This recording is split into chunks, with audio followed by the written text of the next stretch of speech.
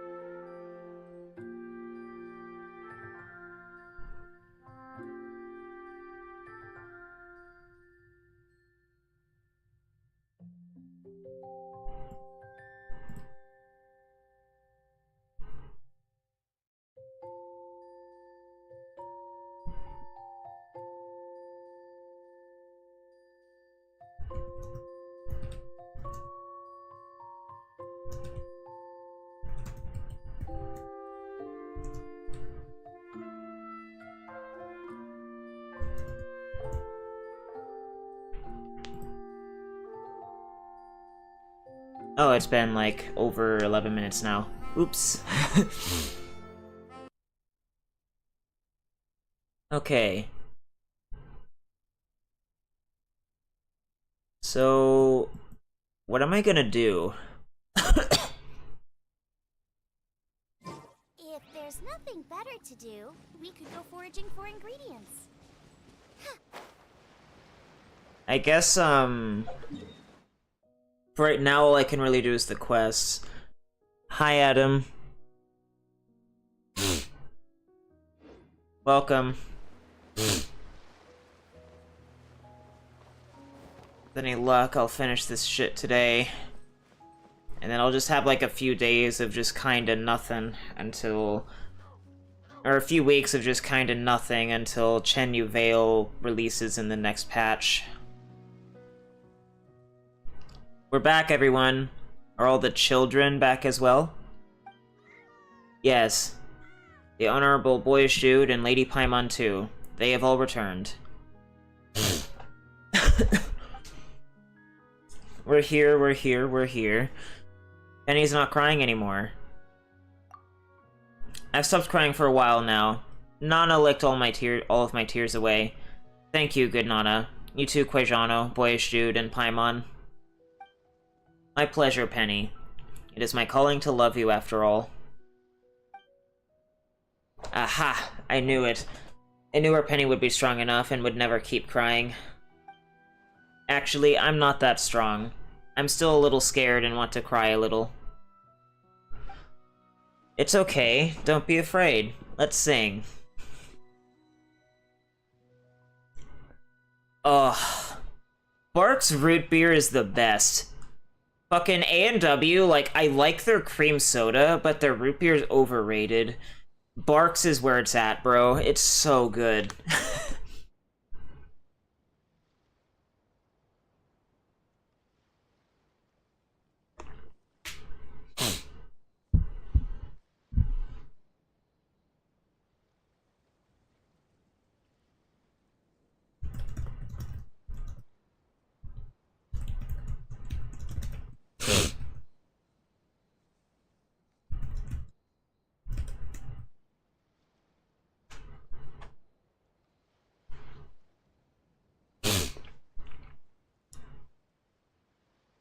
Ginger ale, I don't like nearly as much as root beer, but it's fine. I think root beer is probably my favorite soda that isn't Fanta and Dr. Pepper. Although I think, generally speaking, I would prefer to have Barks over those, unless I specifically need, like, caffeine.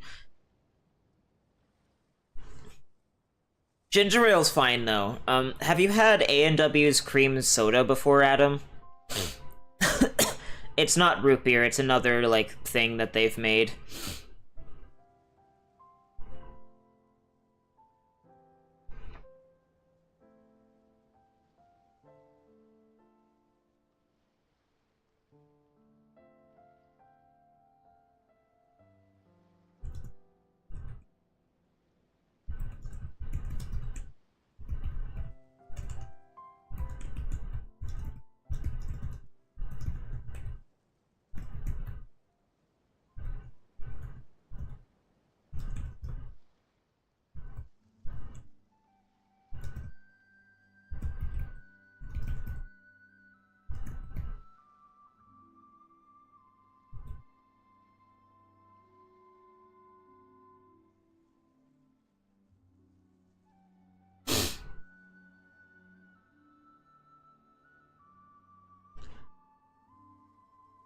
various American founding fathers like Washington, Jefferson, Adams, and Franklin all had their own recipes for brewing root beer, birch beer, and ginger ale. I've never heard of birch beer. That's a first for me. It's okay, don't be afraid, let's sing. Let's all swim and sing, Penny. Did that cat just do a backflip? Great idea, my friends. Sadness and sorrow have been conquered, and so we shall raise our voices in glorious song. Come here, new friends. Board the waves back, and she will carry you.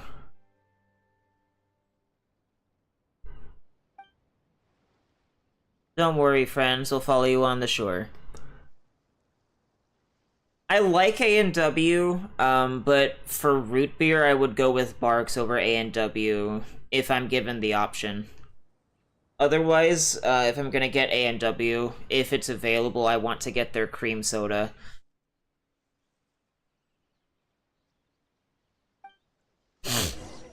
Oh, how much longer is this damn quest? Sing, friends. Sing. I will sing with you.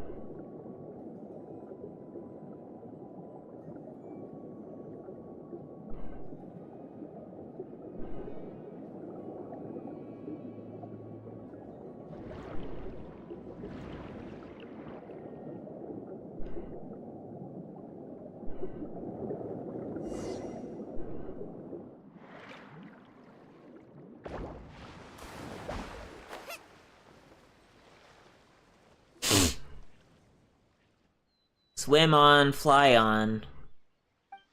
That's a great song. I'm not scared now. It's fine to grow up. Nothing to it.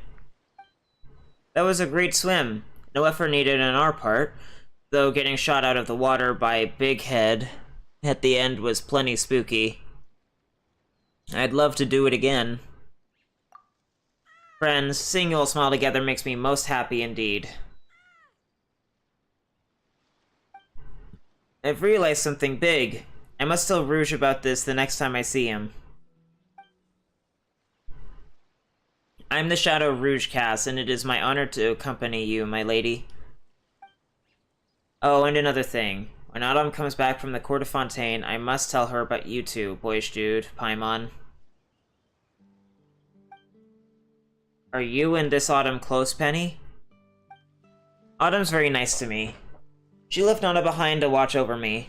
They're my absolute favorites. I'm the fragrance that Autumn left behind, and your smile is my bliss, my dear sweetheart. Thump. Nana, did you hear that? Did something just go thump?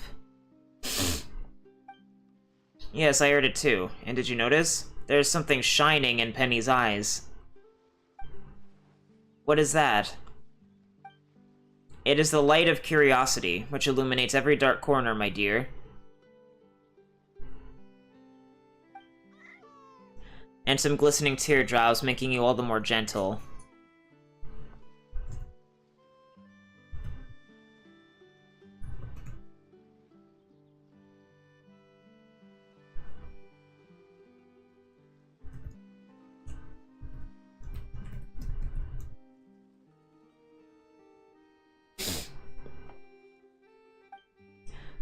You have already grown up with our blessing, my good child. Wait, we haven't given Penny our blessings, and she's a grown-up already? Come on, boyish dude, let's give Penny our blessings. May, you always have a good appetite. I'm a traveler, so may you always have the courage to explore the world. Explore the world. I've decided. What did you decide, Penny? I was going to become a grown-up in the court of Fontaine, but now I've changed my mind. I want to travel just like Boyish Dude. You mean you want to be an adventurer, Penny? Yes, Boyish Dude and Paimon are adventurers. If I want to travel like them, I have to be an adventurer too.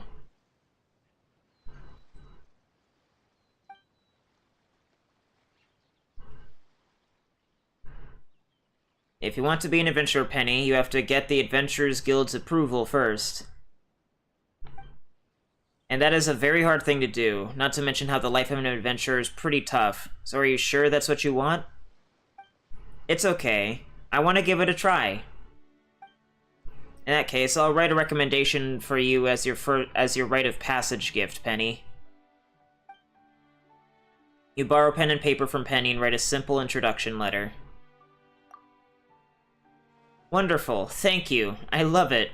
Come on, I'll give everyone a gift too. Please gather around. Penny skips and kisses Mr. Hat and Miss Skirt on the forehead with a smile. Then she kisses Paimon on the cheek before you bend over. As Penny kisses your forehead with joy, you can almost feel her anticipation and unease about the future. Dearest, most beloved friends of mine, I'm an adult now, and I'm going to be an adventurer.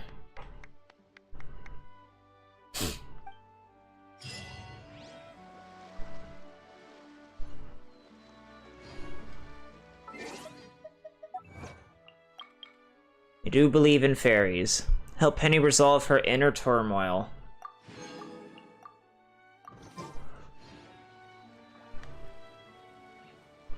Okay, so... I should probably actually look up, like, what the rest of this shit is. Because I've completed some of these, but not, like... I don't think just doing the major quest lines that are left will get me these. So I need to actually look them up. Oh, hello. My headset just randomly turned off.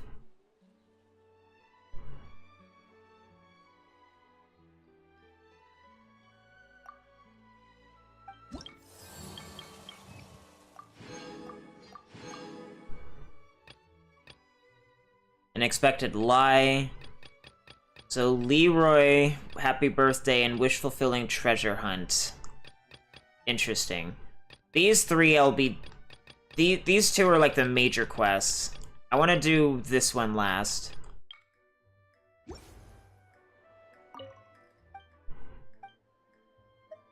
Any new work? Oh? I suppose our commissions here at Tales of Humanity are too easy for you.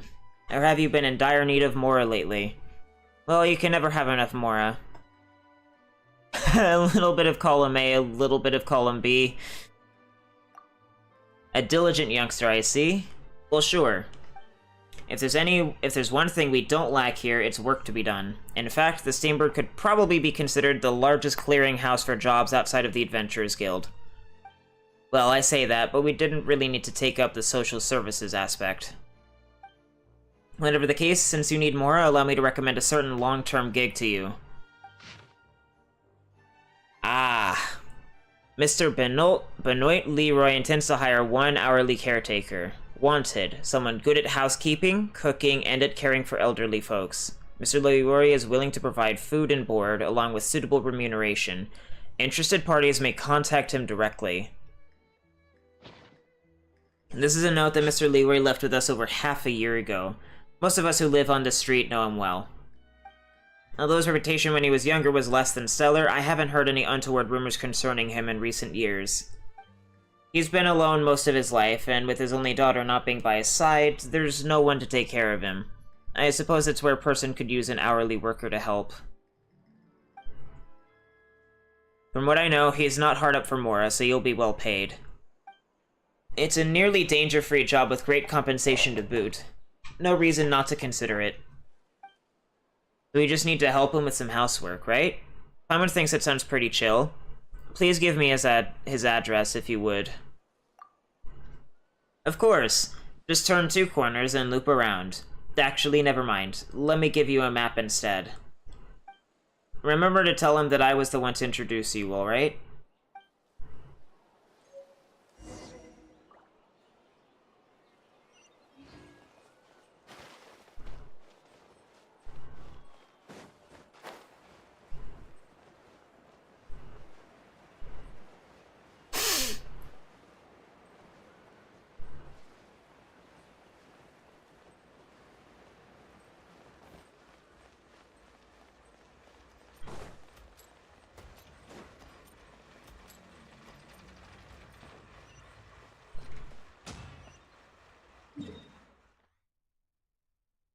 I guess this is just one thing. Is this another thing that I have to wait multiple server resets for?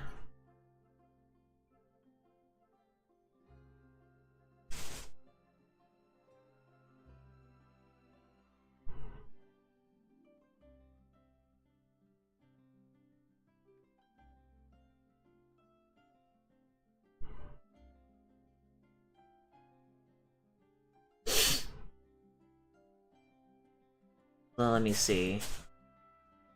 It probably is, if we're being honest with ourselves. Isn't this where Farina lives? It is such a bruh moment.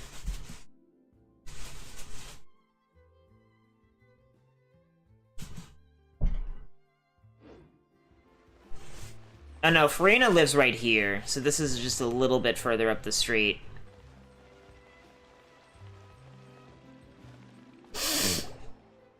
Athos' shirt, 1,000 Mora. Morticia's necklace. Youngsters these days sure know how to spend. Hello there, Mr. Leroy. Hey there. Euphrasie sent us. Explain to Mr. Leroy why you're here. Haha, that was half a year ago, wasn't it? I didn't think Euphrasie would hold on to that commission for so long. It's true. I did think of hiring hourly workers. After all, even the most capable of us get old and need others to take care of them. I spent so much of my life working to have this home, but in my old age I found that I had no one to share it with. That did make me quite sad for a time, so it's a good thing, all in all, that my daughter and son-in-law have come to take care of me. They're good children. They love each other very much, and they keep me company. There's nothing more that I could want. That's to say, youngster, that I'm not hiring anymore. So we came here for nothing? Really, that Euphrasie. Well, now, don't be too down. That's not how youngins should be. You lot should be enjoying your best life, armed with a smile. Also, since you made the trip here, and since Euphrasie recommended you, I do in fact have some work for you. It just so happens that the kids are out, and I can't quite handle everything here. Of course, you will be paid. Oh, nice. You're a great guy, Mr. Leroy. And you've got quite the silver tongue. Alright then, go help me clean the stains by the door and behind the house, and feed Nana some fish while you're at it. Right, I forgot to mention, but Nana's my cat. You know, the one by the door. Thanks in advance on Nana's behalf. Well, that sounds simple enough. No problem. Leave it to us.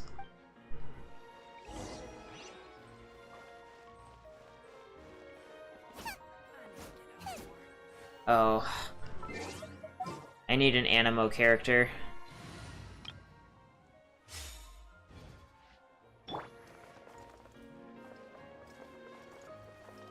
Windstrider.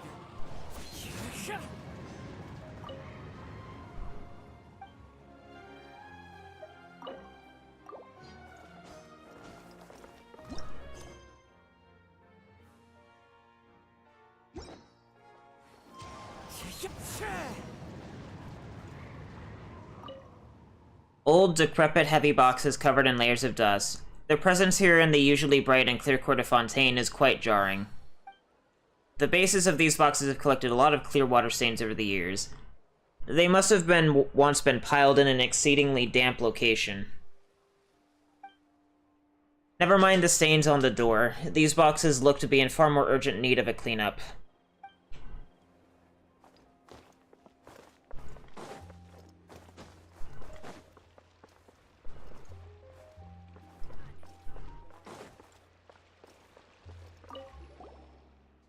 You're done?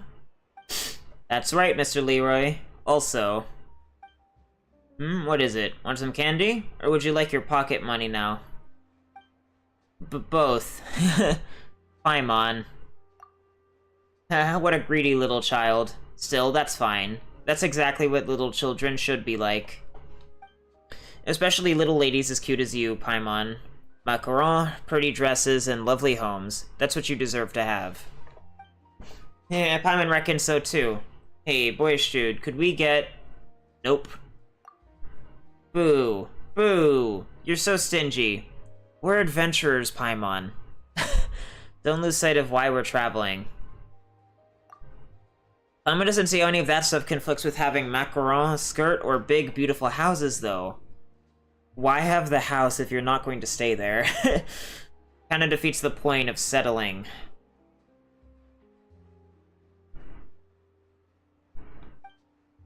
What's with the sudden argument? Kids. But a little banter now and then is good. That just shows that you're still children. Actually, about that, that's how you know we get along. Treasure your childhood. It won't last. Anyway, here. Candies and coins both. Now then, do behave, alright? Yay, snacks! Thank you, Mr. Leroy. Just call me Benoit, child. Leroy is my surname. I am the last Leroy in the entire court of Fontaine. Mentions of my family name make this poor old soul quite lonely indeed, so please, just use my name. Mr. Benoit, so your daughter doesn't share your surname? Morticia isn't my daughter by blood. I took her in half a year ago. That said, she may as well be my own true-born daughter. If you don't mind, you can come again tomorrow. She and Athos should be back by then. I'm sure she won't mind having two lovely children like you over for snacks, especially since they're helping us with some of the chores. Some other children come by occasionally, so feel free to play with them too. I love children. The more of them are around, the merrier the house is. If you don't see me when you come over again, just knock and ask for me. Athos will open the door for you. Alrighty, we'll be back tomorrow then. Good, good. I should be going back inside at any rate. See you tomorrow. See you then, children.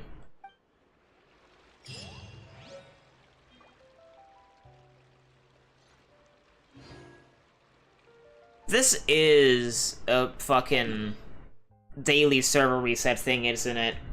This literally means that I actually won't be able to finish every single world quest.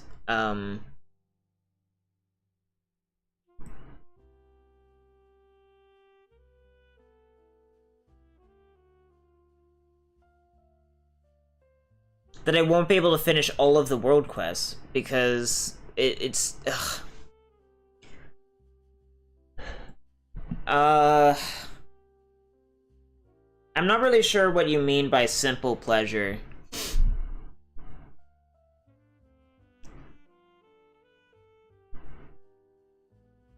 Oh, I guess Kool-Aid?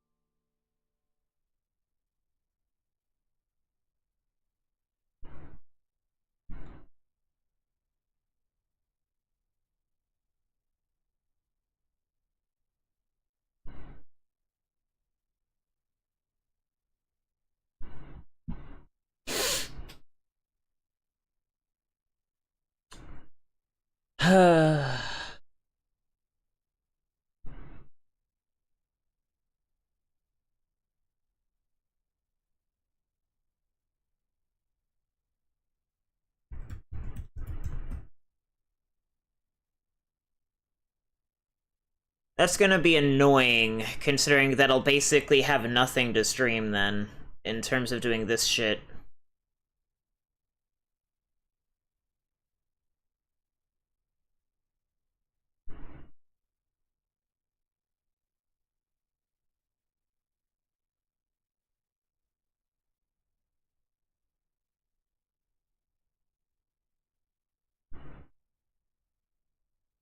Oh, I can just move the in-game clock? That's good. I was about to fucking cry. That would have been awful.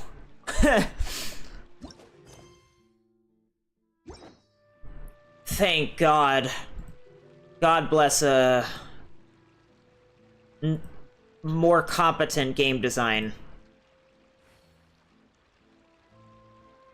So what, there's like 5 here? And then I should actually... to accompany them, if you wish to hear it. How many are there total? 1, 2, 3, 4, 5, 6, and 7?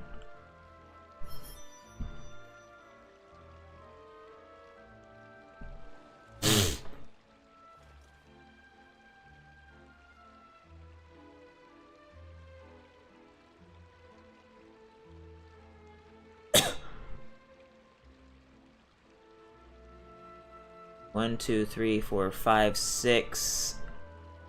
7 is probably at the Adventurers Guild. Unless it's this quest over here.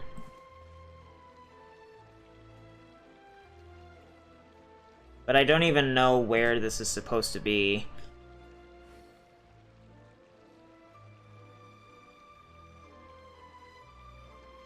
I should probably also pull open a page for, like, you know, the 4.3 content.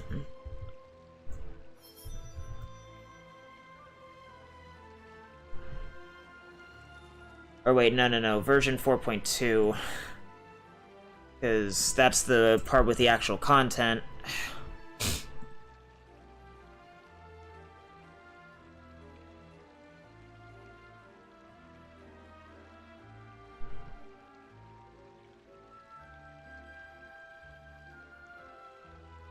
Wherever in this world I roam, I carry memories of my home. This blade, it is the last link I have to the land of my birth.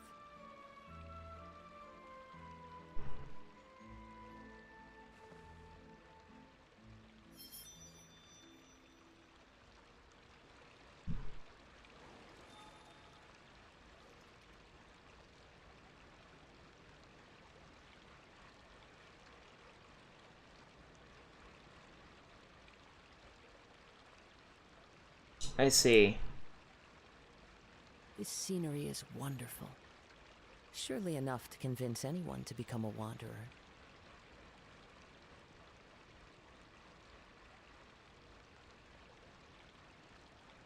Interesting. So, how do I get this then?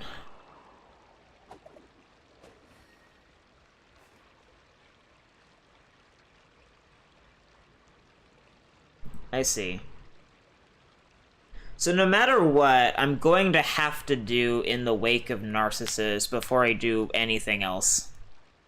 After I do the other quests. That's fine.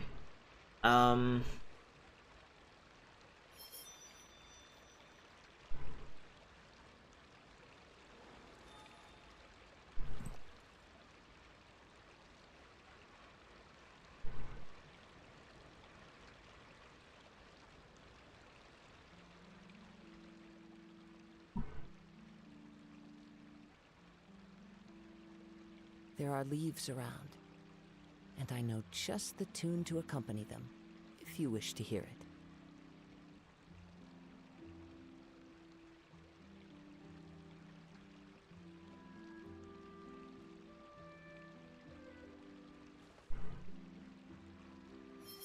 Alright. And I think I've already done this one.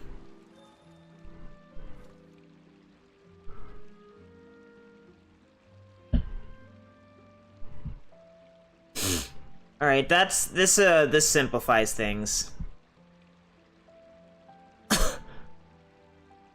What exactly is the point of that, then? I'm just gonna leave these marked off, or unmarked. You love vanilla ice cream with marshmallow sauce and black coffee. I've never heard of marshmallow sauce.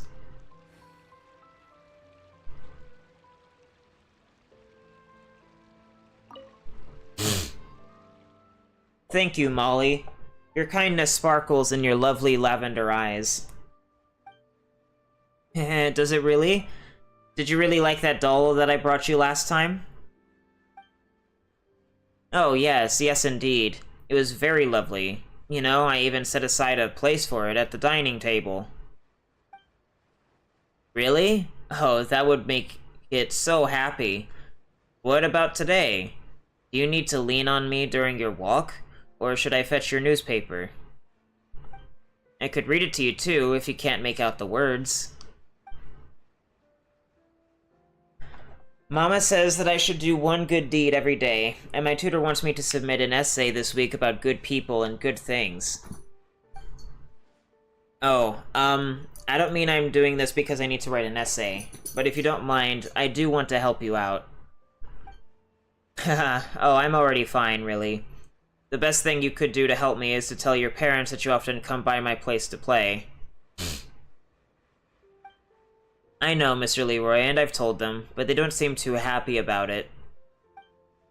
Will you still come again, even so? I sure will, even if they won't let me. I mean, we made an agreement, didn't we? Ah, you are indeed a child of your word. Good, good. I do like you very much. Ah, it's you two. Welcome, kind souls, welcome. We didn't mean to intrude or anything. Did we interrupt? No, the two of you aren't interrupting anything.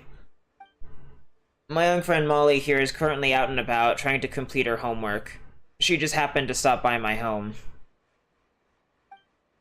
She'd like to do something nice for me, so that she might have some material for her essay. Hey, I'm not helping because I want to finish my homework. Well, not just because of that, anyway. Of course. You're not being a good child just because of your homework, after all. Much like these two young guests. They're not here to help me just because they need a job, either.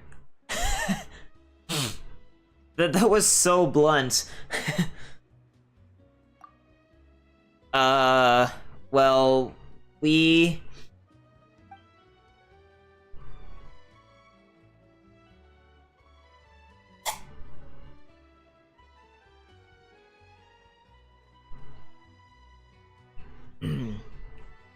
Well, no, it was just a little jest.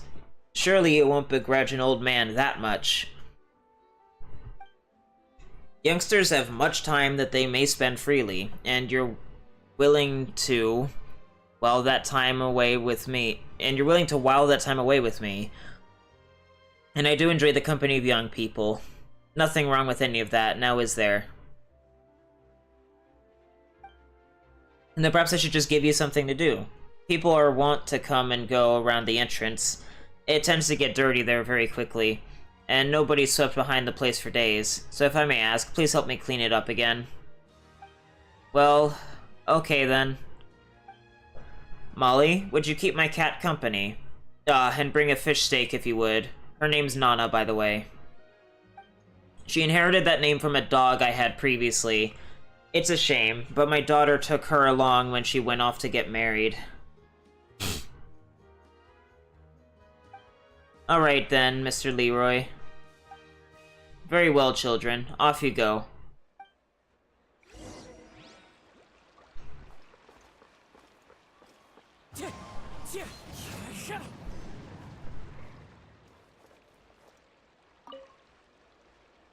Oh, there's no point knocking at this hour. Morticia and Athos aren't in.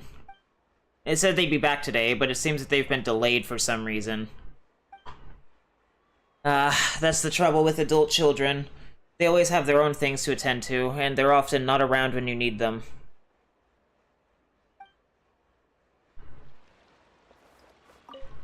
My children aren't home, which makes cleaning the filth that gathers by the door and the back of the house quite tricky. I'm counting on you.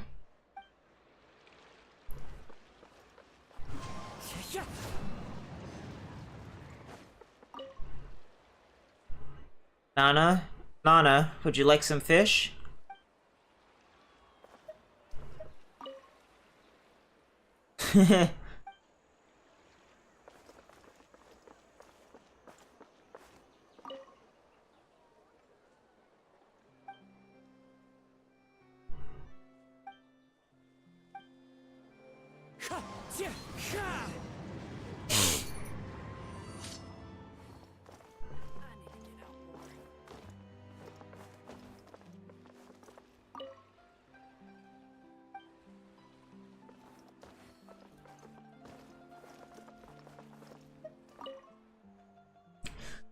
The bowl contains a slab of fish.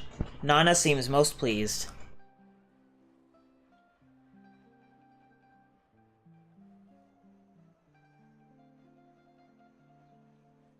Other than foods and drinks, your simple pleasures are that you have are incline bench presses and isolated dumbbell curls.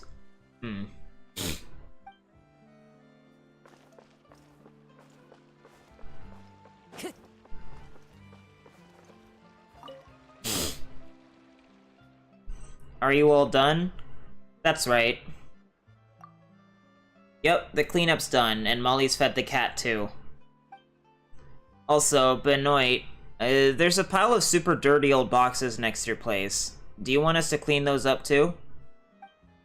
Oh, those boxes? I just store some old stuff in them. Otherwise, they don't see much use. Some of them contain furniture and other small items from my old place, which I haven't had the heart to throw away. But at the same time, they don't fit with my current home, and so they've ended up just stacked out there. I don't touch them for the most part, but since everyone around here is a decent sort, no one's stolen anything, so they can stay right where they are. Mr. Leroy, was I helpful? Why, of course you were, Molly. Don't forget to say hello to your parents for me. I'd be even more grateful if you could do that. And I've got the snacks and pocket money right here, children, so come and get it. Oh, no, I don't need any pocket money. I'd just like to pet Nana some more. Can I?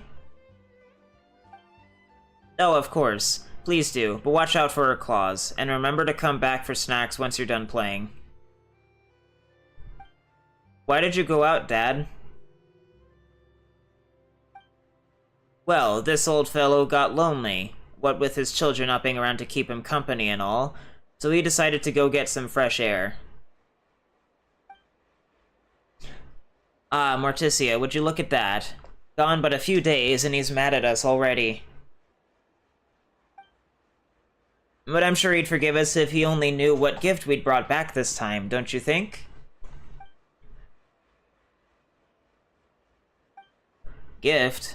What did you bring back? Something wonderful, of course. You'll know when you see it. Morticia knows how you like lovely, expensive things. She picked it out especially for you. Thank you, my daughter. I did only what I should have. There is some stuff going on here. Ah, yes. These two lovely guests are also children who came by to play while the two of you were out. Hello there. My father's a friendly man and really loves kids, so thank you for keeping him company, truly. Still, since my wife and I are back, we'll take it from here. Ah, it really is good that you're back. Come now, let me have a look at that present. Alright, Dad. Let's go inside, shall we? Indeed, indeed. Athos, do remember to give them their pay and some snacks. They helped me sweep the place, and fed Nana, too. Ah, and give that young lady some of those treats, too, would you? I'm going back inside now. Mr. Leroy, Nana let me give her a belly rub. Eh? Where's he gone? Are you looking for my father, little lady? I'm his son-in-law. Well, you might as well just consider me a son to keep things simple. Call me Athos. Oh, I know what a son-in-law is. That means you're his daughter's husband. You sure are knowledgeable, aren't you? Thanks for keeping my father company. He's gone indoors. These snacks are for you. You can leave the rest to my wife and I. It's alright if you don't drop by anymore. That is a very... wow. Anyway, you should head home soon. Your family will be worried about you if you're out too long. Oh, don't worry, mister. It was no trouble at all. And anyway, Mr. Leroy and I have an agreement. I think you might need my help going forward, too. You know, with feeding the cat, watering plants, and other stuff. Helping people makes me happy, too, so I'll definitely come back.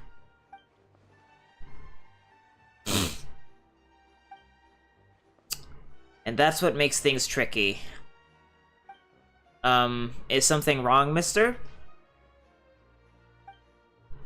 No, little lady, not at all. I have something important to discuss with you. No. Discussion isn't the right word. There's something I need you to do. Sure, what is it? I'm going to give you the snacks and pocket money, and then after that, don't come back again, alright? Huh? Why? Did I do something wrong? No, of course you haven't. It's just that my father's health has always been poor, and his insomnia has gotten quite bad lately. This is being made up on the spot as an excuse.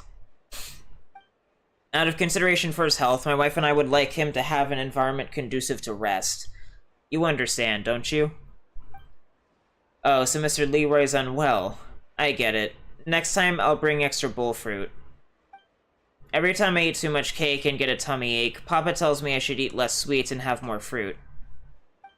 As long as Mr. Leroy eats some fruit every day, he'll be fine. Never mind. Nothing else for it. As for you two, here are your snacks and rewards. And now, let me speak plainly. I am speaking for the entire Leroy family on this matter. I hope that you will not come and disturb us again in the future. I believe that despite your youth, you'll be able to understand my meaning. So please, do not go out of your way to return here. You mean that you're up to some, like, really shady activities. Wait, my headset turned off again. That's all. I'll take my leave now.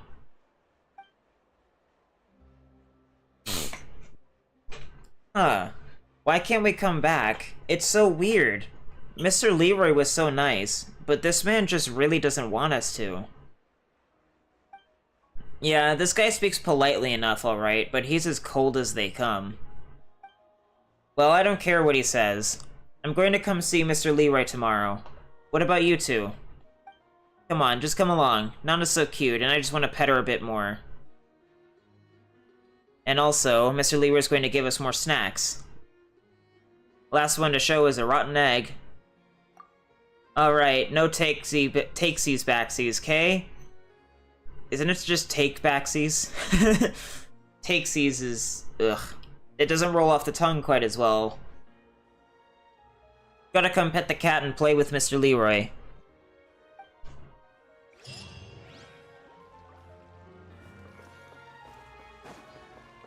Time to go.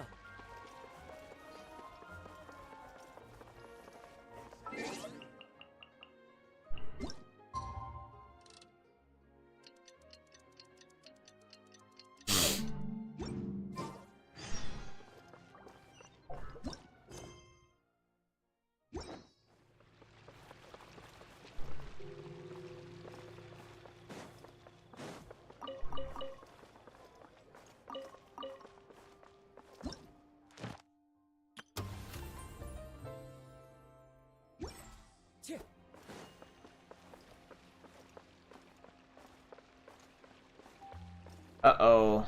My frame rate.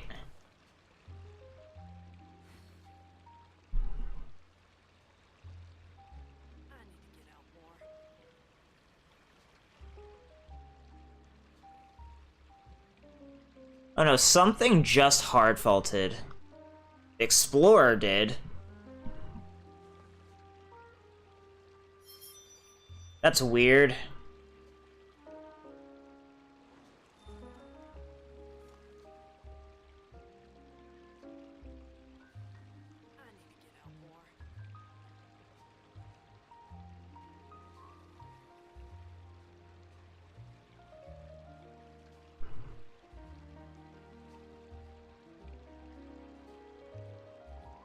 This scenery is wonderful. Surely enough to convince anyone to become a wanderer.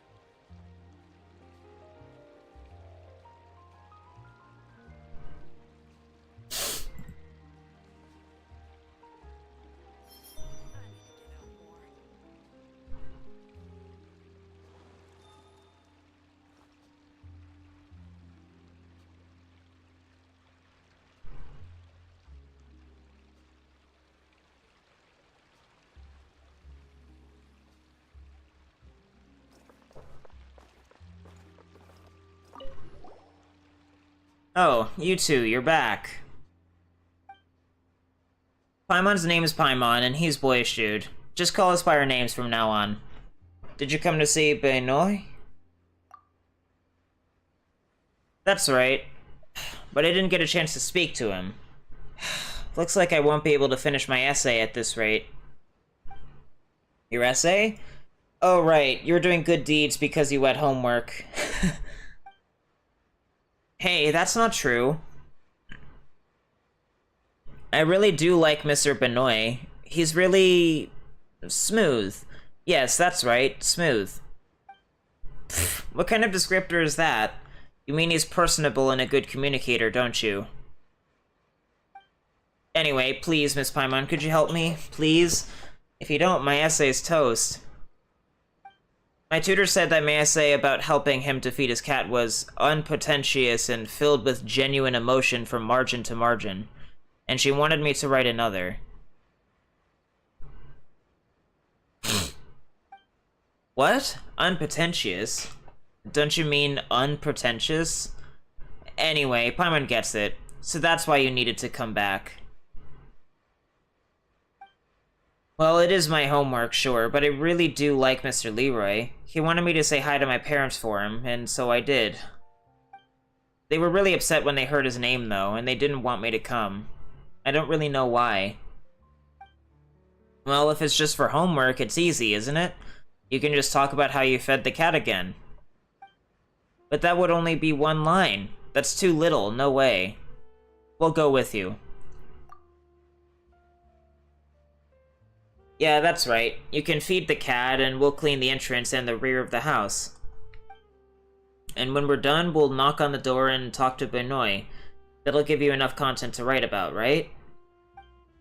That's right. We can do that. You're so smart, Miss Paimon. Let me go feed the cat right now.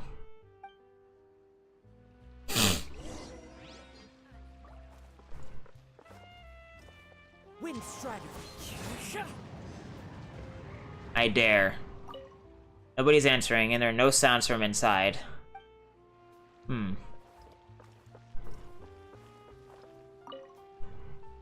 Nana, why is Mr. Leroy ignoring me? Do you know why? Oh, god damn it.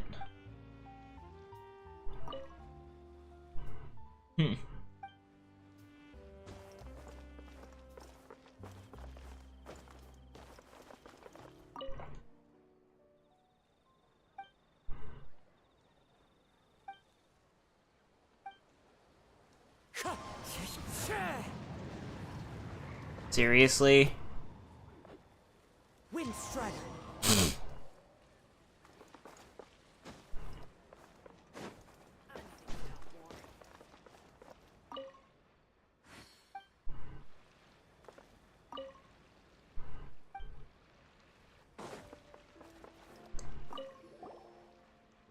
Is Paimon Miss Boyish Dude? Mr. Boyish Dude, I fed the cat. Nice. Okay, let's go see Mr. Leroy. I'm worried, though. Maybe he won't come out? When I've come by to see him lately, he hasn't even spoken to me. Before you arrived, I went and knocked, but just as he came out, that scary son-in-law of his came and dragged him back inside. He then gave me some sweets and told me to go back to my parents. Then he shut the door. Jeez, Benoit's such a chill guy, so why are his family members such a chilly bunch? Mr. Leroy's son-in-law said that Mr. Leroy was ill and couldn't see me, but I thought he looked fine, so why couldn't he speak to us?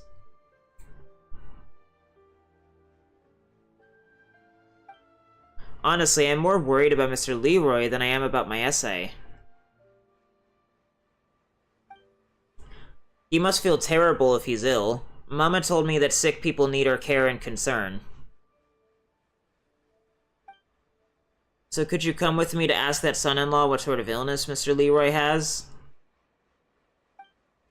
Maybe he ate too much cake, or he slept without a blanket. I can ask my parents about what to do. Regardless, let's knock on the door first. I know, I'm just a bit scared of that scary son-in-law because he's, well, scary. Could you help me speak to him? Don't be afraid, Molly. We've got this.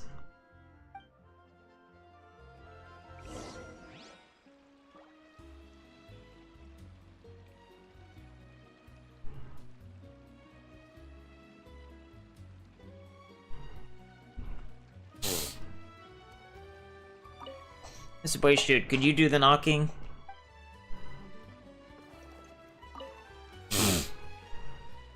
Athos, the man you saw before, opens the door and walks out. You again? What in the world do you want? Could we ask if Benoit's home? We heard he fell ill, so we're kinda worried about his health. My father's home, but he's in no condition to be receiving guests. That is a load of bullshit. Could we ask what he's come down with? I could ask my parents to help get him some medicine. No need. We'll buy what medicines are needed ourselves. Not that he has any lack of medicine anyway. We're just concerned for his health. You don't have to be so cold. Athos just doesn't want to let us see Benoit. This is past cold. He's downright frigid. He sure turns down the temperature quickly. You concern yourself too much with business that is not your own. Very well. Was there anything else? If not, I'll be heading back. Wait. What is it? Is Benoit really ill? Why are you trying to prevent us from seeing Benoit? And why must I allow completely unrelated people to see my father? Like I said earlier, he's in no condition to see guests. Athos, what's that disturbance outside? Nothing, Morticia. Just a few kids saying that they want to see Dad. You really do get along with children, don't you, Dad? Well, since these kids want to see you, why don't you go say hello to them? I'd like to. Can I? Of course you can, Dad. You're in charge.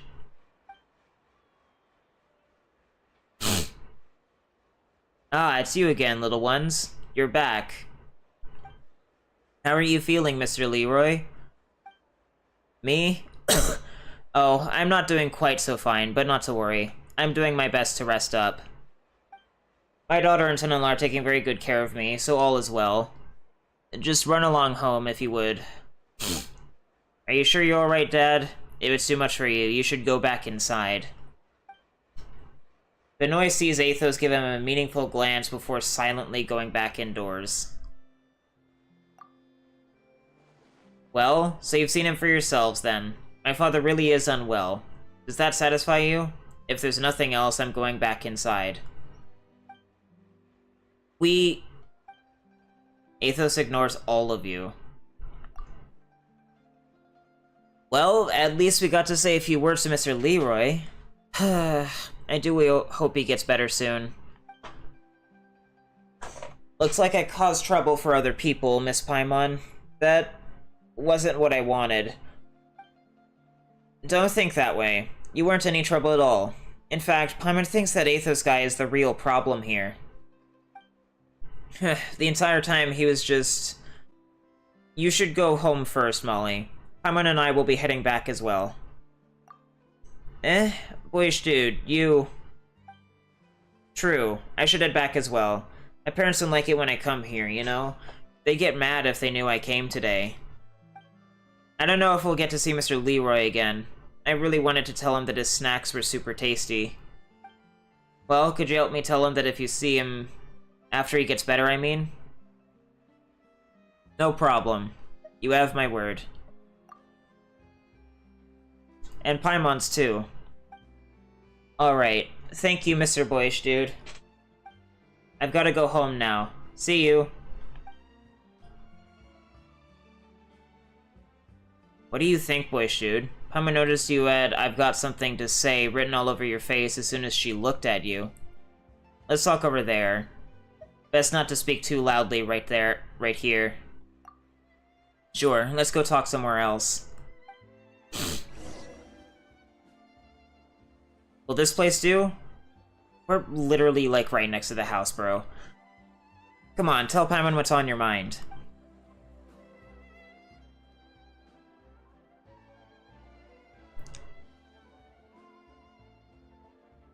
There's something off about that couple. There's something fishy about their relationship with Benoit. Paimon thinks so too. One of them talks a whole bunch, and the other barely says a word. The timing of their appearance was too convenient to be a coincidence. You mean to say that they showed up just as Benoit was thinking about hiring some hourly help, right?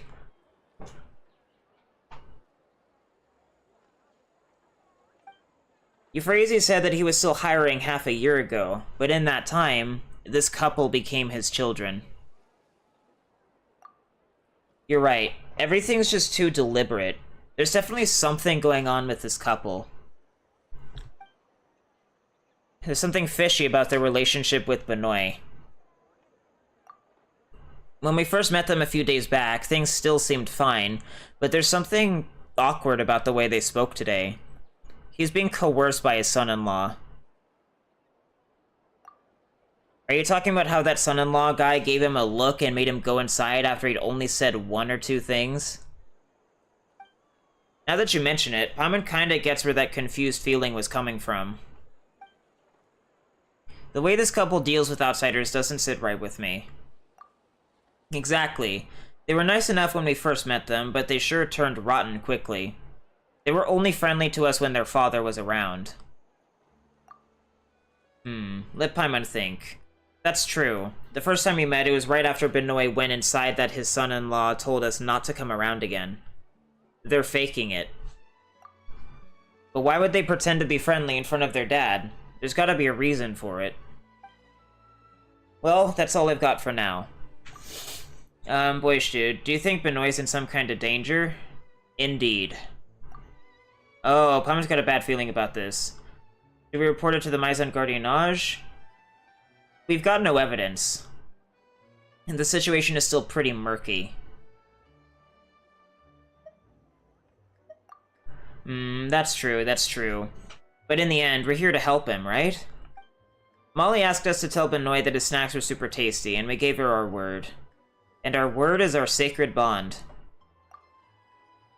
Heh, Paimon knows you always keep your promises. Well, you've got a good brain, too, so what's our next move? Let's do some investigating. Yeah, let's get to the bottom of this case. What should we investigate specifically? The identity of the couple. The couple's goals. That's right. Look out, world. Ace detectives Paimon and Boyish are going to expose the truth.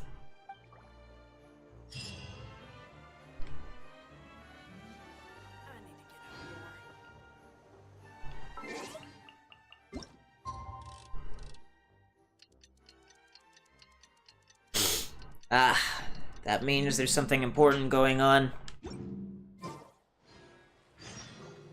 Wherever in this world I roam, I carry memories of my home.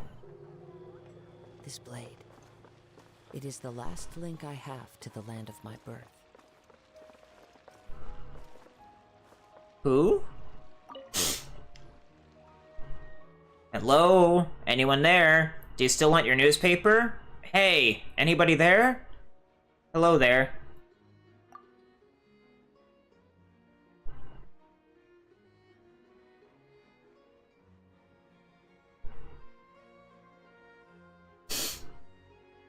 Is Benoit not at home?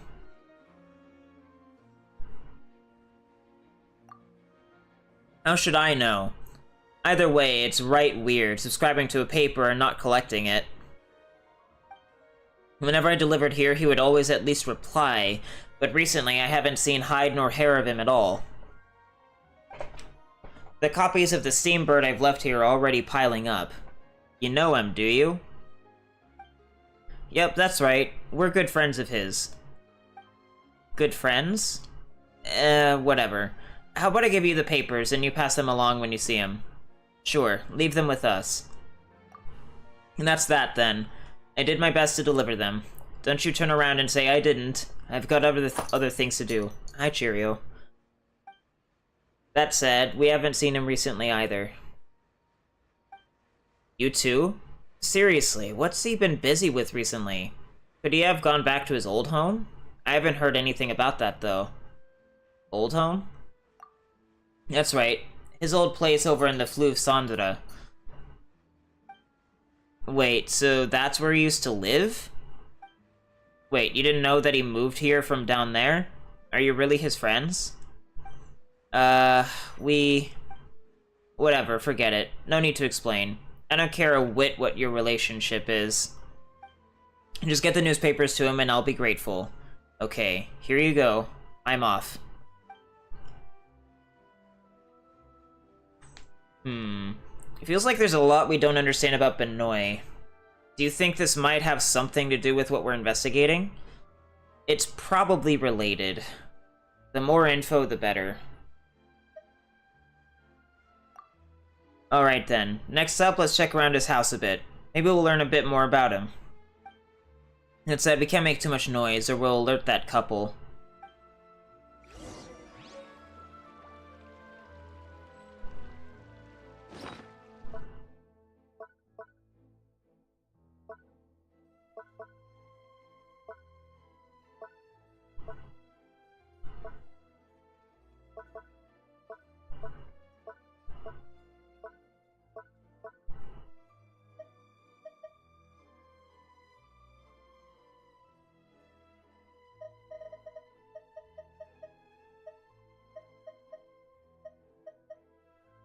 The newspaper delivery person, Pip, has stuffed the papers that the Leroy family has not collected during this time into this package.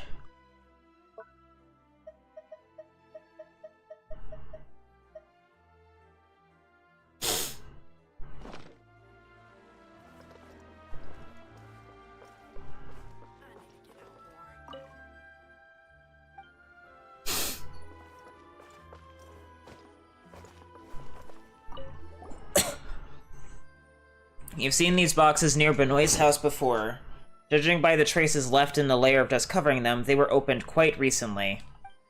Up close, a rank smell of fish and dampness assaults your nostrils, but when you passed by before, the boxes hadn't been moved. Where did the smell come from? Ugh, this stinks like a sewer. This stuff didn't smell like this when we came around a few days back. Didn't Benoit say he only used these to store old furniture and stuff? Where'd this horrible stench come from, then? Did some new stuff get dumped here? There's a piece of paper sticking out. Let's take a look. Pliers times 1, saw times 1, candles times 3, rope. Ricari's general store receipt. This receipt's been torn up. Only half of it is left. Huh, Ricari's general store. We've seen that name somewhere, haven't we?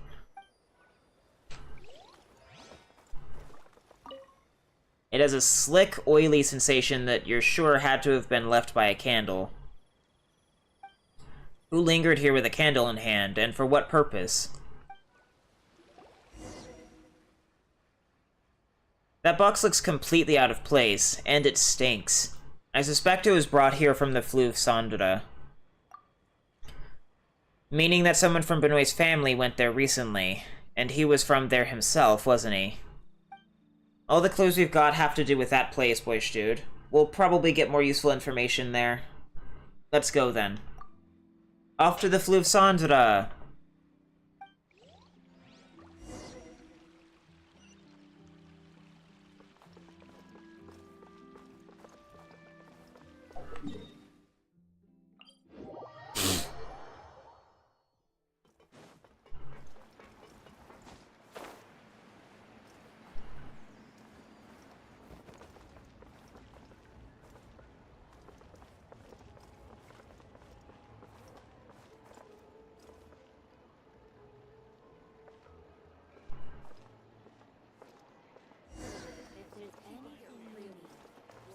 always come to Granny.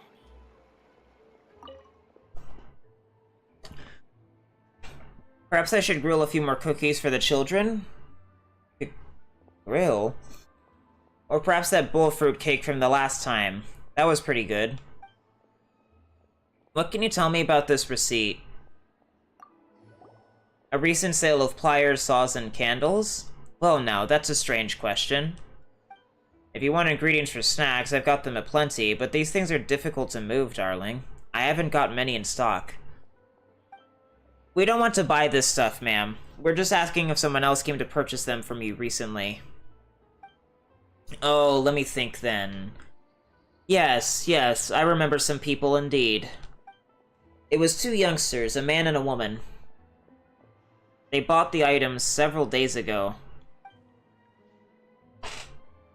They said that they wanted to do some woodwork at home, but needed some tools. Is something the matter?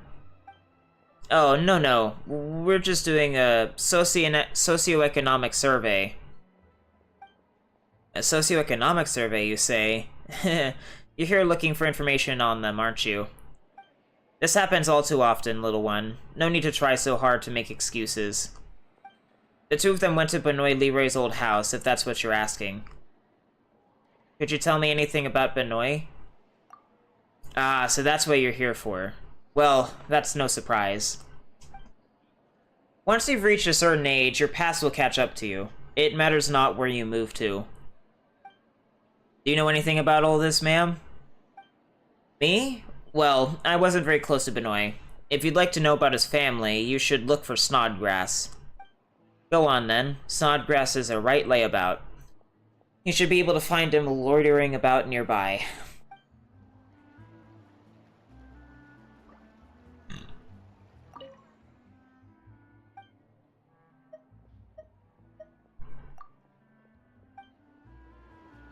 Death Games. Are you gonna get a 5-star on Kafka banner, or will you get Kafka in Honkai?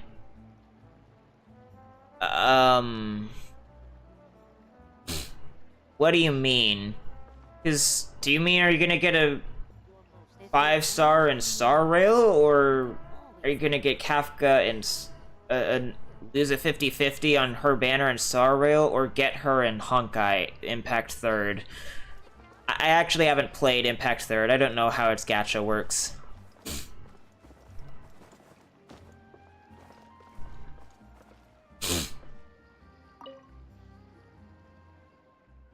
Ugh, so boring. I don't want to work.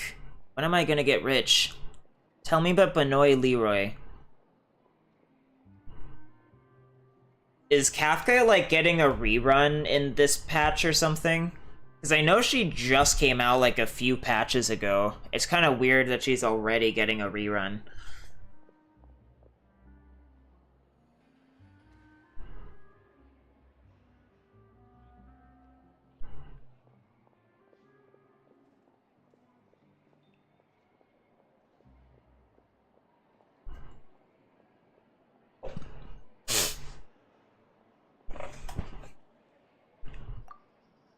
Leroy?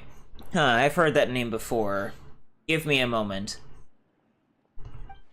Right, I got it. Benoit Leroy owned a stall that sold all kinds of stuff. Also, who are you? And why are you asking after this kind of stuff? Actually, his situation's a bit complicated. We hope you'll cooperate with us.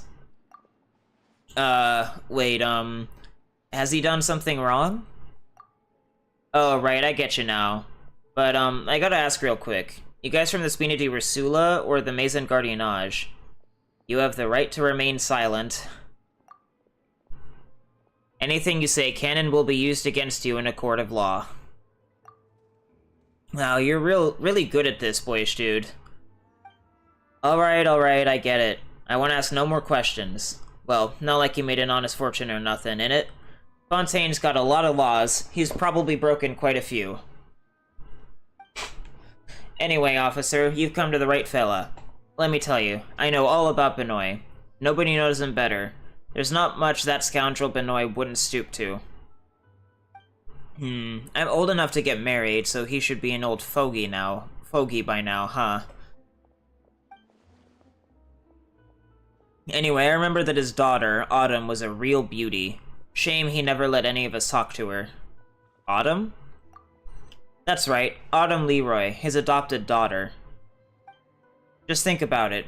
He was just a fella selling flotsam and jetsam, making a little more here and there. How'd he suddenly get rich enough to move up to the surface so fast, huh? How else but by using his daughter, of course. Poor pretty little thing. Forced her to marry some rich old coot, he did. And what do you know? That rich old fart kicked the bucket after just a few years, leaving his house to her. And that's where what's hers is Benoit's. All in all, a pretty quick way to win a life up there, if you catch my drift. Why did he get to be the one to get rich overnight? I mean, what an old bloodsucker, am I right?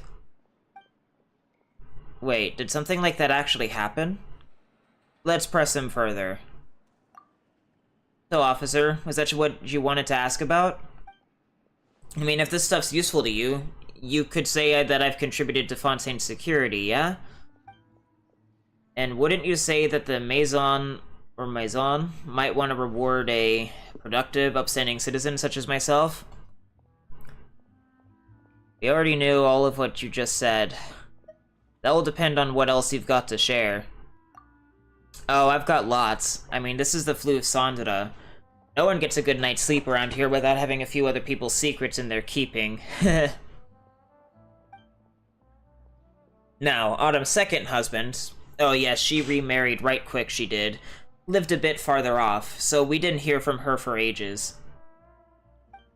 The next time we heard a peep from her, well, she'd done... that.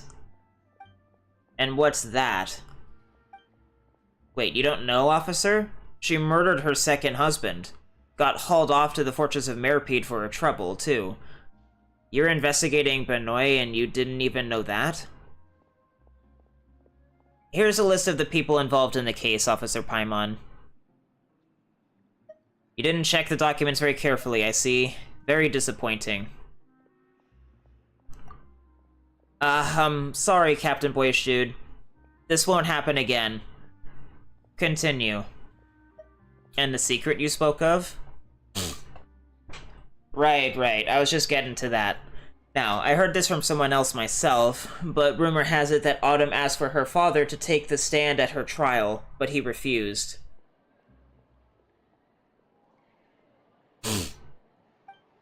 Now, Benoit was unmarried, and she was his only kid. Right. And if I recall, even though she was adopted, her parents were related to him by blood. Either way, since her one and only father didn't take the witness stand at her trial, naturally she didn't have a chance. She was packed straight off to the fortress. Now, as to whether he did it just so he could take the house for himself, or if he had some kind of disagreement with the girl, I'm not going to guess too much. He usually puts on a friendly show, though, eh? I remember he always used to give out snacks. Who would have guessed that he was so cold-blooded?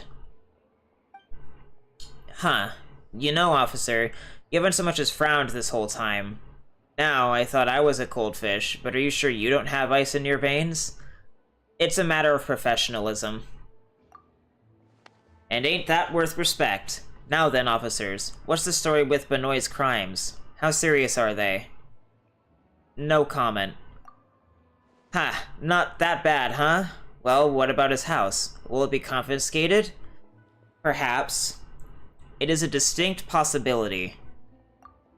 Ha, I knew it. Rats might scurry up to the surface, but a rat's still a rat. Thanks, officers, for making my day. I look forward to meeting you all again down here in the Fleuve Sandra.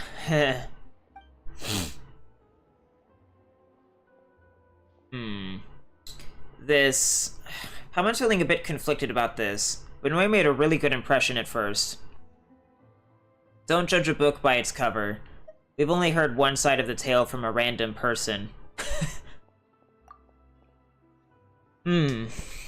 That's true, but Paimon doesn't think we can keep trusting Benoit like before. Ugh, Paimon hates this feeling. Still, it's a good thing Paimon can always trust you. Anyway, this sure is a lot of food for thought. Paimon feels kinda queasy about it all. Let's get out of the Fleuve Cendres as quick as we can. Let's go, then. Time to get some sun on our skin.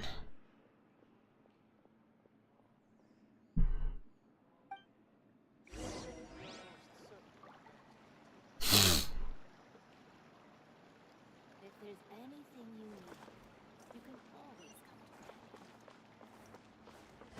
Are you imagining things? Or is all this standing making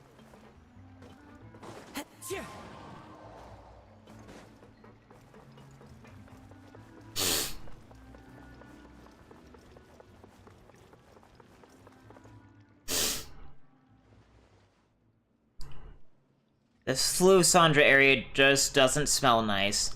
It's not quite like upstairs, where the air is the furthest thing from foul. How was it? Did you have fun strolling about the Fleuve Cendres? I'm sure you had a good time talking to Snodgrass. You were following us? How long have you been tailing us?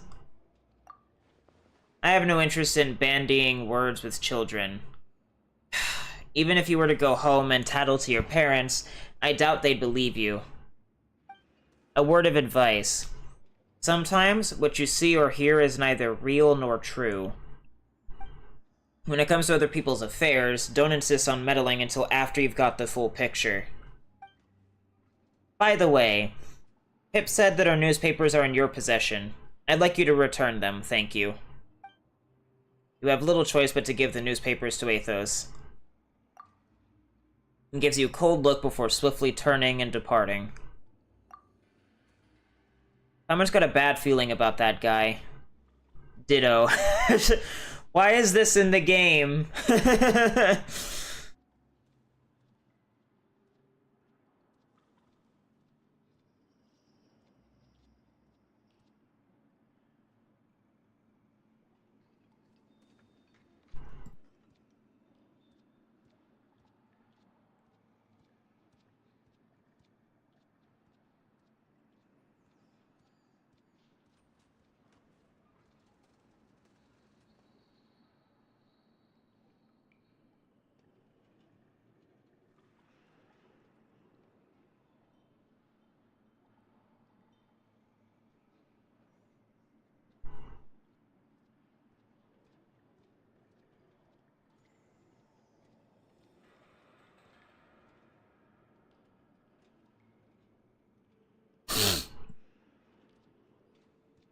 Okay, that's been screenshotted and shared, because it's just funny.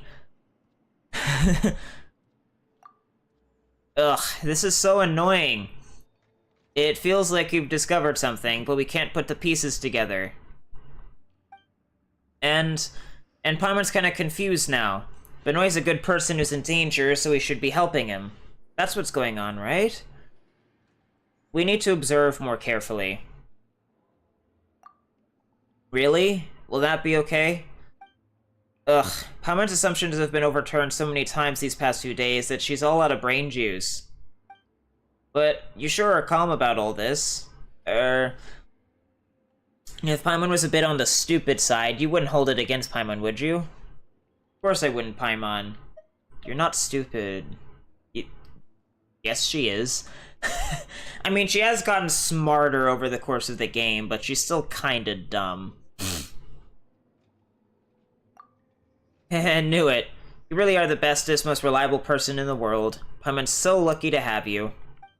You know, when you think about it like that, maybe Paimon's actually pretty smart. It's just that she didn't grasp the whole situation at first. Yeah, it's gotta be that. Well then, time for Paimon to put her brilliant little brain to work and figure out what we should do next. Have we, accidentally alerted them that we're onto them? If so, maybe we should observe Benoit's house to see if there are any new developments, right? That's all we can do for now. Alrighty then, let's return later.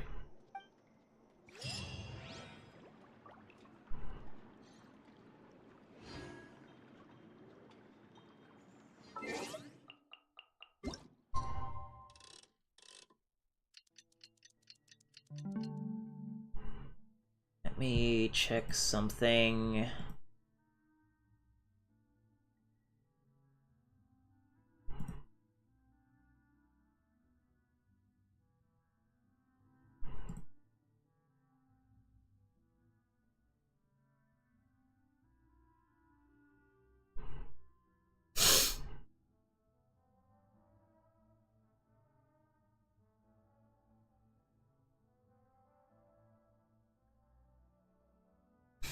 Why isn't it logging me into my chat? Whatever.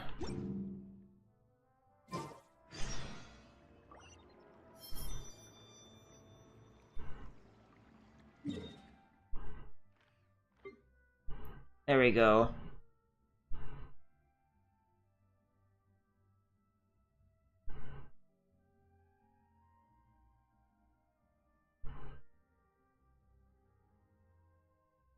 Ah. It didn't stick around for long. That's unfortunate. I wonder if the problem is that, like, my commentary is, like, too loud or something.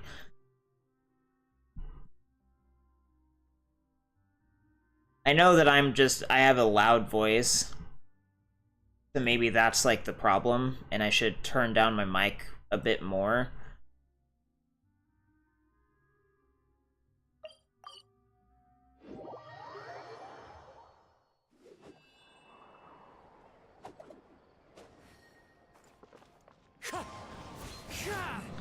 But the problem with that is then, like, well, actually, I probably could get away with turning it down a bit more. The only issue is then I think I would have to address slightly microphone issues. I'll figure it out, like, after the stream. See if I can bring it to a more tolerable, quote-unquote, level. If my mic is just too loud. I've tried other stuff, like equalizers and shit, and compressors and stuff, but that just doesn't work. So...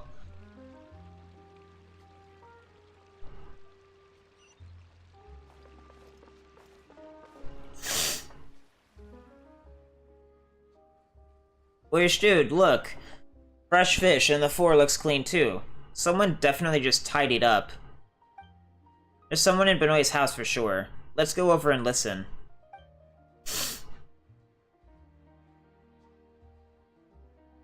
He's right. He can't just disappear altogether. At the very least, he needs to be seen once in a while. Out on a walk or something like that.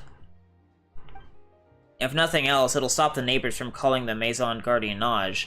I'd rather not have the Special Patrol's musketeers breathing down our necks.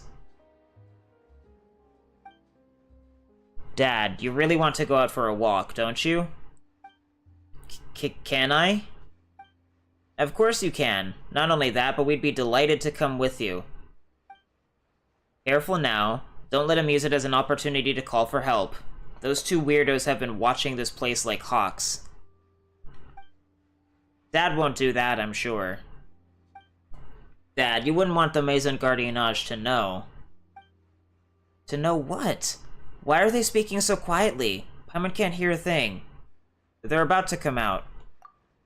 Okay, we need to move a bit further away. This time we have to think of a way to speak with Benoit, right? Yep. Alright, let's scoot.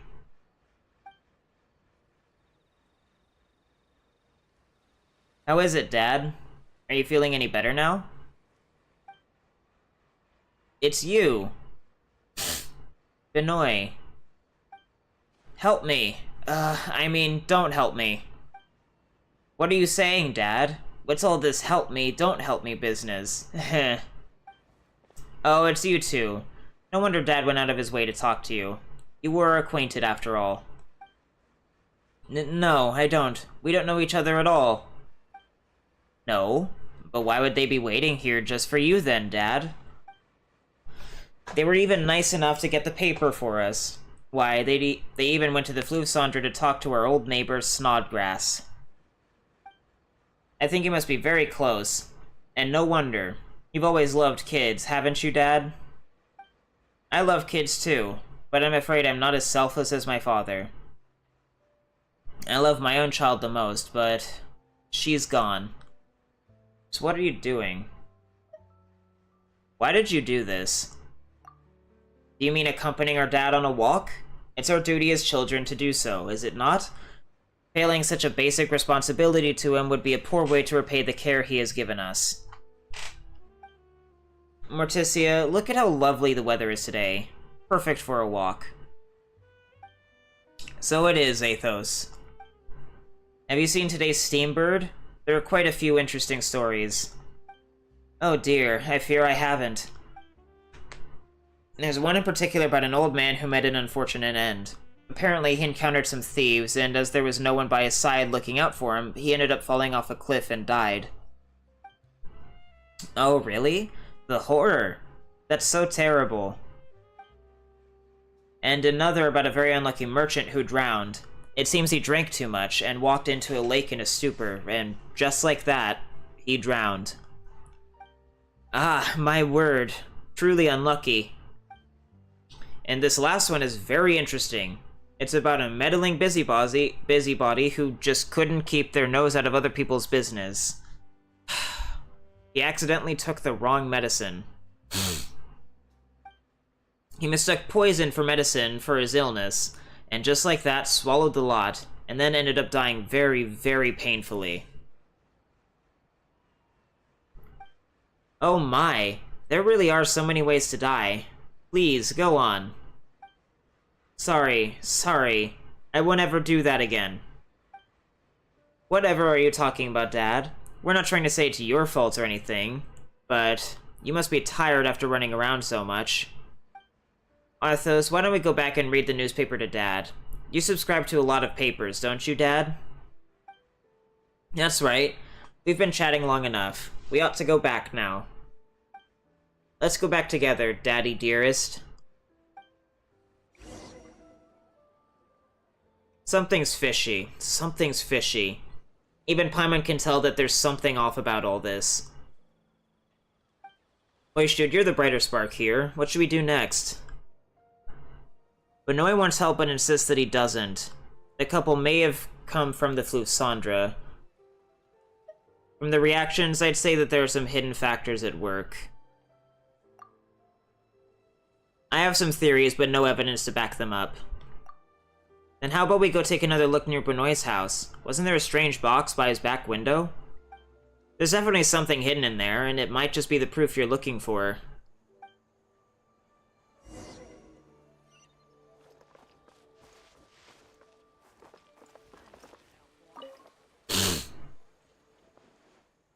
Considering how persistent you two are, I didn't expect you to just leave it at that.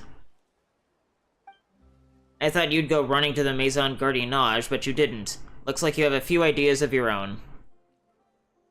How are you two actually related to Benoit? To tell you the truth, you've impressed me quite a bit. If you'd only put your enthusiasm to better use, you'd have bright futures ahead of you. It's just a shame that you won't be getting anywhere with this. You really aren't afraid, are you? You picked the wrong person to intimidate. Oh? So do you really not have a clue what's going on here? Or is it because you think you're on the side of justice? Incidentally, there was an article recently about a merchant who drowned.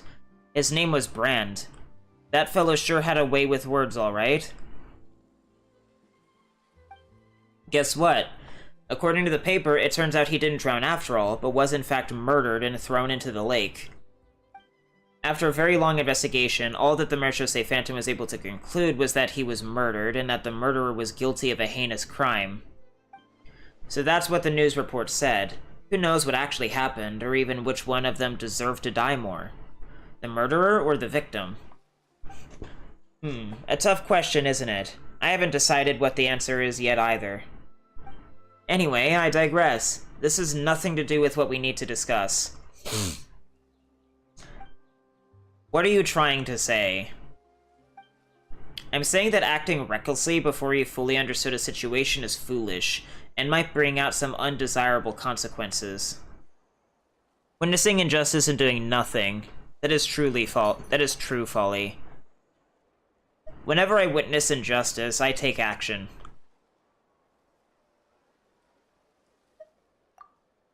Haha, well, perhaps if we'd met under different circumstances, we'd be friends. Though I like the way you think, I have things to do. This is as far as my patience can be stretched. Next time I see you two anywhere near my house, I'll do something about it. Mark my words. After muttering something inexplicable, Athos leaves. His bizarre attitude surprises you, and you start to wonder what position you should take on the matter. You suddenly hear a faint tapping sound coming from the back window, and then after a barely audible creak, a note drops down from the window. There is brown writing on the note. It looks like someone wrote it in a real hurry, and it appears that they used coffee to do so. Quick, see what it says. Help me, please! They're criminals. Scum trying to swindle me of my property. Their plan was revealed, and now they've got me trapped in my own home, hoping to coerce me into submission. Help me, please.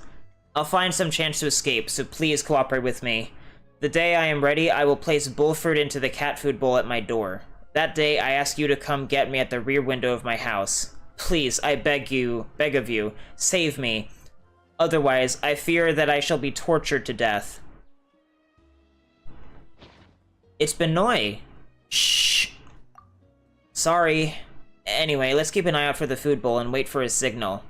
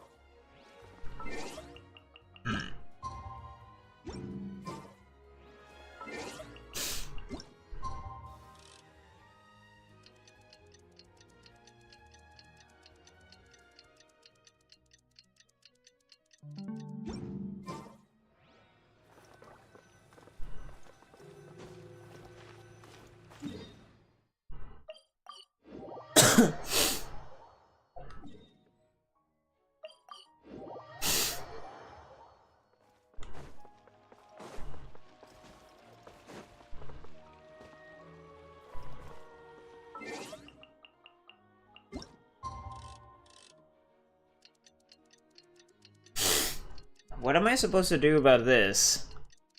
Just casually wait?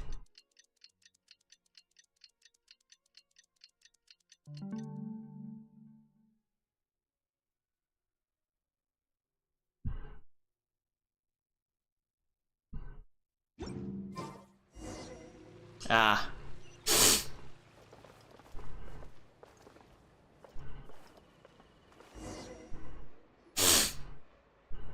I'm so nervous. Based on what that note said, we just need to wait for him here. Then we wait. I have a few questions for him. Okay, it's your call. After quietly and patiently waiting for a bit, the window opens with a creak and a familiar face appears. Benoit surveys the environs cautiously, and after seeing you both there, carefully climbs out. Benoit, just what are... Quickly, quickly! If I'm discovered, it'll be all over for me.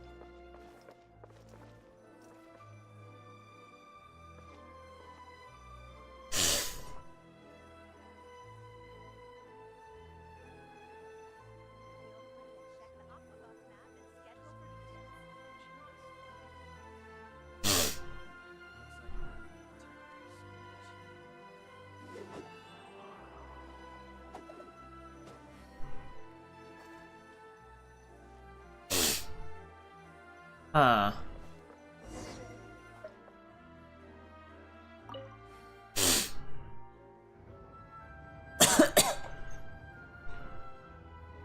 Interesting.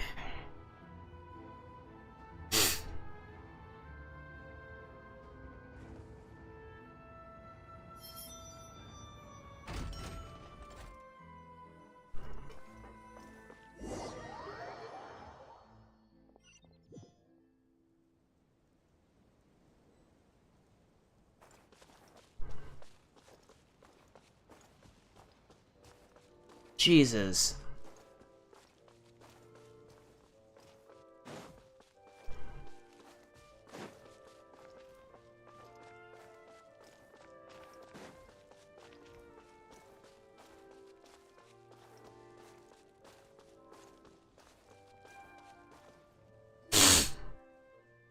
Hello, Dad. And it's over. When Autumn told me you were planning to escape, I was quite surprised. We've kept you locked up for so long, and yet you still haven't completely collapsed or had a breakdown. In fact, you even tried to seize the opportunity to encourage these two heroes of justice to assist in your escape. I find your will to live quite moving. But all of the places you could have run off to, in the end, you chose the place you and Autumn used to visit together? What a foolish blunder. No need to explain. I understand. When people are panicked, they naturally and instinctually tread the path they find most familiar, do they not? Luckily, Autumn left after you. She hasn't made it here yet, and I do not wish to discuss this in front of her. So, just what are you thinking? I truly don't get it. Under the guise of marriage, you sold her to others as though she was just a commodity, and you did it twice. The first time, you traded her for a big house in the court of Fontaine. The second time, you randomly chose someone just to get rid of her, so the property and everything else would be yours alone. When she was bullied and humiliated, you chose to turn a blind eye. She gave you her child from her second marriage to raise. Yet you got rid of her child, too. I can only surmise it was so you could take the money meant for the child's support and care. How can you give sweets to the children with a clear conscience and ask them to come around to your home as guests is beyond me. Or how you can. Doesn't your conscience twinge even in the slightest? Do you feel even the smallest pang of guilt, even for a moment? I find it completely baffling. To be honest, I only first met Autumn while she was out on the streets. She is a very gentle mother. She cares greatly for my friend's daughter, Penny. If she goes a day without seeing her, little Penny will throw a fit about wanting to see her again. Oh, and if you think you still have a chance to turn the tables, think again. Autumn has a whole lot of friends now. Not just me. It doesn't matter where you scurry off to. We will chase you to the ends of the earth. Why must a soul like hers be tormented so, and have nothing, while a scoundrel like you lives a life of luxury? Something doesn't seem right about that to me. No need to wax philosophical. He isn't worth it. Ah, it appears you overheard. Oh, so you're Autumn. Palmer finally has an idea of what's going on. The Leroy family really is complicated. Weishu, we've been following Benoit all the way here, but it turns out a lot of things are completely different from what we imagined. Now that it's turned out like this, should we still involve ourselves? It's up to you.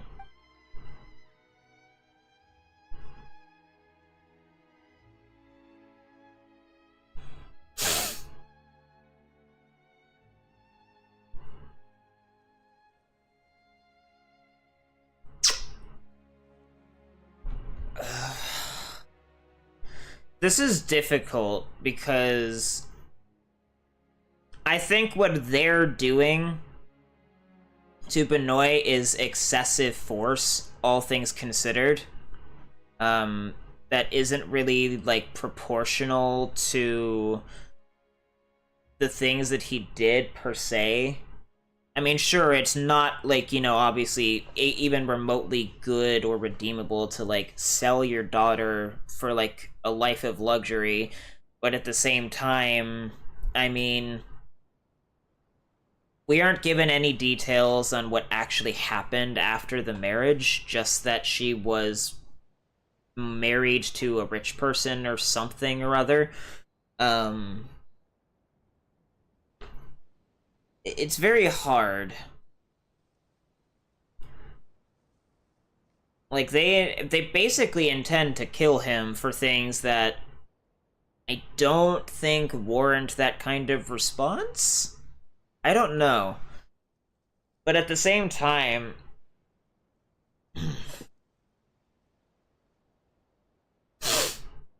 he has been generally pretty nice to certain people and kind of mellowed out in his old age. I don't know what to do.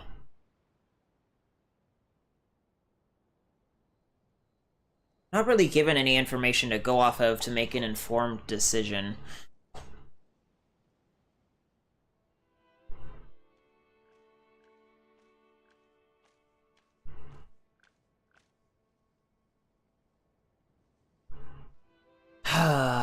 My mic keeps doing this shit. It's so irritating.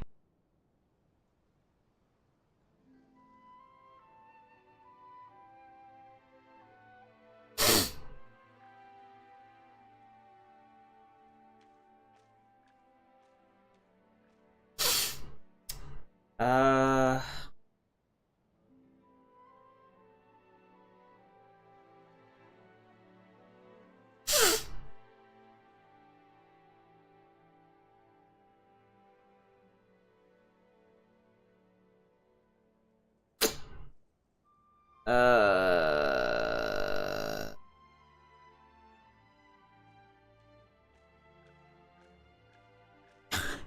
There's music actively playing, and my headset decides that there's no sound, so it needs to turn off.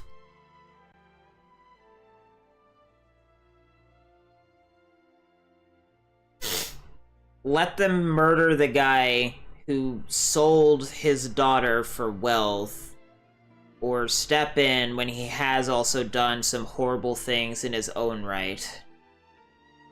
Is there really a choice here? If it was like, you know, like Dungeons and Dragons, I could make a more nuanced decision than either abstain or act in the most generic way possible.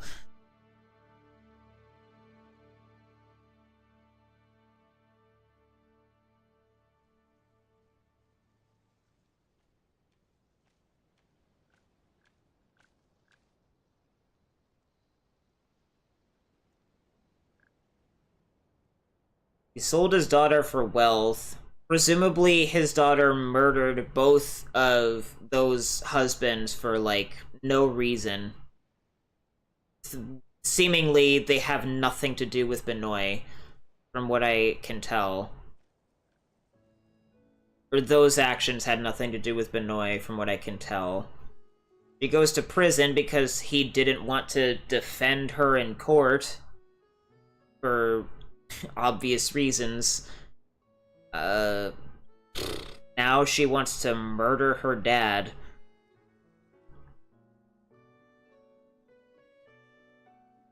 And it's not like she was even, like, sold into slavery, right? It was just, like, you know, an arranged marriage, which of course isn't okay, but, like...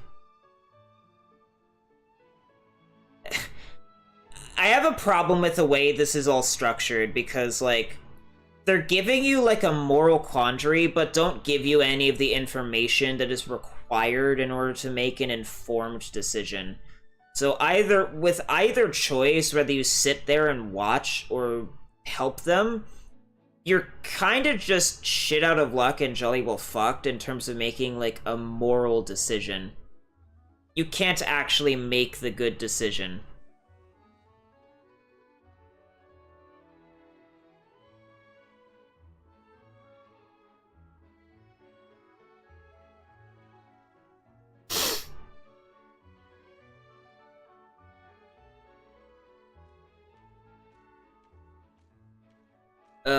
I'm probably going to regret this, but I think it's safer for me to just abstain.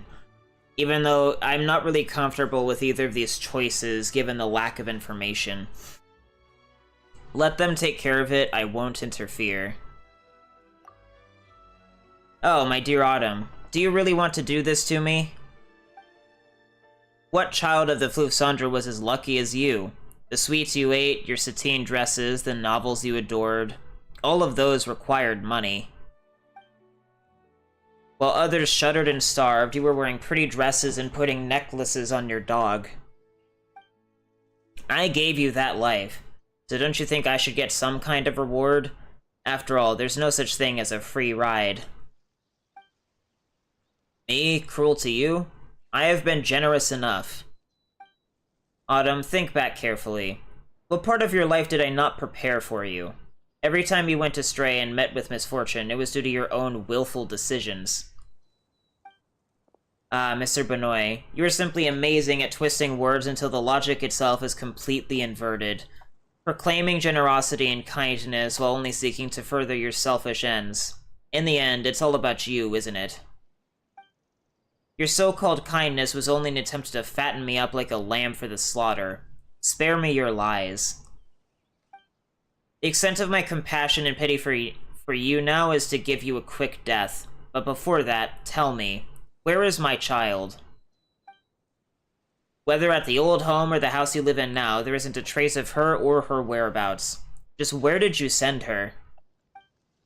If I tell you, will you let me go? No, but I'll let you die less painfully. If I don't tell you, I die. If I tell you, I die anyway. Heh, if there's nothing in it for me, then why should I make things easy for you? Autumn, you really never do tell a lie, do you? Now we'll never find out where she went. Well, I do happen to know where she is, but I won't tell you. Nope, I'll never tell. You'll never find her. Never, never, never, never, never. I'm going to take him away. I'll be bringing him back to his own home. Do any of you have any objections? Please do. We won't interfere. You guys take care of it yourselves. It's not our business. Benoit keeps repeating you will never ever find her over and over as the silent Autumn takes him away. I wasn't planning on letting anyone else know about any of this. After all, she has an arrest warrant out for her. It's probably worth mentioning that I, too, am the subject of such a warrant. If you go to the Maison Gardiennage now and file a report, you should be able to pocket a hefty sum. But I would advise against doing so. If you do, our friends will not forget. Feel free to find out for yourselves. I won't report anything. I don't need the money. Haha, that's what I thought you'd say. In that case, this rainbow rose is for you. We favor this flower on account of its rich symbolism. Right now, it symbolizes a warning. A warning not to change your mind about what you just said. Farewell. So, that's what happened. What a complicated family. Paimon doesn't know what to say about all of that. It's a good thing we didn't report anything to the Maison Gardiennage earlier. Paimon feels bad for Autumn, though. She never managed to find her kid in the end. And Paimon thought Benoit was a nice guy, too. Do you think Paimon's easy to fool? You're just realizing that now? Your brain cells die lonely deaths.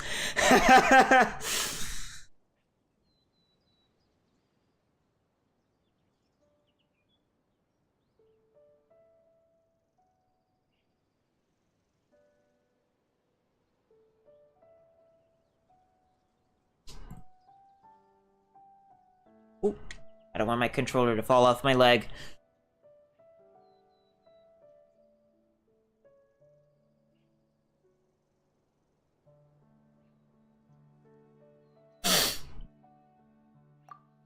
Hey, that's going too far. Mocking Paimon at a time like this? Huh.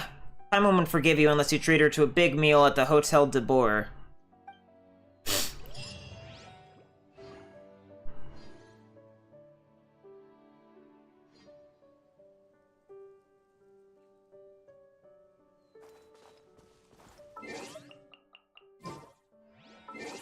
Interesting. And then I have to wait for the last quest.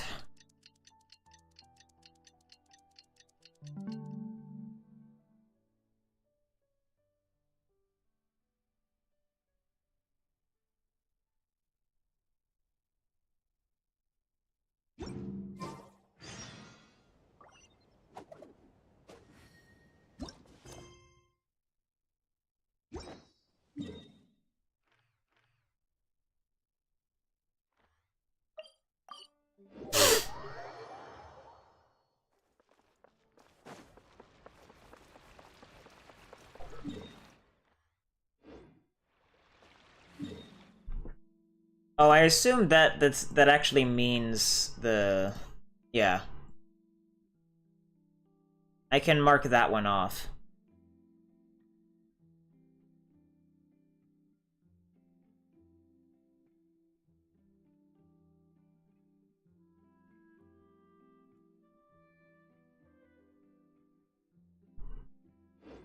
Time to go.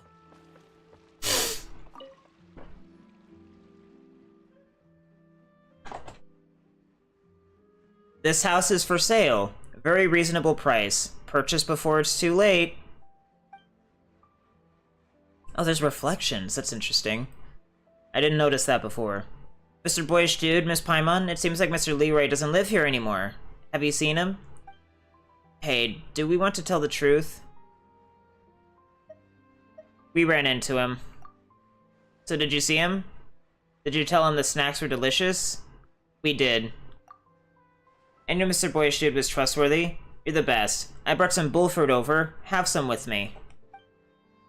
Molly sighs and waves goodbye, and just as she is about to leave, the door opens, and Autumn and Athos walk out.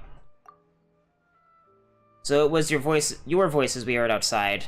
Is there still something you want? We were just passing by. How's Benoit?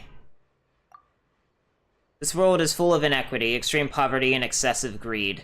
The punishment that the laws of Fontaine failed to mete out, we shall execute in their stead. I mean to say, he has gone to where he belongs. Ah, and isn't this the little rascal who's always looking for him? Oh, you know what? That might actually be her daughter. Hi, lady. You look just like her. And you even have lavender eyes. Lady, can I help you? How old are you? I'm 9. What are your parents' names? Are you okay, lady? Your expression. Is something wrong with the kid? Wait, this can't be a coincidence, can it? Are you adopted? Tell me. Mr. Boyish Dude, do you know this lady? What is she doing? Who asks questions like that? Allow me. Young miss, I remember you're very close with your dad, right? Yeah, Mr. Leroy treats me really well. Mr. Son-in-law, does he not live here anymore? That's right. He's gone somewhere very far away and won't be coming back again. What does our dad usually talk with you about? Can you tell me? When I go back, I can tell him how much you miss him. Mr. Leroy always treats me to snacks, lets me pet Nana, and tells me my eyes are pretty. Anything else? He often tells me to say hi to my mama and papa for him, but they really don't like that. Papa gets really angry and says that Mr. Leroy is a bad person, and that he's blackmailing them. Though they've forbidden me from coming here, I made an agreement with Mr. Leroy, so I sneak over. Please don't tell Papa, mister. That's just like him. He won't stop squeezing until he's wrung the last drop of value out. That bastard. Sorry, we were talking about something else just now. Mister, lady, is there anything else? If not, then I'll just go home now. Do your mother and father love you? They're the best parents in the whole wide world. That's good, then. I'm going home now. Bye, lady. Bye, mister. Goodbye. Is this really okay? You don't plan on telling her? I've imagined this scene time and time again, but nothing is better than knowing that she's happy. That's enough for me. I'm not my father. I don't want to cause trouble for her current family. I don't mean to be that guy, but didn't you buy a music box for her? Are you not going to give it to her now? No, there's no need. She doesn't look like she lacks for things like that. I'll think of ways to keep visiting her in the future. Whatever she needs, I'll find a way. I'll give the music box to someone else. After all, I spent a lot of time and effort picking it out. Excuse me, little white-haired girl. Do you like gifts? Do you mean Paimon? Wait, you want to give this to Paimon? Yes, I do. It's a gift, so please enjoy it. I hope it will still have some bit of value to you. Sorry, Athos, but I think we'll need to stay in the court of Fontaine a bit longer. Don't worry, it's all the same to me. Let's go. You watch the two of them walk away, leaving this street behind. Thus does the story of the Leroy family draw to an end.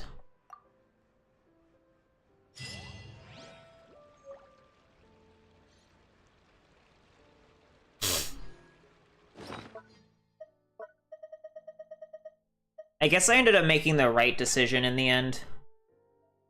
I still feel like the game doesn't really give you quite enough information to go off of, though. So it just kind of comes down more to instinct rather than like an actual informed decision.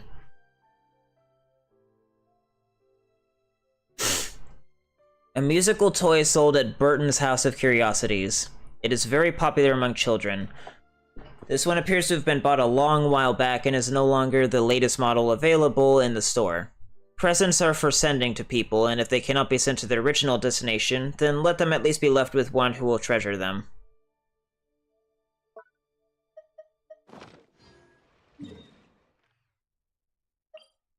That's the Leroy quest done.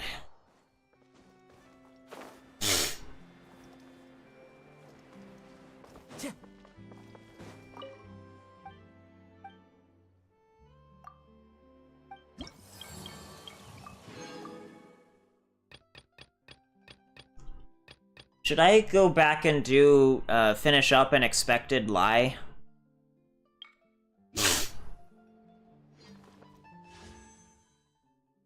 And 8,220. I should probably go check with this lady, because apparently there were like 3 things from it that I need. When is the story of the Leroy family? A human drama.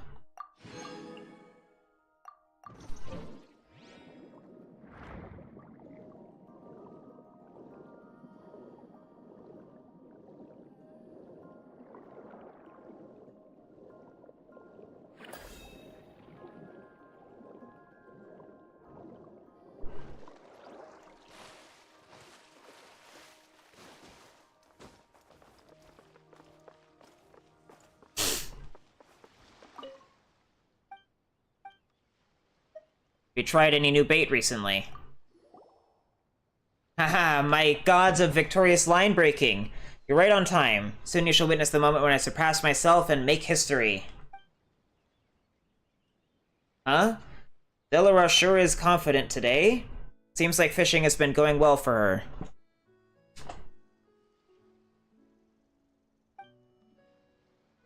That's right. I wish to speak with you about a miracle I experienced. As I was testing my bait before, I found a new type of bait of unknown providence, and I know not which expert bait maker created it.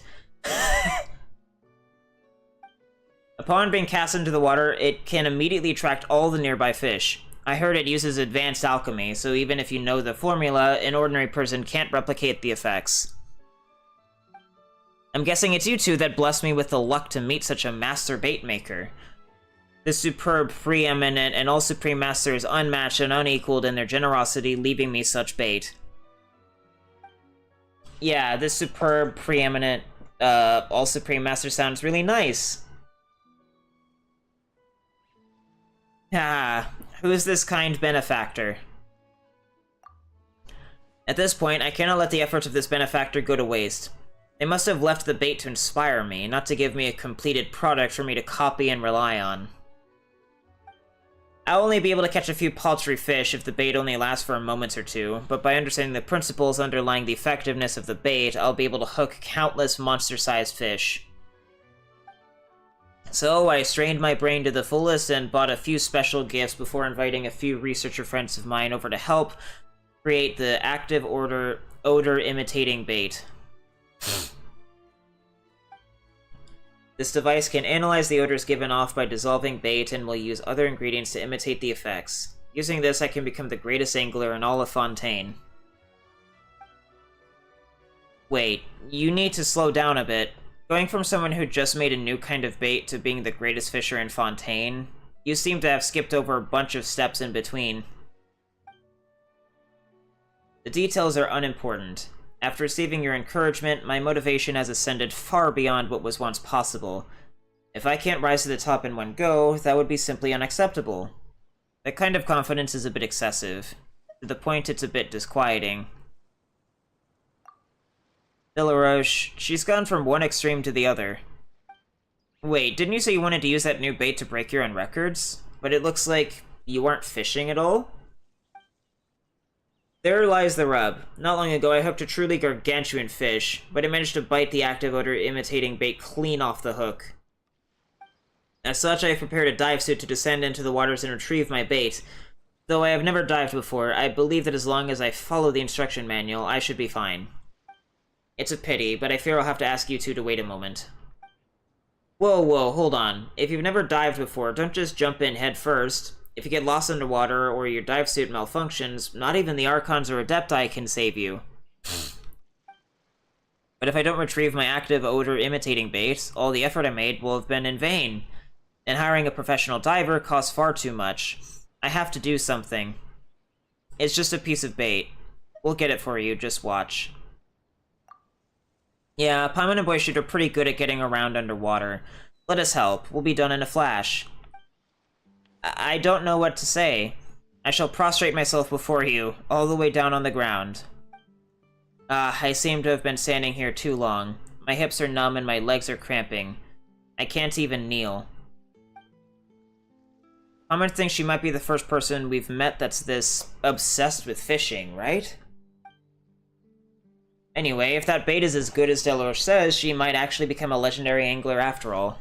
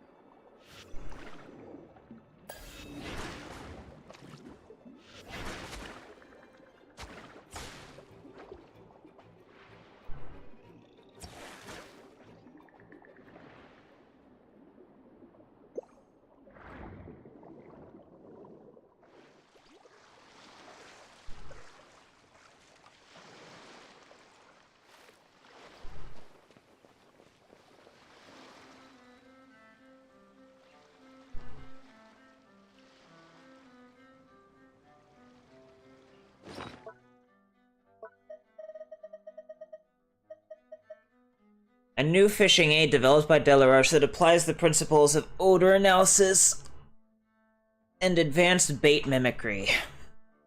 It is said that its effect is very powerful.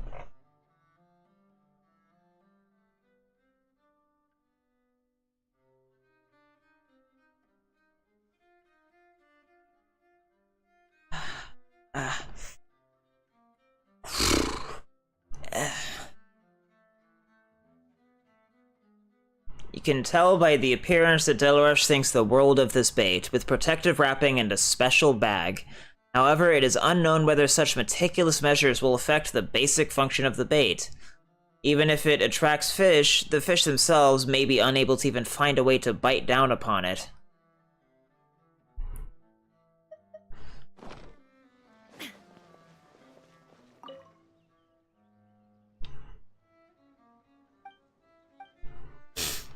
We're back. How did it go? Did you find my active odor imitating bait? It's right here, Delaroche. Hold on to it. But don't get too excited just yet. There's something very important we have to tell you. Bush, do we want to speak to her slowly and rationally, or exaggerate a little? You know, scare her and emphasize how dangerous this piece of bait is. Let's explain patiently and rationally. Alright, then let's emphasize how, most of the fish will be scared off if monsters appear. Not being able to catch any fish should unnerve Delaroche enough to stop using that dangerous bait. You and Pama described the incident that just happened underwater to Delaroche, stressing how the active odor imitating bait will attract aquatic monsters and threaten the fishing spot. Though you don't know how much about the ecological relations between aquatic monsters and regular fish, you've met your share of scholars and find yourself more than capable of imitating their manner of speaking. You artfully describe how some aquatic monsters will completely clear all fish from an area just by passing through those waters, as they are known to frequently emit an indescribable screech. Even fish not regularly predated by the monsters. By the monsters will be unable to endure such a disturbance, and will thus scatter in terror.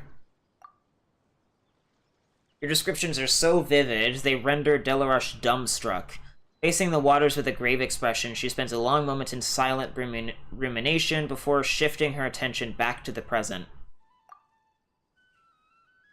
So that means that the active odor-imitating bait can disturb an entire section of the underwater ecology. I never thought it could have such an enormous impact. Thank you for your advice. I absolutely shouldn't use the active odor-imitating bait so crudely and irresponsibly, or risk damaging underwater habitats. I should treat it as a tool and study the bait I found last time. Using the imitated sense as a starting point, I should be able to better analyze the composition of bait like that. Now that I think about it, perhaps I can use this method to learn about making bait. If I understand the principles behind bait making, I'll be able to improve by leaps and bounds. When the time comes, I'll even be able to help the others in the fishing association make superior bait. And help everyone catch some whopping big fish. That's a nice thought. We have a promising future. Yeah, that sounds a lot more useful than what you were doing before. We'll all sleep easier knowing that Delaroche isn't recklessly using bait like that. Scrambling around like that is so tiring, especially since Paimon is nervous the whole time. Yeah, I'm exhausted. I must thank you both again. My gratitude is boundless. Though I spent most of my budget creating the active odor imitating bait, the mora and gifts I promised you, I actually prepared them in advance. Please accept them as my token of thanks. No need to be so serious. As long as you are fishing safely and happily, then our effort hasn't been in vain. In the future, we'll often come around and fish. Remember to show us all your amazing accomplishments then. Of course, I never idly boast. Thanks to you two, I found the true path to becoming the ultimate angler. Not only that, I must spread the fame of the gods of victorious line breaking across all of Fontaine. I've barely done any fishing in this region. When next we meet, maybe I'll have created a fantastic new kind of bait. I'll give it to you for free, no matter how much you need.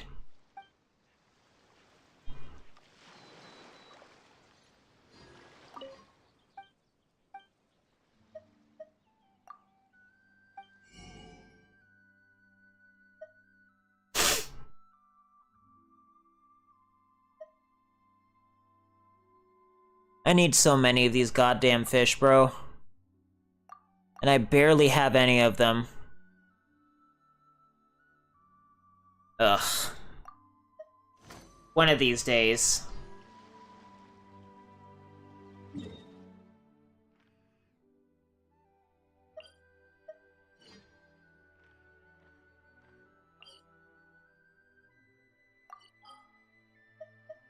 Is it the Diligence Day? It is Diligence Day. I should do this right now. Well, I still have the opportunity.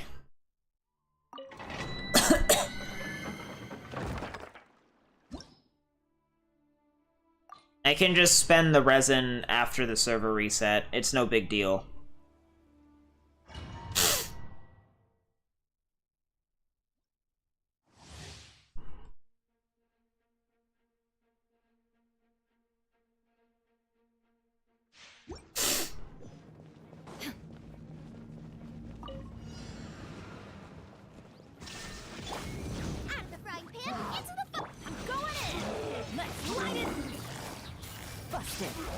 are about to get dicey. Illusion shattered! Now you shall perish! Ha! Ha!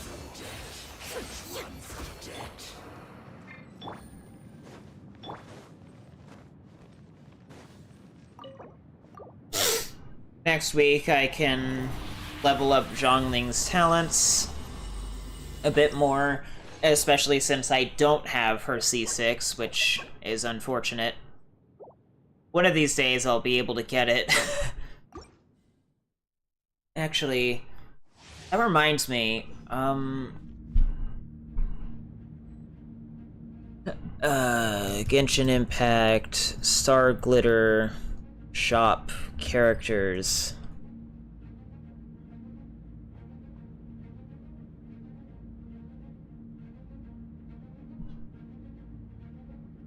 Oh, I can get Zhongling. I should do that, like, right now. I don't think I'll need the Star Glitter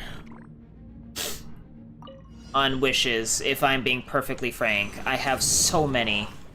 Teamwork is dreamwork! Ha! Let's light it up! Quietly now. Here comes the catch. Inazuma shines eternal! Ha!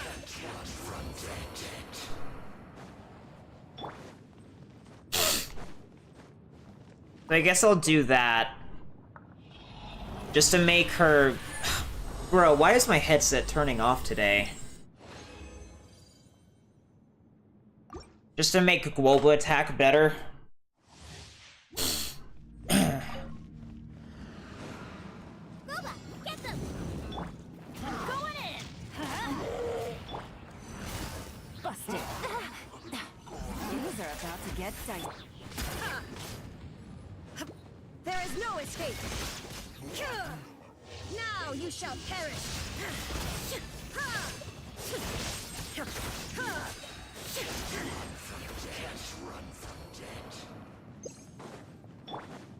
I really don't like how it's just kind of random whether or not one of them aggroes immediately. It just makes no sense.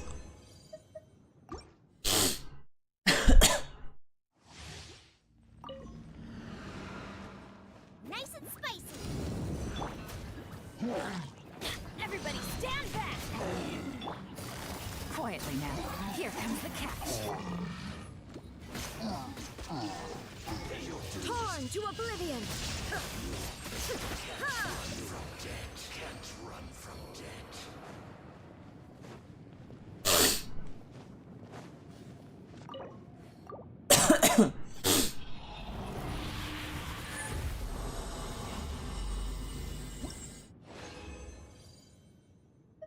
Ooh, interesting. Well, that is, for all intents and purposes, tomorrow's resin spent. Shop, Clemens Bargains, and Zhongling. Because I need her constellations. And she's got such a sexy bottom.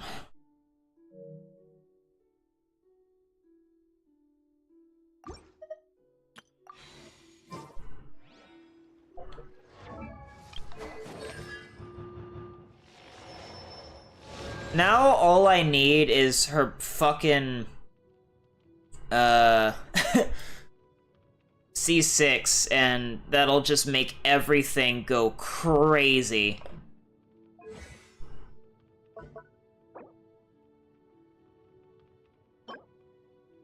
I need to make a bunch of philosophies of diligence for her talents.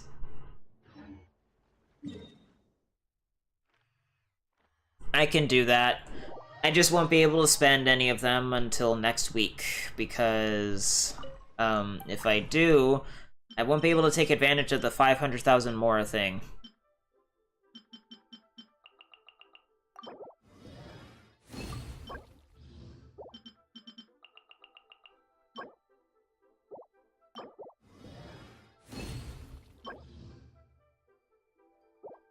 Ugh. Sunday. I'll do it on Sunday.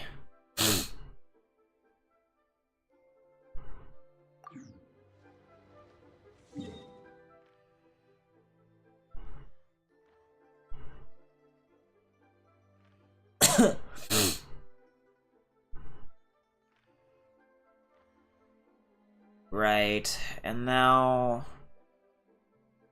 I believe I have an expected lie.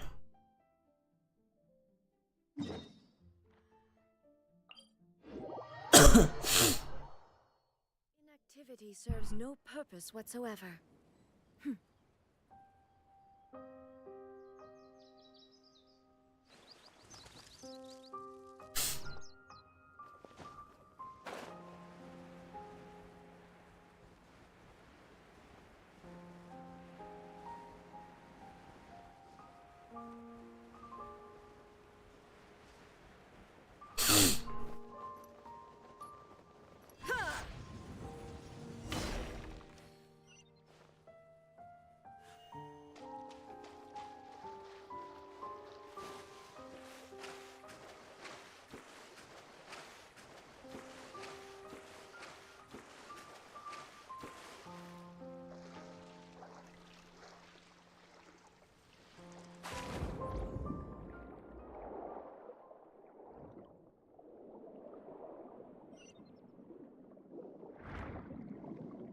Huh.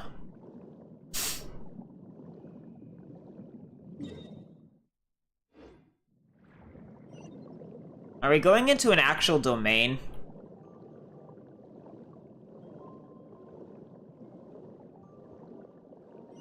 Oh, nah, it's just... Oh, it's this thing. I was right that this is quest progress shit.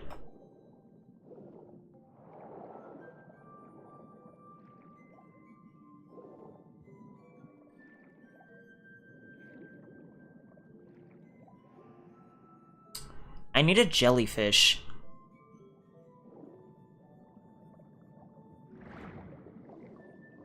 I wasn't paying attention to the dialogue. But I imagine it has to do with the whole 5 thing. I need a jellyfish. Where can I find a buddy?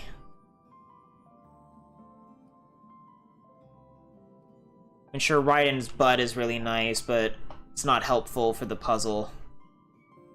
There's one.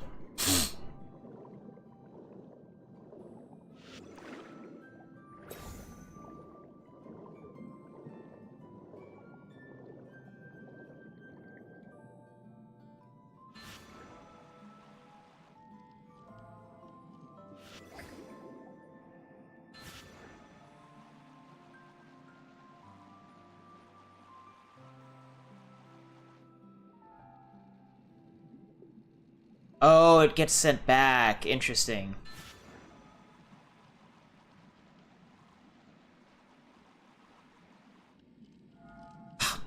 This game is so fundamentally unresponsive with this crap, bro. It's so stupid.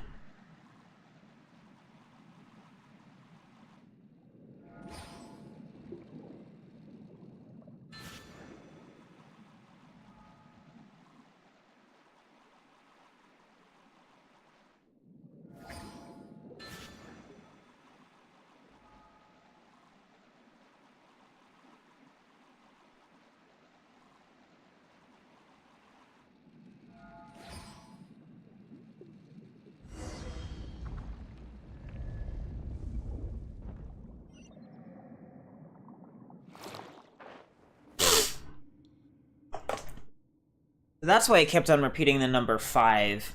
He was giving us hints about how to solve the riddle. Why didn't he just tell us straight? Why beat around the bush? Who knows what's going on in that head of his? But he seemed to have been trying to lead us to Knacker. The dive suits were just left by the house, almost like they were prepared for us. Looks like he found us first. No research value, but I've spent so much time. Basilier, she's been murmuring to herself the whole time. But, Boishu, do you get the feeling that we've been watched? Carmen feels chills running down her spine. I'll take the lead and look inside.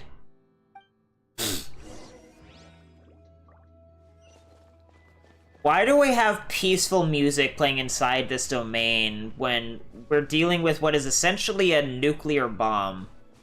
Or I guess technically an atomic bomb might be a bit more apt, given the scale of the explosion. But you get the idea. This is just not well written.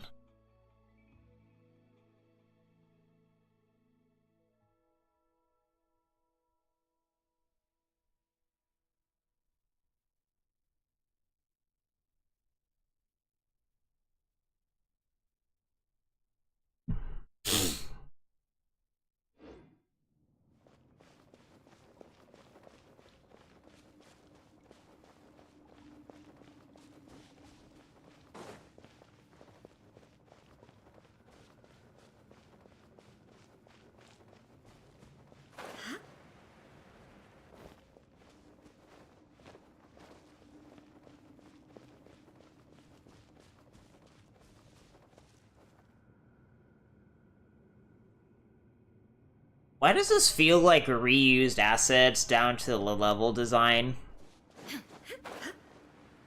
This basically feels just like a slightly altered version of the fucking stuff with Anne back in 4.0. Like, it's not exactly the same. Like, this is obviously different, but like, man. Fontaine reuses assets a lot.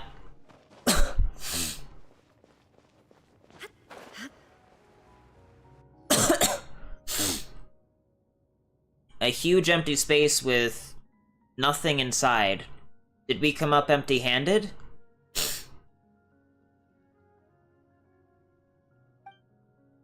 The plants have been intentionally cleared, and the trimming seems relatively recent. All the trouble I went through for him. Anyway, I'll go down alone and take a look. You stay with Miss Institute, lady. If things get out of hand, take her and go.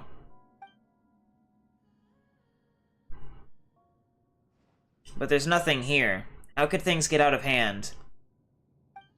Squeak. Beep beep.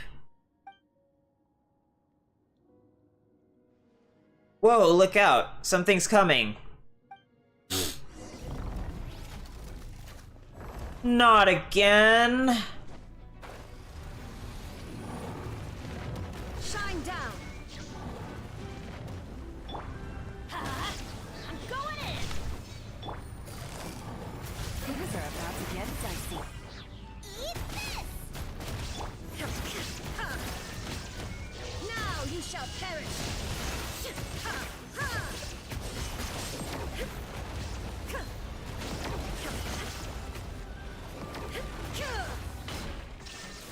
Let's light it up. Teamwork is dreamwork. Gotcha. Game's up. Out of the frying pan!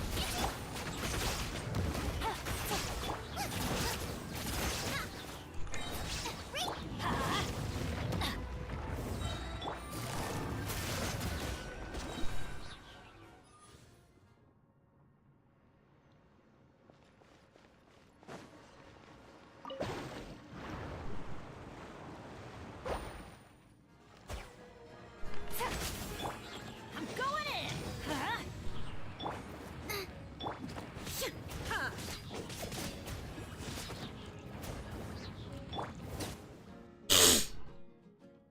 Institute dogs? How much did Choisul and Raimondo pay you? Just a title. Not one mora. I volunteered. You. Listen to me. Let me go. My field generator is almost done. Once I successfully synchronize it with the Archeum Kinetic Core, then I'll be the greatest kinetic engineer ever. Taking credit for someone else's work and claiming to be the greatest engineer. Shame on you. Now I finally know why Mr. Edwin never wanted you to take part in the core research project. Edwin doesn't know a thing about what to do with it. You're also from the Institute. You know the true value of this thing. Help me. I can develop it with you. Then we'll both be famous and incomparable. Edwin, Raimondo, Choisul. None of them can surpass our fame. Looks like what Raimondo said was true. Must have been tough for you, Knacker, to hold all of that in for such a long time. Edwin, Mr. Edwin's achievements, belong to the Institute. I'm only here to claim them. Nothing more, nothing less. Miss Fusilier suddenly changed how she addresses Edwin. Don't be a fool, girl. You don't know what Consini can give us. We'll never get such benefits even if we run errands for Edwin for 1,000,000 years. Edwin and the Institute only wanted to use us. We have to think for ourselves. I had enough of this nonsense. Shut up. And who the heck are you? And the one who watches over Lumidos Harbor. One more word and you'll taste my fist. Boy, dude, help me tie him up and take that core or whatever. It's time we head back.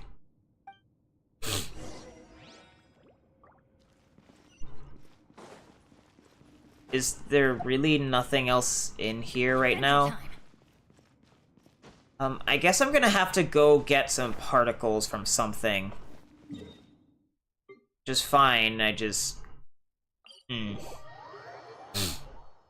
let me see. They'll have to do? Off we go. Or no, these aren't... There's no enemies here anymore.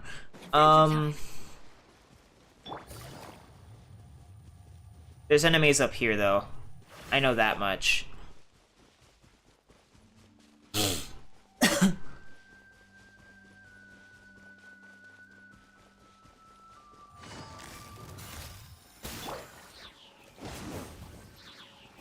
Yeah, illusion shattered.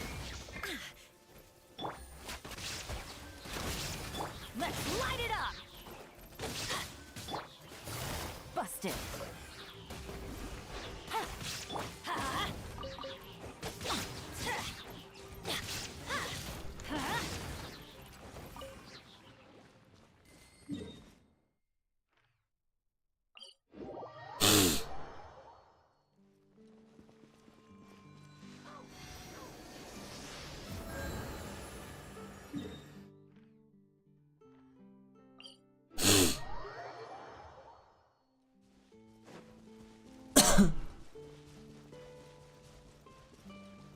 So we basically just fought like an easier, less obnoxious version of that fucking local legend from the fucking 4.1 update. And I'm gonna have to fight another local legend as part of 100%.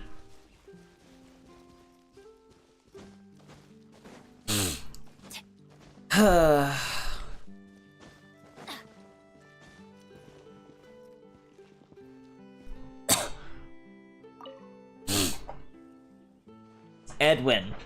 I knew it. You lured them over. You've always been jealous of me, afraid that my research would surpass yours. You're right. I am so jealous of how totally oblivious and ignorant you are. No wonder you led such a blissful life back at the Institute. Only if Choiseul was here to see this, he'd faint. You better never wake up. You go back to the Institute with them and repent. I need to get back to my research.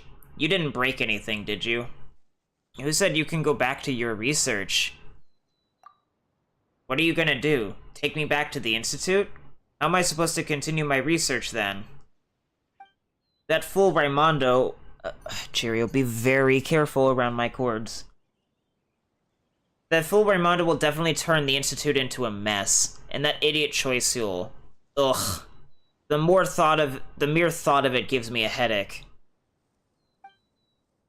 You're the one who turned the Institute into a mess. Stop shifting blame to someone else. Me? Fine. You want to blame me for the explosion at the Central Laboratory, right? But you know what? I wasn't even there.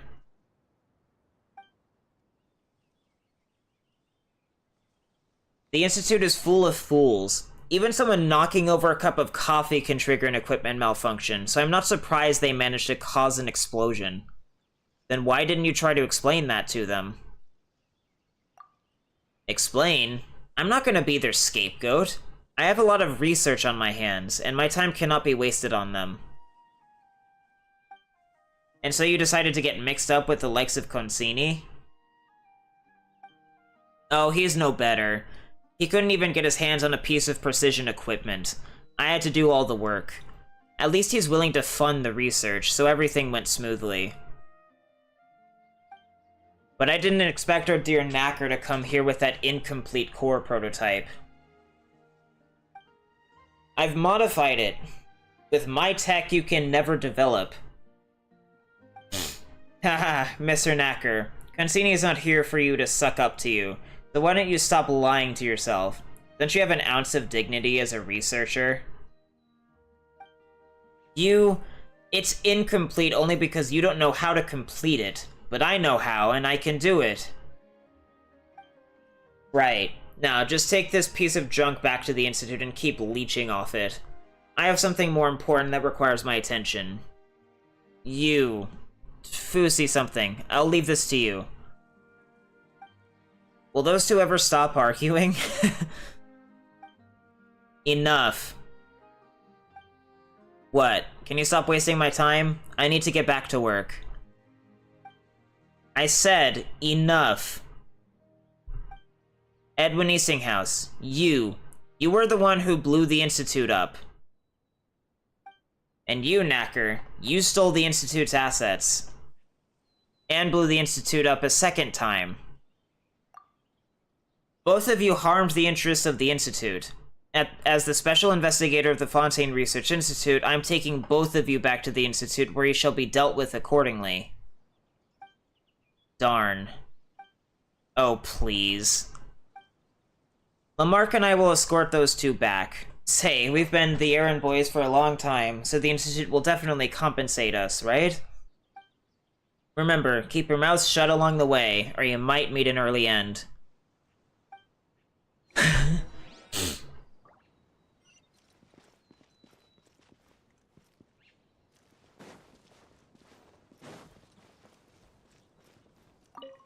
Please leave deliveries at the door. Don't knock, don't leave messages, or ask for a signature. I'm sick of signatures.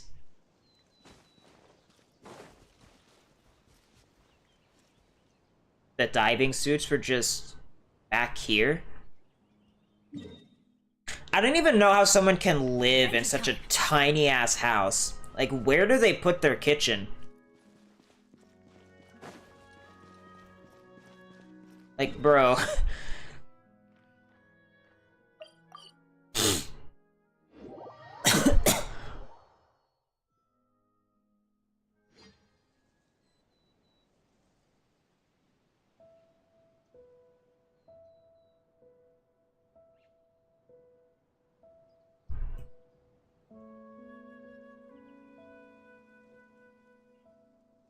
Benny's Adventure Team, assemble!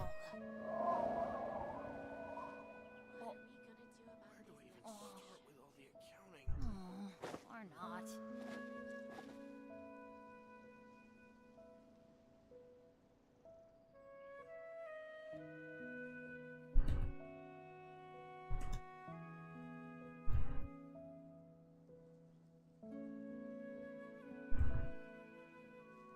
Oh, ow! Where did that come from?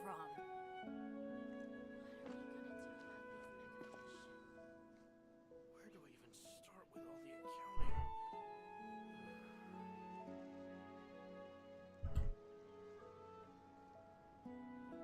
Good things come to those who don't wait around.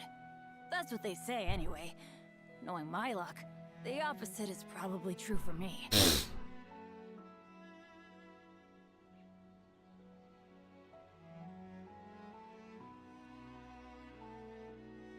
Benny's Adventure Team, assemble!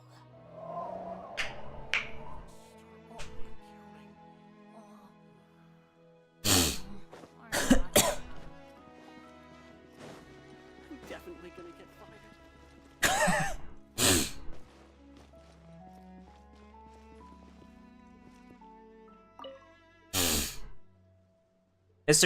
Miss Fusilier! Boyish dude, you're back. You must have handled things. Oh no. Whoa, Mr. Choisil was really about to faint. I didn't think you'd be back at the Institute, Choisul. I figured you'd be stuck dealing with paperwork forever. This is impossible. Goodness gracious. Raimondo, how does it feel taking over my job? Anything worth reporting? What a wonderful reunion, Mr. Edwin. Ha, look around you. Really do seem suited for janitorial work. Heh, he didn't even clean it up properly. Mainly because he didn't clean you up. Thank you for bringing those two back, Honorary Senior Researcher Boyish Dude, Miss Facilier. Hopefully, this marks the end of the Fontaine Research Institute's series of unfortunate events and turmoil. Haha, great. The Fontaine Research Institute will now fall into deathly stillness where all inspirations wither and die. You certainly have already sparked much inspiration around the Institute. It's time to calm things down. Raimondo Havenport, you know nothing about research. You are not fit to lead the Fontaine Research Institute of Kinetic Energy Engineering. But I know how to keep it up and running properly, Edwin Eastinghouse. What you need to do right now is to stay away from research and Arceum. It's better for all of us. Sometime later, the Maison Gardinage's personnel arrives and take both Knacker and Edwin. It is for the best that they finally leave the Institute for good. Thank goodness, my nightmare has finally ended. Mr. Chalcivert and Mr. Lemarque, yes? I have heard about the assistance you rendered to our Institute. Please take a well-deserved rest here while your compensation is being arranged. Haha, I didn't think someone like me would ever be associated with the Institute. Don't say that about yourself, dear sir. You're sincere and kind-hearted, so you're definitely a good person. Maybe we'll enlist your help in the future. As for you, Honorary Senior Researcher, you did us a great favor once again. How should we ever repay you? Just don't get blown up again. By the way, where's Miss Facilier? We should give her some room to calm down. Looks like the image of Edwin Eastinghouse she had created in her head has completely shattered. Edwin and Knacker need to calm down as well. I hope they can reflect on their own mistakes. Will they stay in the Fortress of Meripede all their life? Judging by how dangerous they are, I hope they never leave that place. However, given the state of things here at the Fontaine Research Institute, I can only hope I don't run into situations that would require their expertise. I thank you again on behalf of the Fontaine Research Institute, Honorary Senior Researcher. If you have any further questions, I'm at your service.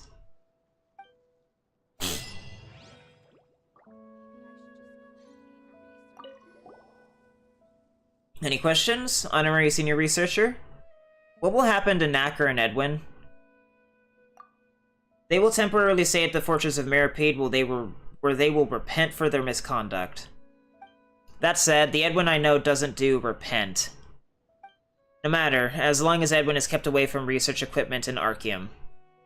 As for Knacker, I don't believe he'll cause more trouble for us. I can only hope I don't run into situations that would require their expertise.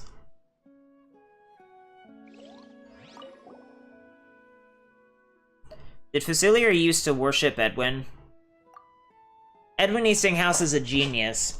People in the same field either gave up on themselves or became his followers. Miss Facilier is a very passionate and creative researcher, often achieving great results with minimal resources.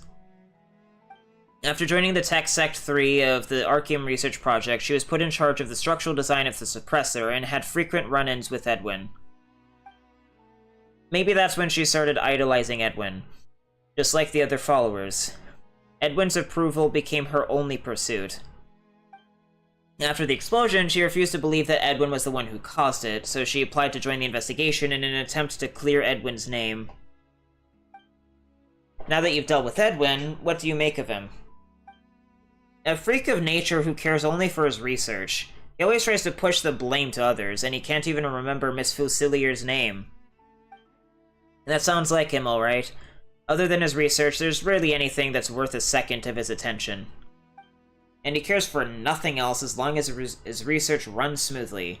Not even his own subordinates stole the Institute's assets to sell. I only approved Facilier's application to join the investigation, so she would come to realize she was chasing an image of him she fabricated. Now that image has finally been shattered. I can only hope she picks herself up soon. The Fontaine Research Institute cannot afford to lose more of its people.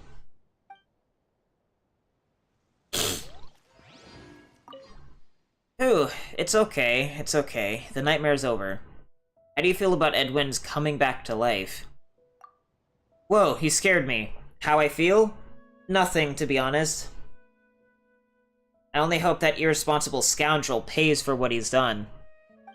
Personally, I'd tie his hands and legs up and blindfold him to stop him from getting his hands on Archeum if I could.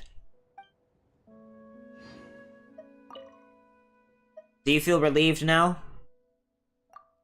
A bit more relieved, yes, compared to before.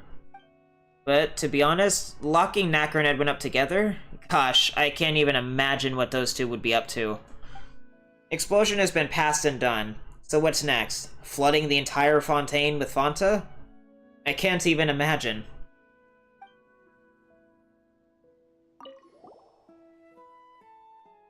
Goodbye. Goodbye, honorary senior researcher.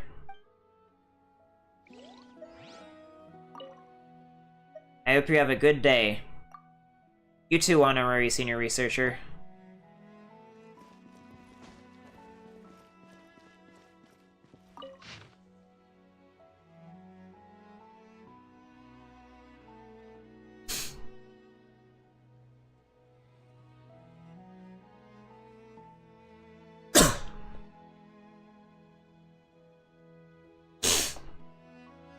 Concerning the secrets hidden within the Fontaine Research Institute of Kinetic Energy Engineering.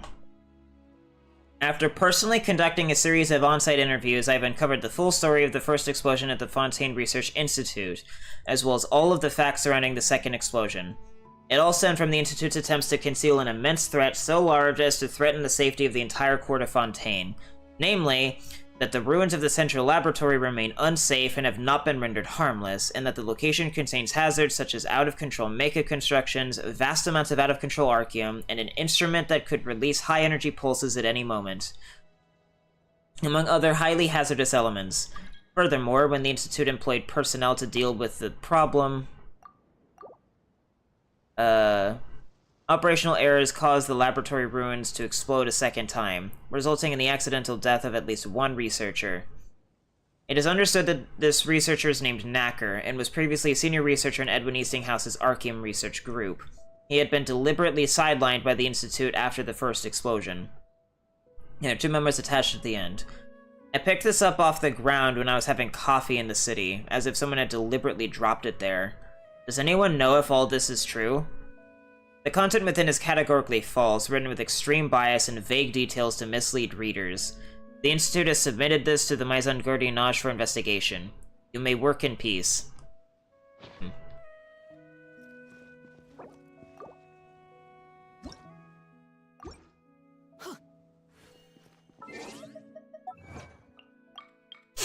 A predictable ending. You helped the Fontaine Research Institute get back on track? I like the uncertainty there.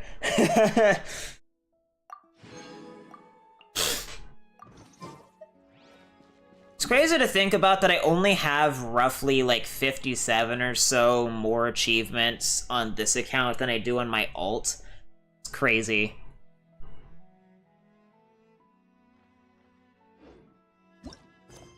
Okay, so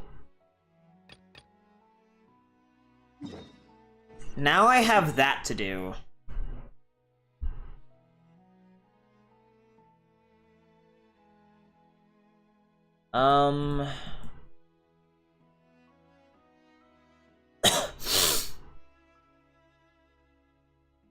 There's probably a fair bit more to this quest, but yeah.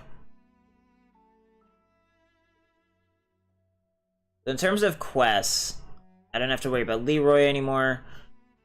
So, Happy Birthday will be after Pursuit. Pursuit is after Looking Glass. Or through the Looking Glass. And then, what is this?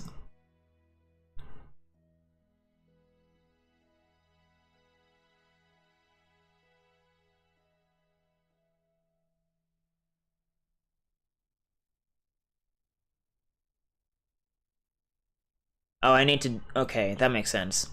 So basically, I just need to finish the Wild Fairy of Aranea's quest chain, and then I'll start the In the Wake of Narcissus quest chain, and that will naturally lead into the rest of the world quests that I need to do.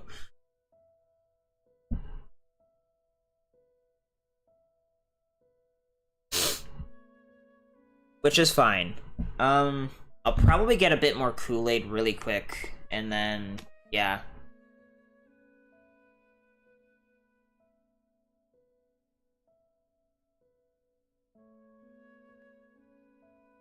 Ugh.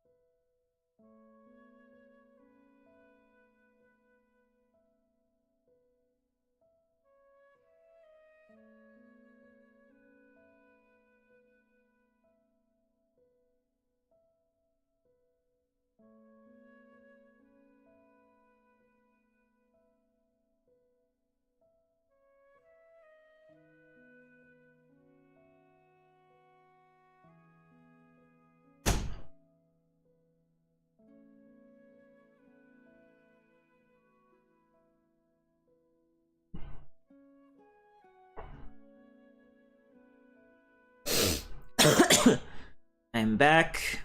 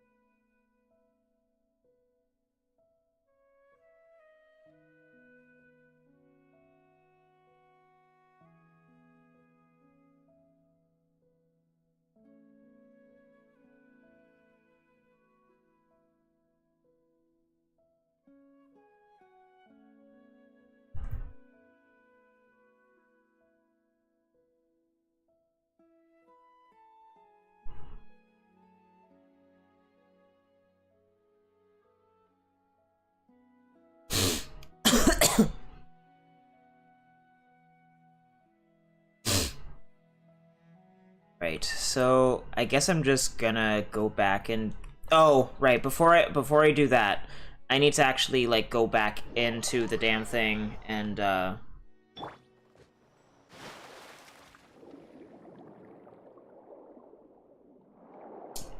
where is it? I think it's down here somewhere.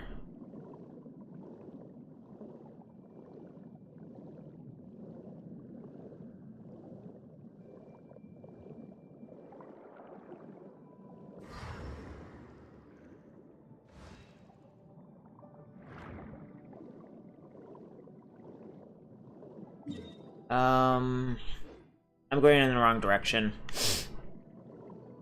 It's somewhere in this direction, I know that. Is that it?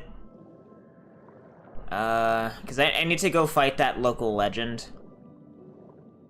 Here it is.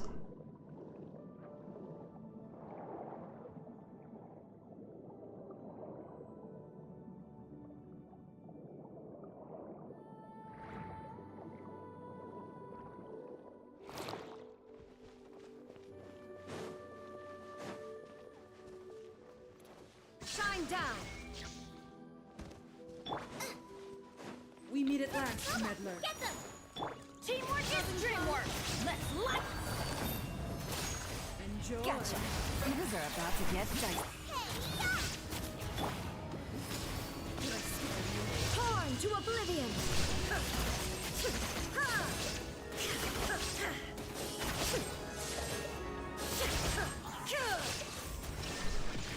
Everybody stand back! Game's up. Fun's over.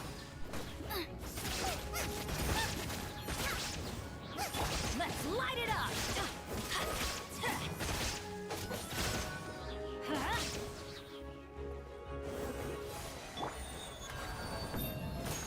A grand surprise. Quietly now. I'm going in!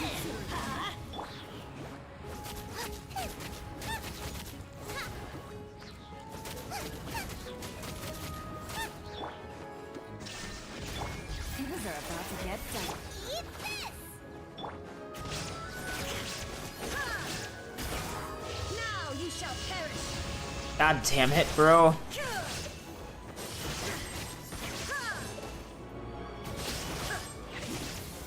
Illusion shadow! Teamwork is true! Nice and spicy! Game's up. Fun's over. Shine down! A grand surprise.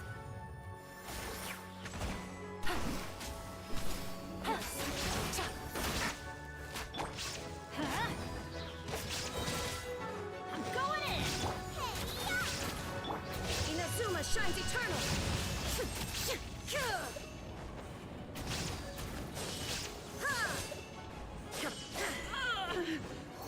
Shame. Did I do that and no damage? I think I might have.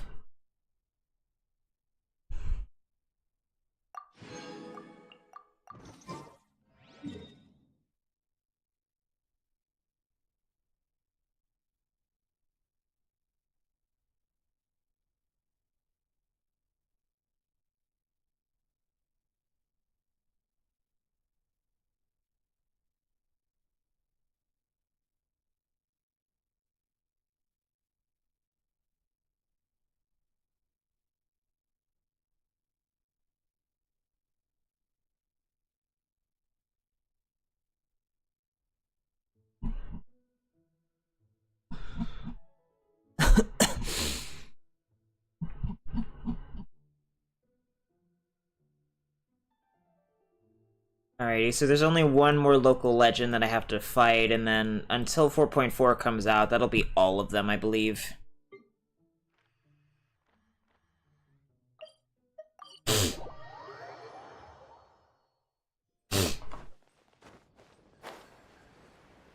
Next up, we'll be finishing, like, the fairy stuff, and then...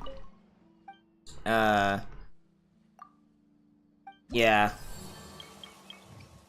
Everything from there is like in the wake of Narcissus down. In terms of quests.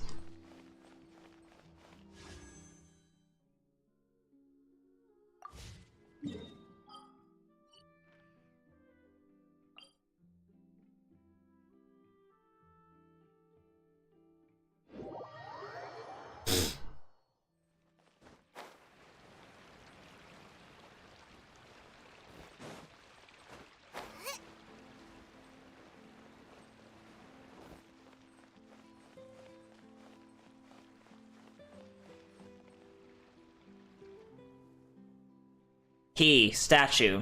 Key, statue. Key, statue. Do you mean that we need to put the keys in the statues? Well, that sounds about right. 3 keys, 3 statues. Shall we give it a try? What happens after we place the keys? Door opens. Open door. Door? Where? And what's behind the door? Root. Araneas. Very deep. A door to the root of Araneas. You know so much, Passive.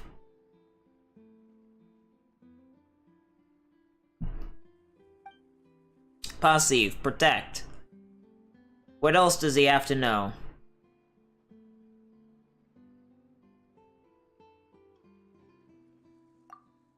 Huh? You know, like information. The more the merrier. The more we know, the more confident we will be. Information? Information. Passive. Information a lot. Great! Araneas, information, lots of.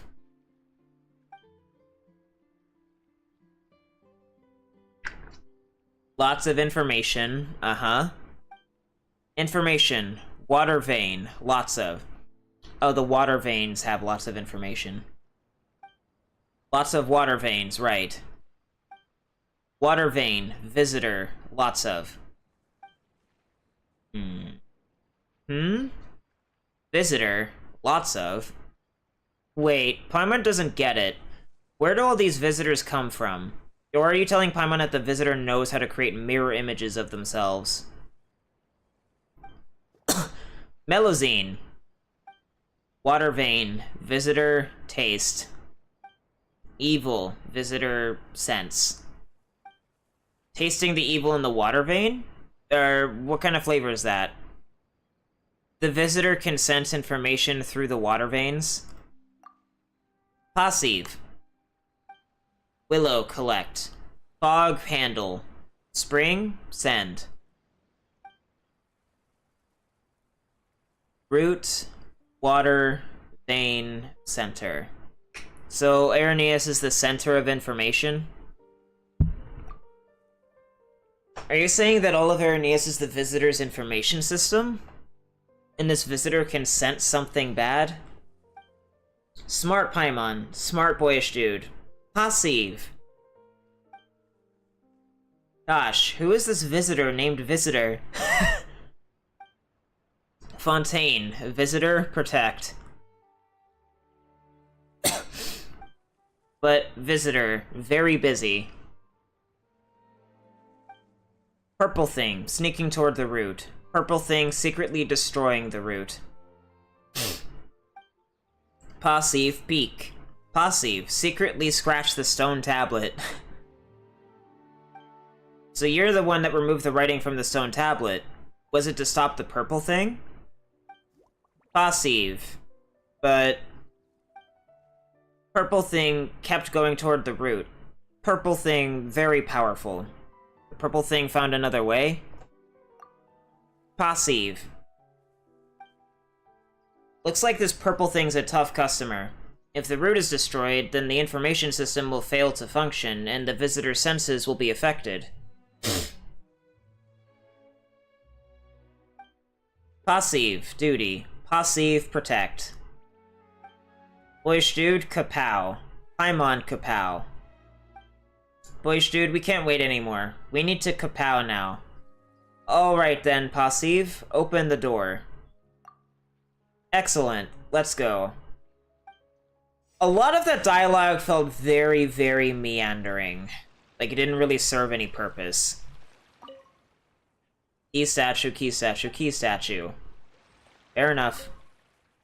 Most of the inscription has been scratched out, but you can make out Clear Dew sings on the foggy forest path.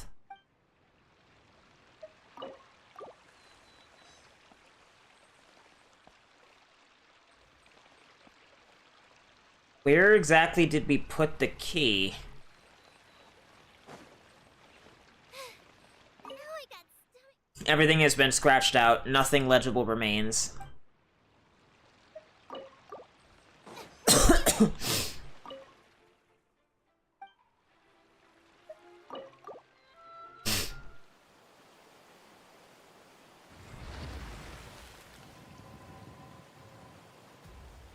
Ah, interesting.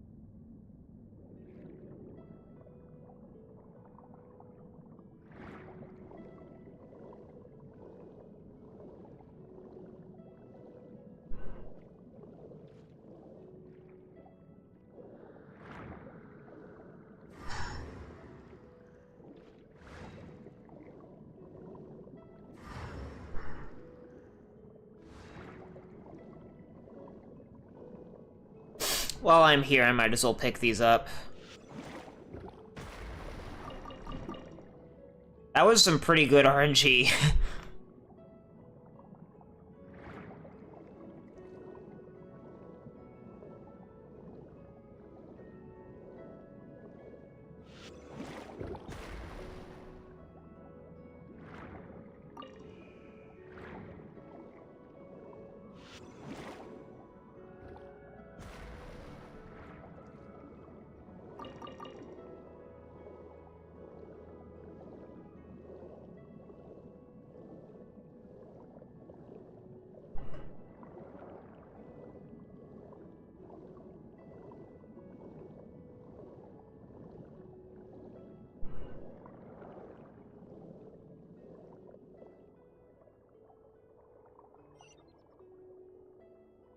Ah, my achievement.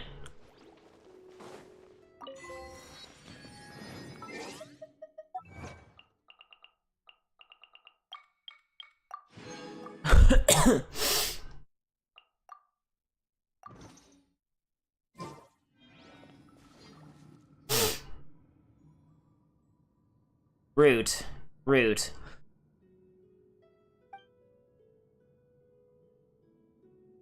We're finally here.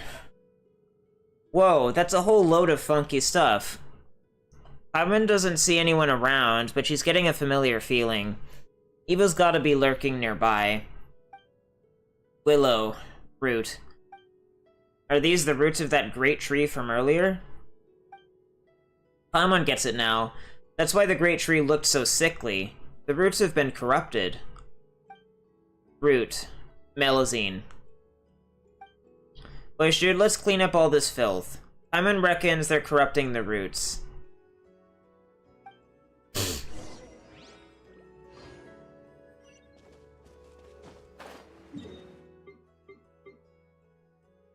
So this is the area where I can find a Radiant Spin Crystal, a Precious Chest, and later I'll be able to find a local legend in here.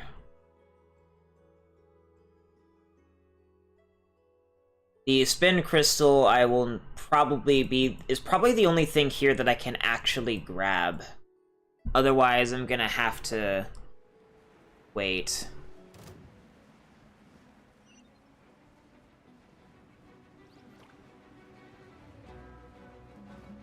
Oh, hello. How are you?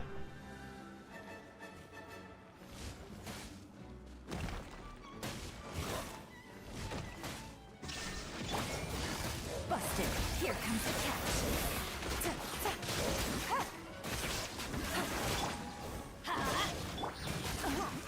Take it easy. Quietly now.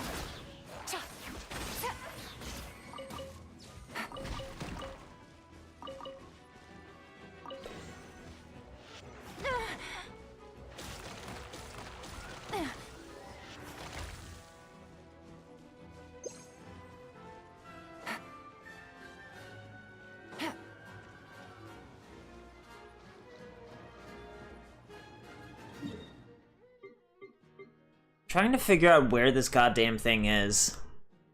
Just trying to pick up a goddamn crystal. It looks like it's on a mushroom that I need to find.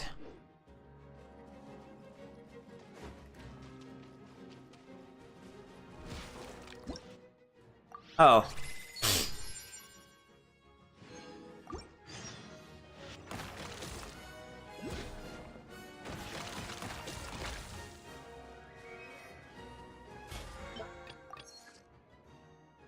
Yeah.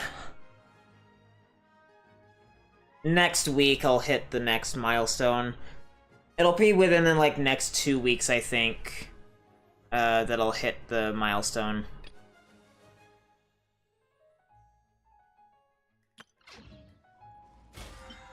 What are my commissions?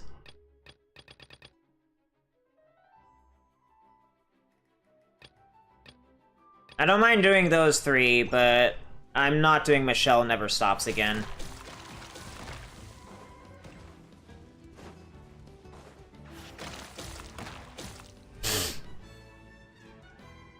Oh, jeez. Ugh, this is so tough. Or, this is tough. This pollution's impossible to clear up. Passive, kapow.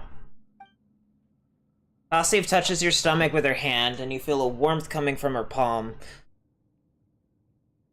Ugh. You feel like something in you has been enhanced. I need to take care of my back.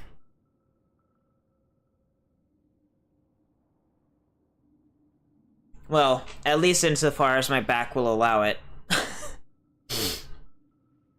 Which reminds me that I need to take care of Ganyu, because I learned literally today, or technically yesterday, that Vert's dress is covering... dress and hair is covering her little thing of hair at the top of her head, which needs to be fixed. I guess it's just another thing that I'm gonna have to do. Oh, and the latest follower thing as well. That's just something I'm gonna have to do, in OBS rather than how I did it before. By putting it into fucking, the video itself.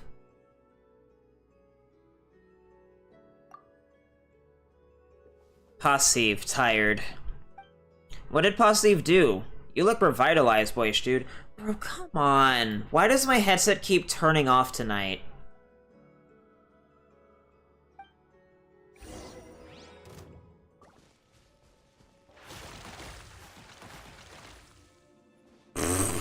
Wow. Alright then.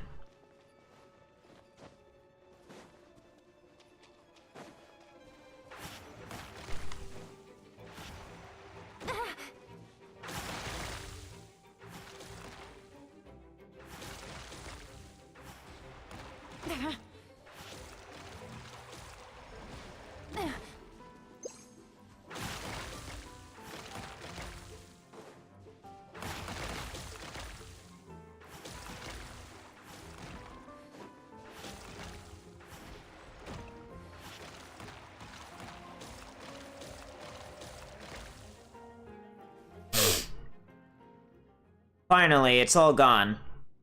Paimon didn't know that you had such a marvelous ability, Passive. Now, wait, something's lit up on the ground. It's some kind of arcane formation. Ah, Rift Towns are charging out. Purple thing.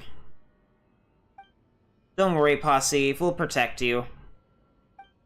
Wait, where are you going, Passive? Stop! This place is dangerous.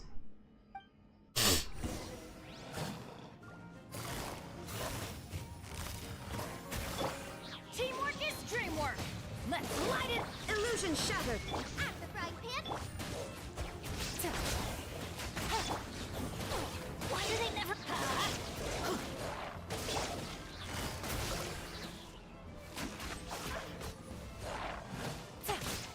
Everybody, stand back. Shine down. Busted. These are about to get dicey.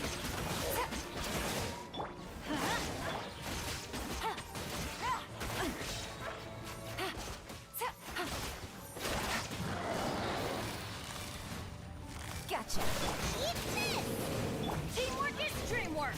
Let's. There is no escape. Game's up. Fun's over. Take it easy. Busted. Nice and spicy. Shine down. Quietly now. I'm going in. Lola, get them. Busted. Ooh, finally, that's that under control. You sure kicked the Rift Hound nest, huh? Wait, shoot, how are you doing? I can do this all day. Yeah, I'm sure that wasn't just you boasting. It looks like the roots are recovering. Guess that means the problem here has been cleared up, right? But what happened just then? A bishop turned up to help, and Passive disappeared. Hey, Passive, are you there? Can you hear Paimon? Okay, looks like she's really disappeared. She's got plenty of secrets, for sure. She's such a mysterious Melusine. Paimon knows she didn't want any reward, but it still seems odd to just leave like that. Why? It's as if you had a favorite food, and then one day, the food looks at you and says, "Guess we're through."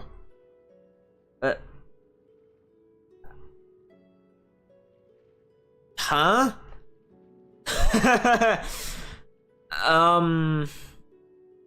That's an analogy.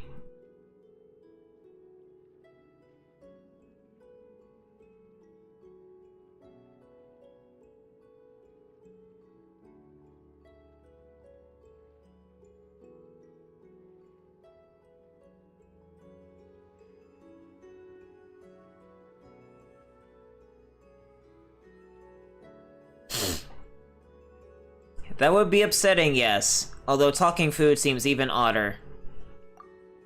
Well, it's the same kind of feeling, you know? But what if Passive was injured? She seemed exhausted. Maybe we can look for her nearby. Yes, Paimon thinks we should do that. And just in case she might be in danger and all. Wait, what's wrong?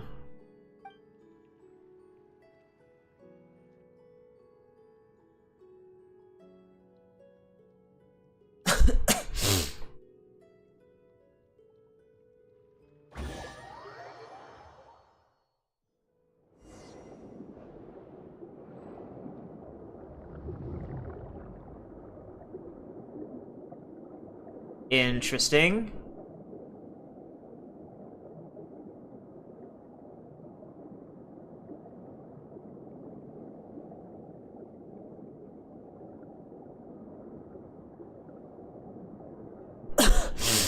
We're being flowed way over here for right now for some reason. I didn't even manage to get the fucking thing. Why are we back here?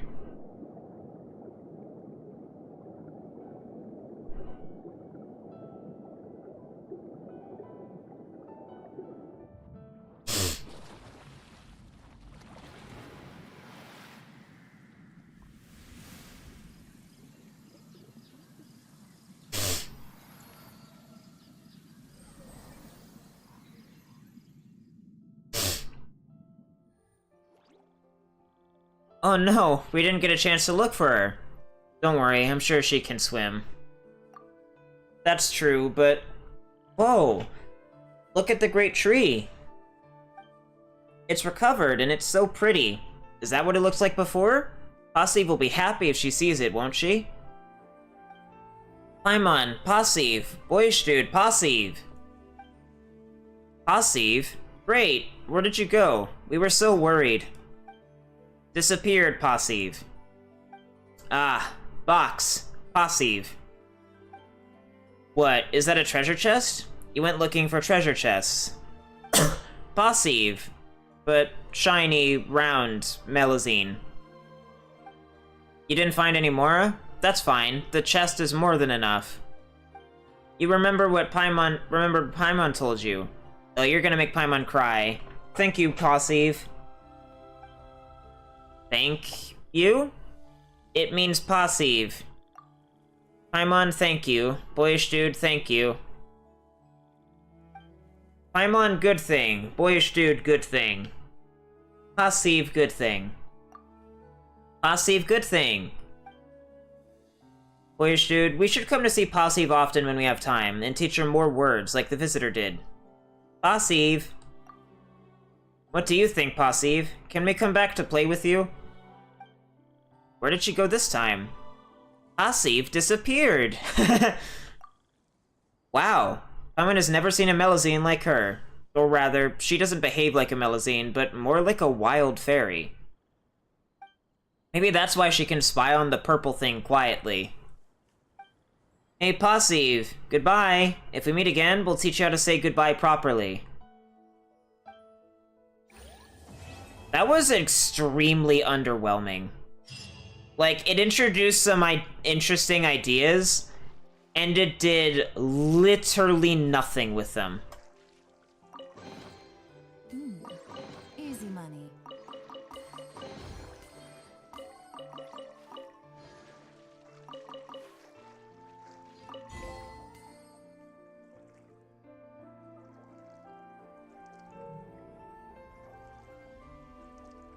That's not quite meeting a mysterious fairy, but whatever.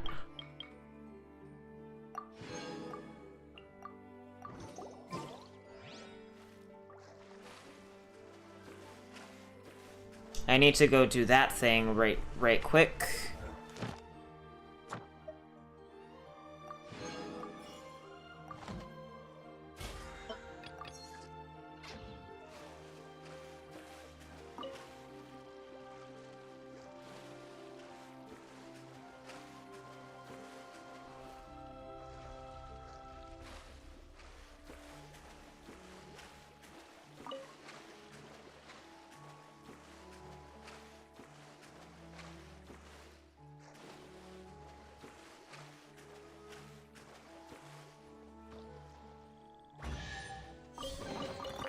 Treasure. One way to...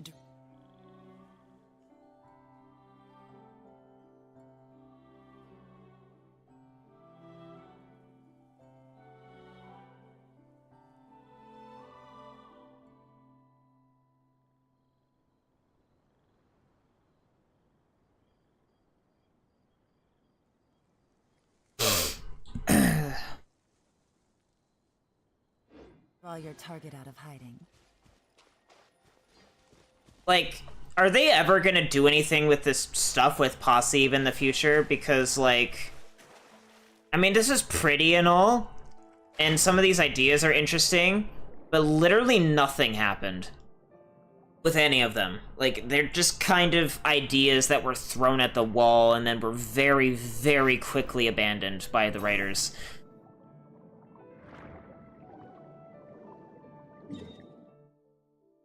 It seems like there's just no entrance at all to this other place right now.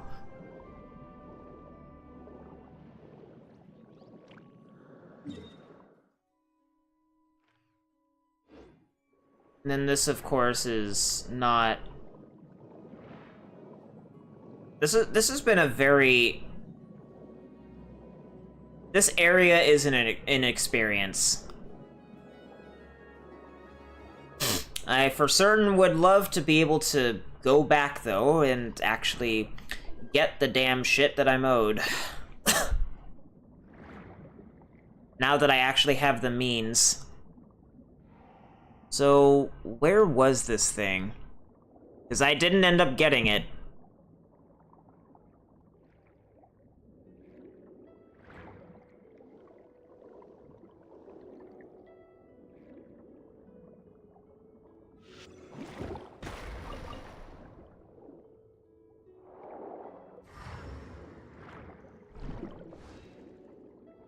Where is it, bro? Like, it's right there, quote unquote.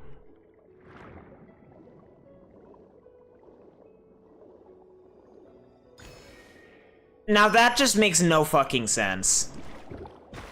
I'm pretty damn sure that there was nothing here before. Why are they...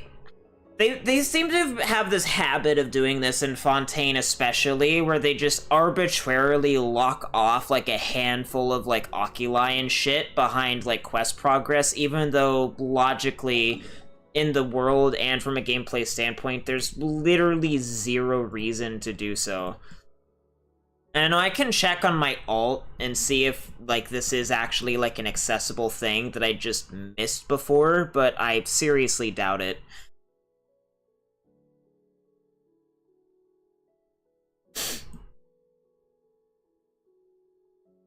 So I need to go get a precious chest and defeat a local legend. I still want to know what's over there.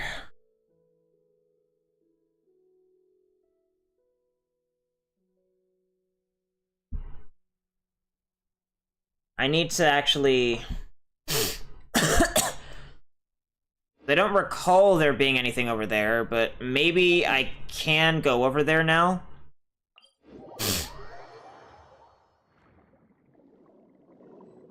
I don't know. Oh, it's another one of these.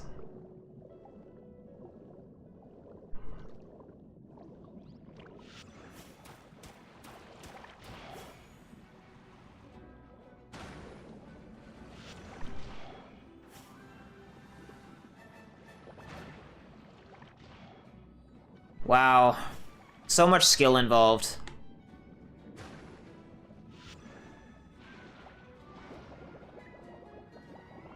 Uh-oh.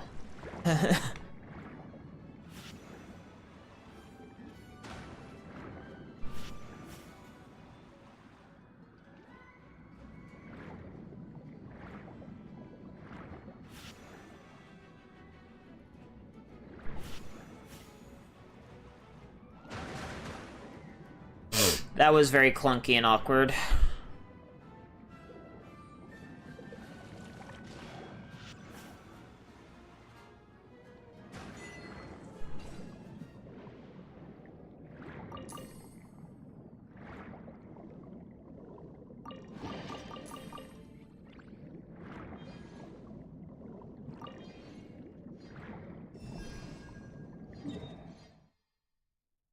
But that is that.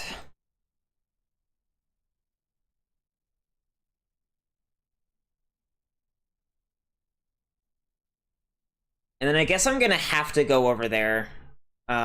in order to determine whether or not I just missed something.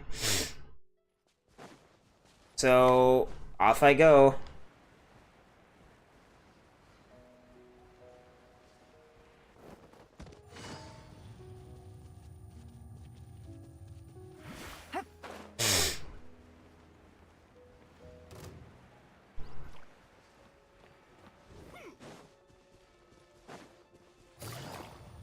That fucking auto-targeting on the initial skill use really bothers me. I wish I could turn that off.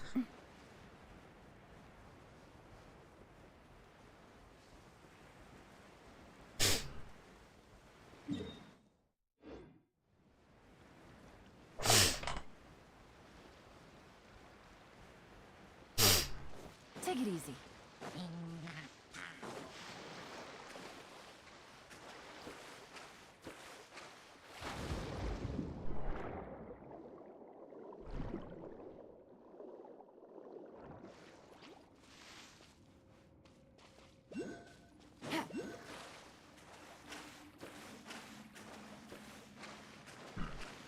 Oh, no. No, there was just a wall here for no reason before to lock progress arbitrarily. Now you're allowed to do this little thing.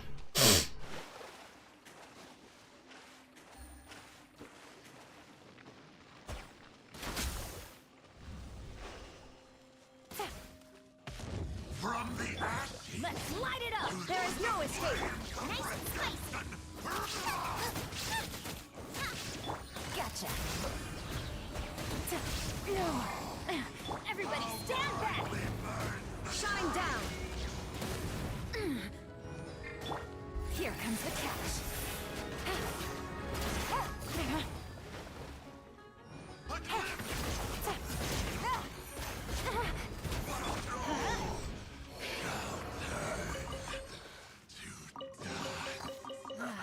Even better than I imagined. It's my lucky day.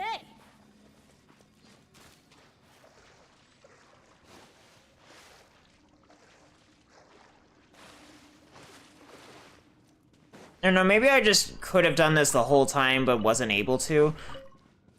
What I don't understand now is why I can't just go in there and get the fucking oculi. Like, there is no reason at all for why this is the case. I can't access it for no reason. Which is fucking stupid. It makes no sense. There's literally... Ugh. It even displays as a destructible wall. And it doesn't fucking let me do anything with it. Why? That's so arbitrary. All I fucking want is to get that one oculi so I can fucking move on. And it won't even let me do that.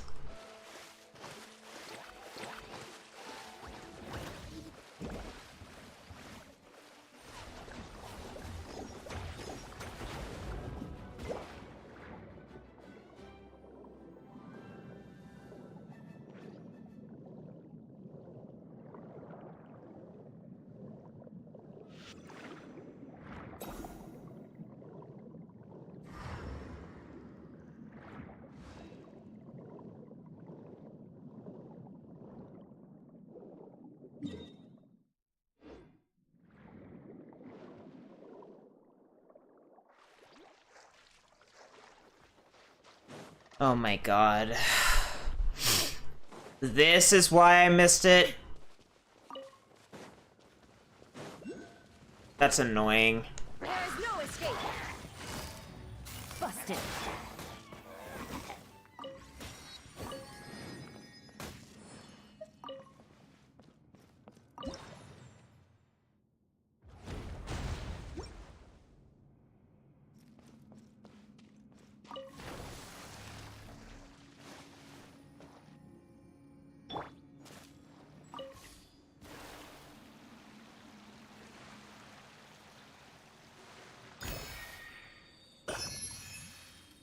What is even the point?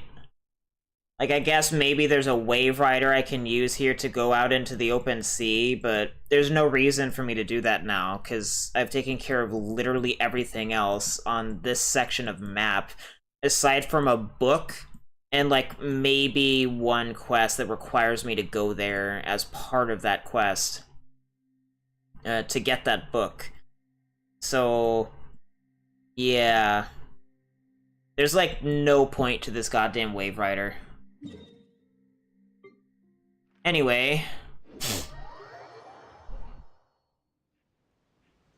I'm going to assume that this is that quest thingy, which means that I'm gonna mark that off preemptively.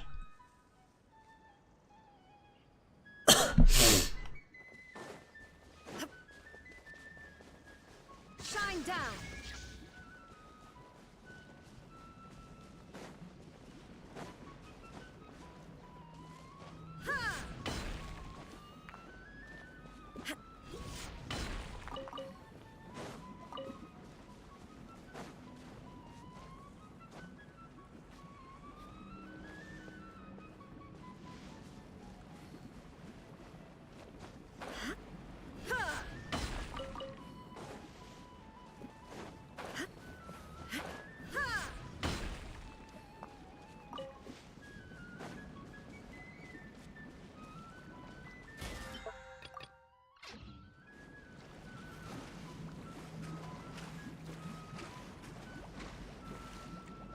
Why is my frame rate so spotty?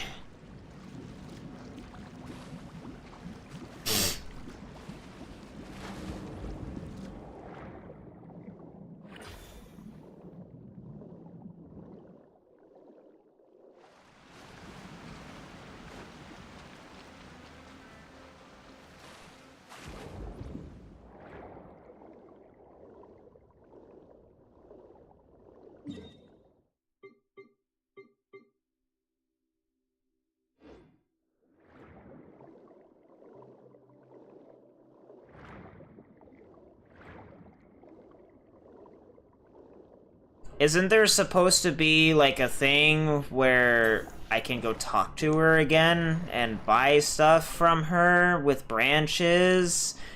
Please tell me that I don't have to wait to do that until fucking tomorrow. That would be so dumb. That would actually be retarded.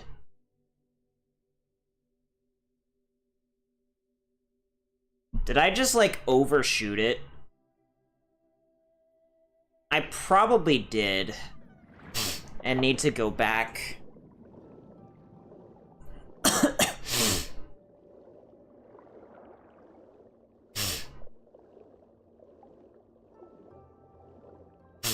still don't understand what these drained conch cups are even for. Oh, hello. Yeah, I'm just blind. But a momentary distraction.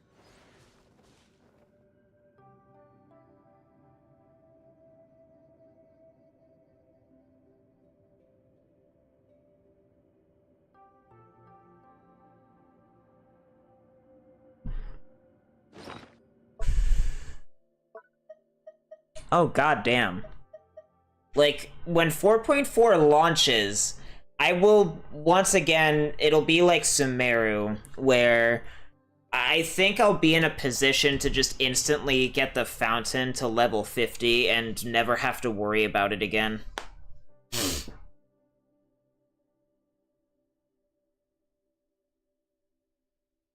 There's one more... Oh, I need to go get that viewpoint. I guess I'm done with the, I guess I'm done with the hydroculi now.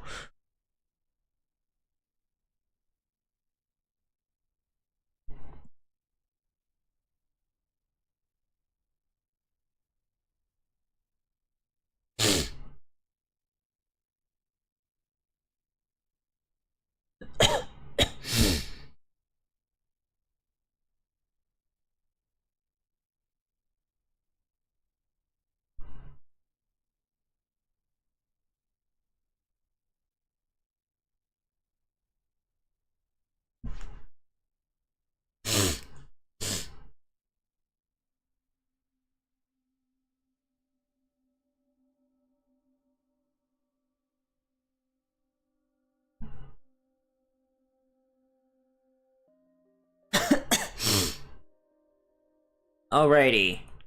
All the way. Paimon, boyish dude. Wow, it's you, Passive. Nice to see you again. What are you doing around here? Passive, working. Passive, tired. Passive, lie down. Huh? You're working? Foggy Forest Branch. Foggy Forest Branch. Very throw. Huh? What's a Foggy Forest Branch? Foggy Forest Branch. Information. Willow, collect. Fog, handle. Spring, send. Foggy Forest Branch. Missed information. So you mean it's information about the Foggy Forest path? Passive. Foggy Forest Branch, very throw. Very many places. Passive, searching. Passive, tired. Passive, eat. Passive, lie down. Foggy Forest Branch, very not many. But boxes, very many. Ah, thank you, Paimon. Thank you, boyish dude. Here. You found us a treasure chest again? Passive, box, treasure, flower, shiny, sweet, very many. Whoa, so there's other stuff too? You know, Passive, you're real nice, but it'd be bad if we kept taking your stuff for free. Why don't we exchange things instead? Exchange? That's right, we're friends, and friends should exchange gifts and earnest with one another. So we're gonna help you find your Foggy Forest branches, and exchange those for your stuff. What do you say? And we can get you some stuff to eat, too.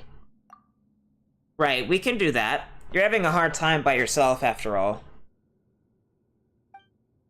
Eat, Tidalga, Passive. You like Tidalga? I think all of them do, Paimon. Tidalga, Tidalga, Tidalga, Tidalga, Tidalga. Does that mean you eat 5 meals or 5 Tidalga a day? Wow. You might have Paimon beat for appetite. Well, what about the branches, then? Can we find them by following the Foggy Forest path? Melazine. Foggy Forest branch. Very throw. Very many places. Very Araneus. The branches are all over Araneus, then? Smart boyish dude. Passive. Foggy path is flowers. Branches, also flowers. Branch, branch, branch, branch, branch, branch. Number. Huh. Oh, Paimon gets it now. The branches can be found in places with the same flowers as the Foggy Forest path, and there are 6 locations, right? Smart Paimon. Passive. Guess we're all clear now, eh? Make sure you rest up, Passive. Just leave this to us. Paimon, boyish dude, good thing. So, slowly, slowly. Passive.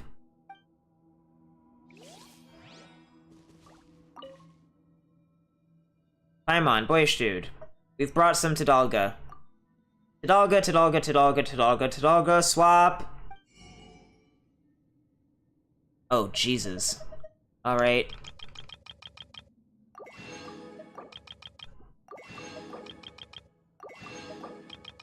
I don't have that much Tidalga.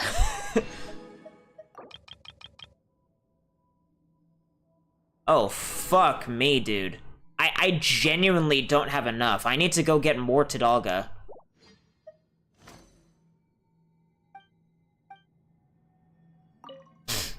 We brought the branches. Branches, branches, Passive.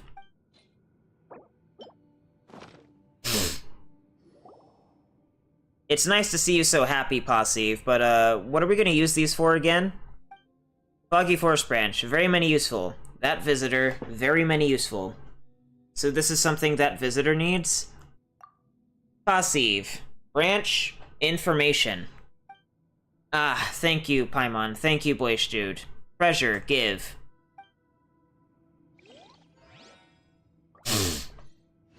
I need to actually go and collect more Tidalga. Oh, god damn it. This game. Or, sorry, my headset, rather, not the game. It keeps fucking turning off, and I don't know why.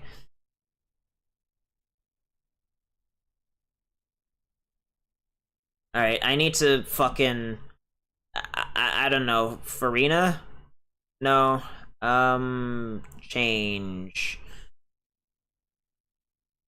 Navia... Why does she need that? She needs barrel conches. Nervalette needs those. He needs those. He needs those. Is there not a single fucking person in all of Fontaine that has been released so far that actually fucking needs... Wow. That's really surprising. They make you collect a bunch of Tadalga for this, and probably this specifically, because there isn't a single character from Fontaine so far that requires them. So I can't use character material in Tavad Interactive Map for a convenient way to locate Tadalga. I'm just gonna have to go find them.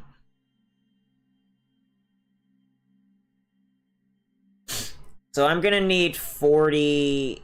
and I'm gonna need 70 Tadalga before I can do anything.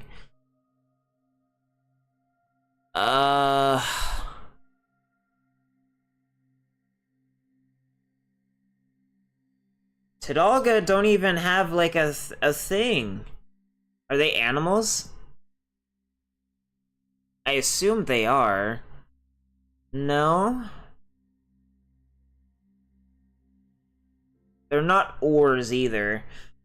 They're 567 condensed fucking crystals, or condescence crystals? Jesus. But if they're not, and they're not fish, they're inventory materials? Ugh. Whatever. So how many do I have right now? Because there's a bunch of fucking Tadalga that I can just go get. The world remains And I can bring back here.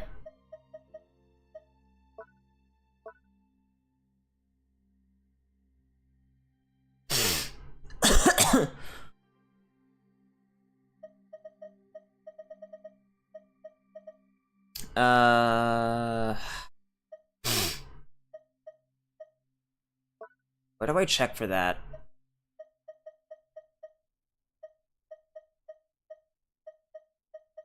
I have more than enough to level up the cat girl, at least, in terms of the Lumidol spells. Where is the Tadalga?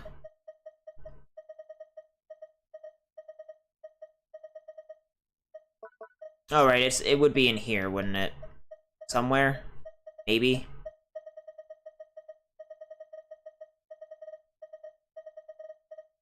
No?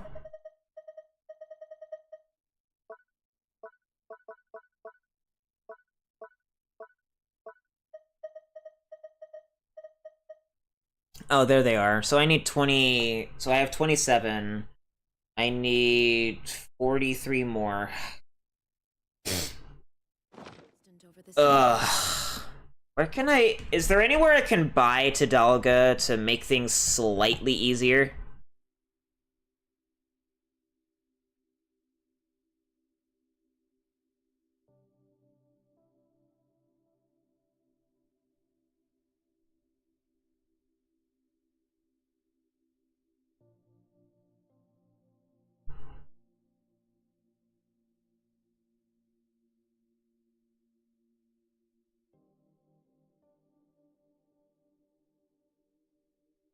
Isn't there someone that sells it?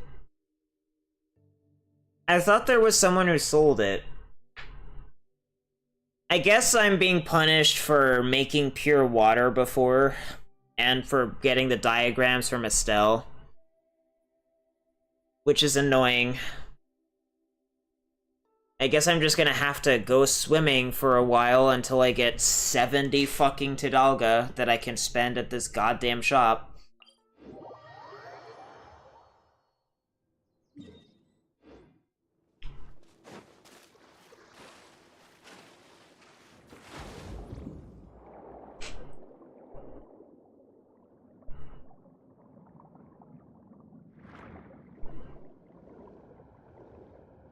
Oh, right. Yeah.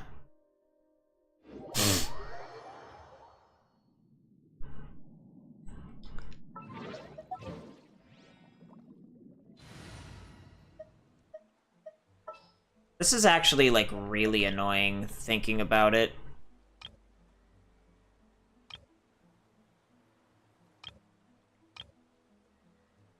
I guess since I'm underwater, it's not gonna matter much if I swap out a character for one that I think actually lets you scan for shit.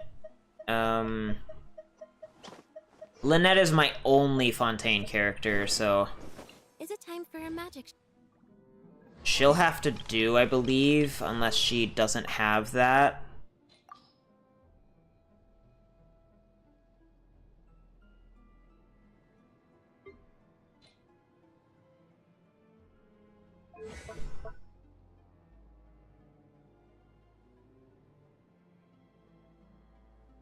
Oh.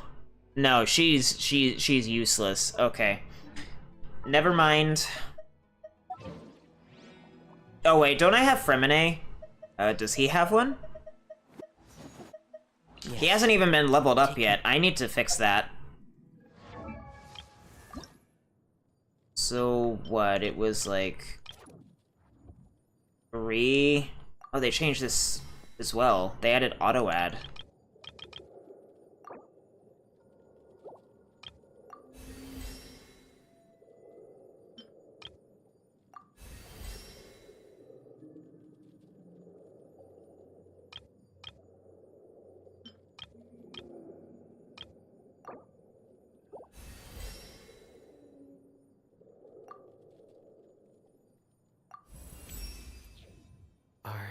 Are you sure?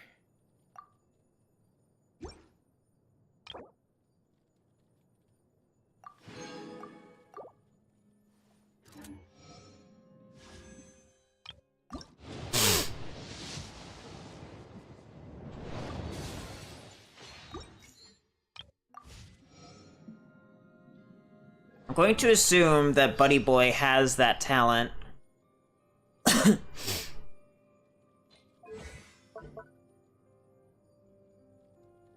No. God damn it. The Fontaine characters I have are useless to my purposes. Bring back the big butt Chinese girl. Just sharpen my spear. Fuck me, dude.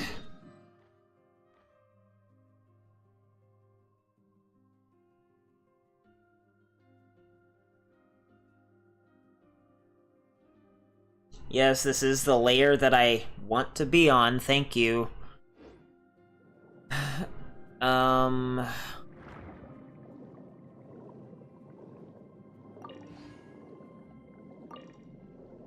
don't know if I'm getting actual performance drops in the recording slash stream. There's supposed to be a third one somewhere. There it is. That's 30.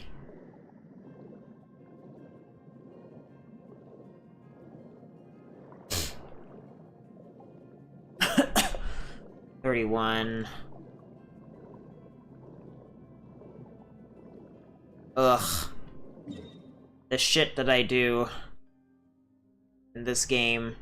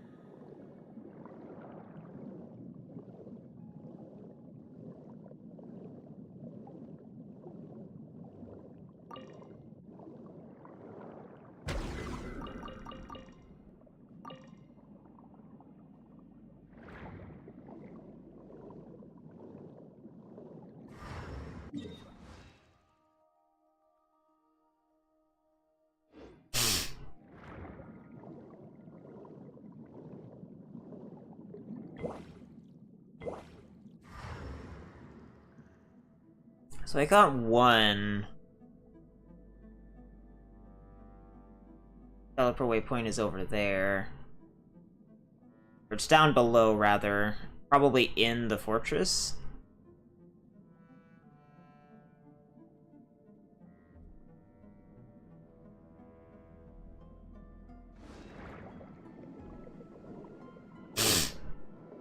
Sneaky bastard.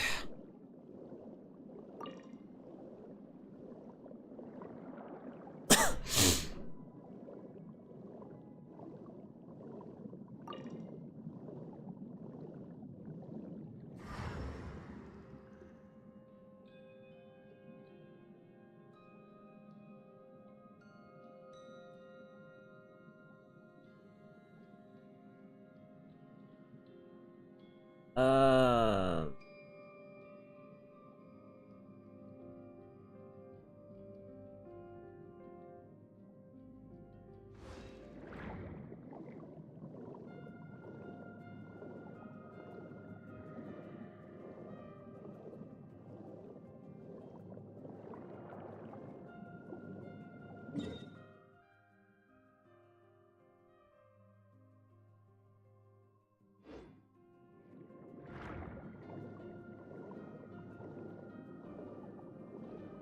Where could I possibly have missed one? It's so weird. There's like no other Tadalgas here, but I'm seeing 4 on the Tavad interactive map. And the teleport waypoint that's right below me is not a place where there would be a Tadalga, because they don't exist down there. I guess I'm just gonna have to go over here and start collecting these.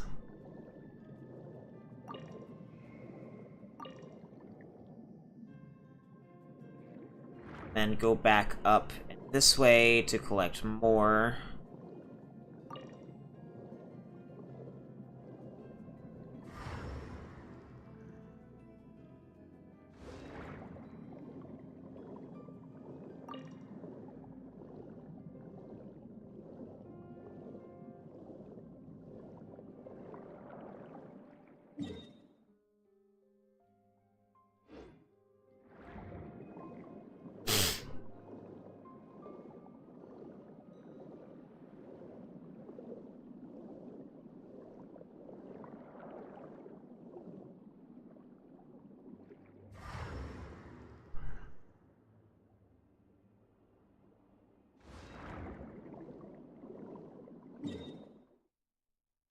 I overshot it. It's down.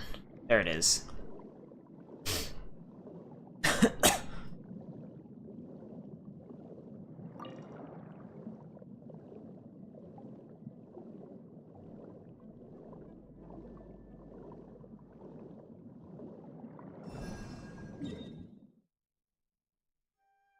Okay.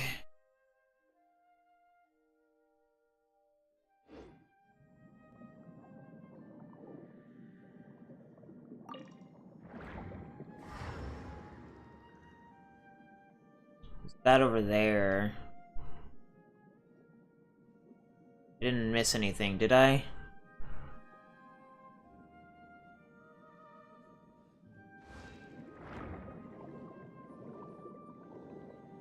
There's 3 here. Ah. Here's the 3rd child. There we go.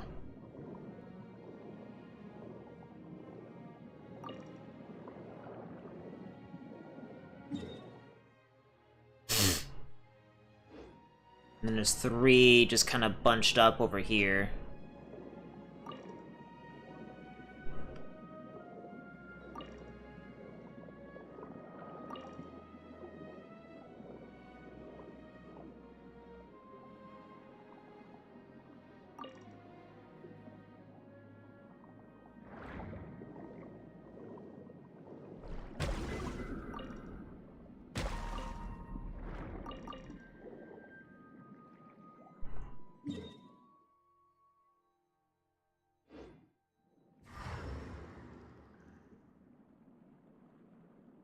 Up and down. Got it.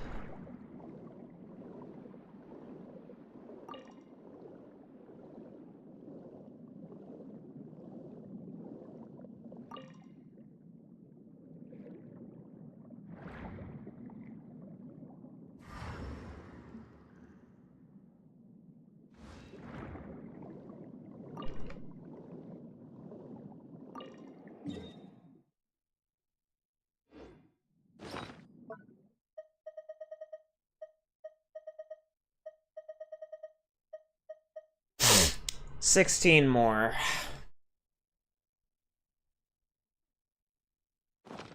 Ugh. I just want to move on and do the last thing.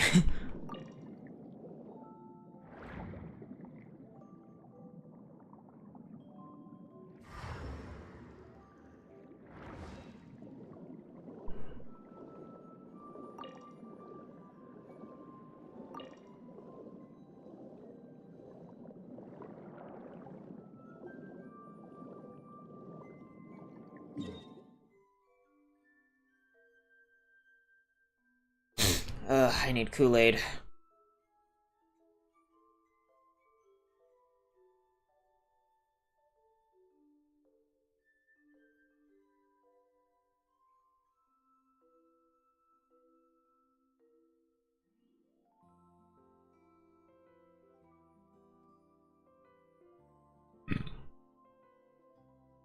Ugh.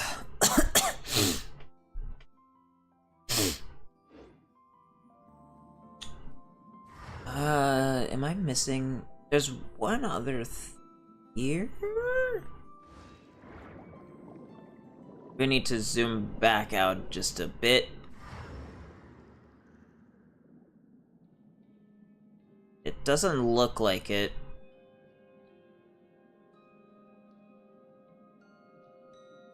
I feel like I've missed one, but I'm not sure.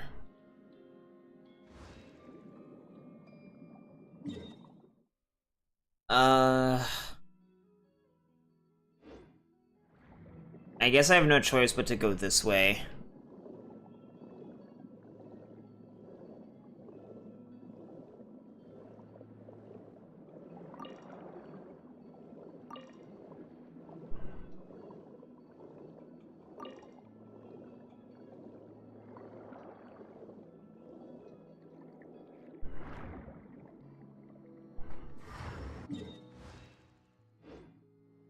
Where could these fuckers possibly be, bro? Whatever. Then there's another one, like, in this general direction? And another one. No, I don't think I've actually been over here before. Not that it matters, because it looks pretty generic.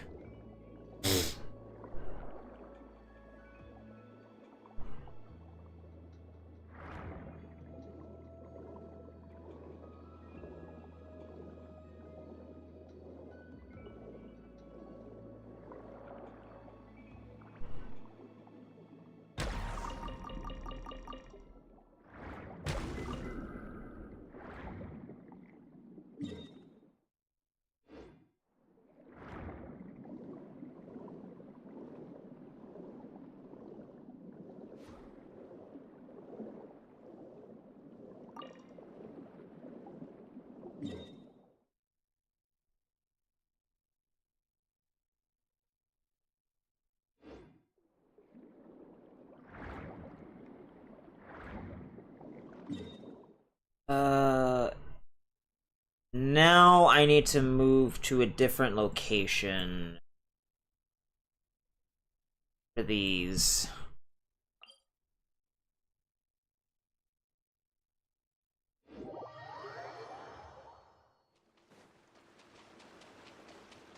There's like a Tidalga, I think, somewhere.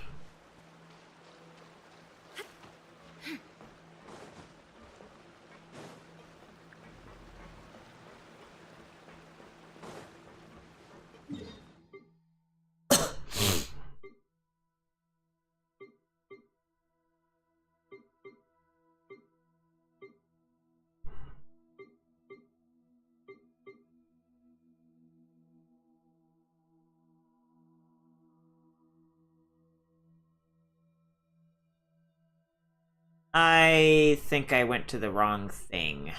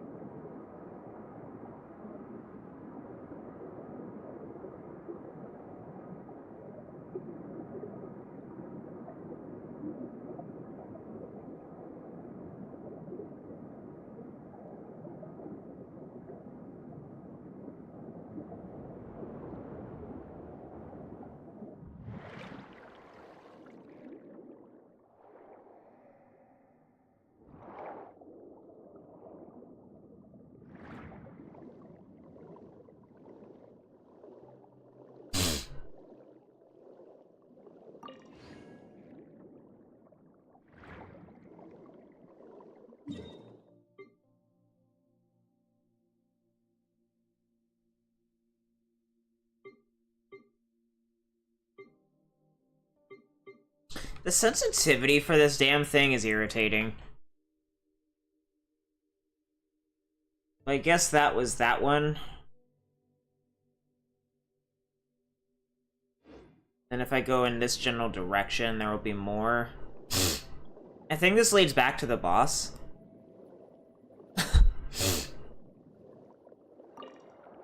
Ugh. I didn't think I would have to get so many Tidalga. This is annoying. Yeah, this just leads back to the boss. Alright,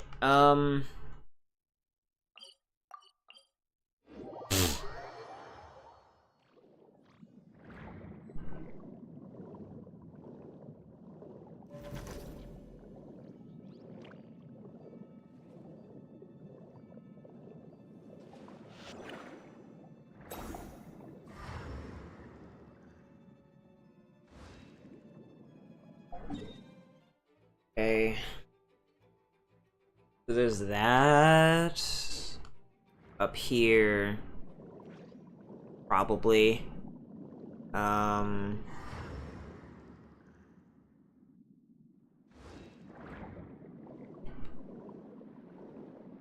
No. I'll go collect these, though.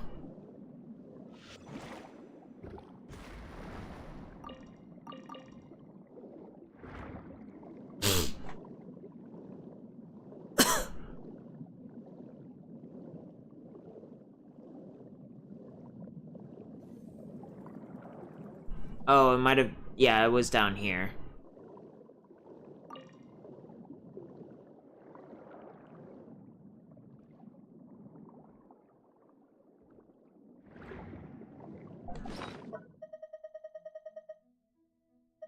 I only need 4 more. And then I will be straight up out of Tidalga.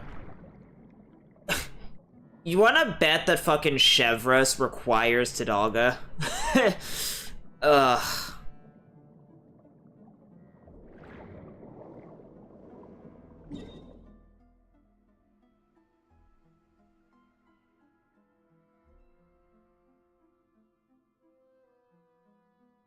Well, that looks like it might be 4 more. Yeah, it would be, provided that I haven't collected them. I need to go back up.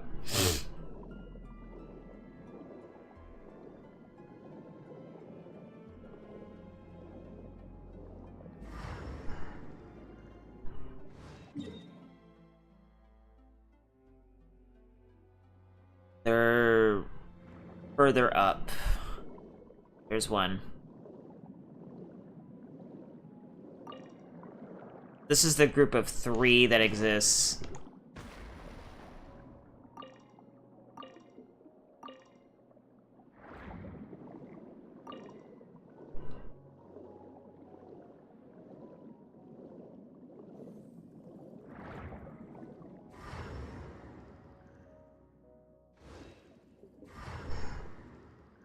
Or not? Where's the 3rd one? This is the farther away one. Though this is not it. I need 1 more.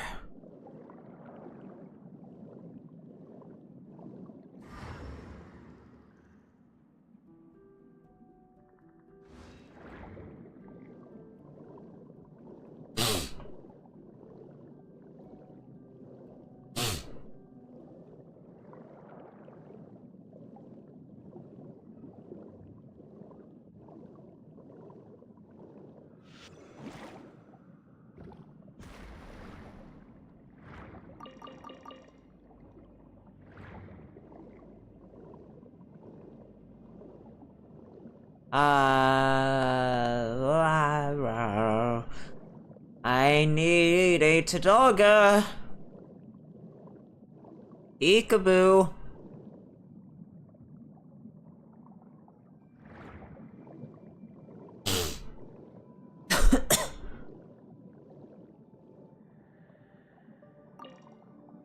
To think that I'm actually done with all of the fucking new content in, like, less than a week. Like, I will probably be able to stay up for a while and be able to fucking finish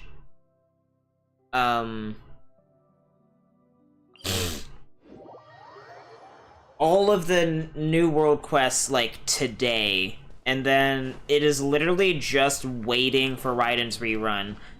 Because, I mean, I could... It'll depend on, like, when... If Ito gets his rerun in the next patch, then I'll probably do all of the new content on my alt. But if that doesn't end up being the case, then...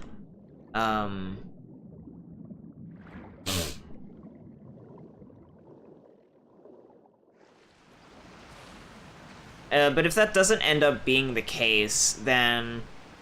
As much as it's like an obligation for me to have both of my accounts on the same page in this regard, there's really no point.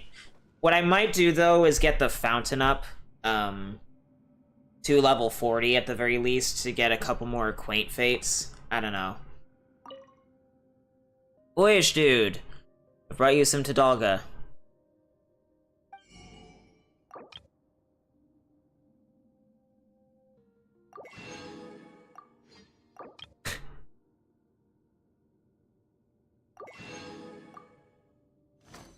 Thanks, Boyish dude. Thanks, Tadalga. Passive. Boxes, treasures, melazine. Passive. Did we run you all out of stuff? Passive. Go out. Passive. Find. It's fine if you don't have anything with you. This fucking headset really doesn't want to cooperate today. It's a good thing there's no voice acting during world quests. That's right, we can just give you Tadalga anyway. Melazine. I'm on friend. Ernest. Boyish dude friend, Ernest. So, swap. Well, alright then. How long will you be out, Passive? Are we gonna see you around? See around? Well, that's how we express the desire to meet again. See you around is how we say goodbye. That's right. We did say previously that we'll teach you how to say goodbye, didn't we? Well, why don't you try saying it? Goodbye? Do you not know what that means? Well, you can consider it a sort of exchange or swap, too. Kind of like swapping one tomorrow for another. You take a bit of your tomorrow and give it to us, and we'll give a bit of ours to you. And that's how we'll meet again. What do you think? Get it now? Swap tomorrow for tomorrow. Passive? And looks like you get it. In that case, let's say see you around for now. That way, we'll definitely meet again. See you around, Passive. See ya. See you, Boyish dude. See you, Paimon.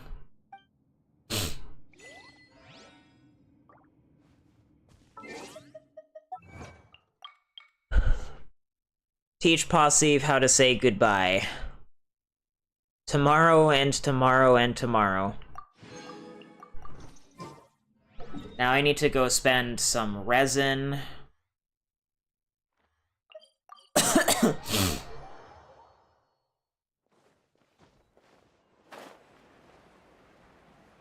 And just take care of all the stuff.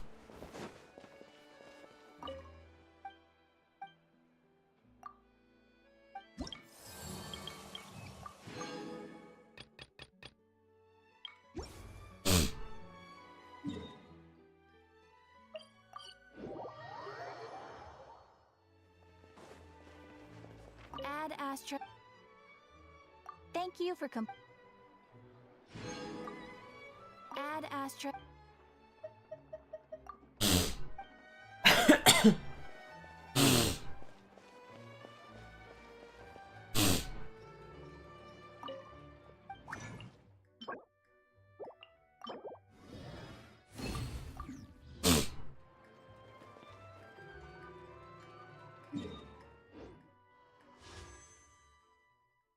Oh, that comment just fucked up the numbers. That's fine.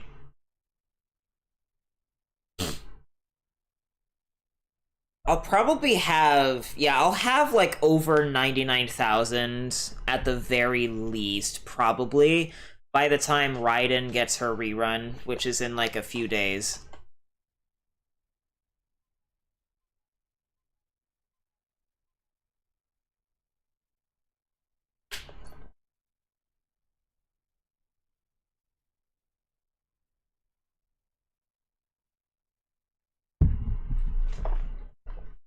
Ugh. Oh, I can hardly wait.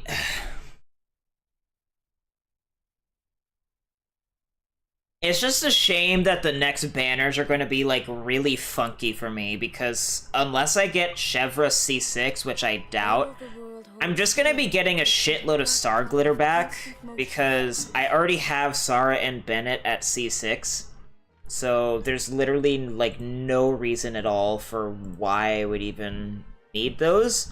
It's just free wishes. It's just goodwill. So,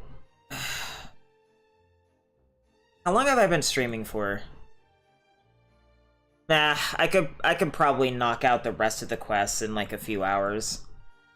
I would be surprised if I can't finish the rest of the content from this patch within like 6 hours, give or take. So I guess to buy time for more resin, go and do this stuff.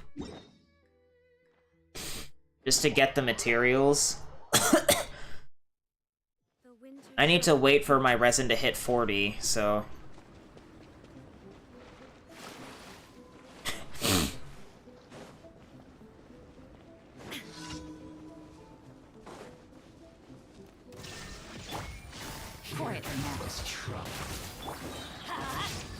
Stay right there. I'm going in! Let's light it up! Boba, get them! Illusion shattered. This isn't good. Flash frost. Teamwork is dreamwork! At the frying pan! It's time for a flash freeze.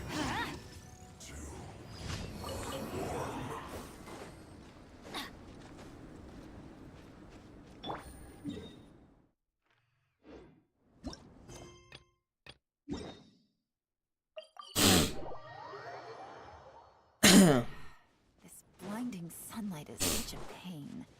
No way I can get a nap in this weather. What should I do? Because I'm not really, short of maybes, unless I really feel like doing all of this again on my alt, because it's an obligation. Everybody stand back!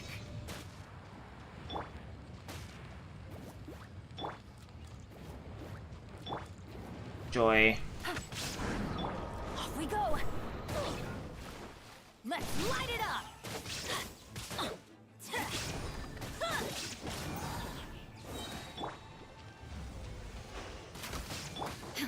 Shine down.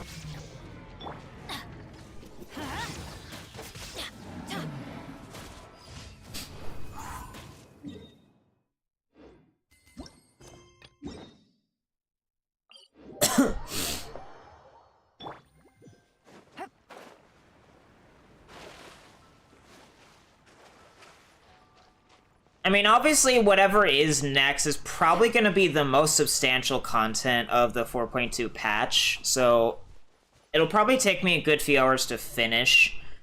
But, like, I am nearly completely done with Fontaine. So, well, at least until the next update comes out, and, because I believe that's when Chen Yu Veil is going to release, unless they're going to delay that to 4.5. At which point 4.7, if they do another new area, will probably be the next patch that a new area gets released in.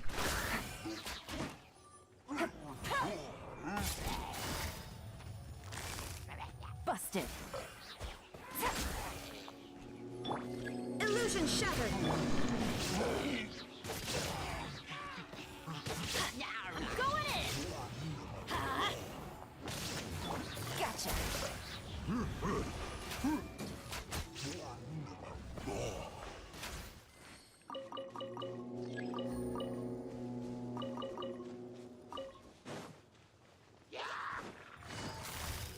Quietly now.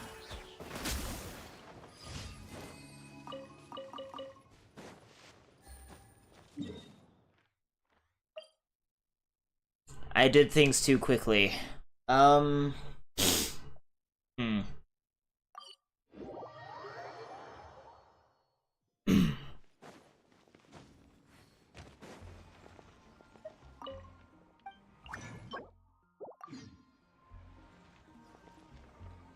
I guess I could play Star Rail briefly and just get those dailies taken care of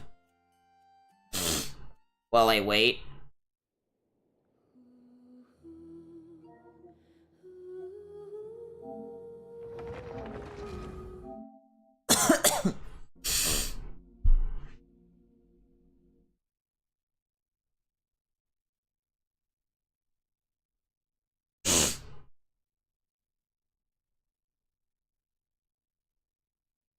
Yeah, but after I'm done with Genshin Impact on my main account, provided that I can withhold my desire to just burn through all the quests and the remaining exploration on my alt, knowing that it'll only take me a few days, I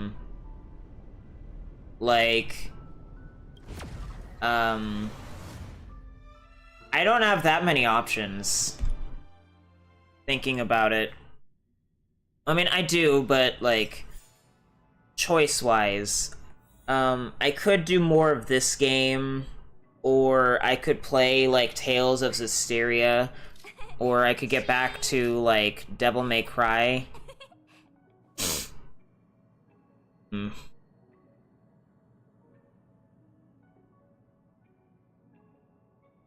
I don't know.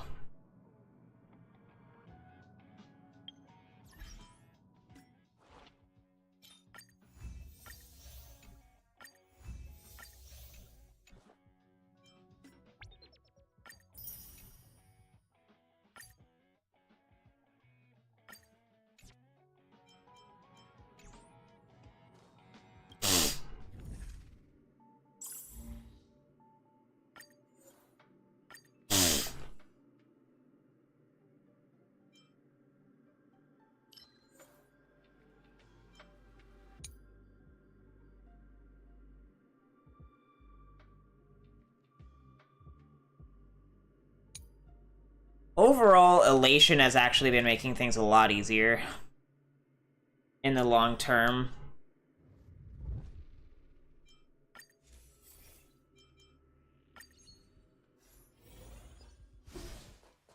Excuse me?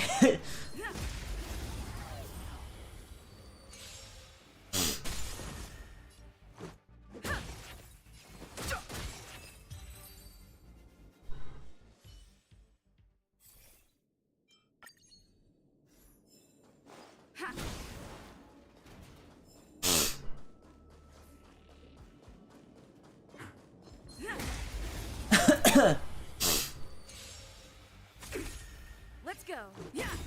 I've no interest. My turn. Here. Let's make it quick.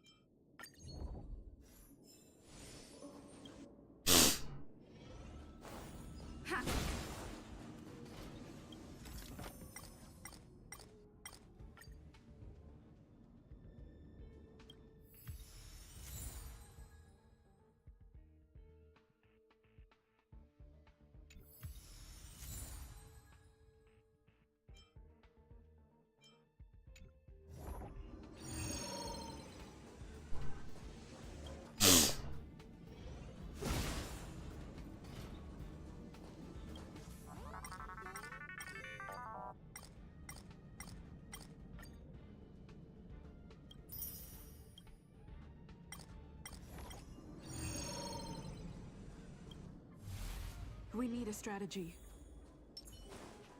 This will strengthen our position. Stay alert. Fighting is meaningless. Tough luck running into me.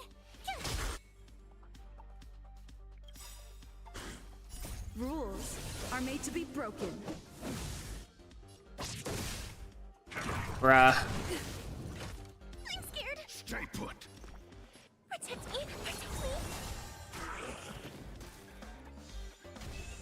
go. Yeah. Phew!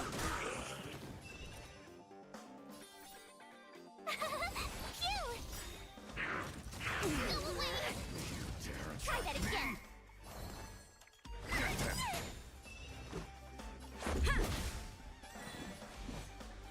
The truth of life in this sanctuary is but a vision. Break! My turn. Here. I'm scared. Stay put. Get them. Let's make it quick. I've no interest in conflict. You can't run.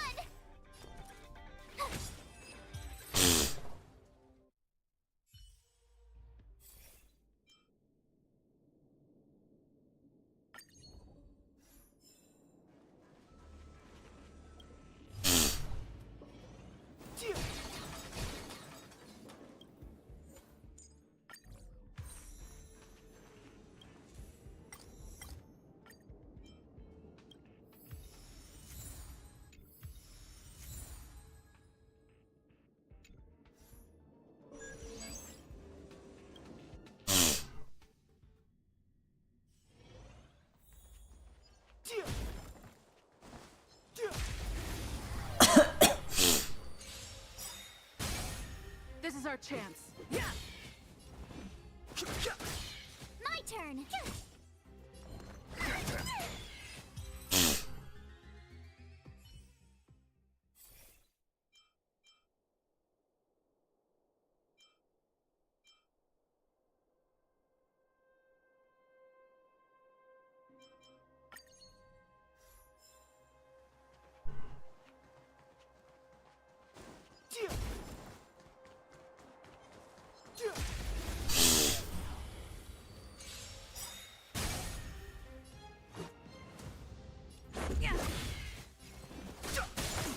Told you.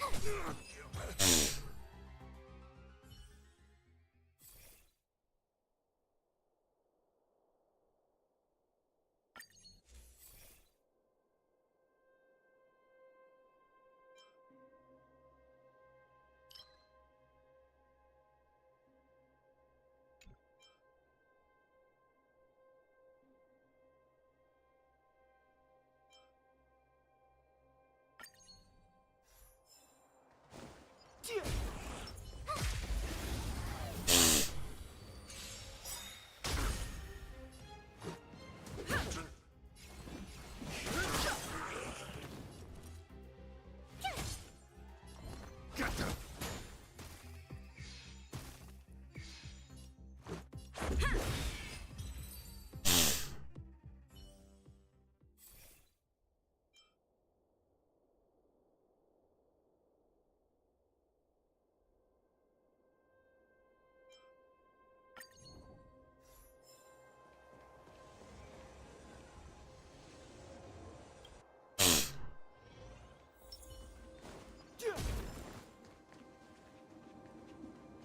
This will strengthen our position.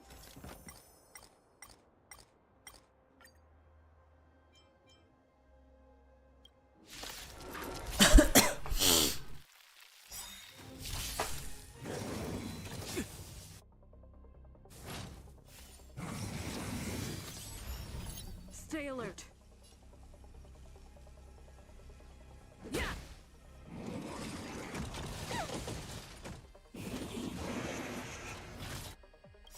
Gotta try hard sometime. Watch this awesome move.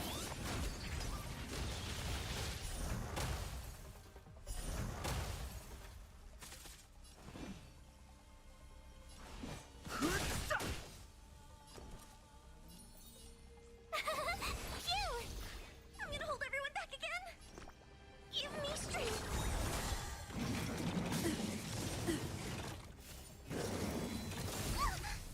You can't run.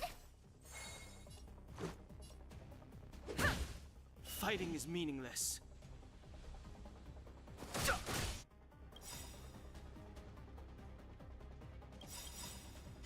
The truth of life and death.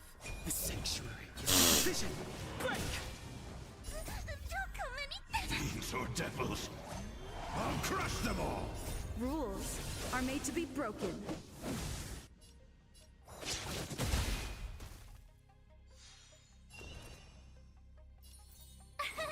Here!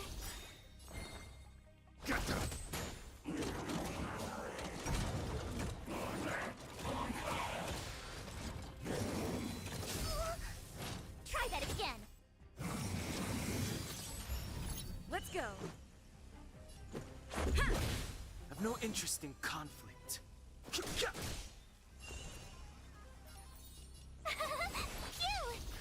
I'm scared. Stay put. You can't run. Try that again. Let's make it quick. Yeah.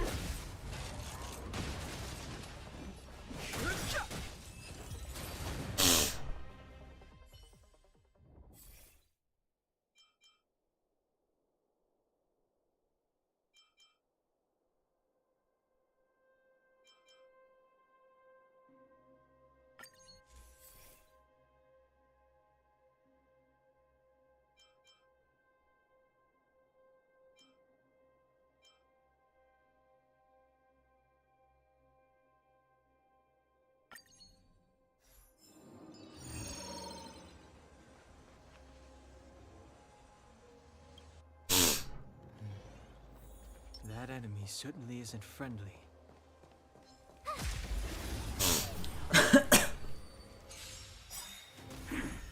Stay alert. Yeah.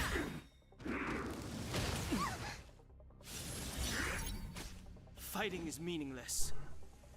Tough luck running into me. Here. Protect me. Protect me. Let's go.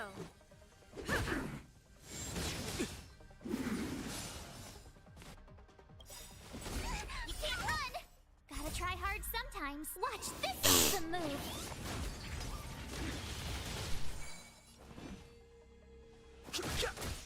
I've no interest in conflict. Phew! Yeah.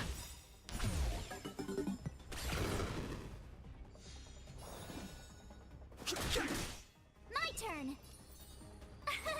Here. Tough luck running into me. Phew! Gotta try hard sometime. Watch this awesome move.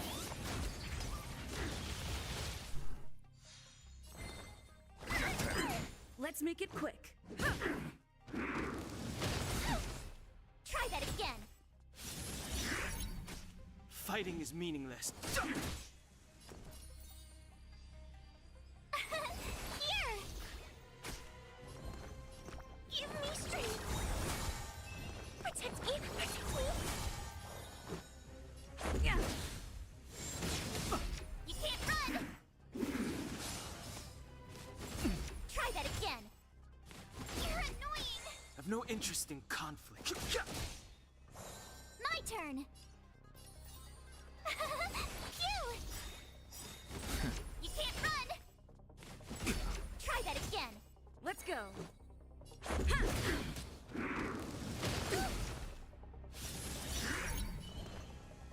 Gotta try hard some. Watch this awesome move.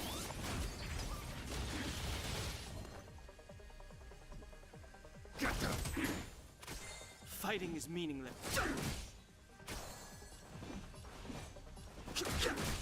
Tough luck running into me.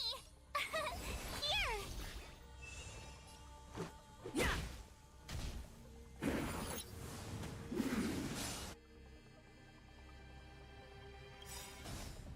Rules are made to be broken.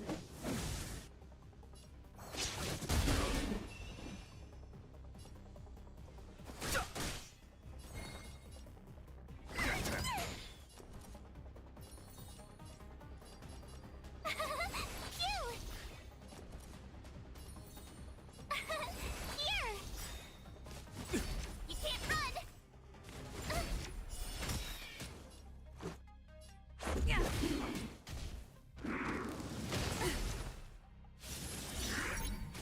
I've no interest in.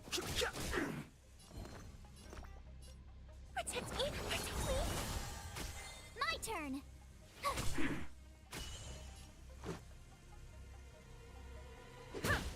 Let's make it quick. You can't run.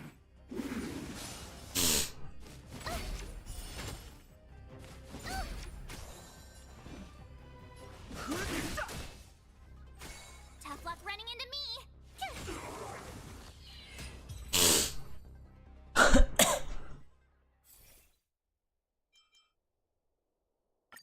Finally. The thing that I actually wanted.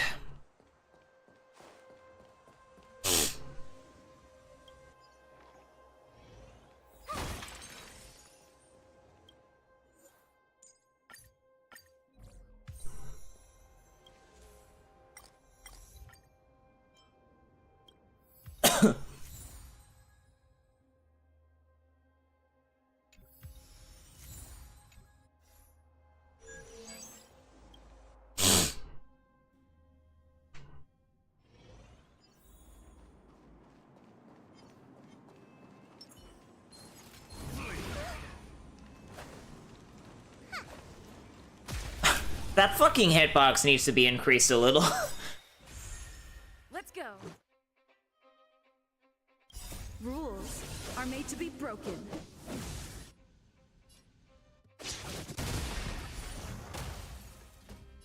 Yeah. Fighting. Let's make it quick. Yeah.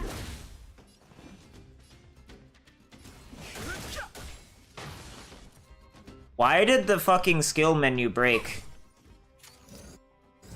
That was weird.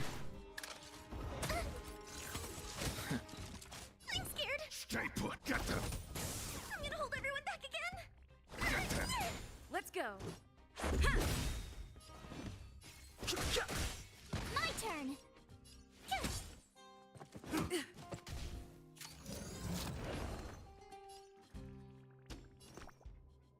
Give me strength. Yeah. I've no interest in.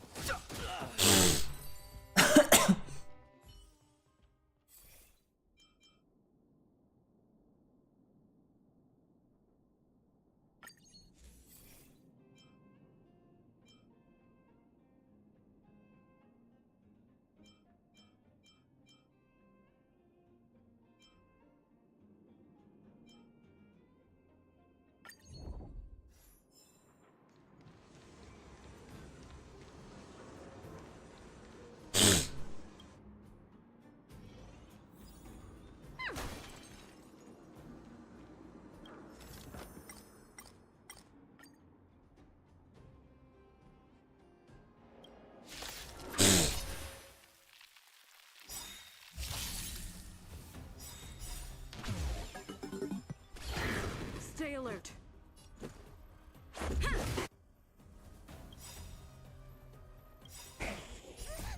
come any close. Fiends or devils. I'll crush them all. Rules are made to be broken. Fighting is meaningless. Tough luck running into me. Phew. I'm scared. Get them. Let's make it quick. Yeah. I've no interest in conflict. Here. I'm gonna hold everyone back again. Go away. You can't run.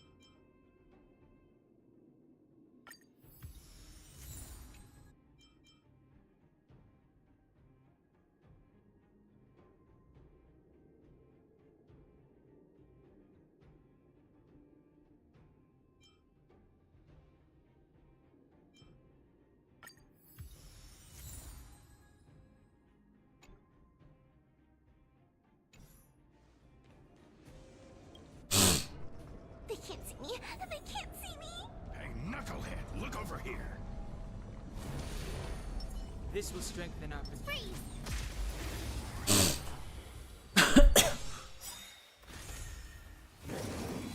You're annoying. God, that's so good. You can't run.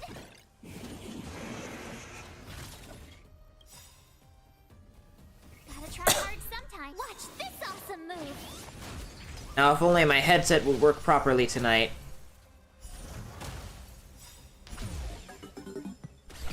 Stay alert. Yeah. The truth of life and death. The sanctuary is but a vision. Break! God, that's so good. Why have I been not... I should have been using Elation, like, way earlier. I've only started using it within the past couple of days, but it's disgustingly good. Phew.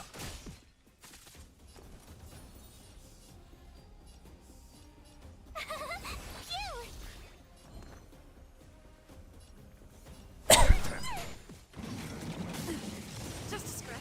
Try that again.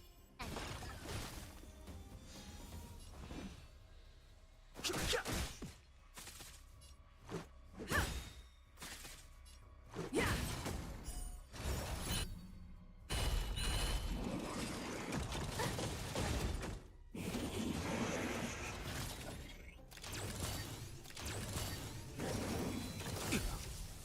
You can't run. My turn.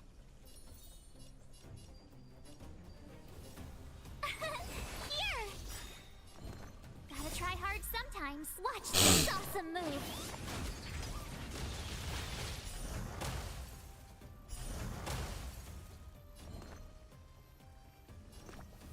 Give me strength. Don't come back. So devils. I'll crush them all. Rules are made to be broken. Just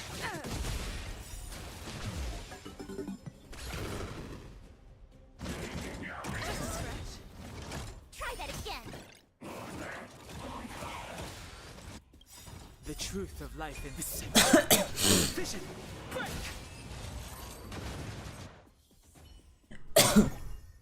You couldn't have done it without me.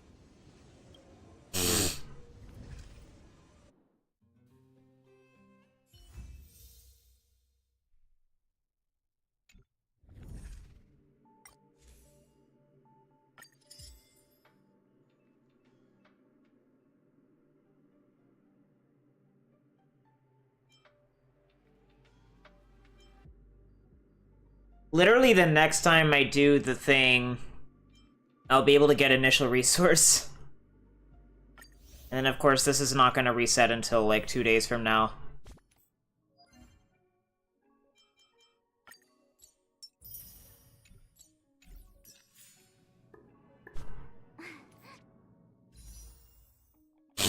I'm gonna end up with a pretty massive jump in,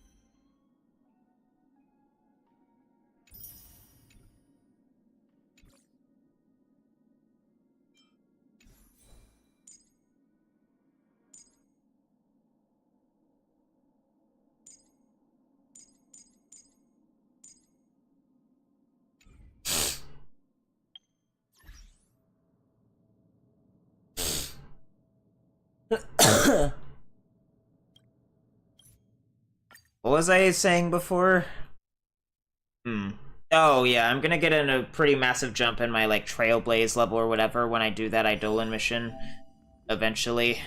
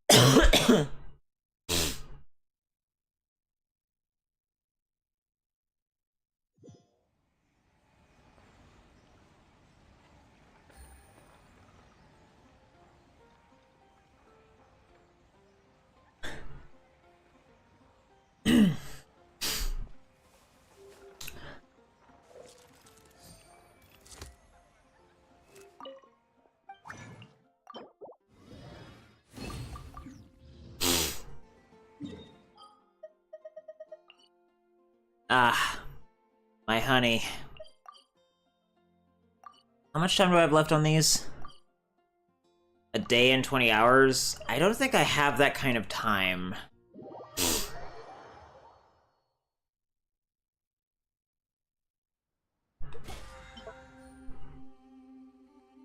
I barely have that time, so I think I'm just gonna do the safe thing and buy all of my flower seeds today. The one before. Ah.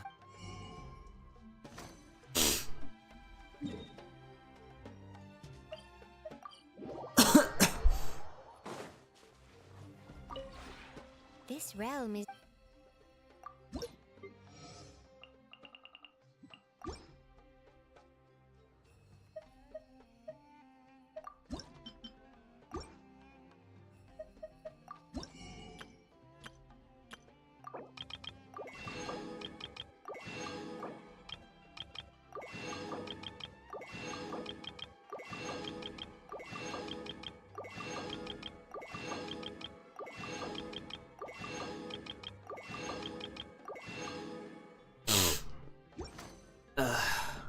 If you ever have...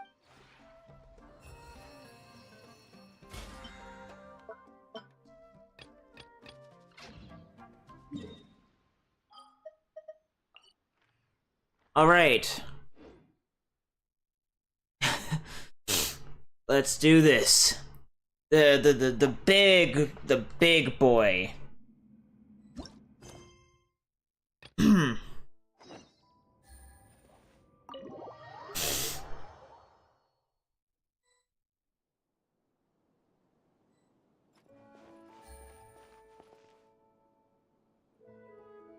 The music changed.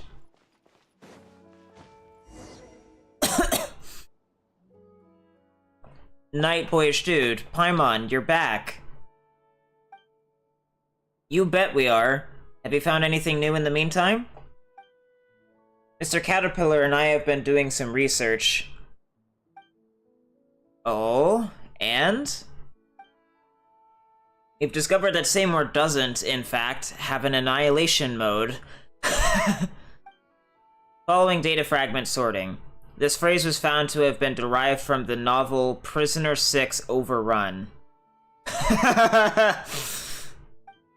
In that book, the World Organization launched a mass annihilation agent to hunt a chimera down. Wait, that stuff's not important at all. Apart from using our free time to go out and investigate, we've also read through the books collected here one more time. Really, that's a lot of reading. Oh, I can barely see some of that text. We couldn't make heads or tails of them at first, and even now, well, they certainly are well written. I don't know whose handwriting it is or what scribe or copyist was hired, but their penmanship is clear and clearly beautiful. A master of calligraphy if I ever saw one. Wait, so you were talking about the handwriting? Ugh, Paimon's got a bad feeling about this already. Did you not find anything during this time, then? Alright, sorry. I shan't jest any further. As you know, we told you all that we found the last time... without holding anything back. Oh, we told you all that we found. I read that wrong. However, I fear that this time, there are some clues hidden in details that we must rely on chance to reveal. Reveal their meaning, you mean? Indeed. For example, if no further revelations concerning a murder emerge, then the blood on a painting will always remain a red smear. Then what would this chance be, Caterpillar?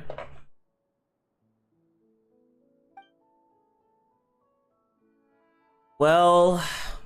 why don't we do a quick recap of everything we've discovered? Let's make some deductions regarding what happened in the past. That might give us the opportunity to fill in some gaps that can help us support or refute our views. That's a good idea. I've always felt like there's so much about this that's familiar, but I can't recall anything about it. Negative. I can give a continuous account of the resources that I have sorted. Ugh, silly dog. Didn't you only recover your creator's name after talking to us about the matter? Negative. I merely matched similar sounds during said interaction. There was no data loss involved.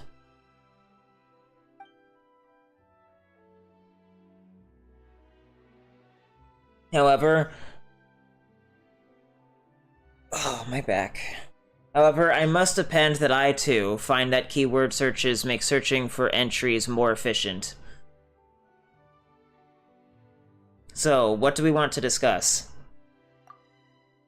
Well, for a bit of a warm-up, or a teaser if you would, you may be referring to a heater. What? Yes, that's exactly what I mean. So, let's start off our deductions with something simple. What is the Mary Ann and the Anapausis exactly? Huh? That Mary Ann holds the greatest secret of all.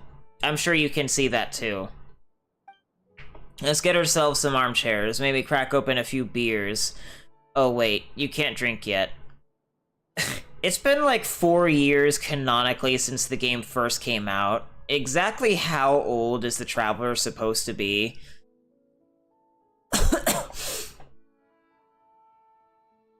Or actually, no, it'll be 4 years, like, later this year in, like, September?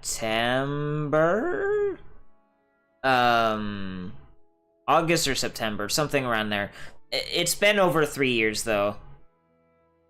I would have thought that canonically the Traveler would have been an adult by now. Anyway, let us help you sort our findings out. Also, beer is gross. I'll start first. Well, the name Marianne itself certainly is familiar to me. The name of the person I was meant to protect is Marianne, yes, but I have no data regarding the identity of the one who resides within the Anapausis. We are missing context. I can only conclude, based on a human's unmodified lifespan, that they are not the same person. Well, wasn't Marianne an Oceanid? That would seem to be the case, huh? It's been a few hundred years, after all. Well, as for Paimon, she ate chicken mushroom skewer this morning? That doesn't contribute anything. Well, guess it's my turn. You mentioned before that you encountered Oceanid creatures that had a great deal of character. One might say personality, even. The precondition for such creatures and their characters is the same. That an intelligent Oceanid has already understood their original forms beforehand.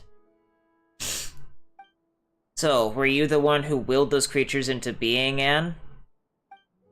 Don't you think that's kind of weird? You know, summoning familiar friends to play house with you for who knows how long and stuff?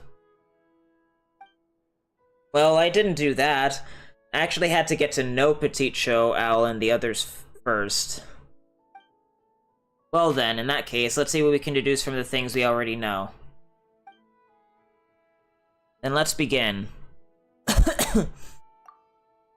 Huh? It's already starting? You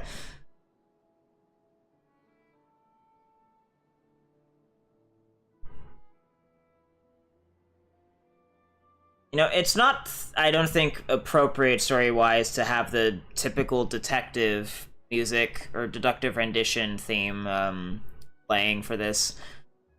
What pie money this morning? Anne said the name sounded familiar. I should ask her about it, should something come to mind. Same or she's someone that he must protect. Either way, ordinary humans don't live that long.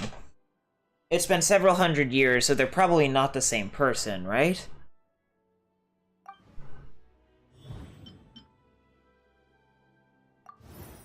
The Marianne in Anaposis seems very mysterious. We once suspected that Anne was a character from her dreams.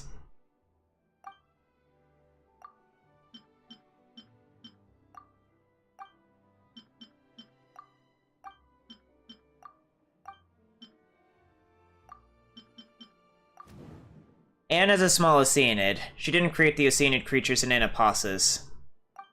Speaking of, just how do Oceanids reproduce again? The Oceanid Anne. Anne's far too weak to control that whole realm, so she can't be the Oceanid behind it all.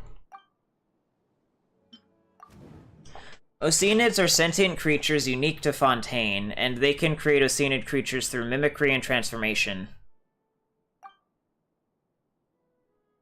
I remember all the strange and wonderful Oceanid creatures we saw before we met Marianne. There are Oceanids in Anaposis. Maybe Osile can create water creatures, but it's extraordinary to be able to imagine creatures with rich personalities. It's almost certain that there's an Oceanid in Anaposis controlling everything. Who can she be? Chicken mushroom skewer. At the risk of missing major plot twists or important foreshadowing, I don't think this is related to Anne's background either.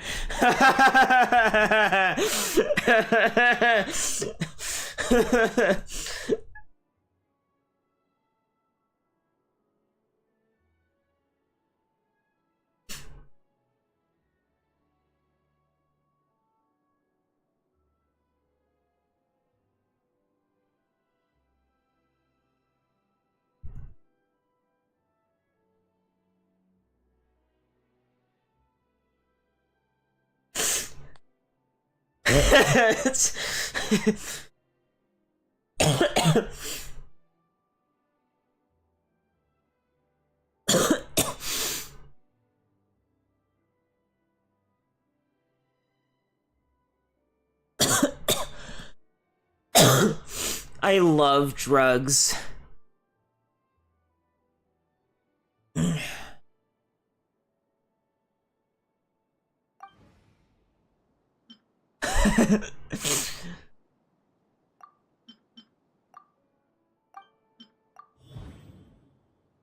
The enigmatic Marianne. Marianne, who has the same name as Seymour's owner, and who seems to know everything. Even if she's not an Oceanid, she is. She's probably related to the Oceanid behind all of this. She's either an Oceanid or a Hydroidolan. Like, there's no in between there, and I think it's more likely that she's an Oceanid.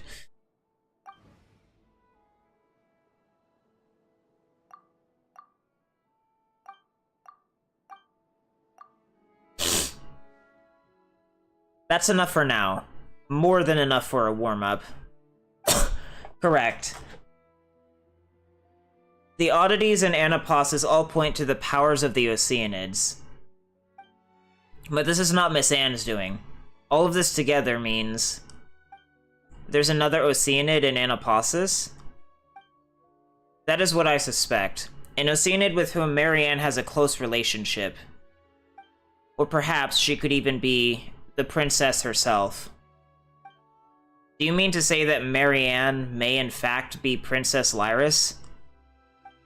Yes, Lyris. The Red Empress of the Narcissan Cruz Ordo from back then. The Red Empress who loves to take heads. Take heads? I seem to have a vague recollection of something like that.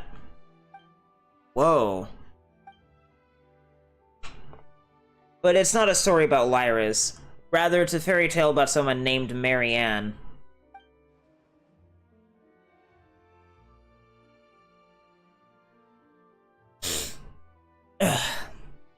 Yes, the taking heads thing is just a metaphor.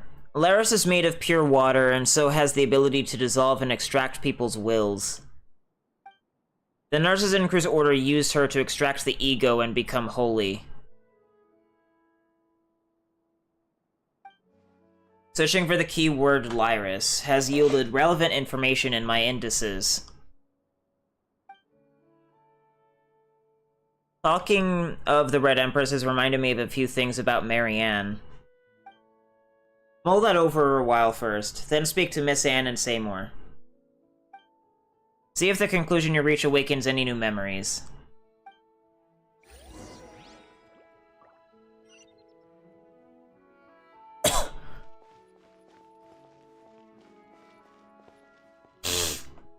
Ugh.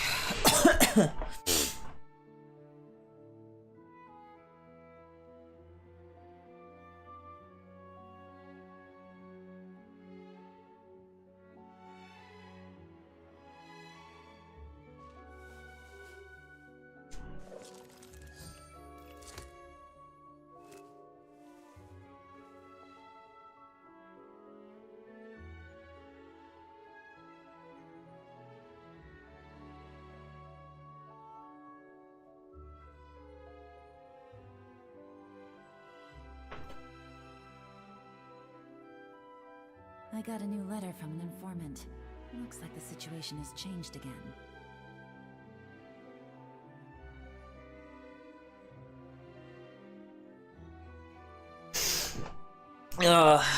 This is gonna be Gucci, I think. Especially after all that shit with the Wild Fairy of Araneas just kinda went literally nowhere. Yeah, I guess I'll talk to Seymour first. Delayed. Hi, Cheerio.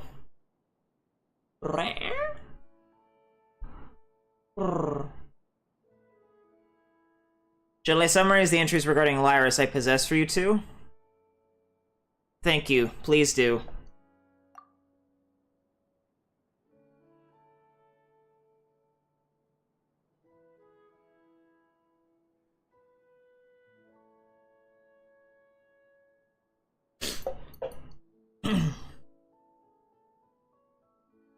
Omitting the standard citation format. Reconstructing output to match format, report to superiors. Lyris is a registered Oceanid. She is not eligible to be stationed in the waters outside Fontaine and has become a special source of information for the nation. She was appointed as the director of an orphanage to symbolize the love and affection of the previous Hydroarchon. The orphanage's affairs were mainly managed by its human vice director. Oh, so it is an Eidolon then, Marianne. An orphanage director. Then how is she connected to the Narcissan Cruz Ordo? As director, Lyris was very affectionate towards the children and quite devoted to them, but her intelligence among Oceanids was below average. Be careful, Cheerio. Don't drag my pants down with you, along with some of my skin. She wasn't very good at working out the cause and effect of things, nor could she even count. As a result, she was not qualified to perform covert investigations. Aw, sounds kind of like a big ol' cat mom who can't count. What does that mean? You know, because cats can't count, so they pick up their kittens one by one and keep going back until they see there aren't any kittens left. Later, the orphanage was destroyed during the Calamity, and official records of her stop there. The Calamity?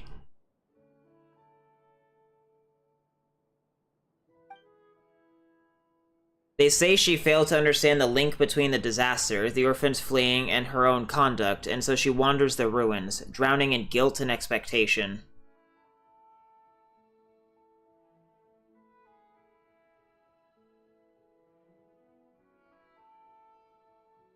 I help you. Oh, that's making this more difficult than it needs to be. Oh, reposition how I'm holding you. You're not helping.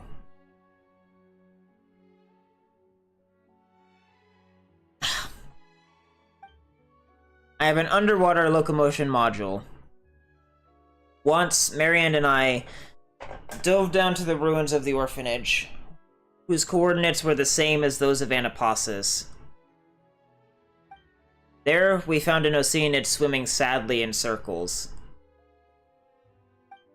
When she next appeared in the records, she was a core member of the Narcissan Cruz Ordo and the subject of a high-priority arrest warrant. Oh, but she doesn't seem like a bad person.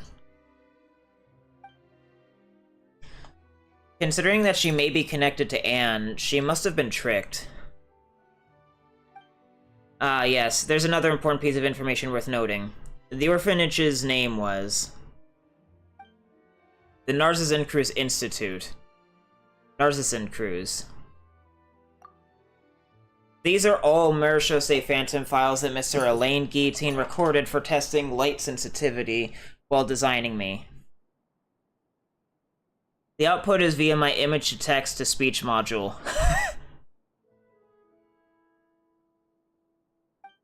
According to eyewitness testimony regarding who I suspect to be Lyris, there shouldn't be any problems.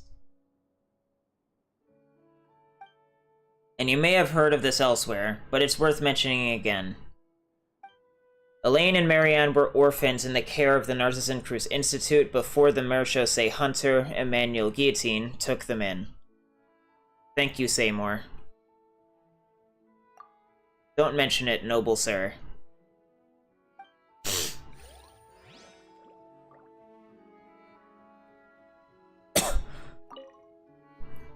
I hope my information helps.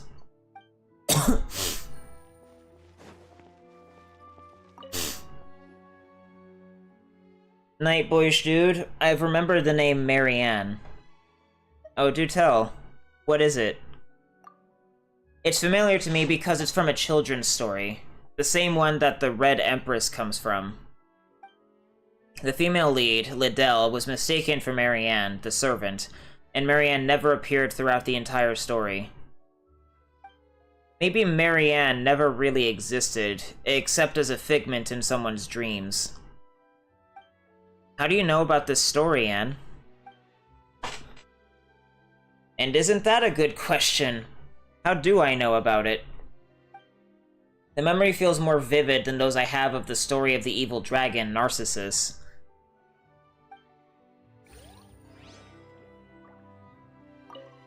His stories. Just how do I know them? By the way, in the end, everything was the Red Empress's dream, and the Red Queen was merely a cat.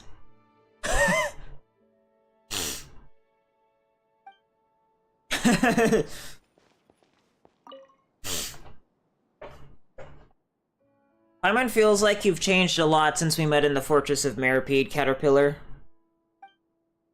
Would a 5-year-old child and a 15-year-old teenager be the same? Perhaps returning here simply reminds me of the past and of who I used to be. Time is frozen in the fortress.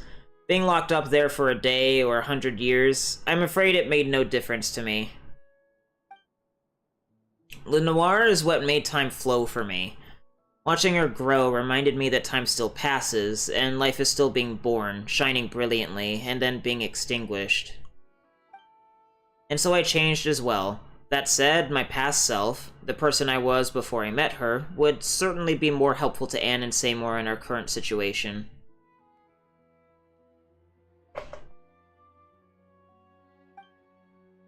That's true. Don't be like that, Paimon. Just think about it. Making up stories for Le Noir was nothing more than putting such ways of thinking to good use.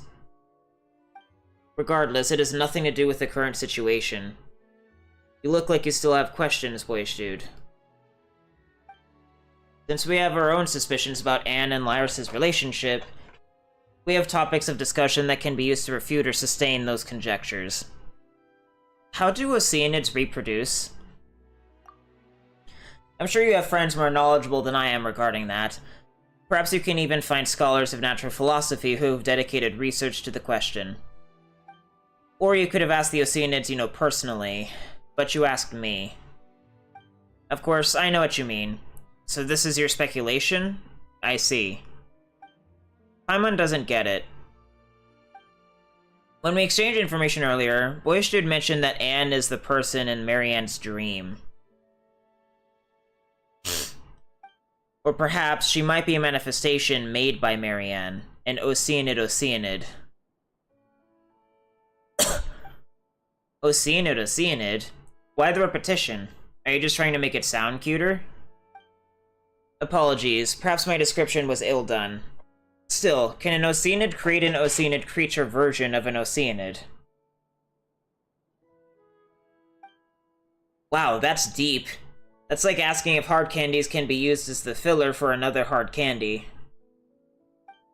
So, what would you say to that? This question is really interesting, but Paimon's already hungry for answers.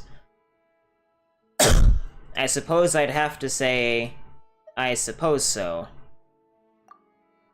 Still, you may not realize just how deep this rabbit hole goes, so let me explain. Do tell. You might be confused as to why there are Oceanid creatures with personalities in the Anapausis. If Oceanids can create Oceanid creatures, then can they create Oceanid humans or Oceanid Oceanids?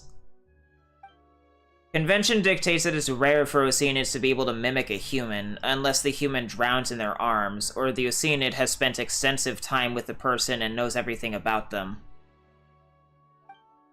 And the Oceanid in question must also have tremendous wisdom and compassion. I'm afraid perhaps only one as powerful as Rodaya could do it. Wow, so that means Idia must be incredibly strong. So it's rare to mimic humans, but not impossible. Now, creating another Oceanid, that's different. Creating humans using human knowledge can only be achieved by gods, and the same applies to Oceanids creating Oceanids. And usually should be impossible, in this world at least. Unless this human or Oceanid has already placed themselves above their own kind and attempted such insanity. You mean, they thought they had become a god? That's right. Followers blindly believe in their leaders, who in turn blindly believe in themselves, giving rise to delirium and delusions. Facts! That's true!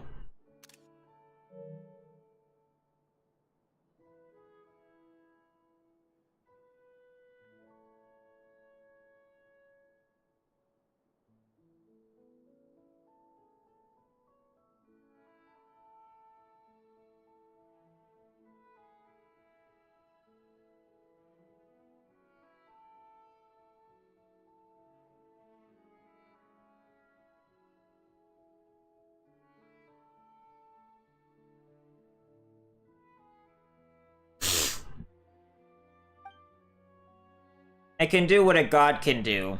Their deeds are not that great after all.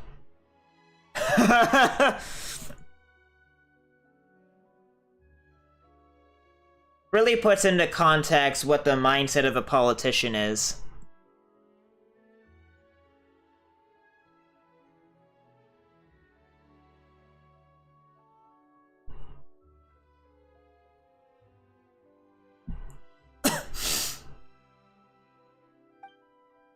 A powerful belief is also a powerful will, and magic is a skill that molds reality to your will. Perhaps the descendant hypothesis makes more sense. Perhaps Marianne doesn't consider herself an Oceanid type. This is a deep-ass fucking rabbit hole.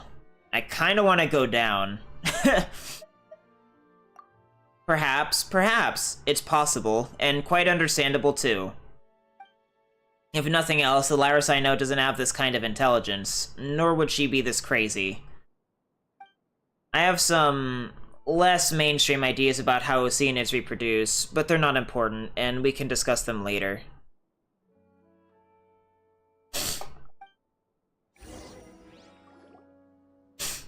Now, let's reorganize the information that everyone just recalled. This might take quite some time, and might be somewhat hard on our throats.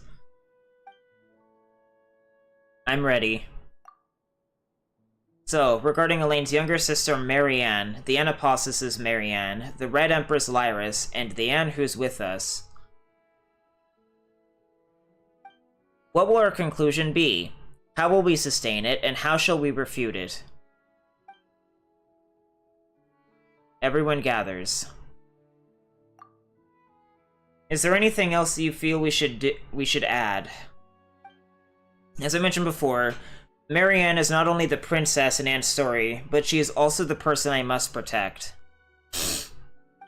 She is the younger sister of Elaine Guillotine, the one who designed me, 4AC V07. As for matters concerning me, I suppose you already know all about them, Nightboyish dude. Speaking of which, didn't we also hear all sorts of stuff while we were in Elinas? Seymour was also damaged during that time. How did it go? Did you think of anything? About the damage to Seymour and Elinas. That's right, Seymour was damaged inside Elinas, and Mimir's been taking care of him. To my shame, yes. Though I do not have such emotions, you can see it as me having lowered my assessment of myself.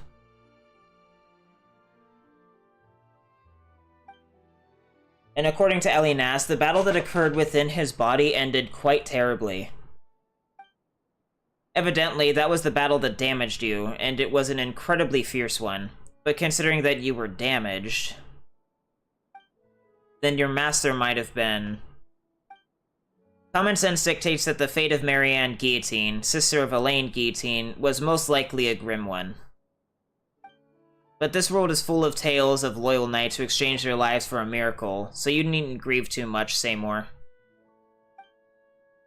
Seymour appears to have entered data fragment sorting mode out of pure shock.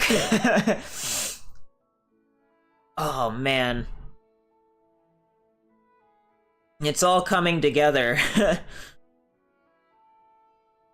Honestly, this quest is some of the best dialogue in the game.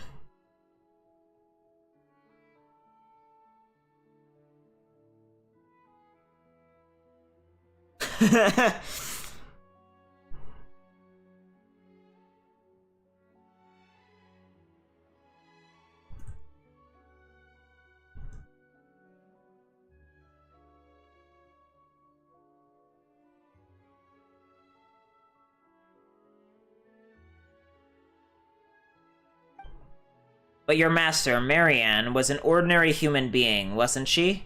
And the time that has passed since then far surpasses the lifespan of any human. How did it go? Did you think of anything? The Red Empress Lyris.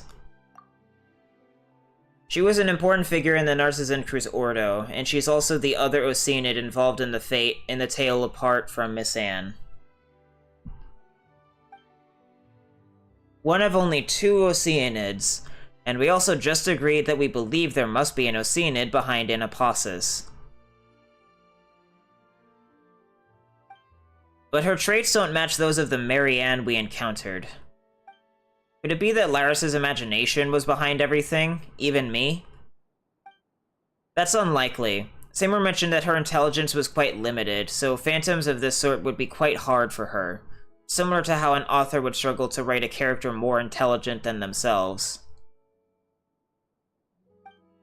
In fairy tales, the kitten may dream of their living little master, but I fear such things don't happen much in real life. So, who is behind all this? And who in the world is that Marianne?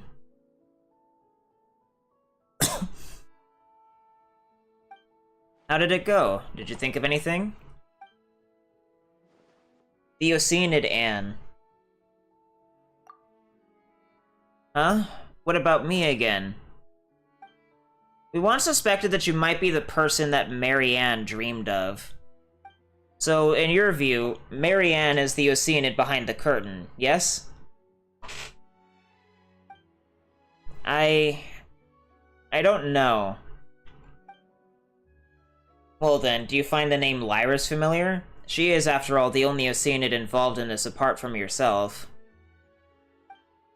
If you mean the title, the Red Empress, then yes, I do have some impression of it. How did it go? Did you think of anything? The Marianne and Anaposis. That makes her a prime suspect, then. To be honest, we're using the process of elimination. You actually already guessed as much long ago. I didn't want to disrespect Anne, though. You're right, but you do already have a version of the story in your heart. Your own interpretation, yes? If that's the case, then we should go find that Marianne and see for ourselves. Please permit me to change the topic for a moment. Does this mean that I shall no longer be able to fulfill my orders to protect Marianne? We've worked out this much, and that's the only bit you care about? It may be cruel, but from the moment we discovered that the Guillotine siblings were from centuries ago, it was probably inevitable. Correction. So, the conclusion would be that it was my incompetence that exposed Marianne to danger. Do not blame yourself. You have fought to the point of destruction. You have done your part. There's no need to be so pessimistic either, though that is an odd thing to say to a machine. Yeah, it's like pouring Fanta into a sink and then saying, "Sink, you'll get fat if you keep drinking like this." Oh. Where do you see VO7? I can't believe you remember that. What is it, Mr. Caterpillar? Why use my official designation? We may not have reached any conclusions, but we now know what to do next. Look, there was a Marianne in Anaposis too, and she also has close links to the Narcissan Cruz Ordo. My long-term memory module confirms this. As such, there's no need to restore your logic module to factory settings yet. Let's take a step back. We can still go and find this Marianne. Thank you for your logical troubleshooting and emotional adaptive maintenance.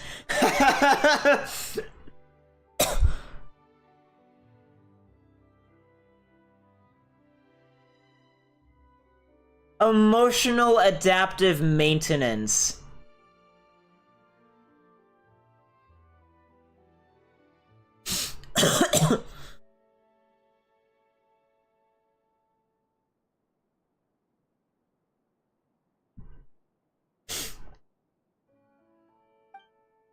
I think what you said makes sense. It is not yet time to admit defeat and restore myself to my initial settings in order to take on a new mission. Yeah, that's right, you silly doggy. Let's leave things here for a while then. Once you are ready, we can continue. Why don't we go find this Marianne? Let's solve that mystery before tackling the Narcissan Cruz Ordo issue. I concur. The fairy tale water world. I gather that some things happened over there then. Oh, we just ran into immunity-related issues, often due to Night Boyish Dude's hydro resonance, that's all. Someone feels like some extraordinary instinct awakened in you after you met Seymour, Anne. Is it time to review responsibilities and apportion blame? I do not think I should be held accountable For I can only override my prerogative in moments... protective prerogative in moments of great danger. Don't worry, Night Boyish Dude. We'll make Marianne tell us everything this time. So, shall we go then?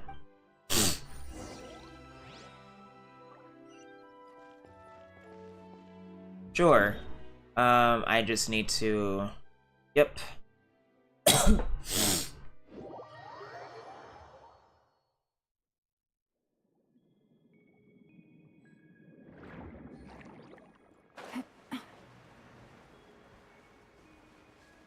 We're going back!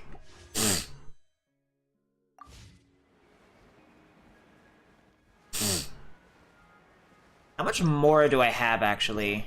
I want to see. God, I'm so rich. Like, genuinely rich. I'm not gonna be running out of a meaningful amount of Mora until fucking Nahida gets her goddamn rerun, bro. I can't.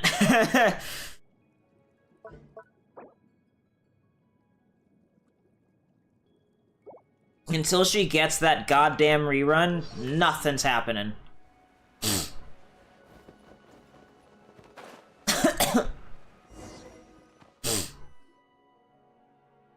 At least when it comes to my wallet. We're back again. This time, I must. Marianne. That's the spirit, Miss Anne. In truth, I must confess to being somewhat jealous of you. You still hold out hope of recovering your past. I've been searching for centuries, but I haven't found a thing. So please, do your best for this old caterpillar's part as well, alright? Figure your past out, and come to accept your present self.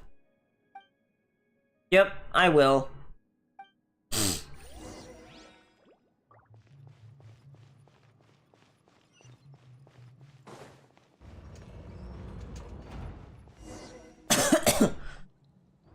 Whoa, what are these guys doing here again? Wait, isn't that Owl's group? Ho ho ho! Yes, it is us. And you are... Night Boyish Dude and Paimon? And the Communist Frog. It's really good to see you. So good that I can't control myself anymore. Please dodge to the best of your abilities.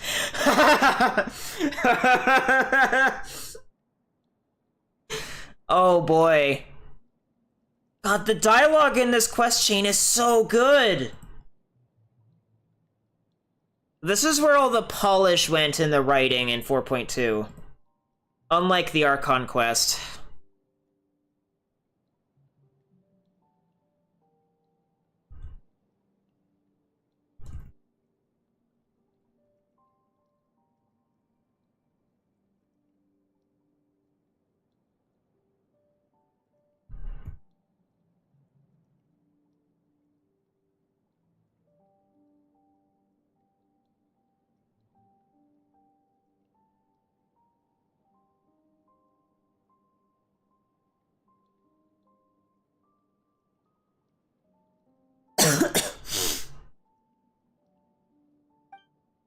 She asked us to send you a message.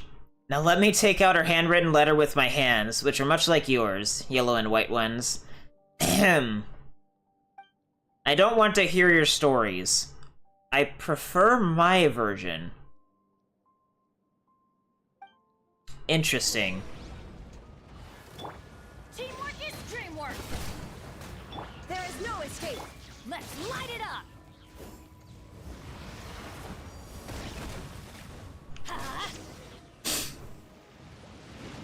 Huh. The bubble that was here before is gone, too. Well, it was Princess Lyris's magic. That's just how the story goes. Let me think of a way. Close your eyes, everyone. A temporary optical sensor shutdown. Understood. They'll be reactivated on your command. Wait, why do we have to do that? The essence of a mime is pretense. The charade that something is still here. And belief is the heart of magic. The faith that there is meaning here. So, let's close our eyes. So, Anne. He has not closed his eyes. So, Anne, begin imagining what it would look like if that bubble was still here. Close your eyes and feel some sort of fluctuation.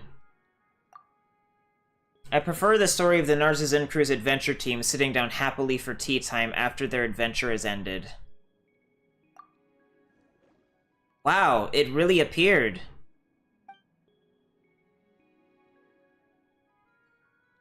The Order called this step the process of imagining something in such detail, imaging.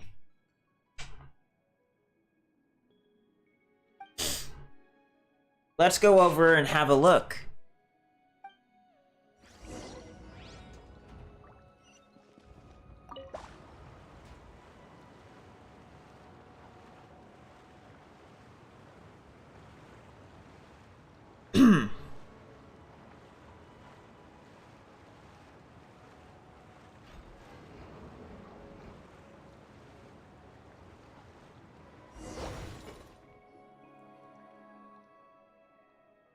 Eh?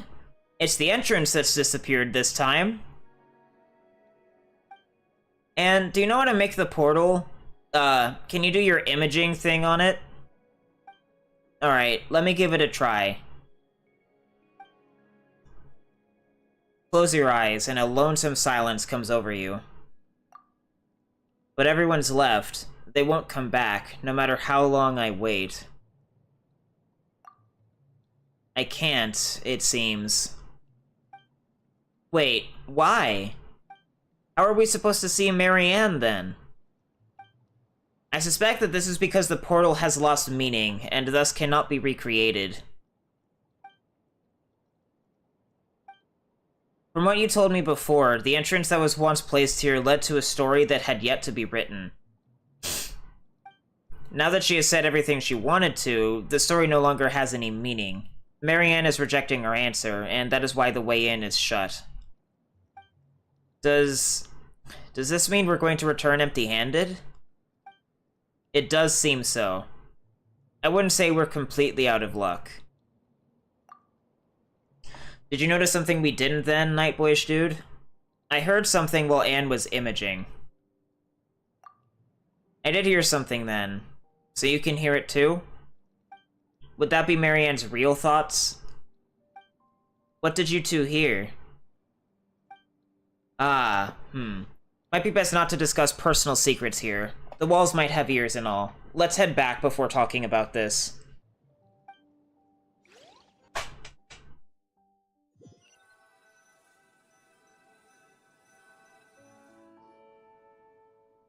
So, could you tell us what you heard? Perhaps a Haley Churl might hear something that humans and Oceanids will not, just as how dogs and humans differ in that regard. I must correct your statement. My auditory components can indeed pick up higher and lower frequencies as compared to humans. However, I am not a dog. Moreover, a dog's low-frequency hearing is similar to that of a human.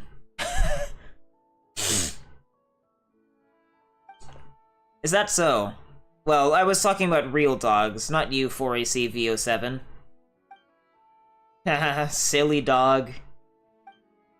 That said, I didn't think you would hear it too, Nightwish dude. I wonder if we'd heard the same thing.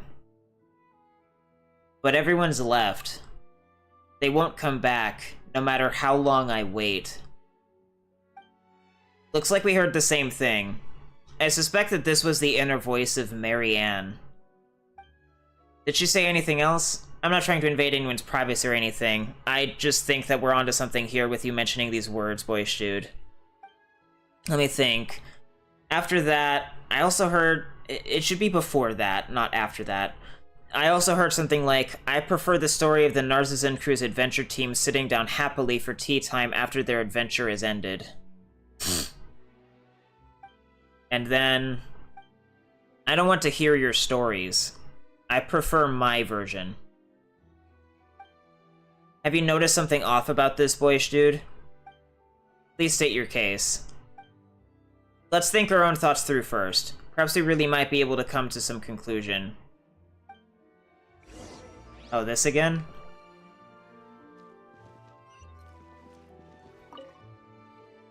I am very sorry. I may be unable to offer any logical support at this time.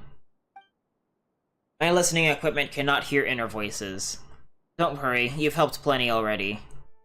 Could you tell me your assessment? Is the Marianne from Anaposis the person I meant to protect or not? Or not?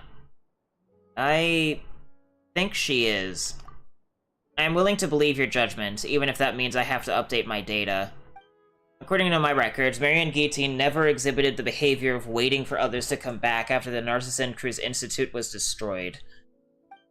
That means she must have returned to the ruins here after being adopted, living there for a while, but there's no possible time frame that meets these requirements.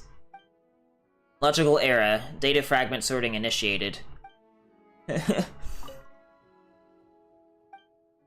Please do not be concerned. After warming up, fragment sorting speed will be greatly enhanced. The process should be complete before you begin speculating. Night boyish dude. Is there anything else you want to say? I'm just an Oceanid who doesn't know anything, and I'm really bad at thinking. Even if you just told me a random story, I'd still believe it all. Hook, line, and sinker. The world is too complicated, after all, and I'm not experienced enough to spot any holes. I wouldn't do that. Thank you, Night Boyish Dude. I think that the Marianne in Anaposis is the same as me. She might look smart, but she doesn't want to accept this complicated world, so she chooses to protect herself with fairy tales. But even fairy tales must end.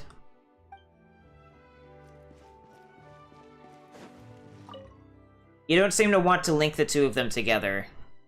Neither elimination nor enumeration is very fair to Anne. What a coincidence. I happen to agree. But I have some other thoughts to share too, though they may have nothing to do with the next step in our reasoning. Are you willing to listen? I'm listening. Earlier, we broached the topic of Oceanid reproduction. It's a huge taboo for Oceanids to mimic and transform into one of their own kind, just as it is for humans to create humans. What? That you see, humans can create humans. Through love.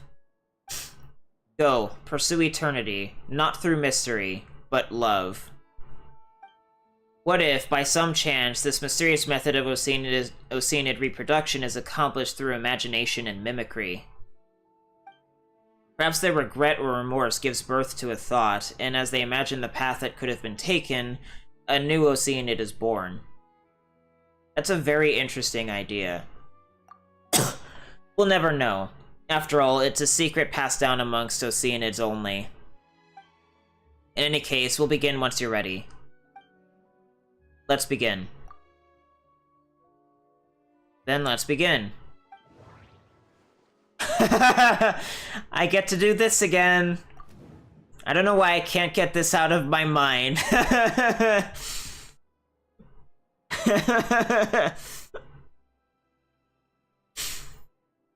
Oh.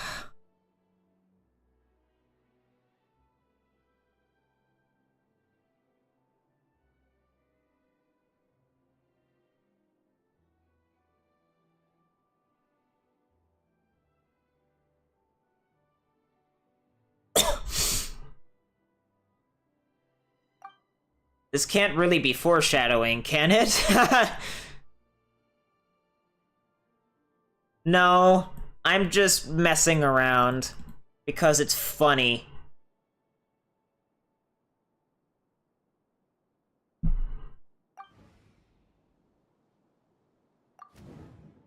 A member of the Narcissan Cruz Ordo from several hundred years ago.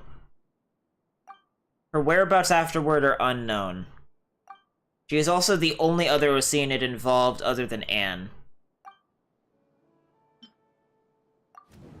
The one that Seymour was supposed to protect. Something happened in Elinas, resulting in Seymour's damage and her disappearance. Where is she, and what is her relationship with Marianne? Talkative Marianne. Marianne, who wove a fairy tale without an ending. She refused our visit, but she mentioned her memories from the Narcissus Institute. It sounded like she was waiting for everyone to return to the Institute ruins.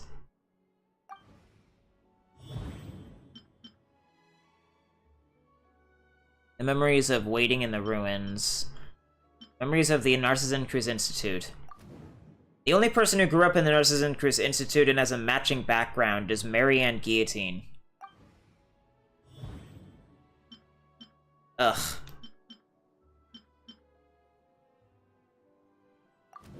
The person who once waited within the deserted ruins for everyone's return was Lyris, the former director.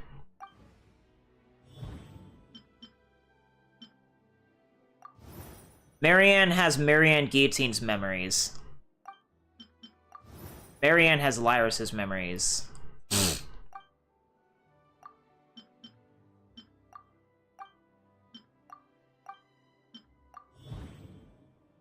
Marianne is Lyris.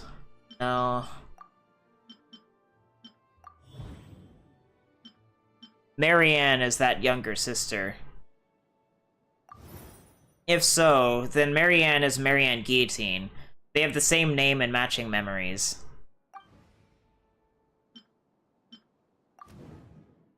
If so, then Marianne is Lyris. Another piece of evidence we have is that they can both use Oceanid powers to control Anapausis.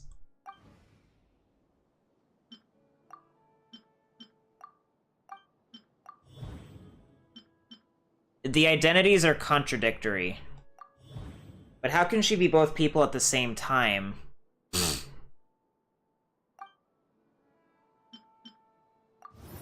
This must mean that Lyris, an Oceanid, probably has special powers.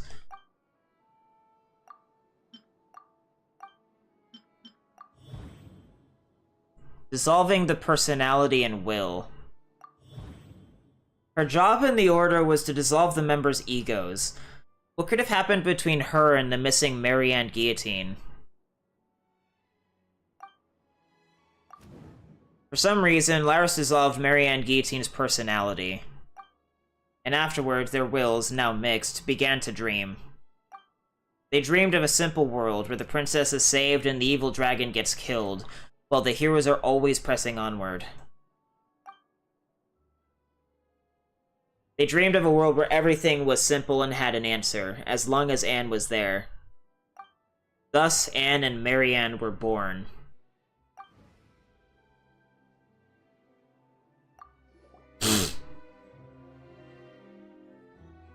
We've put the pieces of the case that were floating all over the Algae Sea back together. It's just an empty box even after being put together, but we finally figured out what the Lost Pearl should look like. What are you trying to say, Caterpillar? Wait, don't give Paimon any hints. She's gonna figure this out on her own. Don't lose more brain cells. The Traveler can't afford to purchase anymore. We pieced together a good guess from the clues, but the truth is still... still unproven? Of course. My speech analysis module has determined that Miss Paimon is correct. Actually, I meant that we may never know the truth, but I'm afraid we have no choice but to accept this conjecture. So, Nightwish Dude, is this the secret of my birth? I'm afraid I can't accept something like this right away. I understand, Miss Anne. It's a shocking fact, and it'll require you to accept yourself again. But I don't think it should be that difficult to do so. After all, knowing your past does not require abandoning everything about the present. I do not understand the specific context of this discussion, but I would like to add that I do not believe I am different from how I was before suffering disc damage.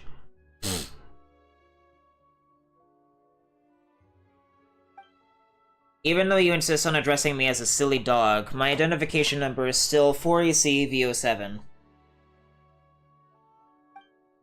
Come on. It's not that serious. I promised Nightboyish Dude that I would accept this conclusion, as long as it's reasonable. Then I have a suggestion. One that will resolve Miss Anne's quandary and put a stop to Narcissan Cruz's plans. Narcissan Cruz. Narcissan. Oh, Paimon remembers now. You mentioned him before, Caterpillar. Just who is he, huh? Well, simply put, the leader of the Narcissan Cruz Ordo. I don't know why we're talking about this again. I'm pretty sure we talked about this before. Back in 4.1.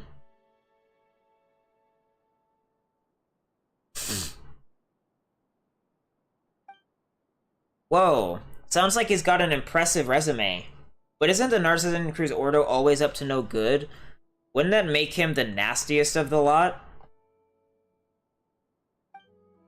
Of course. During my time with my master, creator, and the other Mershosei hunters, we devoted most of our time to hunting the Ordo down. As I said before, the goal of the Alienass operation was to capture or eliminate Narcissan Cruz as well. However, my memory does not contain any intelligence regarding his involvement. That's a given. Looking back at it now, he was merely using us as bait, and I wasn't the only one. It was the same for Jacob, Lyris, and many others in the Ordo. I'm afraid the Alienass operation was probably never more than a red herring with the goal of leading you and Guillotine away to buy him more time to execute his true plans. Remember the Doomsday Clock I mentioned?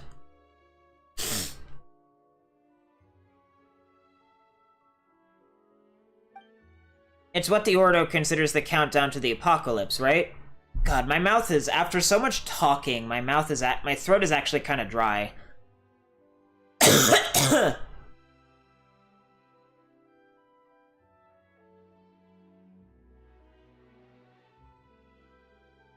I'm genuinely losing my voice. To be more precise, it's the apocalypse as calculated by the world formula. This planet itself should survive just fine, though. The beast of the stars shall drink the amniotic fluid of the world dry. 100 years more, and all surface life shall be wiped away. Oh, wasn't that the apocalypse, the thing from the Archon quests? The all-devouring narwhal? Once life on the surface is wiped out, only that which is underwater will remain. Can a planet full of fish eventually rise up to the ocean of stars? The thought of all terrestrial life going extinct is pretty spooky, but when you say things like that, it does give things a romantic ring. It's the heading of a Yaoi publishing house novel from a few years back. Mimir brought it back to the village to learn how to paint. Oh. No wonder. Anyways, for myself and the others gathered here, though the Narcissan Cruz Ordo is the source of all our troubles, its objective and Narcissan Cruz's great purpose are actually completely selfless. He only took the actions he did because he calculated the coming of the apocalypse. He wishes to save the world.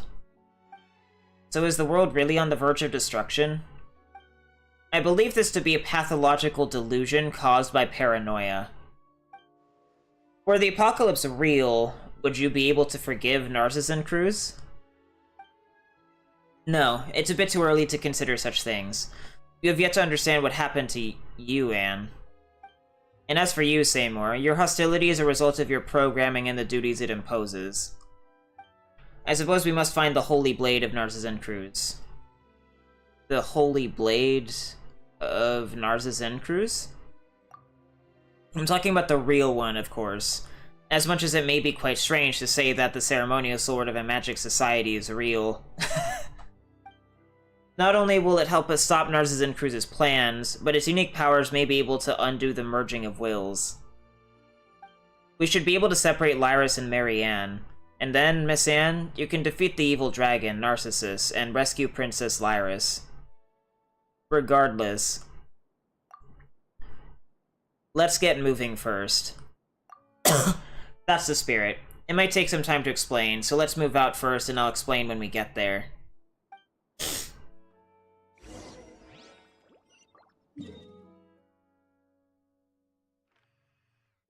Ah.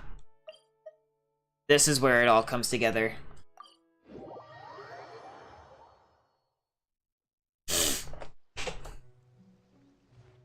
Atmospheric visibility is acceptable today. Enough that you can see that tower over there, yes? That I can. I passed by it earlier, actually. That building was once known to the Narcissan Cruz Ordo as the Tower of Ipsissimus, but we would later call it the Tower of Gestalt. It was named for the idea that things that have been separated need to be combined to display their original, complete form. But I suppose I might be speaking in reverse. The heart was complete to begin with, and the mistake was to divide it up for separate study. Paimon didn't get a thing, you said. It's fine, don't worry about it. Plays on words are also a trick that mysterious organizations enjoy pulling. What matters is what we must do next. Some of the vocabulary you used is missing from my semantic indexes, so I could not properly parse your meaning. But I understood the last sentence. Please tell me what I should do. While investigating alone, I found a map of the seal of chemical marriage. You could say that I found 4 seals. And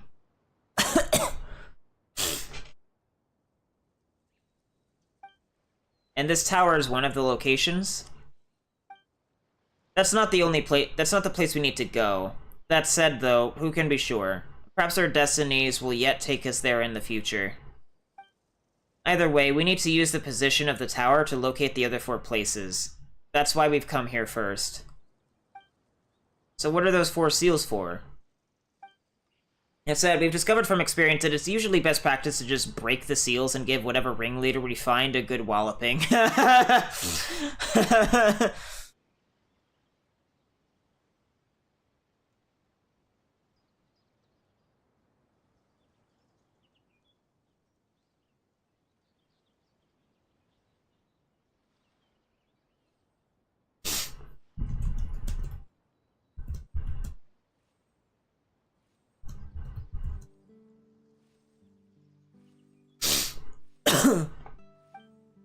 As for me, I'd like to restore the Holy Blade of Narcissan Cruz. Ooh, a new weapon! It's more for ceremonial use, but it could be used as a weapon, I guess. Well, I suppose we could also just call it the answer. As I've said before, the Narcissan Cruz Ordo once had a ceremony to remove the ego and will. The Holy Blade was used in that ritual. I remember something about that.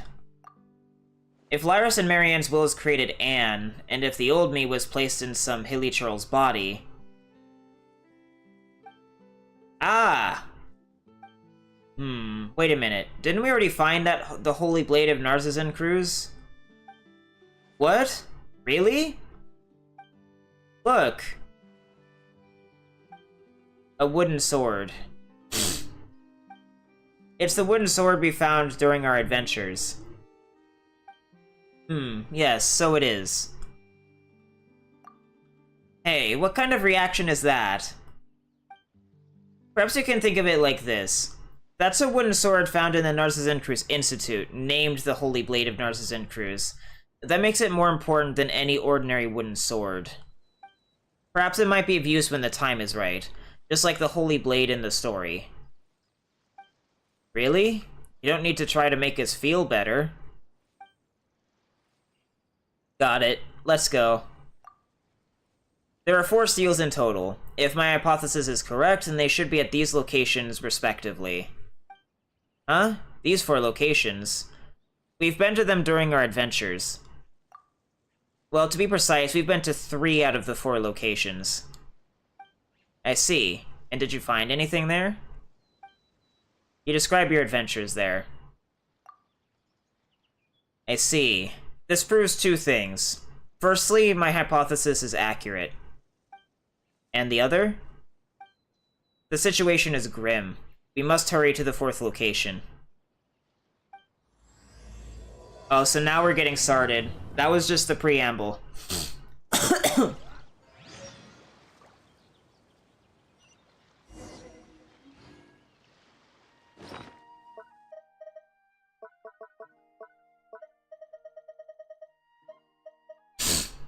A damaged piece of paper that looks like the bottom right corner of a map. There are strange points and lines drawn on it. It looks like a magic circle, almost. Oh, wow. So we're gonna actually go into the one that I couldn't actually go into before because quest stuff.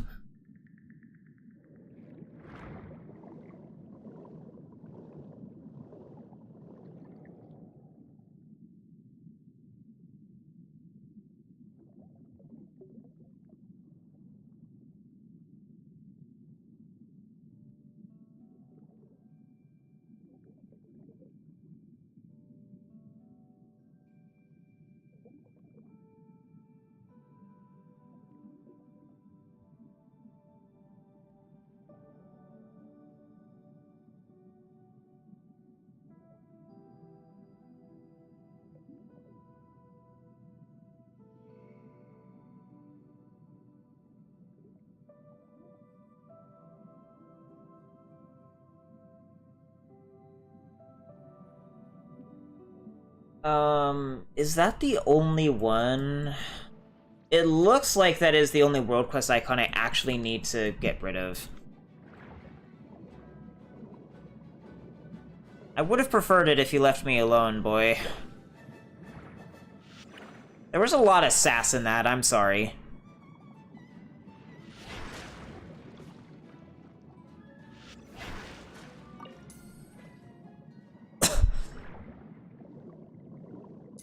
Oh, I missed.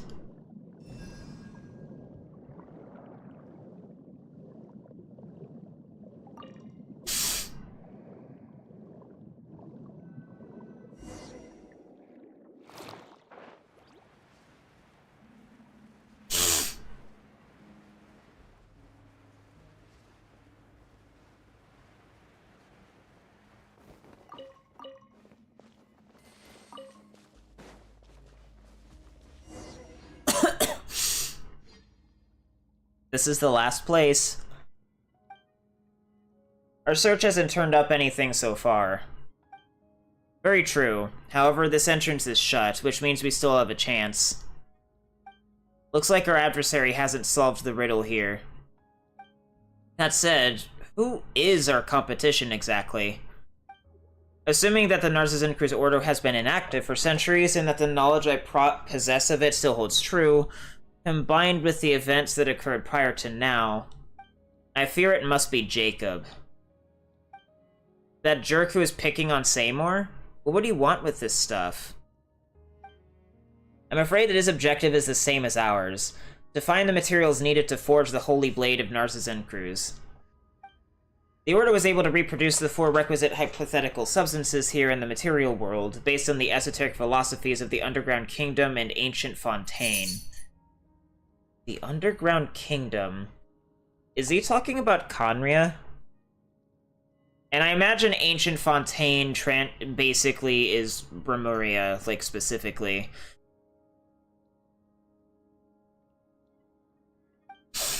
I do not understand. These enigmatic substances are purely experiential. You could say they are even further beyond ordinary logic than elemental power. I entered all introductory to intermediate level textbooks from the Academia's Spontamod into my memory banks decades ago. There is nothing mysterious about elemental power. Is that so? Anyway, to sum up, this is born of the confluence of traditions from Fontaine and technology from the ancient Underground Kingdom. And thus, 4 types of substance came into being. Memory, wish, soul, and persona. To avoid any possible ambiguity, let's call them the memory piece, wish piece, soul piece, and persona piece. Why are these used to make the Holy Blade? In the Narcissan Cruz Ordo's brand of mystical philosophy, the temple is a microcosm of the universe. The members are stand-ins for the gods, and the holy oil is tempered willpower. The Holy Blade, on the other hand, is reason, that which cuts everything open. It can only be born out of consummate human will. Quite abstruse. That's esotericism for you. You attach yourself to anything that looks similar enough, and when this sort of thing becomes magic, fiction becomes reality. Either way, our adversary hasn't yet solved the riddle. Or he did, but wasn't able to provide the correct answer. With Jacob being said adversary, my bet is on the latter. The inscription here reads, always united, born in an instant, often contradicting, I accompany you in eternal rest. And the last line is, the first droplet. The areas from before had riddles like this as well. Do you guys still remember the answers? Shadow. Life. Love. Ugh, the answers just keep getting more abstract, don't they? Caterpillar, Seymour, do you guys know the answer to this riddle? I think I have an idea concerning the first droplet. It sounds like it's referring to the first raindrop that fell following the creation of the world. I believe this idea was in vogue with both ancient Fontaine and the Ordo. But how are we supposed to find something like that? Well, this first droplet became part of all water into vat. In that sense, every drop of water is the first droplet. It's like the first god spreading out the potential for greatness. An element of divinity is present in every person's body. But if it's that simple, the person who came before us should have had no problem offering up the right answer. Indeed, I'm probably wrong. Well, even if it was the wrong answer, it was a good one. I can only conclude that the person who set up these riddles had no sense of romance. And now he's laughing at you for not getting how security works. I am unable to provide an answer. My search for the first droplet retrieved 1,200 results. Legend has it that the world's first drop of wine came to be when the Animo god... Okay, you can stop there. We can give it a shot. Let's go to Mondstadt. If you're gonna flog a dead horse, let's at least go about it the right way. About that, I think I have something I can share. There's a legend that says that Oceanids came from the first tear shed by the previous Hydro-Archon. Meanwhile, the first tear on the Earth was shed by the first Oceanid after she came to understand humanity. Wouldn't the first tear in the world have come from the first crying human baby? Animal tears are actually salt discharges, and in those peaceful times, humans breathed their first in laughter. That's what the legends say, anyway. Actually, I believe that the cries of babies and animal salt discharges can be regarded as similarly unemotional behaviors. Babies cry due to external stimuli and to fill their lungs with air as quickly as possible. That is what the Sumeru and Morta textbooks say. Is the answer an Oceanid, then? That does seem like an answer that the person before us might not have provided. I think you're beating a dead horse here. Someone thinks this is the right track, though. Based on my understanding of the Narcissan Cruz Ordo, this makes logical sense. The Red Empress who dreams in a place unknown, the dreamer who never says what they mean. It's even more confusing than the riddles. Well, does that matter? We're already at the final juncture. Whatever the case, the answer will come to light at the end. Now then, Anne, if you wouldn't mind. Sure, I'll give it a try, but do come up with another answer quickly if I fail, alright? It opened. We have to get the last piece, otherwise the Holy Blade will fall into the Ordo's hands. Race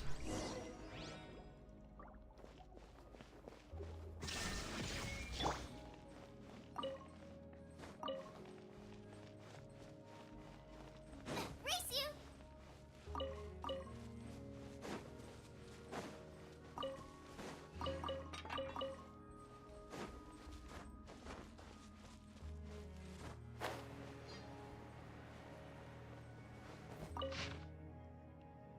Oh, Remus, player of the Grand Symphony, king of all the world.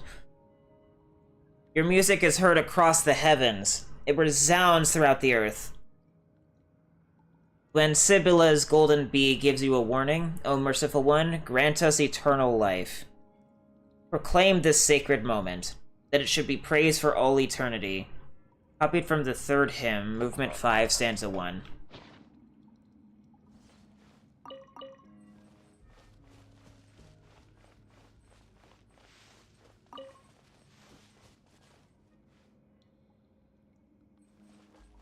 Alright, where am I standing at the moment?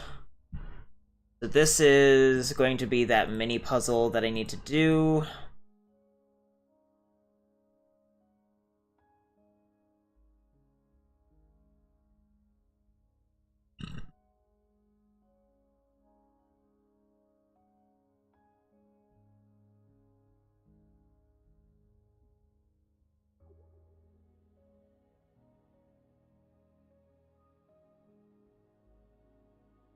Are there like 2 mirrors?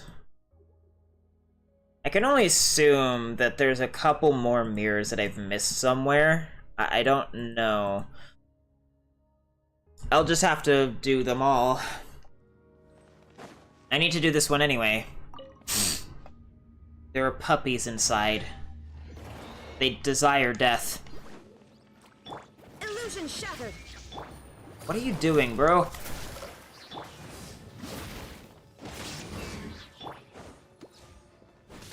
Everybody stand back! Shine down. Gotcha. Take it easy. Let's light it up! Out of the frying pan, into the fire! Things are about to get dicey. Quietly now.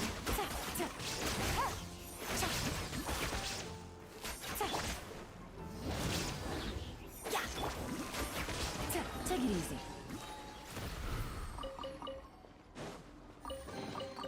Treasure. One way to draw your target out of hiding.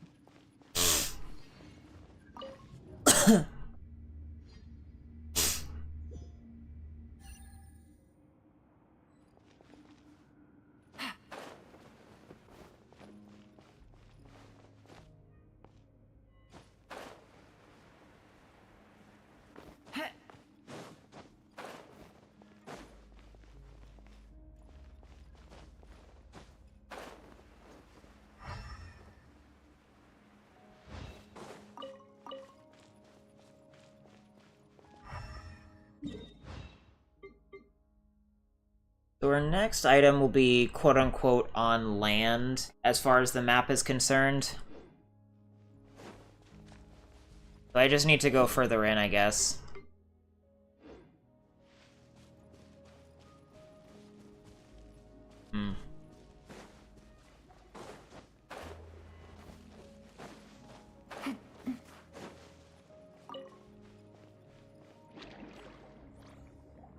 It's interesting.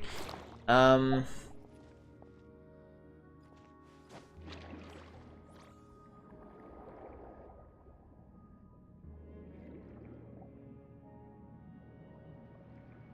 gonna go to the bathroom.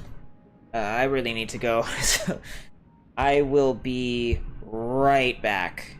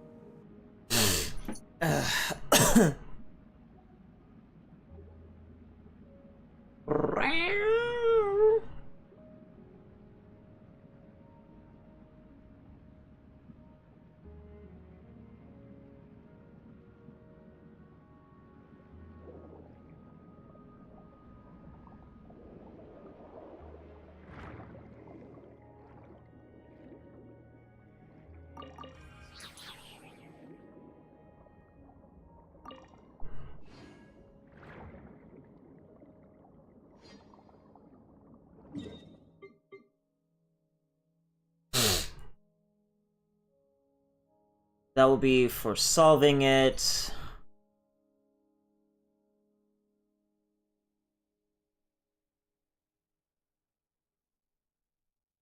There's some sort of Fontaine place of interest, probably underwater somewhere.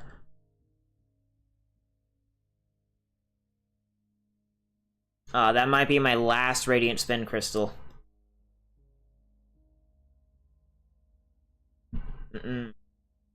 Space, Cheerio. Space.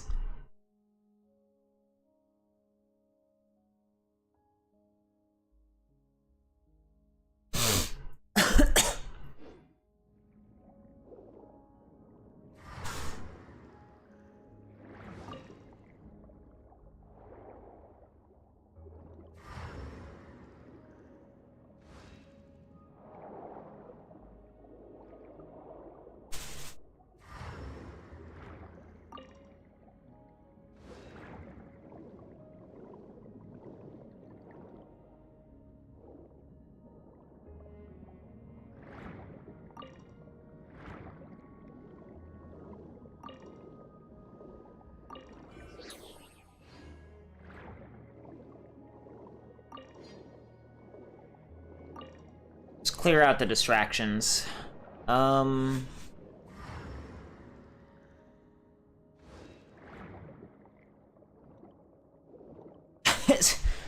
Yeah. Yeah.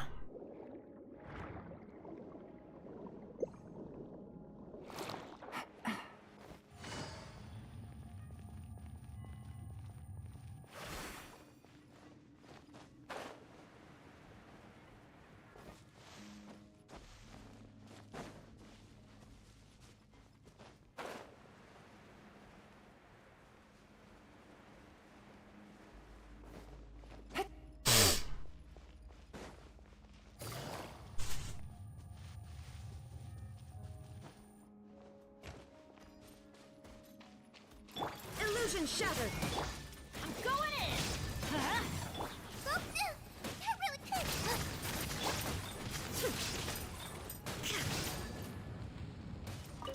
There is no escape. Gotcha.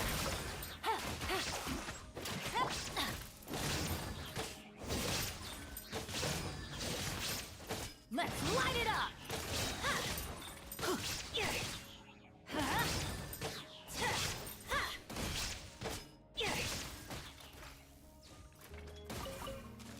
Adventure time.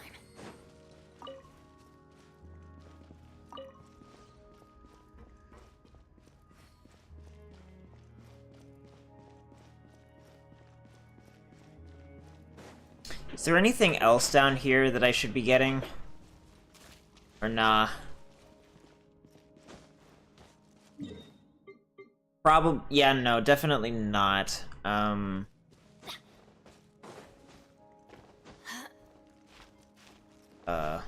Okay.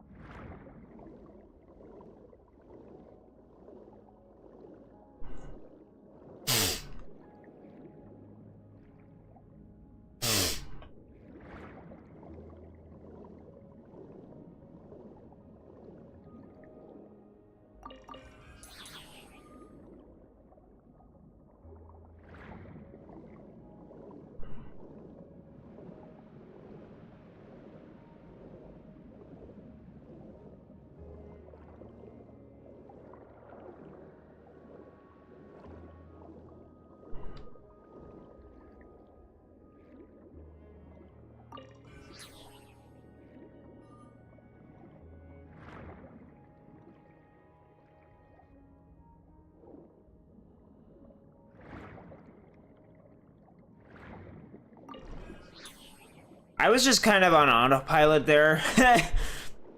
Let me actually look at this. So, on that side we have that, and we have this active too. That must have been one of the other ones. What's over here?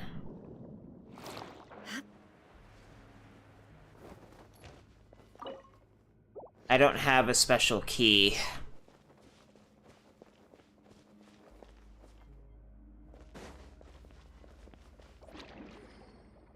Which means that I can't use that path.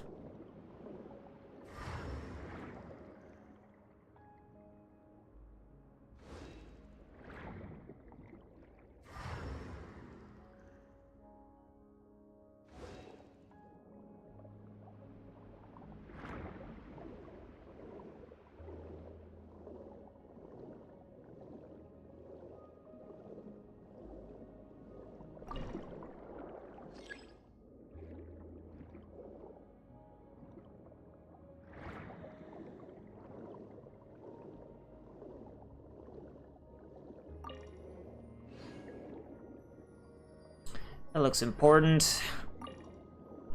I need a boy that I can chuck at it.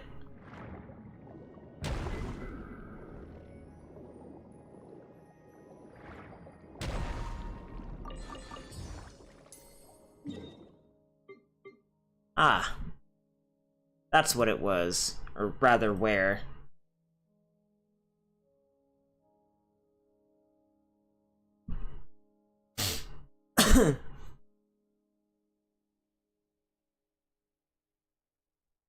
And that must be where the other one is. So, yeah.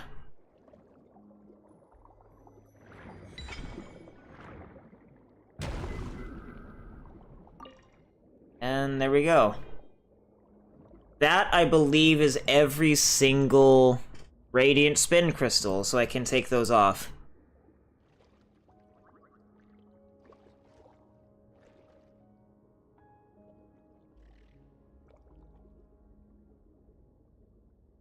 This will be the last operable mechanism, I believe, so I can take that one off too.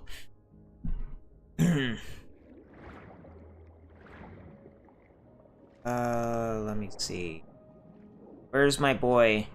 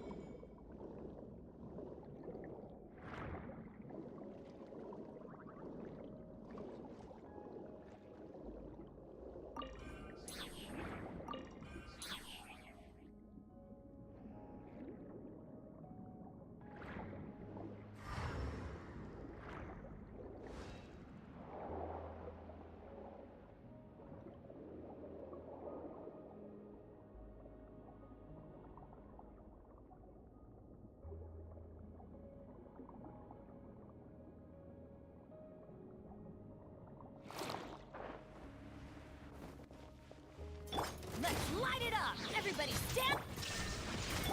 Quietly now. Game's up. Fun's over. Eat this!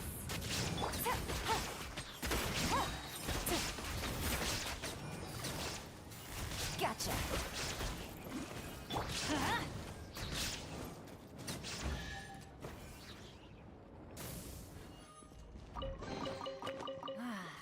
better than I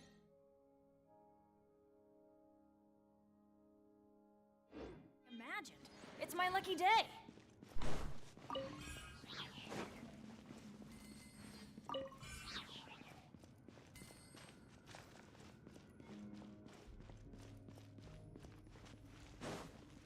Off we go. Oh, right.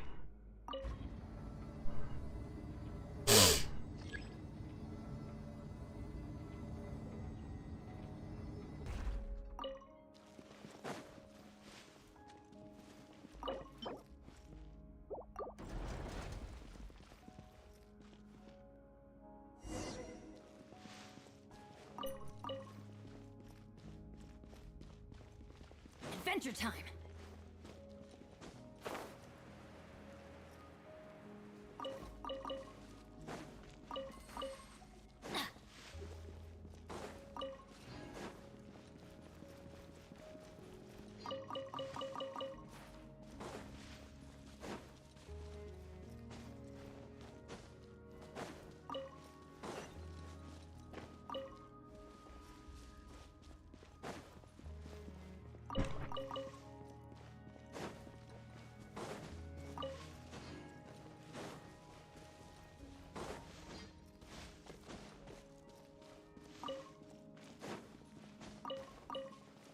Is there even a reason to open this at all? Allegedly, there's a luxurious chest somewhere in here. Adventure time. Oh.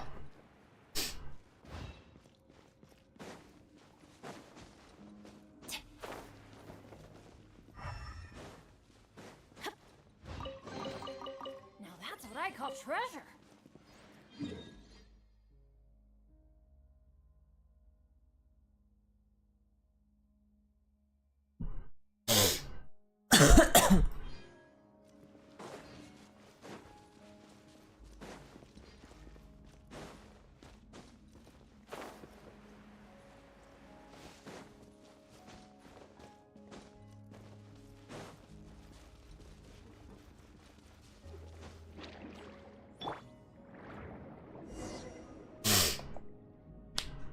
Is that the Persona piece ahead? Unable to analyze the density of the substance before us. It appears to have a mass of 0. It looks like we've got the last piece. We should at least be able to negotiate a bit with our opposition now. On the bright side, at least we can stop the Narcissan Cruz Ordo from forging the Holy Blade. Not at all, Paimon. Our final goal is to forge the Holy Blade ourselves and use it to stop their plan. Of course, Anne, I have not forgotten what this sword means to you. A holy sword that can cut out the will is also your key to unraveling the mystery. And to be honest, it is equally important to me as well. It's just that we have more important, more pressing matters at hand. Would you mind, then, if we looked into the mysteries surrounding us later? I'm fine with that. In that case, Boyshud, please take this persona with you, if you would.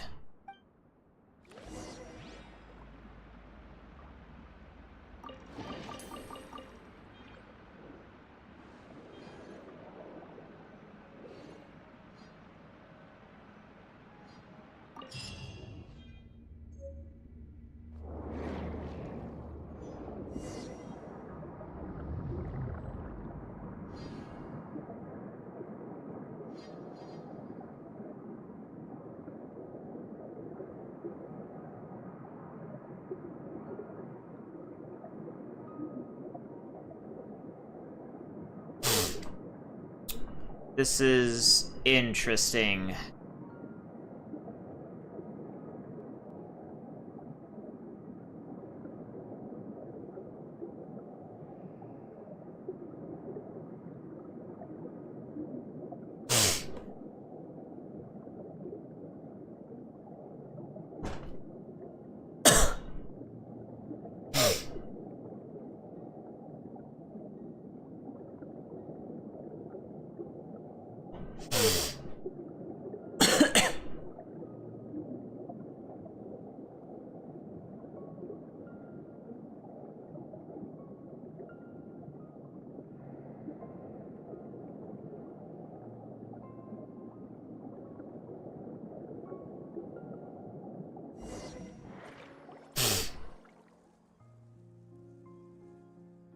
Then we ended up at the top of that Tower of Gestalt place. We're separated from Caterpillar, Anne, and Seymour. What should we do? It looks like there are traps waiting down below. Things haven't gotten serious yet. Let's check out the scenery. It's not dangerous yet. Let's count some prime numbers. Come on, you should have at least a little sense of urgency. Paimon knows you're a good fighter, but Paimon's worried about the others. But our only choice is to keep going. Oh, is that the entrance? If there's any traps, just smash them.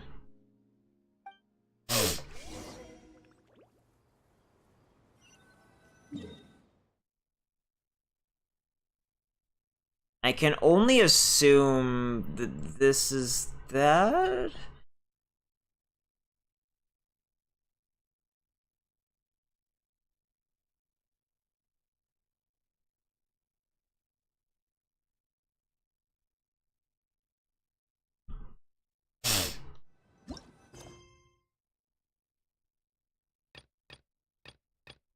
So these are all just called Search in the Algae Sea for some reason.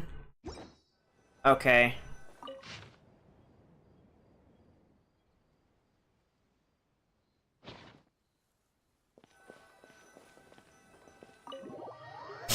Oh, is this a domain?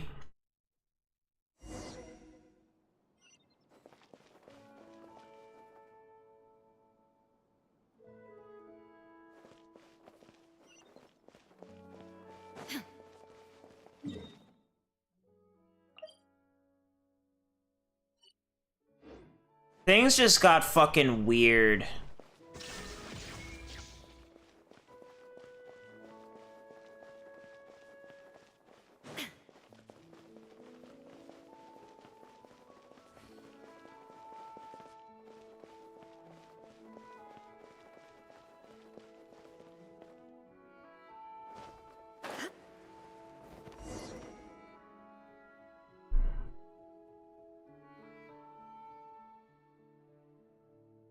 I was worried the Master's clock might break down at a crucial moment, so I came just to do a bit of maintenance.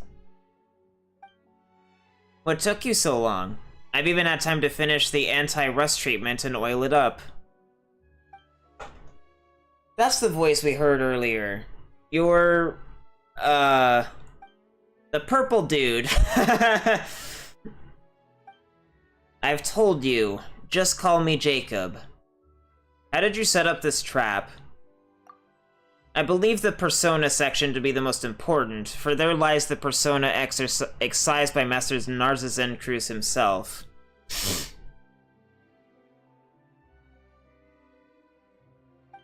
Only a drop of water from an Oceanid can open it. I can't allow it to be taken by just any ignorant adventurer. So I set a trap before activating the Orthent and sealed the space off. Why are you here? Why shouldn't I be here? This is the Narzazen Cruz Ordo base. Is there something wrong with returning to my own base? You're the ones who are trespassing. Don't you feel even a twinge of guilt for breaking the law? This was once the realm of a god. Now, a peasant sits upon the throne. Just like the world today. As compensation, give me the rest of your paints and the persona I need. I refuse. Even now, at a time like this, just what are you so hung up on? The countdown to the world's end has started. I must forge the Holy Blade and place it in my master's hands. So this is something that I don't really understand. They describe this like apocalypse in a very vague way, but then they've also described it in a way that makes it sound like all the stuff with the all-devouring narwhal. So I'm not really sure how any of this makes sense right now. I don't know, maybe this will be elucidated on later. But the way it was described earlier made the apocalypse sound like all the shit with the primordial sea and the all-devouring narwhal. Is Narcissus Cruz this master of yours? Indeed. According to his world formula, the second deluge is looming before us. When it comes, only he will be able to save the world. Only by forging the Holy Blade can he continue his unfinished work, gathering the wills of everyone in Fontaine, the continent, and even the entire planet unto himself. As the primordial sea returns once more, and as the devourer of all darkens the sky, only he who is whole unto himself may survive. Oh, so it is the all-devouring narwhal, that thing that we already stopped. This makes no sense continuity-wise, this whole conflict. Only then will all of our souls, nay, all of humanity's souls, be spared from destruction. We will welcome a new dawn in the tranquil sea of innocence he grants us. So this is your big plan to save the world? It sounds like you're just bundling everyone's consciousness together without consent. And what would you know of anything? Only Master Narcissus Cruz's new body will survive the coming of the second deluge. Even if all other life disappears into the sea, he will survive alone. He will remember all those lives that were lost. He recognizes the value and equality of all life, a selflessness that shall not be besmirched by one such as you. So where is he now? In the deepest depths beneath us. When the thugs and dogs of Fontaine surrounded us and attempted to wipe us out, he descended alone into the abyss below. But he must still be alive, and the time for his return is nigh. Quickly, give me what you have on you. Then I will have all the Orthans, and you may leave. How about this? I will trade you this rust treatment and oil. Think of it as a gift for that foolish dog. In the dawn of the new world, it is unlikely there will be a place for it or Guillotine's fantasies. I refuse. The world is not as weak as you think. That's right. Paimon and Boy should have seen more crises than you've eaten Lotus Flower Crisps. And we always come out on top. Truly, there's no reaching your exalted heights. I remember how the Master used to pretend to be an evil dragon when we played as children. Who would have thought that he would become the hero, while the real evil dragons would come at us, one after another? Guillotine may have disappeared, but here his successors come, self-assured, thinking themselves totally infallible. What the heck are you talking about? The time has come. A century ago, the prophecy predicted all. He will return. If you will not give me what I need willingly, I will take it myself. Oh, are we in a boss fight now? I see. Shine down. Teamwork is dreamwork. Let's bust it. Here comes the cash. At the frying pan, into the fire! You're toast! Illusion shattered.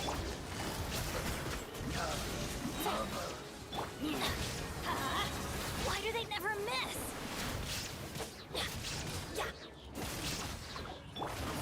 Quietly now. No.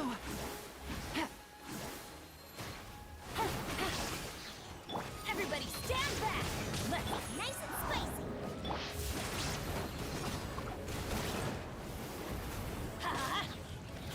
There is no escape. Gotcha.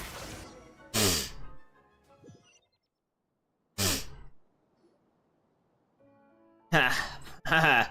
It's been a while, Chrysalis. Still no sign of metamorphosis, I see. Perhaps you've grown too used to being a caterpillar? Have you already forgotten the time we spent here? It was a brief time compared to our eternity. But those brief moments granted us mastery of this universe. I was nothing more than your exhibit at that time, nor could I understand your grand plans. Plus, I tend to have a bad memory for things I don't like. But on your return, you performed the dispelling ritual. How fastidious of you. Of course. How could I allow spiritual impurities or contaminants into the Master's space? Alas, you have not yet left your cocoon. You will return to the void in the end. There is no place for you in the new world. Hand over the rest of it. I shall permit it. It seems it is you who are the hero wielding the Holy Blade in this telling of the story, while I am the dragon who falls to your sword. It matters not in the end. All the elements are in place, and the dragon has been defeated. You may guard reason. For now. After all, nobody can truly own the Holy Blade. We merely hold it as it travels in the direction it must, until it reaches its final destiny. The Holy Blade can be any object, but there is particular symbolism in it being a sword. Well then, present something that can hold reason. Let's use the Holy Blade of Narcissus Cruz we found earlier. Nod? Why is that? Okay. This is... What's next, Jacob? Don't you want to reforge the Holy Blade as soon as possible? Next, Oceanid. You touch the sword. Is this a trap?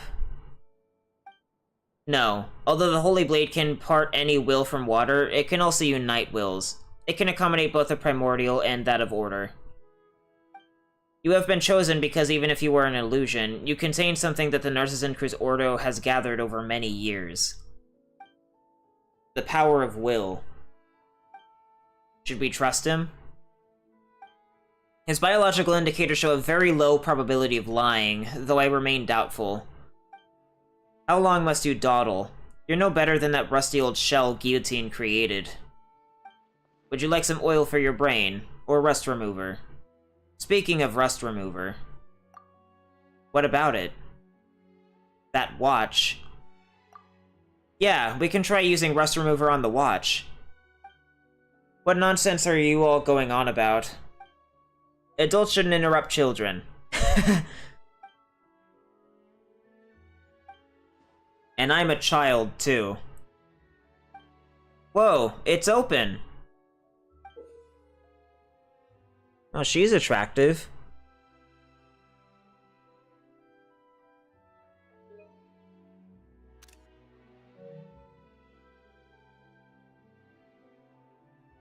That must have been Marianne. And then, the Oceanid director behind her. For some reason, the name is escaping me at this present time.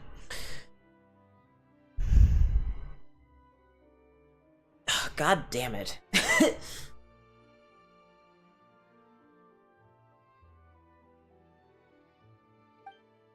And there's a photo inside? How nostalgic. Elaine, Renee, Director Lyris, Marianne, and myself, as we once were. I remember this photo. I think I remember. Matching traits detected.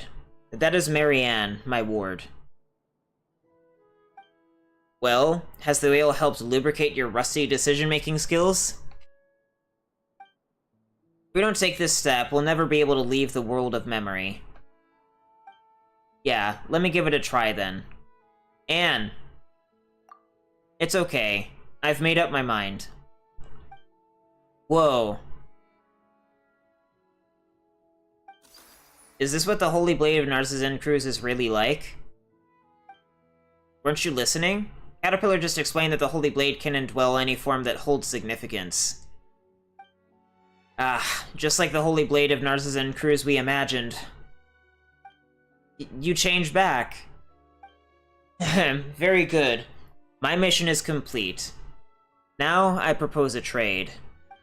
Now, you, Oceanid, please take all my emotions and memories. Huh? My power is no match for yours, and I will soon disappear. Save all that I am, that I may be reunited with everyone in the new world. Seems like he's not up to date with the latest news. But we established several nodes in Fontaine in accordance with the seal of chemical marriage as part of our response to the apocalypse. Today, only the 5 most important survive. Only the smallest part of our master's plan has been implemented, but even that is a form of success. The arrival of the new world is fated. I cannot absorb your persona and memories. After all, I have no wish to retain anyone as with such serious sins on their hands as you are now. Huh? You may no longer be the crybaby Jacob, but as you are now, you are still not worthy of eternity. Rather than do that, we will help you and treat you. You must atone for your sins. Part of the Red Empress is within you, so you should know that she rejected the future. She wanted to return to the Narcissan Cruz Institute as it was, and watch again as we pretended to be the Narcissan Cruz adventure team. Beautiful memories are the only eternity in this world. There are no others. Grant it to me, O being of eternity. I do not wish to do so, and I will persuade that part of Lyris too. The appointed time has come. It seems the watch wound up running a little fast over the course of a century. What's going on here? I have reversed the seal of chemical marriage and reforged the holy blade of reason. The truth of the world formula has been proven. The seal of chemical marriage was an ancient Fontainian ritual meant to seal off the source of life. Now it has been reversed, and all has been set free once more. That's insane. The Primordial Sea... Wait. Back in the Fortress of Meripede, the Primordial Sea was... Now, it is time for our master. No, for Renee to return. He will break the seal and control the source of life. The pure water of life will inundate the world as he rises once more, giving birth to a new universe. All souls will be preserved forever, and the Blade of Will shall fall into the waters and be grasped by its legitimate owner. All will be united as one, and gain the power to combat the apocalypse. Jacob! I've already anticipated the end for this body.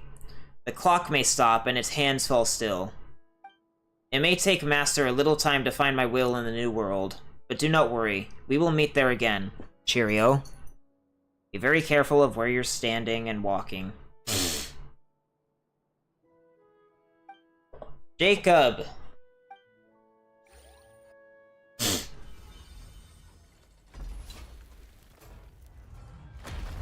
still don't quite understand what all of this is even about with this whole apocalypse stuff. It makes no sense. What is this, like, Primordial Sea is gonna destroy the world again scenario supposed to be? What a terrible ending. But I fear there's little time for mourning or lamentation. Everything now hangs by a thread. If my sense of direction is right, I'm afraid the interior of the Tower of Gestalt is below us now. You've never been there, Caterpillar? It is the closest point to Master's ultimate goal. I do not believe many have been there. That means we don't know what we'll find there. I'm ashamed to admit it, but yes. What's all this?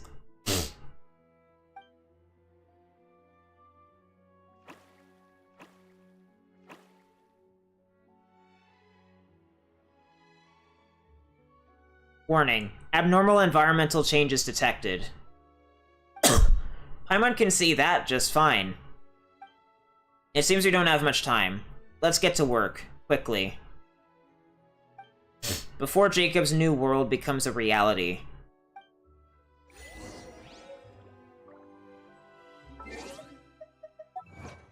Cheerio? Ugh. One involved in the matter. Learn the secrets of the Narcissan Cruz Ordo and defeat Jacob.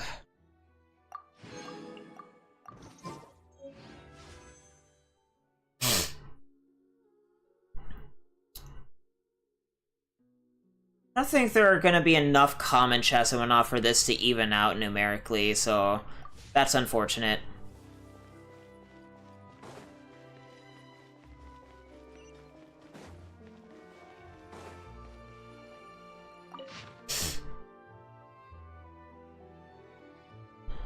Eopan, that which lies beneath the great sea. The purpose of this line in the ritual scripture is to forsake the self and sink into the abyss, and in the abyss, to welcome rebirth as a holy infant. The origin of this is a tragedy of unknown provenance that has been passed down by persons unknown to this day. Said play is called Ajax, or Ajas. He was the second strongest warrior in his alliance. Lies beneath the great sea is, itself, an interesting phrase. It comes from ancient Sumer texts, and should be read as Narayana, which also means primordial human. This, too, is my goal, for not all that comes from beyond may be as one that descends. That title belongs only to wills that can rival an entire world. That is what I seek, a way to become just such a will, one that can protect the world, sustain the world, destroy the world, and create the world.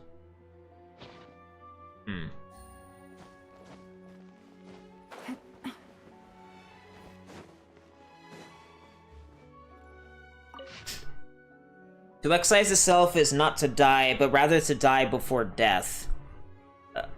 Okay. That way, there is no life to be ended. Thus may one achieve eternity.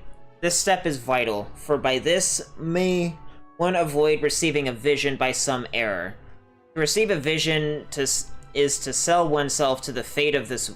Receive a vision to sell oneself to the fate of this world, to Hamarmin, and to evermore lose the chance to walk the correct path.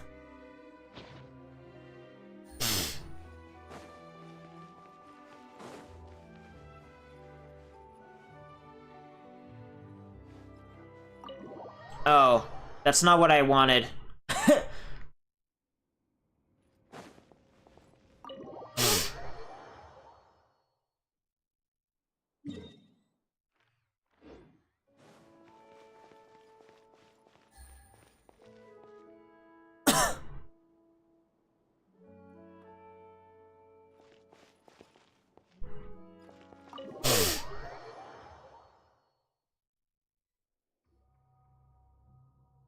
What a huge mechanical core.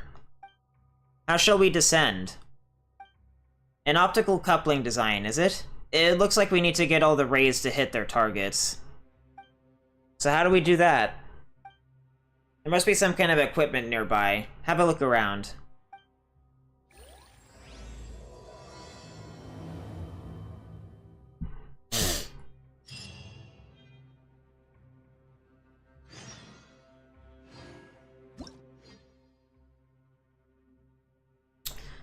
This tower contains highly specialized active machines and LE-fast beam emitters.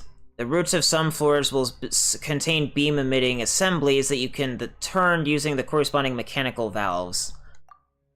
The matching item to this is a specially designed beam receptor. As the name suggests, it will only be activated after it absorbs a beam. The wheeled assembly carrying the custom beam emitter can use the mechanical means to adjust its horizontal position. Okay.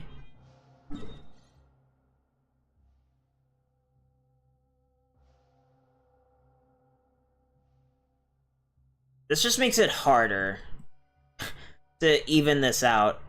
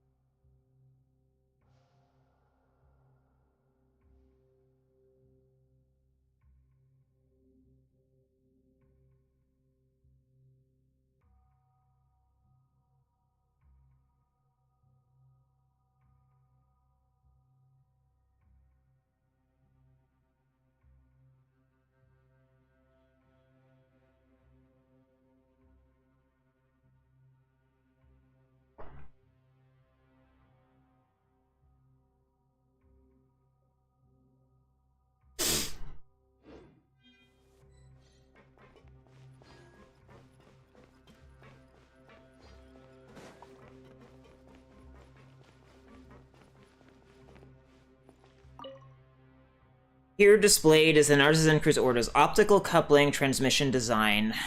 This patent for this design came from our passionate sponsor, Mr. Eliphas. Fascinating. Take it easy.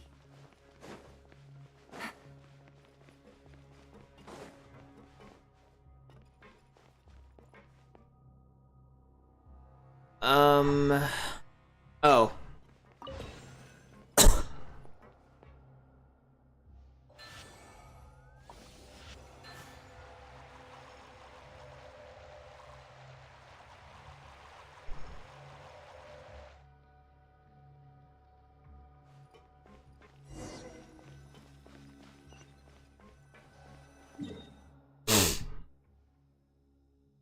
There's a harmonious reed pipe, and that thing.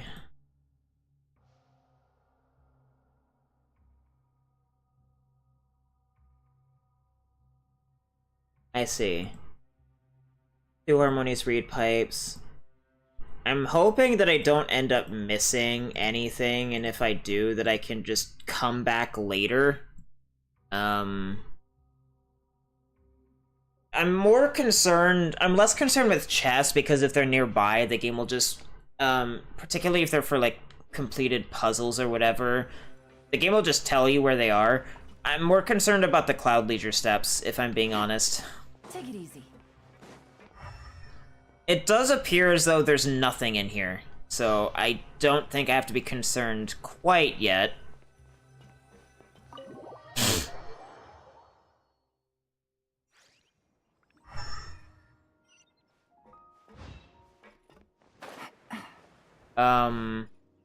Okay.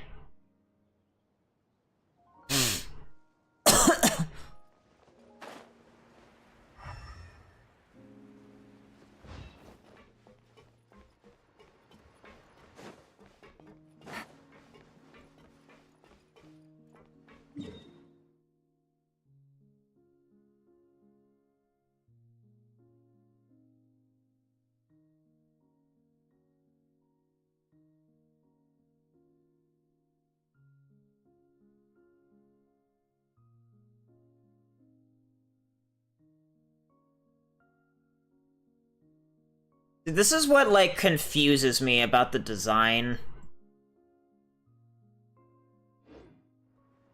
It just doesn't make sense. It literally just doesn't make sense here. And when I say design, I'm not talking about the game, sorry. I mean, like, the placements of this shit on the fucking Tevat interactive map. Because I have completed a Harmonious Reeds puzzle, but it's not actually anywhere where it realistically and logically would be on the Tevat interactive map. Maybe it's like a post-tower location or whatever for it, but at that point, I'm just left wondering, what the fuck do I do? Because I came here early and did it before I was technically supposed to.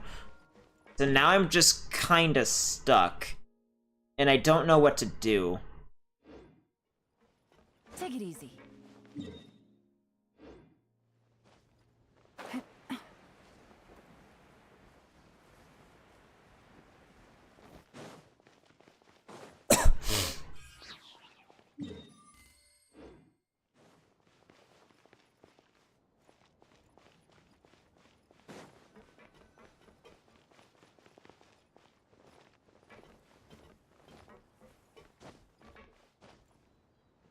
Doesn't appear that it's around here.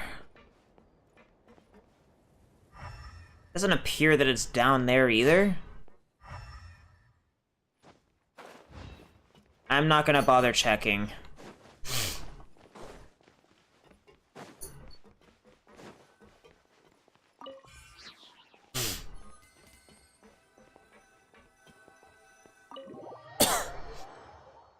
Oh, fun. Busted. Shine down. Out of the frying pan, into the fire!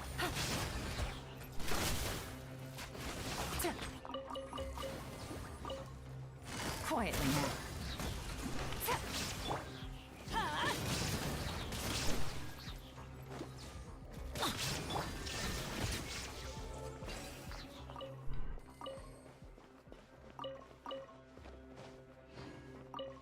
Oh, is it scary, Cheerio? Oh, I didn't even realize the time. It's okay, Cheerio. It's just the garbage guys taking out the garbage out of the giant garbage can on the street.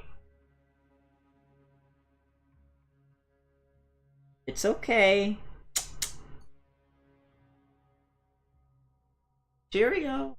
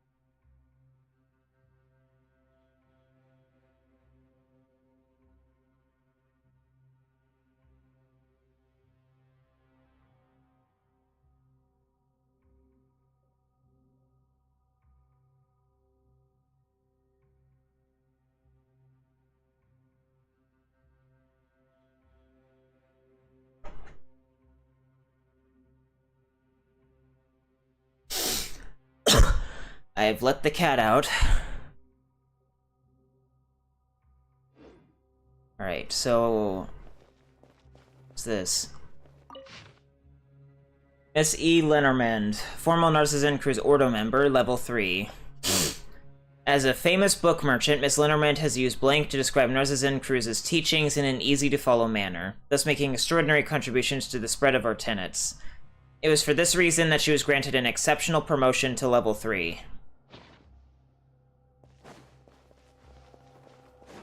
Alright. That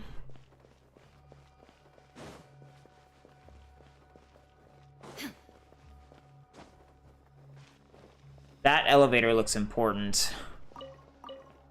That's probably where we have to go next.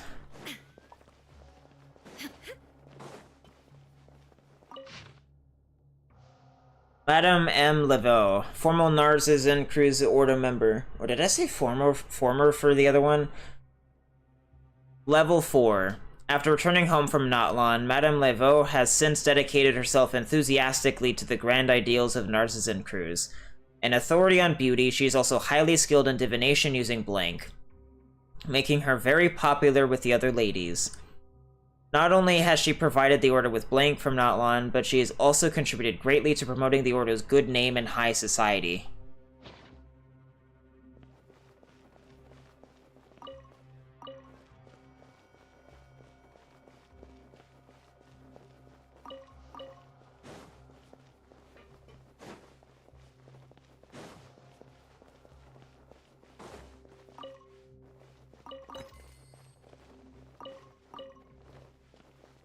Illusion shattered.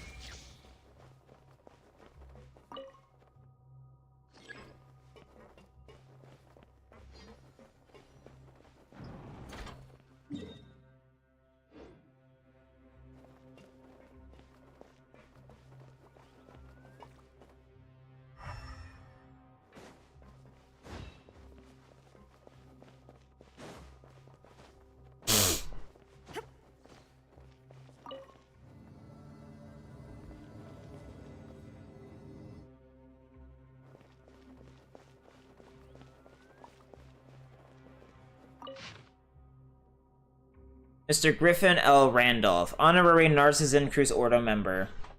Level 1. Mr. Randolph comes from a long line of wealthy nobles. His generosity has provided the Order's archaeological aspirations with ample financial support. Unfortunately, he has remained unable to pass the Level 1 test despite making several attempts due to his inability to remember the relevant keywords. On account of his passion, and by the special permission of Mr. Ingold, he has been granted honorary membership and Level 1 access.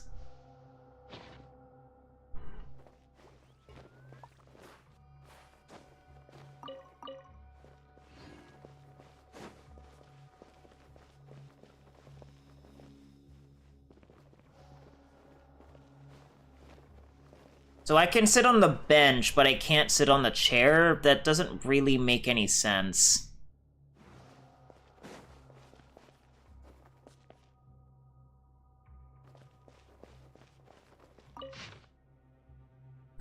Eric Blank, formal Narcissan Cruz Order member. Level 2. A famous historian from the Institute of Natural Philosophy who has dabbled in the study of various ancient civilizations. After the Institute disbanded, he joined the Ordo at Mr. Ingold's invitation. He has since confirmed his research into Remurian civilization.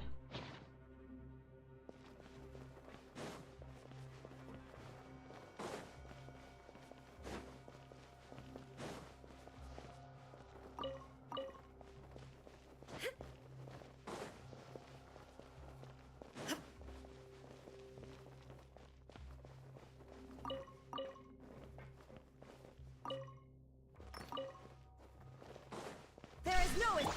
Busted. Teamwork is dreamwork. Let's.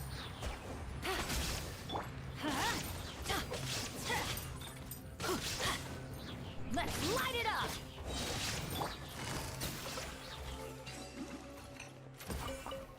Not gonna lie, I've found the C6 actually on Bennett to actually be very useful. Now that I've actually gone and done it.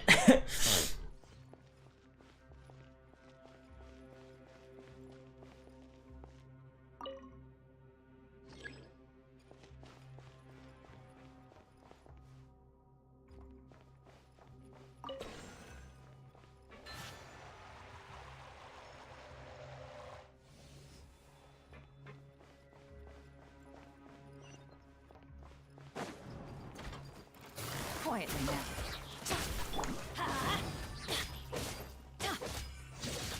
Illusion shattered.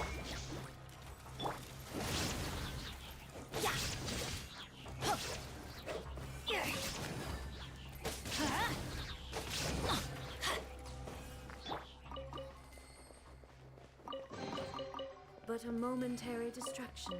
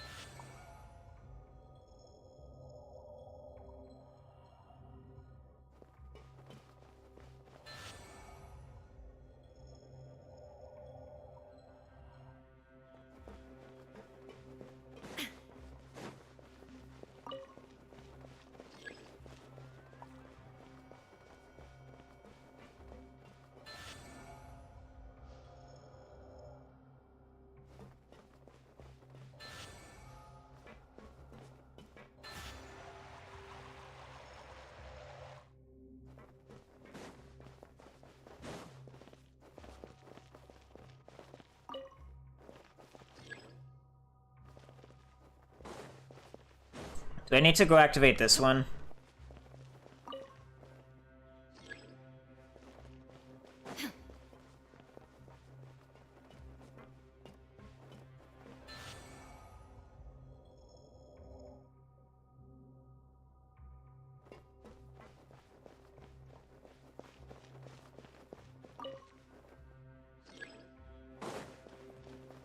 I see.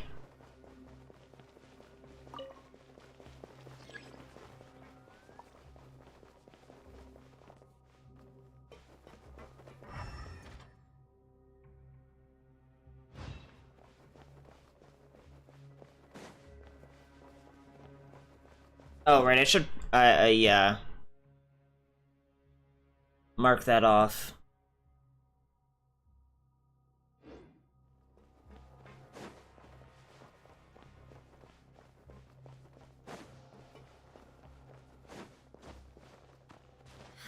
Oh, so you can actually climb in here. That's interesting.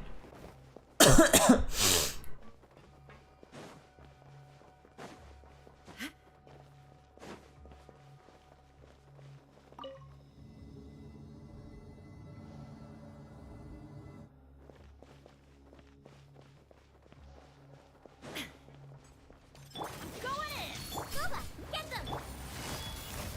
Gotcha.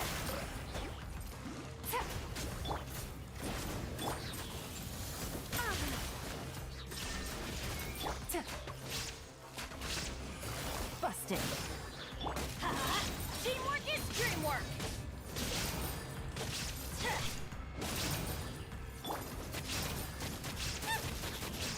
Out of the frying pan! Quietly now. Let's light it up!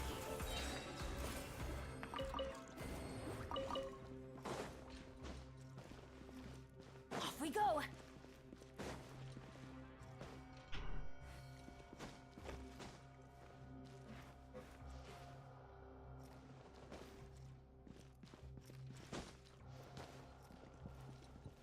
That makes no sense! Ichi Karasawa. Formal Narzazen Cruise member, level 1. God damn this headset. A scholar from Inazuma staying in Fontaine. He has displayed great fervor for Narzazen Cruise's teachings and has passed the level 1 test. Though we hoped that he could spread said teachings in Inazuma, he seems to, for reasons his own, prefer living in Fontaine. He is also a romance novelist of some fame, and his work is peppered with hidden Romarian riddles. His success is intimately related to the Order's research.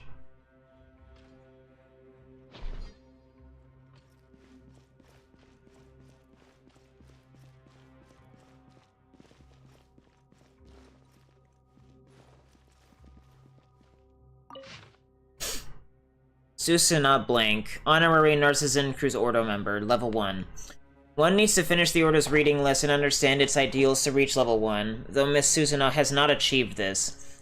The fact is, however, that Mr. Ingold and Master Narcissan Cruise always get the lucky reward whenever they purchase her scones and cookies, which is why, at Mr. Ingold's suggestion, she was made a level 1 honorary member.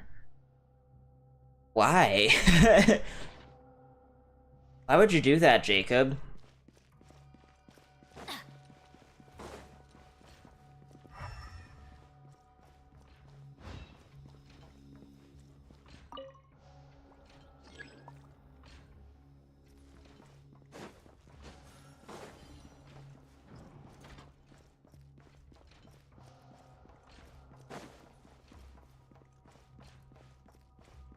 Off we go.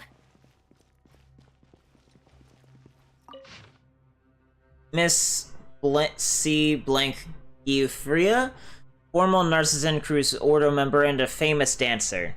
She has been most generous in her sponsorship of the Ordo and has herself reached level 3. On a certain Sunday, Narcissan Cruise healed her injured leg and awakened her genius.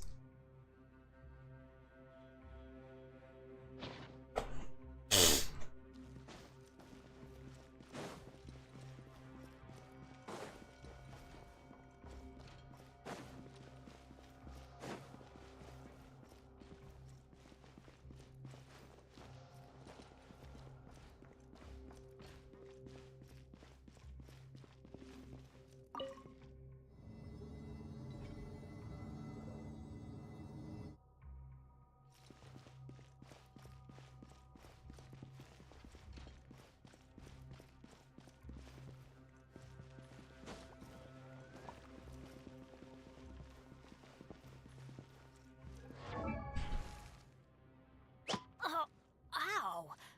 What I'm gonna get some more water.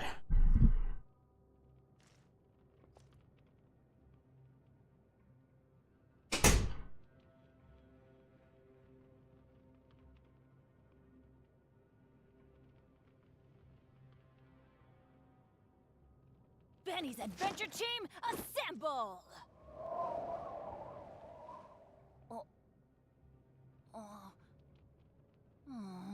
Or not.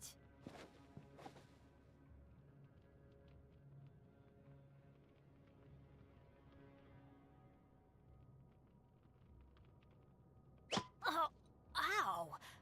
Where did that come from?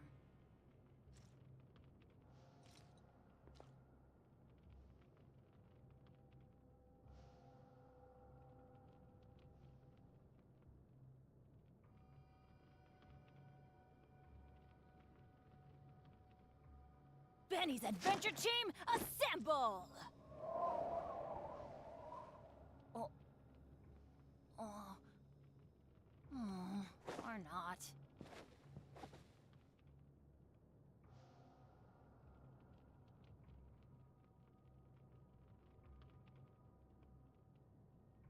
Oh, ow! Where did that come from?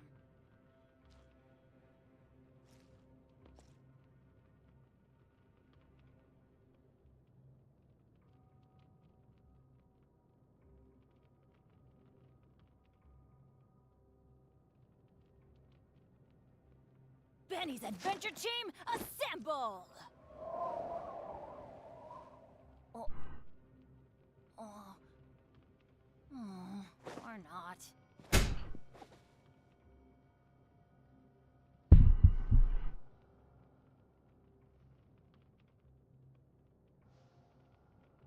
Oh, ow! Where did that come from?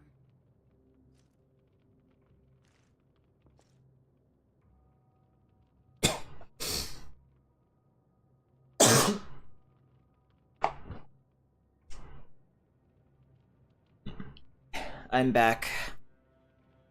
Benny's Adventure Team, assemble! Oh. Oh. Or not.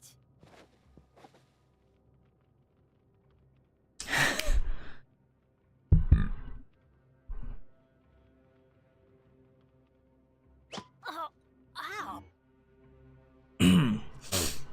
Okay, so there's this thing.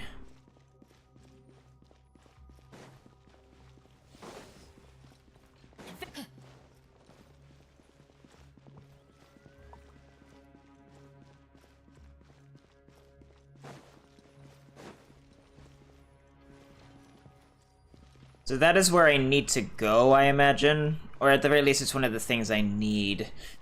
I'm just trying to find, like, any certificates or whatever to read lore. It looks like that's not the case, and that there's no lore in here. It's not from what I can tell.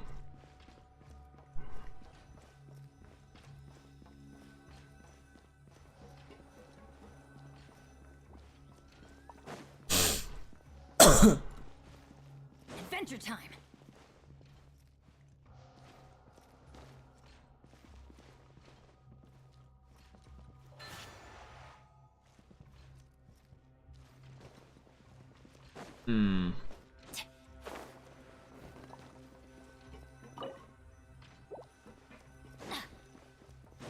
How exactly do you stop it, though?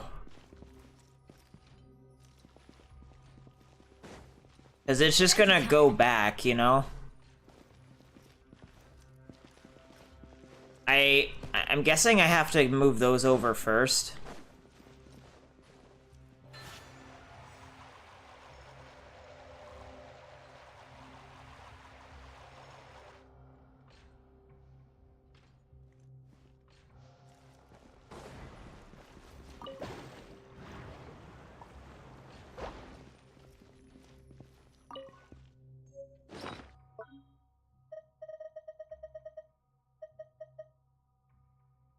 Unlocked treasure. An old pocket watch. It seems to have stopped at a certain instant. The beautiful memory of a moment becoming eternal. The sacred blade indwelt with great enough reason and will to create and destroy a universe or a dream. Root cycle.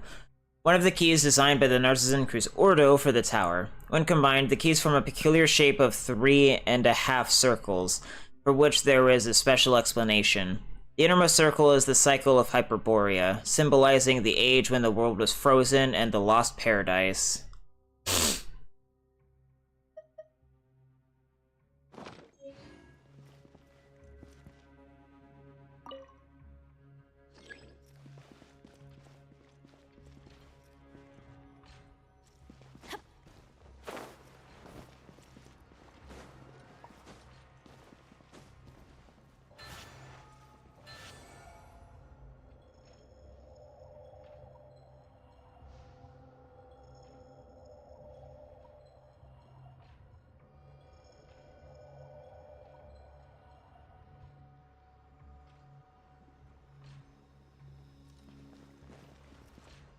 Off we go!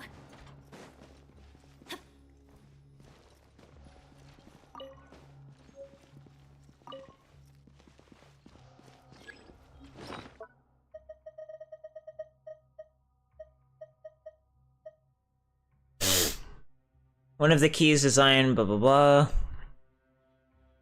The middle circle is the cycle of Natlantian, symbolizing the triumph over the evil dragon, a metaphor for humanity's victory over nature as well as the beasts within themselves.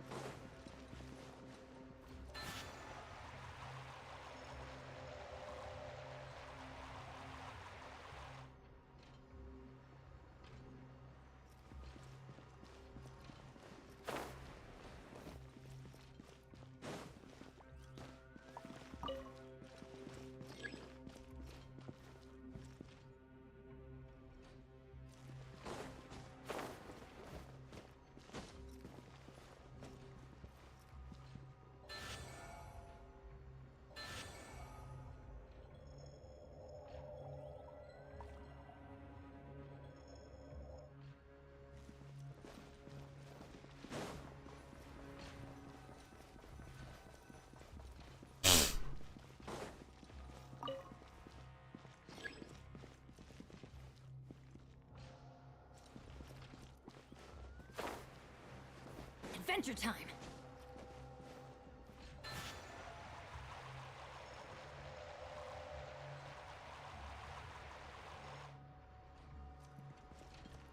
Off we go!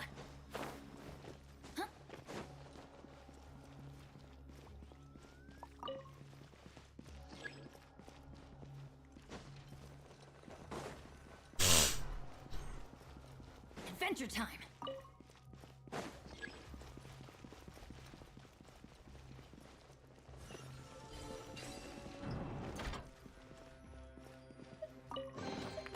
Now that's what I call treasure! That's that one.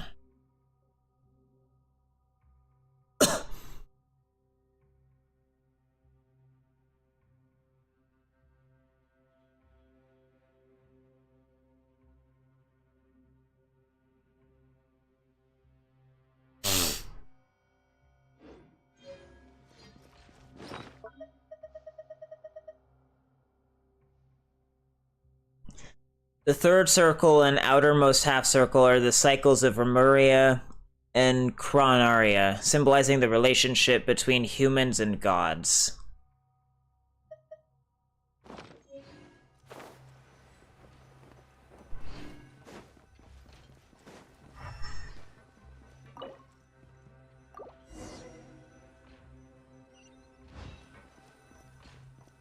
Off we go! Adventure time!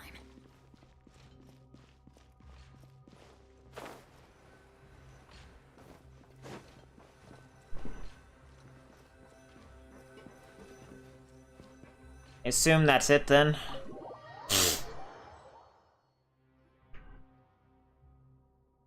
I estimated the height of the tower, and we're almost at the bottom.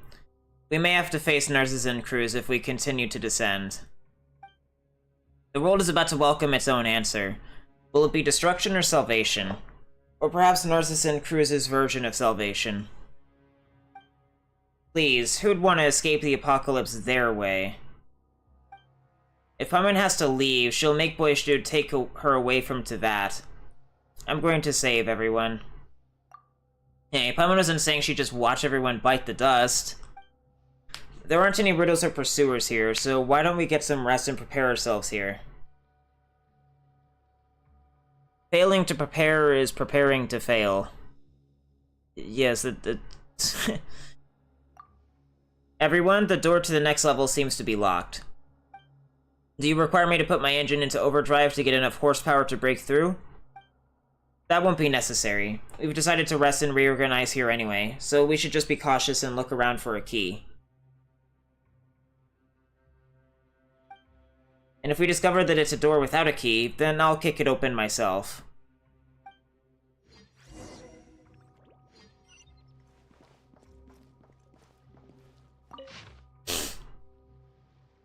This is a strange fairy tale with some comments written in purple ink. The rabbit's pocket watch is, in truth, the beginning of the dream. The watch is a precise timekeeper, but the flow of time in dreamland is madness. When the clock chimes, all shall end. Marianne, whom people often mistake Liddell for, but could it not be that they were, at first, one and the same? The caterpillar has all the hallmarks of maturity. The pipe, the reading glasses, the knowledge. Yet a larva he remains, not yet a butterfly. One who lacks the confidence to break through a cocoon shall die before ever becoming so. But moths have no mouth parts, and thus they can only leap into the flames.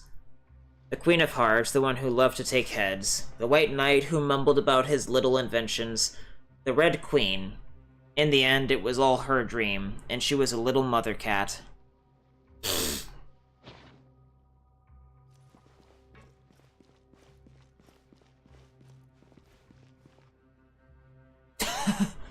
Hi. You were fucking tall.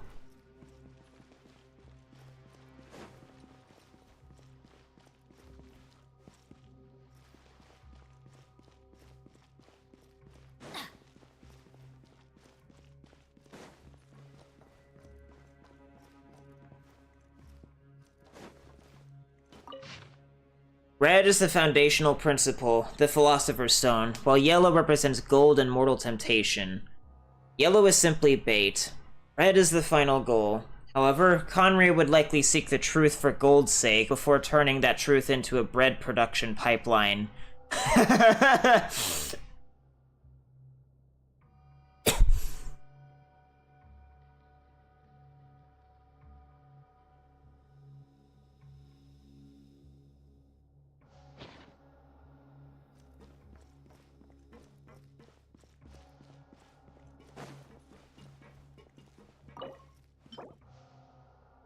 A small key that can even be used as a bookmark. Why was it not confiscated? And why does such a tiny key open such an important door?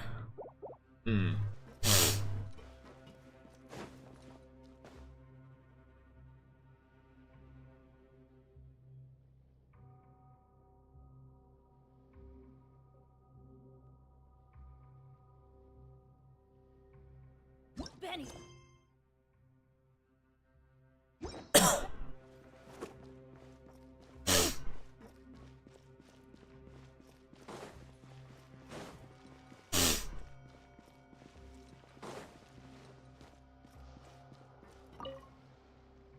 Boyish Dude, why are people so fond of immersing themselves in dreams?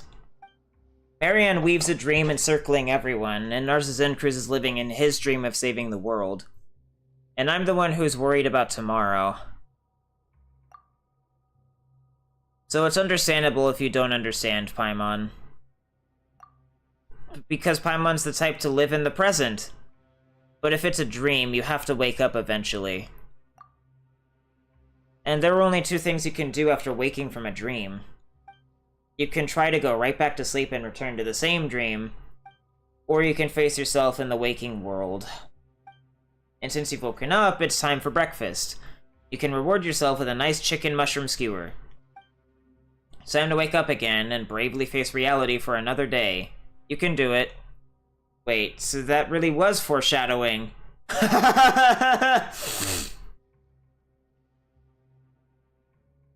The follow-through.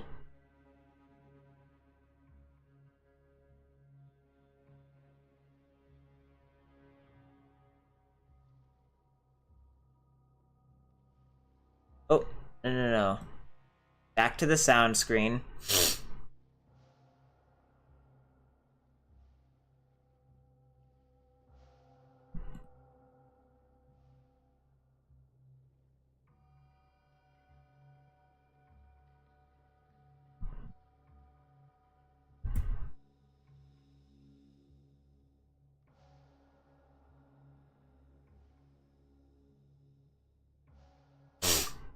Foreshadowing? What foreshadowing?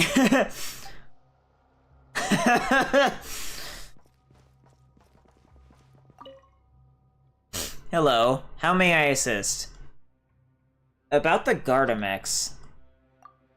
Do not worry, all of them are inactive. If we consider their extreme age and the fact that they are early models, the probability of them waking at all is far from certain. According to the records of those with me, accessing the level below will trigger their activation sequences. At that point, around 60 of them will activate successfully. As for the remaining 40%, it's not guaranteed that they will fail to activate either. Ugh. At least there's a chance the slow march of time has reduced the danger we are about to face. You're starting to confuse me. He's saying that because entropy, the robots don't really work anymore. Or that there's a good chance that they don't. Apologies, Mr. Boyish Dude.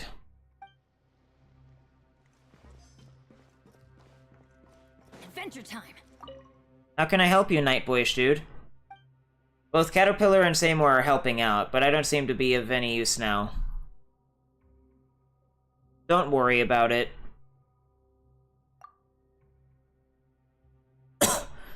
Of course, I understand. Though it's obvious that we can just kick it open, we've reached an understanding to do some investigating instead.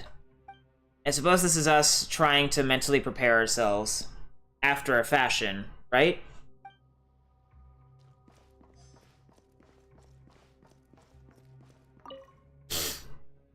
There are some of Narcissus Cruz's notes and books here. Interesting as they may be, none of them have a conclusion. Caterpillar, I have a question. Ask away. The members of the Order clearly hate Clockwork Mecha. So why are there so many gears in this tower? Now that is an interesting question, but all I can offer is my own conjecture. In my opinion, the theme of this place isn't gears, but bells. The chime of a bell holds a special meaning even for people like Jacob and Narcissus Cruz. A special meaning? When the bell tolls, the world ends, the adventure is over, or you simply awaken from the dream. Who knows?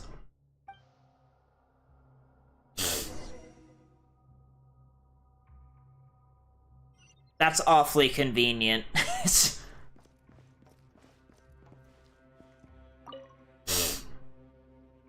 Well, well, guess what we have stuck between the pages, Boyish Dude? Whoa, it's a key! Indeed, and Seymour's already used sonic imaging to do a rough analysis. It really is the key to that door.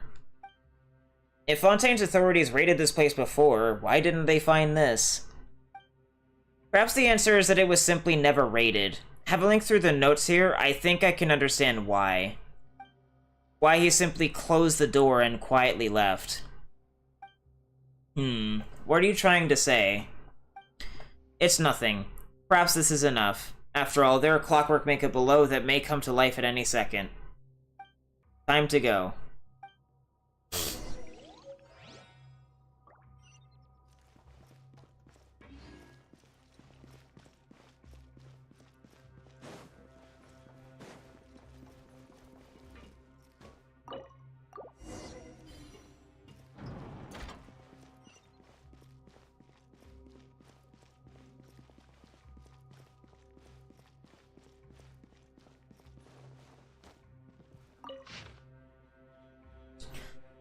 This report collates various other reports written during the archaeological studies conducted on the temple ruins, including, as the report includes large amounts of, related to said plan.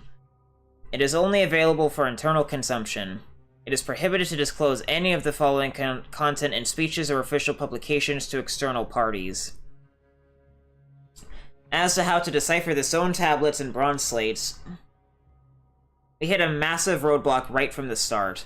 Most of the texts previously discovered in older Golden Troop ruins and legacy copies we got from collections were all from Fontaine's early nation-building stage or later. As such, most of these texts were written in Fontainian script. This time, we unearthed a great number of antediluvian bronze slates and stone tablets, which all use ancient Remurian script. Regarding Remurian characters, they seem to be some form of phonography, of which we currently only recognize a single-digit amount. For the longest time, we treated them like simple musical notes, and undertook many trials on that basis without any progress. As such, we hit an impasse in our research. Until after being reminded by Mr. Eric, we found, in an ancient copy preserved in the Institute of Natural Philosophy, made progress in deciphering the documents. It's the first step in a long journey, but we've already surpassed all previous scholars of the esoteric. Regarding morality, while this might conjure up empty talk of ethics today, it had more practical significance to the ancients. Complete mastery over the body by one's will was considered the consummation of human virtue, a pinnacle that only gods and the rarest of mortals could come close to attaining. Following moral decay, the will became shackled to bodily form. Willpower withered, and humanity became entirely enslaved to their flesh. The ancients would see this as a separation from civilization's communal body, internal sundering from music and the divine, becoming next of kin to the beasts. Regarding the concept of spirit and will, just as the people of Sumer had specialized terminology to illustrate different stages of plant growth, Fontainians had more than 20 words describing water's various aspects. However, the ancient study and differentiation of the spirit reached heights that we ourselves found challenging to attain.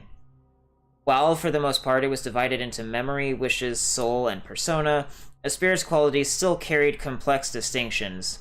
Among these, the state that came closest to the perfect freedom that the divinities possessed was named true will.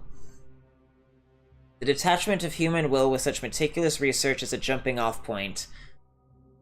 Perhaps it was through this power that the ancients achieved transcendence from the physical realm. Despite this remarkable achievement, they were unable to escape their fate, which appeared preordained.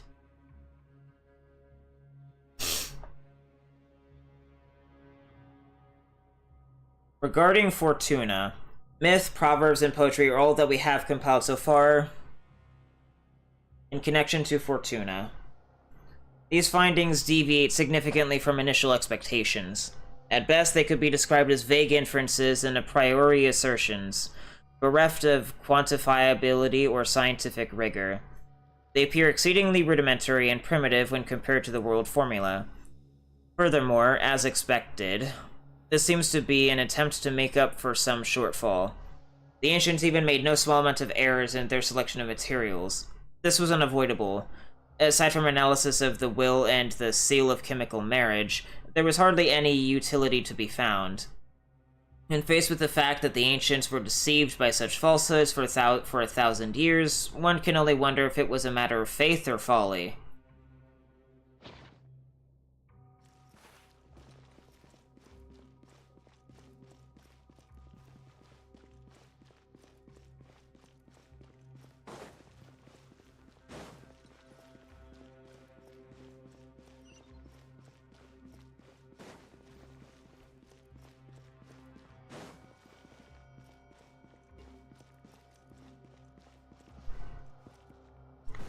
Huh?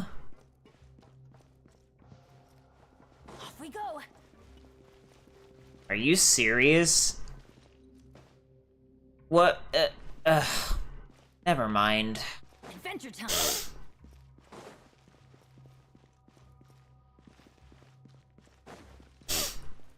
So I guess it just unlocks both doors then? That's weird.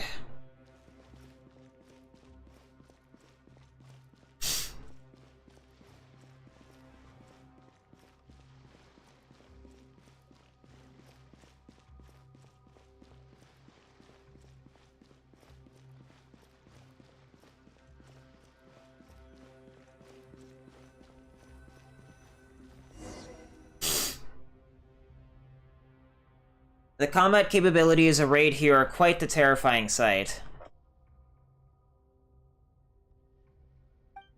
Huh. You changed back, Caterpillar. Well, we do need to be ready for a fight after all. Look. These must be the security installations that were left behind when the tower was sealed. I'm afraid attempting to access the lowest level will trigger their activation sequences. Your guess is correct. I've checked. These Clockwork Mecha can indeed still be activated. In other words, there's also a possibility that they will fail to activate. They've been here for all these years? Well, this is the first time in all these years that the Holy Blade of Narzizencruz has been restored. If the design from back then is accurate, the Holy Blade itself is the key that will open the final seal. If everyone's ready, let's get started.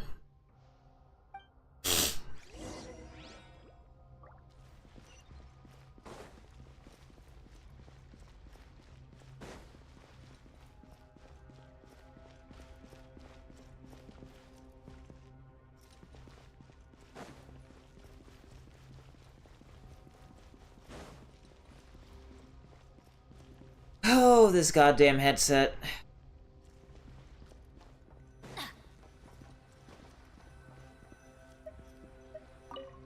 Let's go. The final juncture awaits. When the two of you are attacked, my permissions will activate, authorizing me to take action against official armed forces. As such, there's no need for concern. Let's bring this to an end.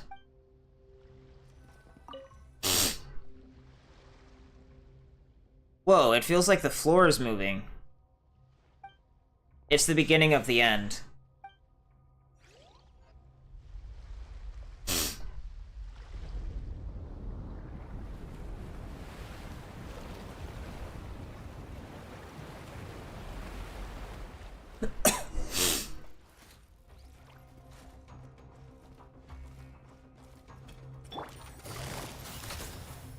Gotcha. Shine down. I'm going in! Nice and spicy! Things are about to get dicey. Eat this! There is no escape.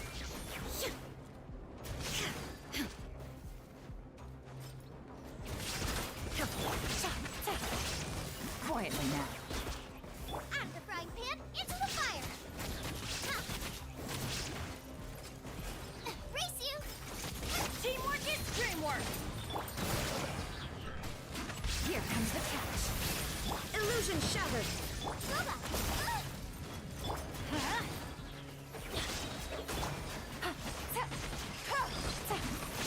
Busted.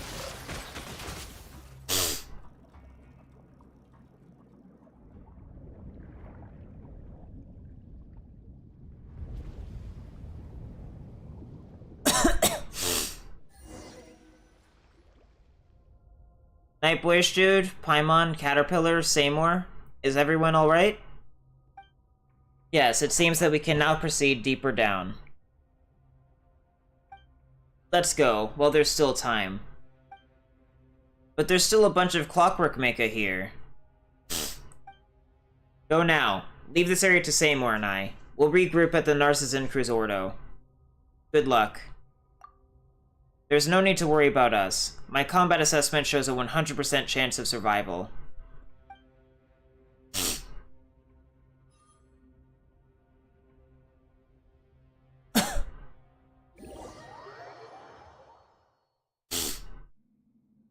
Looks like Caterpillar and Seymour are stuck on the other side. Seymour, Caterpillar. Don't worry about them, man. They're strong. Besides, we agreed that we meet back up at the Ordo after all this is over, didn't we? And don't forget, we're both here with you. You're right, Paimon. I've seen how strong, smart, and kind you both are. There's nothing to fear with you two here. Nothing to fear at all. That said, Paimon's a little scared herself. There's nothing to worry about. There's no hardship we can't overcome. We have to keep moving forward. Okay. There's no telling what we'll run into next. Let's be careful.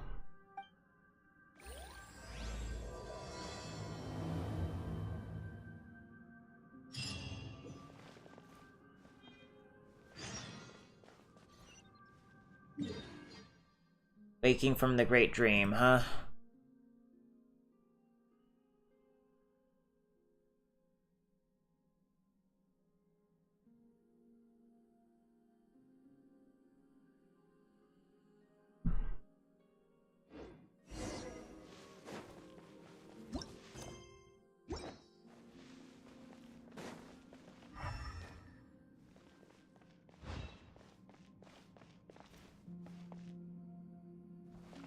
Oh, so I'm just using the Traveler now, I see.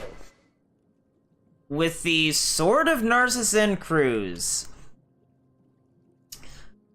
In countless stories, the weapon that befits the legendary hero is also the key to opening all gates, required to surpass the climax and reach Destiny's denouement.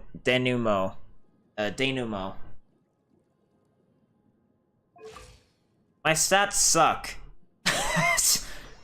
This is awful. What?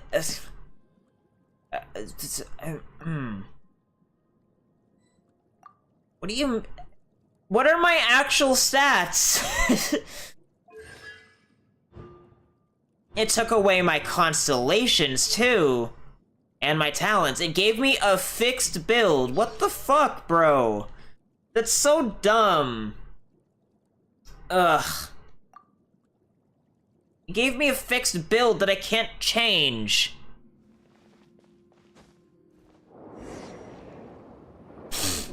Ugh.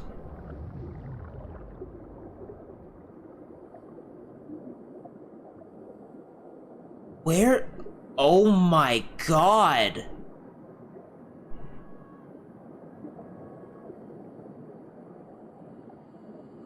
So this is the connection to Vache, I guess?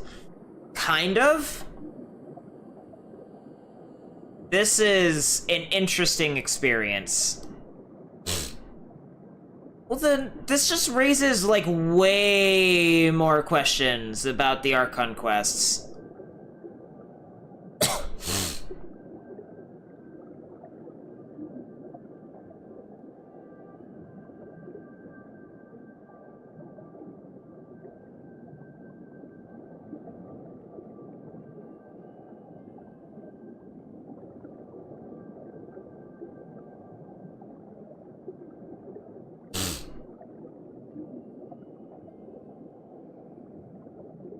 This looks important. Must be where we're fighting.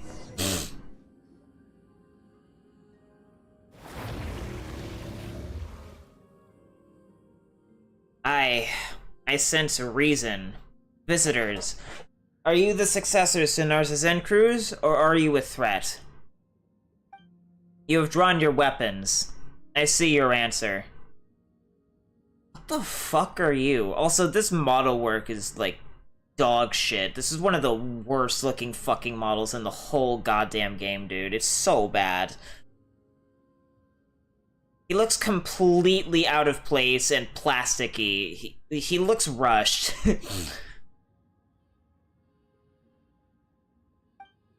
Narcissan Cruz. Huh? This thing's Narcissan Cruz? If you have heard my name, then you know of my quest to save the world, and there is a chance that you can be saved. You draw your weapons at me only because you have been misled by untruths, but this is no time for me to waste my powers. Wonder and rejoice. When all is over, I shall explain, I shall demonstrate, but now, place the holy blade in my hand and flee to safety. We're not giving you the holy blade. Foolish, foolish. But I forgive you and will save you nevertheless.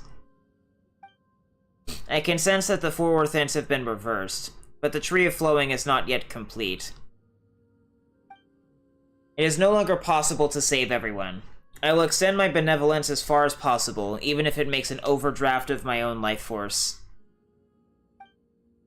If only 5 and 10 can be saved, I will strive to save 6 and 10. Now, I shall come to take the Holy Blade.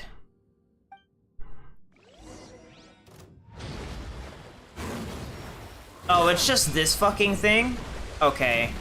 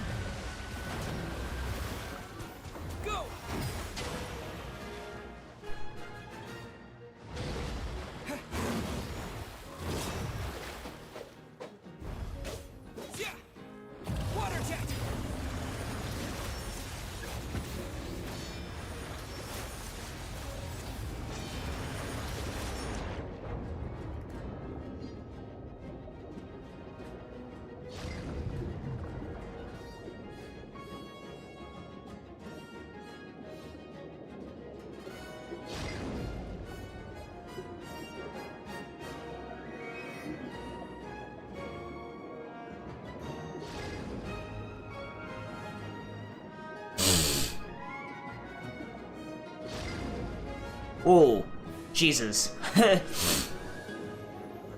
was close.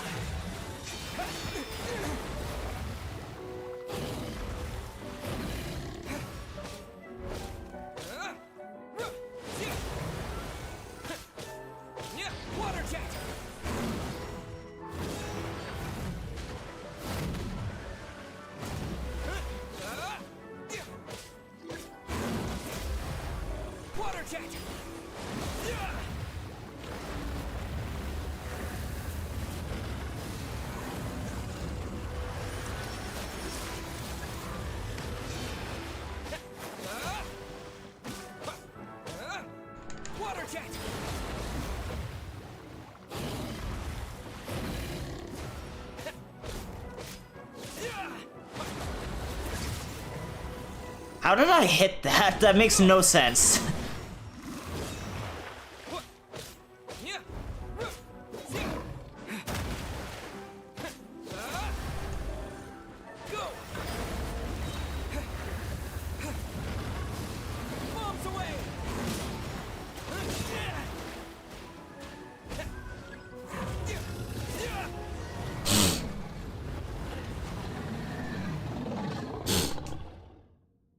Impossible. I had already reached the stage of no return. How have I fallen to this point? And I have lost all control of the primordial sea. Why? Why has this happened? Why? Why did you do this? The new world cannot be born. All will die in a shell, a husk of a dream. Someone reckons you're the one who should try waking up from your dream. The end of the world is the kind of thing that everyone should work together to stop. I see. The Holy Blade is not on my side.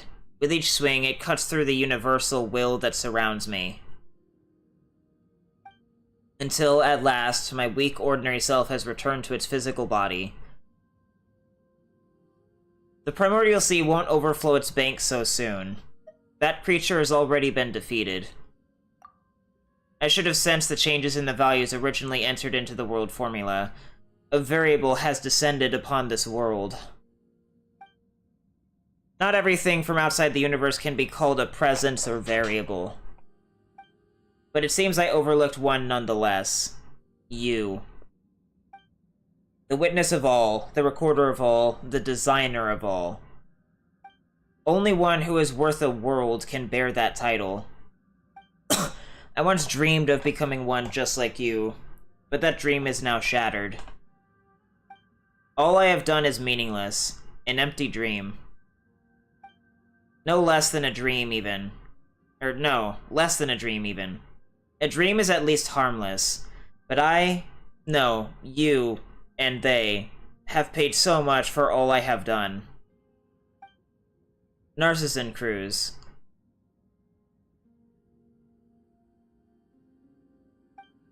Oh, it's you. I didn't see you there. Do you know who I actually am? Names are just labels, but yes, I am most familiar with the two colors that mix in your soul. Director Lyris does not know what has happened. She just holds on to Marianne, who herself still clings to life. She cannot understand such a complex present and future, and hopes just to retain the past, and so she does the only thing she can. My name is Anne. In that case, hello, Anne. I am willing to forgive you. What an odd thing to say. From the very start, my plans have had lofty and sacred aims. Selfishness has never come into it. None may judge or criticize me, nor do I need forgiveness. Your aims may have been lofty, but your insanity has harmed many. You did not even enter the formula correctly, and what's wrong with being forgiven for a mistake? You were right. I apologize. So please, Narcissan Cruz, come back with us. There were other people you need to see. This guy seems to have become much more cooperative, but requests like that... Of course. Huh? Doesn't this sort of thing usually require some inner struggle and hours of persuasion? As I've said before, I do not feel that I've done anything wrong. My mission has failed, but the world has been saved nonetheless. Let others mock and curse me. I am empty within now. Only one desire remains. What is it? I too wish to return to the very beginning, the time before the Narcissan Cruz heroes set off on their journey. But that's impossible. We are not masters of our own fate. I no longer even have the power to determine my own dreams. Well, Nightboyish dude, when you're ready, we'll proceed to reseal the primordial waters, and then we'll leave this place.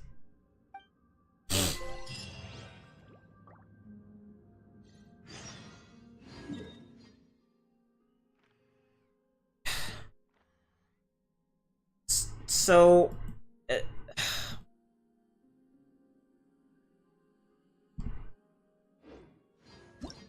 Hold on, I need to mark this off just so I can remember this fucking thing.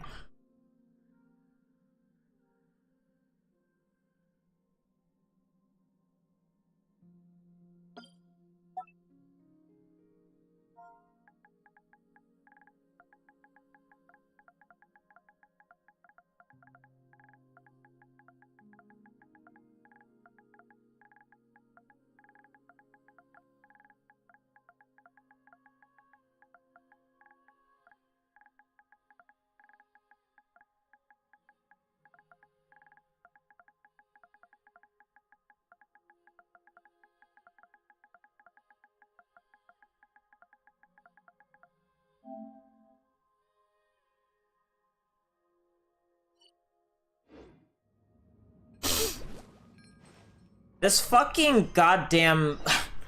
Fontaine's world building is so bad. Like, cool. The actual Primordial Sea. What was the other Primordial Sea, then, if it wasn't real? Because this is not where the final battle with the all-devouring narwhal takes place. It's not where the other Primordial Sea was located in the Fortress of Meripede. This game just cannot decide, or rather the writers cannot decide what they want to do with this concept. And keep in mind, this came out in 4.2, which was the same quest that released Masquerade of the Guilty, or the same update where Masquerade of the Guilty was released, which was the final Archon quest of the region, at least as far as its main story is concerned. This just flatly, from what I can tell, contradicts literally everything else about the Primordial Sea that has, like, been shown so far. And Masquerade of the Guilty, like, already had, like, retcons and stuff in it, and some other issues. It really just kind of seems like the writers are throwing a bunch of shit to the wall, and trying to see, like, you know, what ideas they think are cool, and are just going with that, instead of prioritizing the believability and internal consistency of the world. And that really bothers me. There's just no consistency at all to any of this, and it's stupid.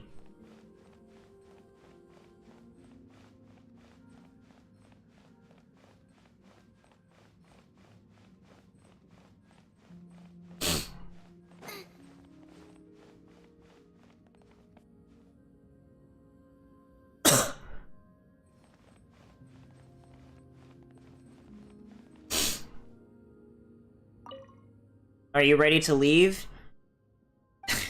Sure, let's leave the Primordial Seant. Let's go. Yep, let's go. This fucking... Fontaine has the worst world building in the whole game. This entrance is sealed once more with the power of the Holy Blade of Narcissus Cruz. I see. The person who almost saved the world spoke. The Holy Blade need not be a sword. It could even be a gold-haired outlander. And now the younger sister, who never stood forth as part of the adventure, has grasped a sword at last. With that, you return to the Narcissus Cruz Ordo.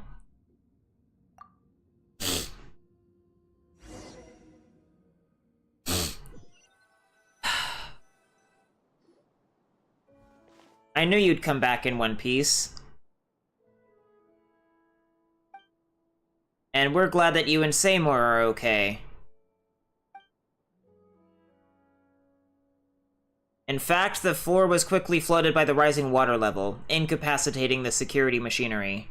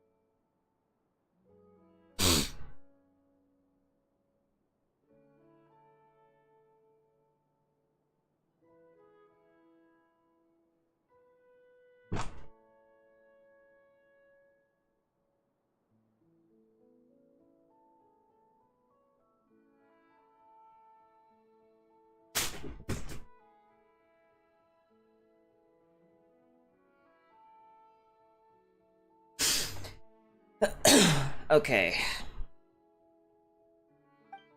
Mr. Caterpillar carried me out under his arm. Aw.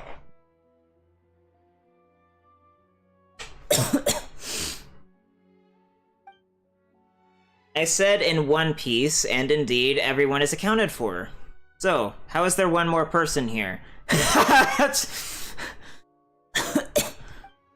Well, allow me to introduce Narcissan Cruz. Or rather, what's left of Narcissan Cruz. Master. You've made progress, Caterpillar. You seem even more human now than you did centuries ago. I thought I'd be more excited to see you, but I feel unexpectedly calm. Over the last several hundred years, I've read many books and come to understand more about your teachings, as well as some of the absurdities in your theories. Image record of the individual known as Narcissan Cruz has been updated. Please do not make any sudden moves, Narcissan Cruz. Silly dog, you're not going to initiate your mass annihilation mode again, are you? I judge that the threat he constitutes to you is low. Still, do not make any sudden moves, Narcissan Cruz. Ah, Elaine Guillotine's creation. I once saw a bright future for it, that it could perhaps achieve what the ancient people's golems could not. Not that it matters now. Could you let me inspect its internals? Just out of a desire for knowledge, of course. Seymour's our companion, you know. Fine. Saving the world is usually just poetic rhetoric that one employs to alleviate mental illness. Whether it takes the form of protecting the flame of a candle until the pilgrimage is done, or writing a story that allows fiction to invade reality. Do you recover from your malady in the end? Or did, rather, sorry. Did you recover from your malady in the end? Master, you now know what became of the Narcissan Cruz Ordo. What will you do next? There may be a hint of irony in your voice when you call me Master, but I will accept it nonetheless. You surely know about your birth? I'm not interested in that anymore. You were simply toying with life, a kind of indifference I find despicable. I will accept that too. Your attitude is so negative. Have you given up on yourself? I will answer your question then. My offer from before still stands. I will reveal the mysteries to them and answer any questions. In that case, please take Anne to find out the truth about her origins. Explain the other Marianne to Narcissan Cruz. Ah, so that's what happened to the director and Marianne. I will help you, of course. It is something I ought to do. Let us go to the kingdom through the looking glass together. Well, as for your wish from before, Paimon, I have done everything I can. I'll be staying out of whatever happens next. Huh? What wish? Is your memory that much worse than mine? Didn't you ask me to help you help Anne and Seymour? Oh, right. But why don't you want to come with us, then? I think the next matter is very personal for Anne and Marianne. That scene doesn't call for a character like me. But you, Boishid and Paimon, are different. You're the heroes of this story. Yes, the mighty heroine Paimon. Well, Paimon should actually be... Be what? You're not about to say something mean, are you, Caterpillar? Whatever do you mean? You're the kind, guiding fairy at the hero's side, of course. Fine. Paimon will take that.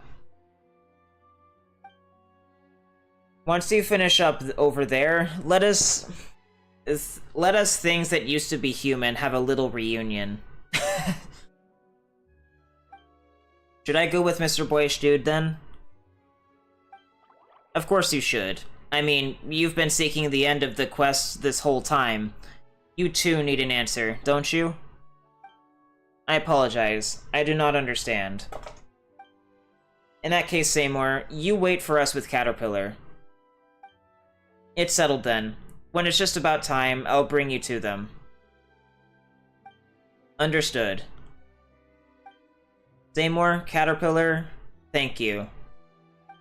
Shall we? Alright, let's go find Marianne.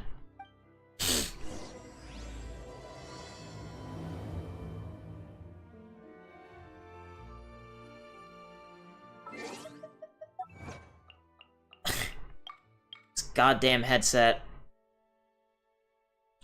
An immortal emperor in a mundane universe. Defeat Narcissan Cruz.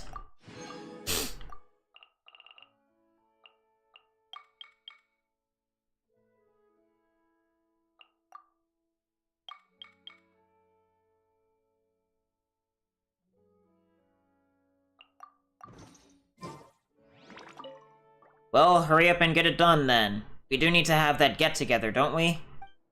The reason why I'm not worried about everything going smoothly is... well, Narcissan Cruz is an absolutely reliable guide, so there won't be any issues with him around. An explanation? What do you mean? My operations require energy and commands, not explanations. Still, maintaining a primary directive system and logic module that both constantly return errors has brought me to the verge of shutdown. Perhaps I do need some assistance.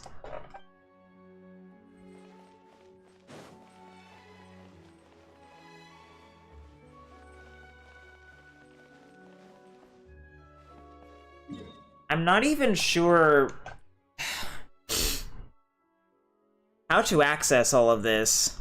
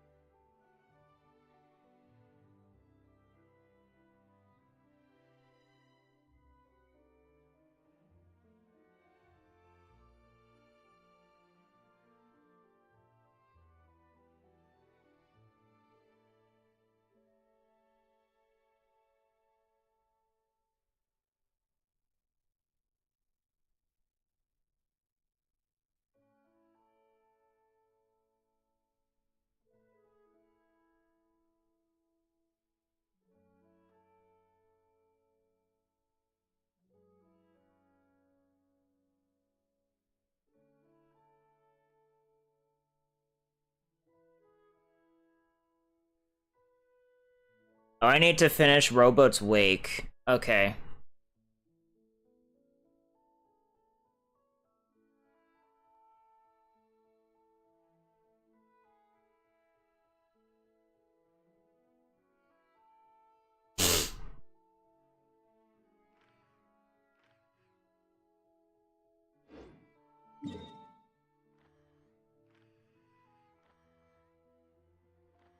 Where am I technically on the map right now?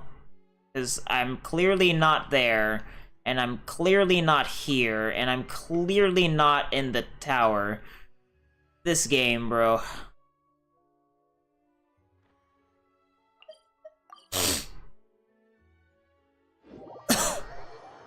How long have I been streaming for? 8.5 hours, give or take? Wait, this is even worse than last time. How's everything back to the way it was? And you have purest water. Visualize in detail what this place would be like if all obstacles receded before you. Will that do anything? Caterpillar said before that the story has already lost its meaning. As such, these imaginary things aren't necessary anymore. This is how it might be for a low-level seeker. However, you were also the master of this place. Some believe the world to be only a prison of suffering, devoid of meaning, but you wield the power over this place. So, rewrite it. Imbue it with meaning. Only the hubris of one who believes themselves above the world can give rise to miracles. Had I not fervently believed I was above the apocalypse, I would not be where I am now. Are you saying that you also believe the world has meaning? Why else would I have made so many plans to save it? On second thought, perhaps Caterpillar was right, and one only seeks the world's salvation to prove that they themselves deserve it. Palmer doesn't really get what that means. Only by transforming oneself into a being of light to bring hope to a darkened world may one be permitted to enter the eternal kingdom of light after death.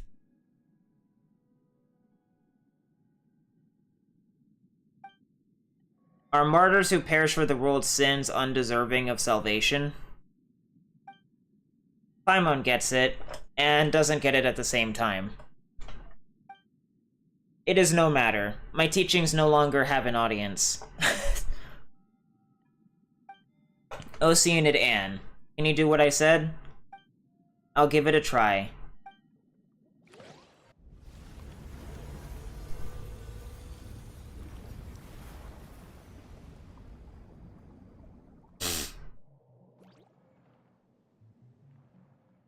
Whoa.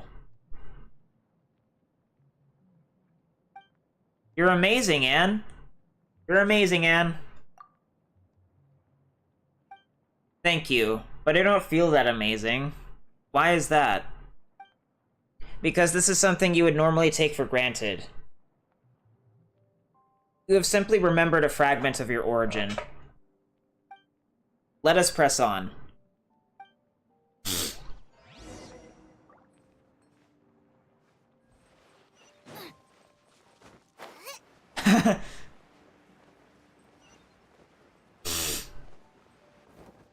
Head to the designated location is such a generic descriptor for a mission objective.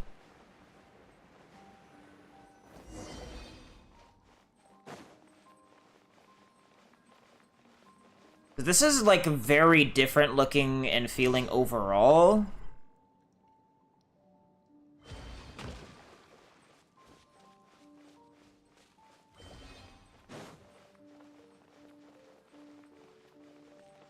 Compared to before, this is interesting.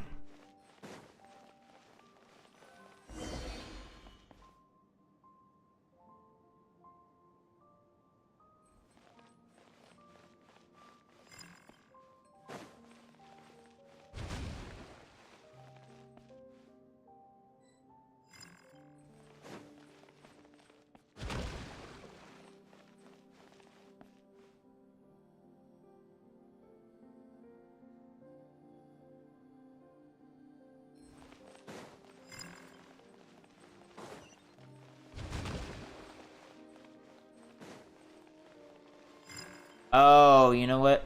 Race you!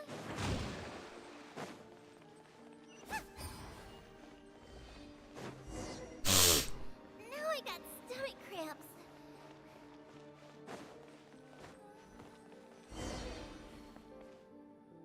What are you supposed to do? Just wait?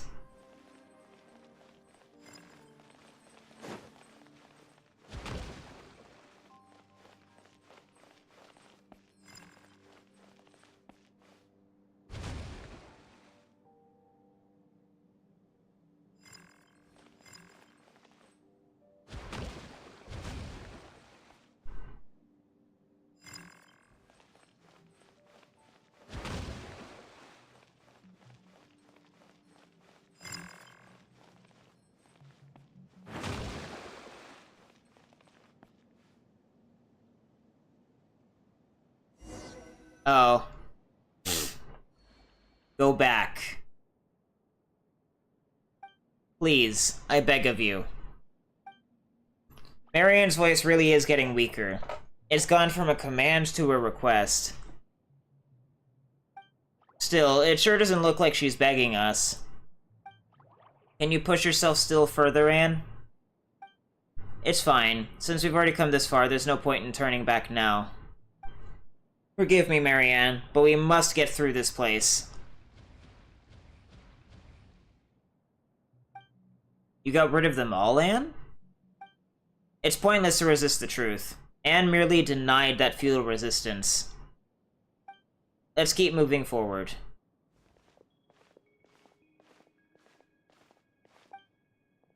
The door here is shut. How are we gonna get inside now?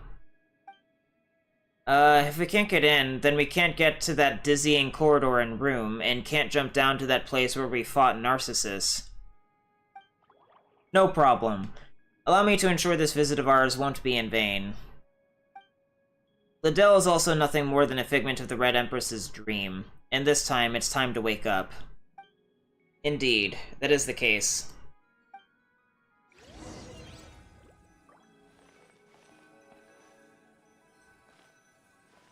Interesting.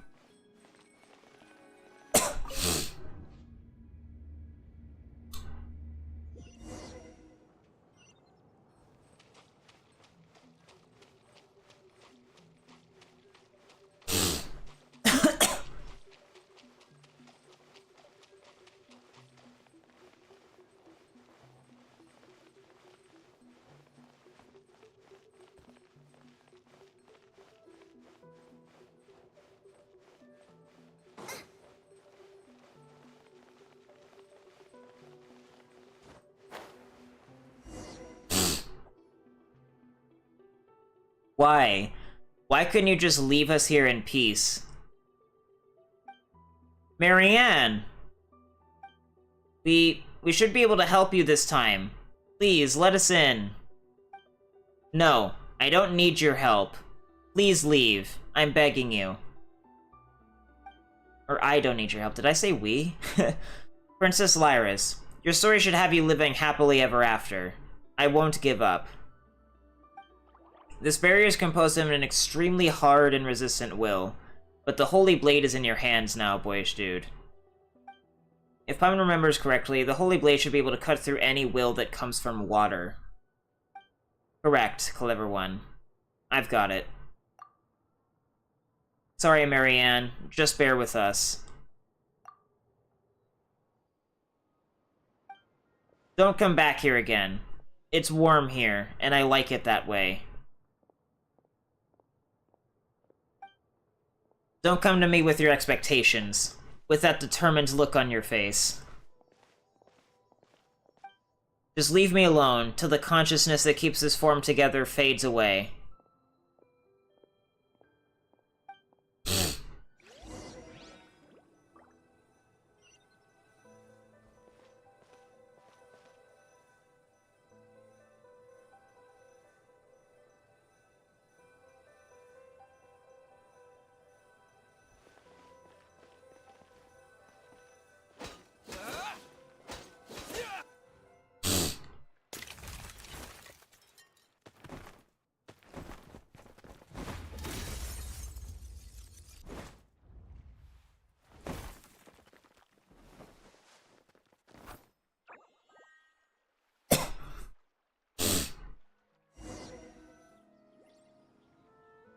Why are you doing this?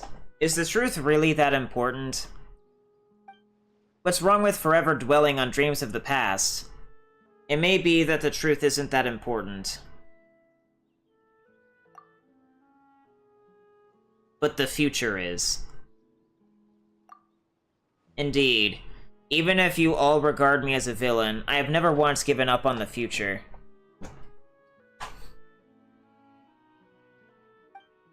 Wait, you're? That is correct. I am Narcissus crew. Renee! Yes, I am Renee. This is who I am now. I am most pleased to see you both, as well as Anne. Your present state could be said to be something beyond human or Oceanid, a state of transcendence. As a human is to ape, so is superhuman to human. You are now the meaning of Fontaine itself. Is this really a good time to be saying this sort of stuff? You don't think about anyone else's feelings, do you, Narcissus Cruz? My apologies. I am responsible for the circumstances that led you all here. It's okay. I've already forgiven him, Marianne. Please, look at this. This is...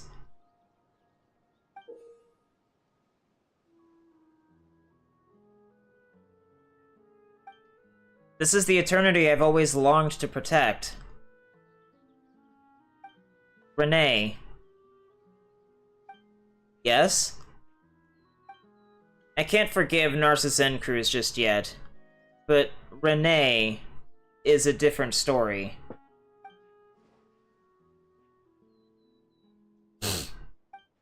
The Narcissus Cruz Institute was our home.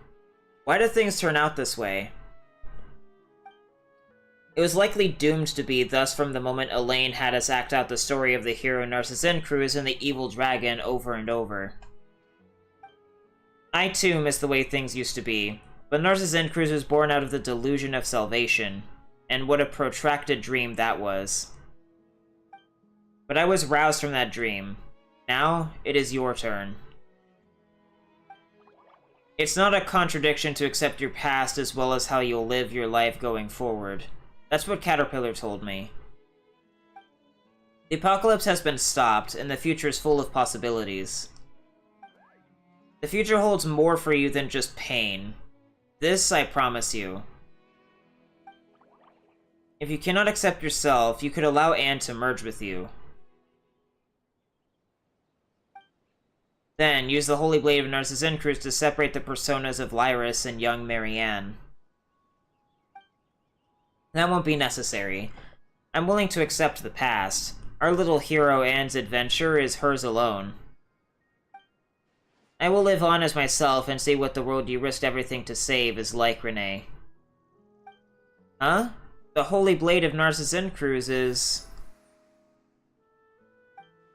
I see. Your will has been conveyed, Marianne. The Holy Blade's purpose has been fulfilled, and its significance in the story has ended. Pama doesn't totally get it, but does it mean that Boyshid won't be able to use that cool title anymore? Fine by me. That's too bad. Let us return to the original topic. You said that you'd like to see the outside, but this is now Guillotine's world. I doubt there will be much to see. However, if you can bring yourself to like it, that would be ideal. And, Renee, shall we travel together? Absolutely. As for me, regrettably, you must allow me to decline. There's still something that I must do. Oh, okay. In that case, don't forget to give me your address. I'll write to you about what Anne and I encounter on our journey. Just like when you and Jacob would tell me about what you saw in Sumeru. Except I'm afraid our journey will have to wait a teeny bit longer. Caterpillar did say that we would have a reunion or something. That's right, he should be here soon. Let's wait a little longer for him, shall we? Alright, you two do you. Let's take this opportunity to talk to Marianne, boyish dude.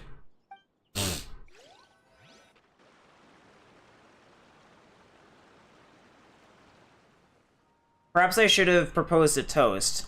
To us who were once human. Though I don't think any of us could imbibe the way we are now. Was there anything that could not be said before we set off? I'm just giving you a chance. It may not have been a good time for you to say some things back there. You could tell? Well, it cannot be helped. I have expended too much of my power. I shall not remain able to maintain myself for long. But why? We worked so hard to... But before I disappear, tell me what you have learned over these last few centuries. I would like to know what sort of dreams you had. Until I met Night Boy student Paimon, I was always searching for Princess Lyris. Even after learning the truth, that I was just a character in someone's dream, I have no regrets. That's because I've already completed the best and greatest adventure of all. Perhaps my reward is being able to turn my dreams into reality. I was just going back and forth between prison and books, occasionally dreaming about parts of my previous life. There were times when I wondered whether the butterfly became me, or I became the butterfly. But once I awoke, I would realize that I was only a caterpillar. The butterfly is also me, but whether it's the future or past me is hard to say. Dreams, magic, memories, esotericism. All that I once held dear now seems worthless to me.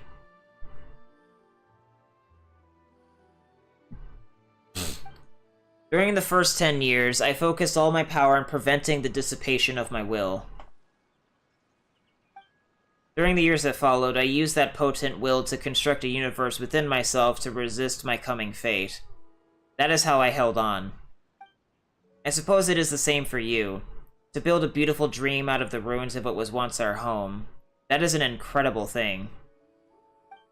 Marianne was right. It's warm here. Yes, I know. I grow wary, Anne. Anne, please leave me here. Farewell.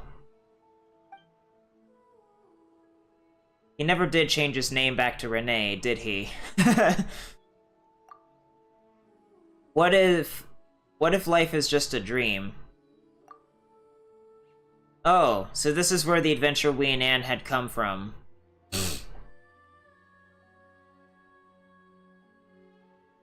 Oh, so this is where the adventure we and Anne had come from. We and Anne had, wait. What? That does not seem grammatically correct. Now I'm confused.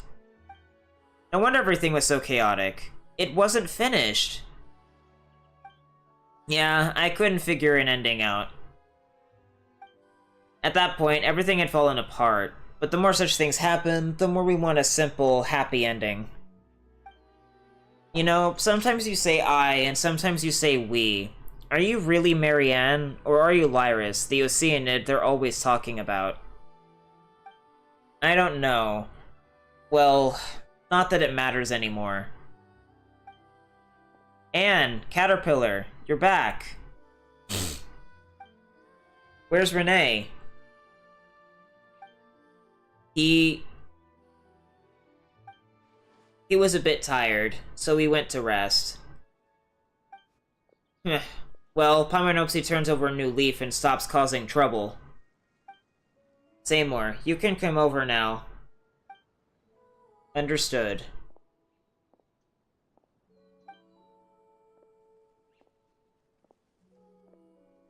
That is not what a fucking robot dog foot should sound like.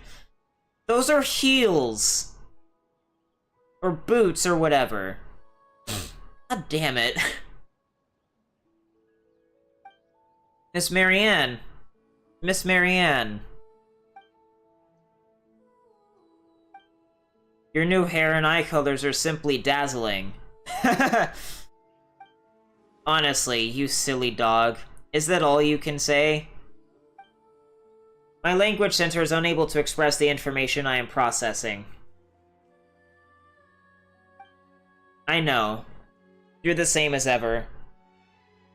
Sorry. I missed you so much.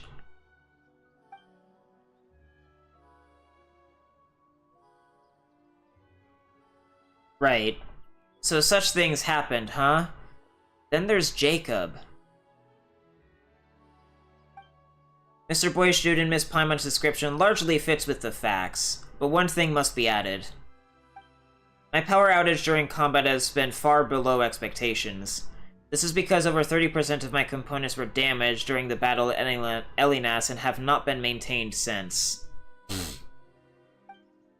I hope you will consider this when evaluating my performance and will not choose to scrap me. Of course not. You have always been strong and brave. You're much more resilient than we are, Seymour. Indeed. My designer, Elaine Guillotine, is Fontaine's leading engineer, and the components I am made of represent the best of the nation's material science and craftsmanship. That's not what she meant. Most formidable Seymour. What are your next orders, Miss Marianne?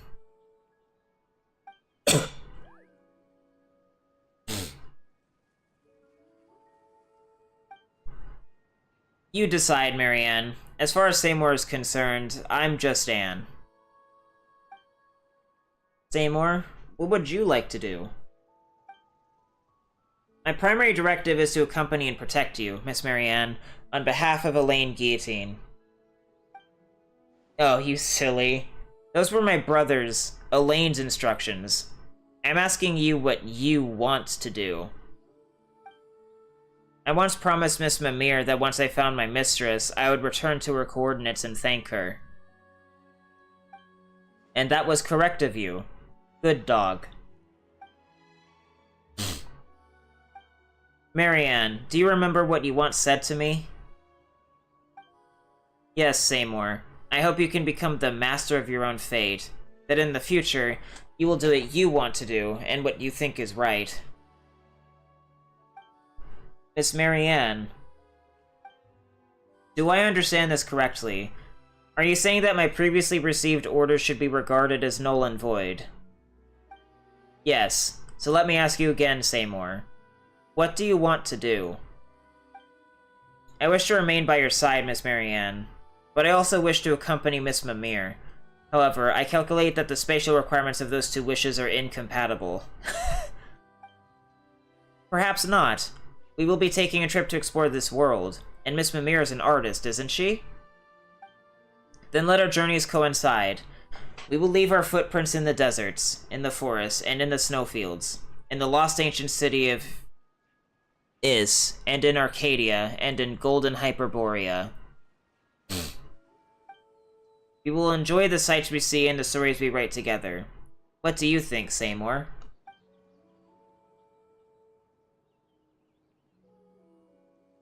I find that's a very reasonable suggestion, Miss Marianne, but I will need to ask for Miss Mimir's consent.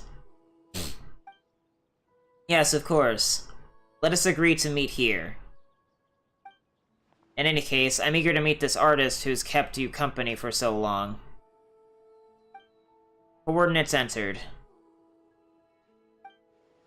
So next. Boyish Dude, Paimon, and Caterpillar, you were the bravest and strongest of all. Thank you all so much. Wait, so I'm no longer a knight? That story is over.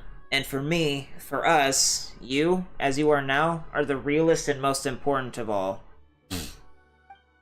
And not just in the story when you play the role of a knight. Just like the Holy Blade in the story became a new sword when its mission was complete, so too will the knight return as a new person. I can't decide if you're praising or criticizing Boyish Dude here. It is praise, of course. You have written an end to an unfinishable story, and you have brought us a new tale. We will never forget this. Aw, come on, there's no need to be so polite. I've also gained a lot from being able to play my role in this tale. I hope you all have a wonderful trip. Yes, and I am confident we will meet again in the future. Then, it is time for me to return to Miss Mimir's coordinates. We can come too. Caterpillar, come with us, would you? Let's go, Seymour.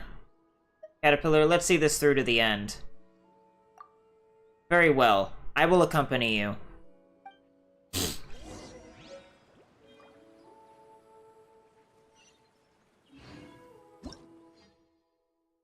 Your destiny with Narcissus End Cruise has come to a conclusion, but power still remains within the Holy Blade. Immersing the Sword of Narcissus End Cruise in the font brimming with magical power within the story of Anaposis can change the sword's alignment between Numa and Osea. That's interesting. So, it's a new sword. It's a new sword that I can use. That I can level up.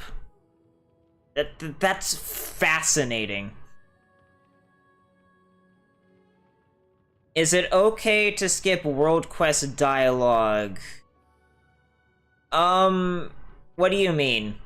Like, I don't know why you would be wanting to skip the World Quest dialogue. When the equipping character does not have an arc, When normal attacks, charged attacks, or plunging attacks strike, a Pneuma or Osea Energy Blast will be unleashed, dealing 160% of attack as damage. This effect can be triggered once every 12 seconds. The Energy Blast type is determined by the current type of the Sword of Narcissus Encruz. That is fascinating. God, this headset.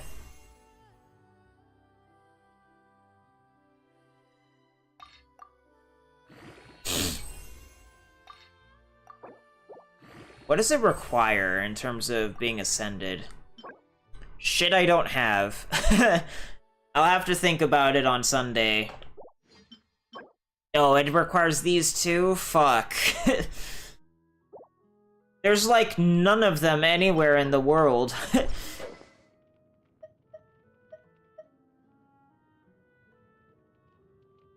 The thing that's weird about this is that it seems to be like a recipe of some kind. Like, why would it be an R1 that isn't capped out if you can't refine it? Then again, I also have the, what is it? Yeah, the Dark Iron Sword, and they've just never added this to the banners at all. So I guess I probably can't refine this for some reason. Even though it provides the option. It's weird, bro.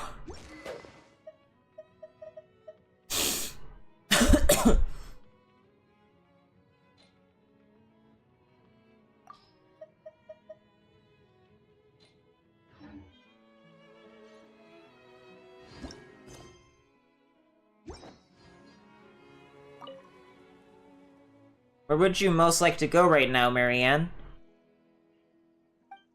Well, I've remained for far too long in that imaginary past world. The world must have changed a lot after hundreds of years. I want to see this world beyond the glass wall. I want to experience new stories. Are you afraid, Marianne? I know stories end, but I find it difficult to imagine that everything would end like this. From the moment I was born, the Narcissus Encruz kingdom was everything to me.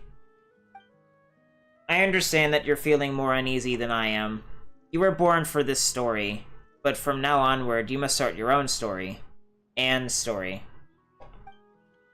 And I must slowly step away from the looming shadow of my past. Neither Lyris's memories nor Marianne Guillotine's represent who I am now. We have a long path ahead of us, Anne. But I know you'll be alright.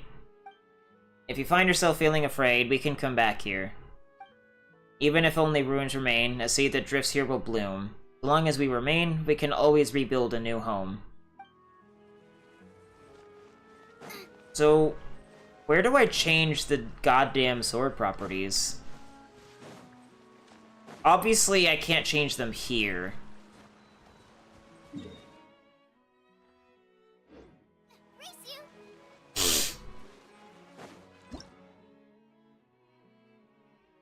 Oh, over there?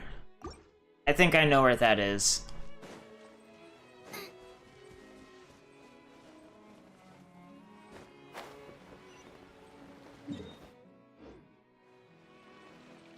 So, where does this take us then? Can I just skip straight here now, if I really wanted to? I guess that's probably the case.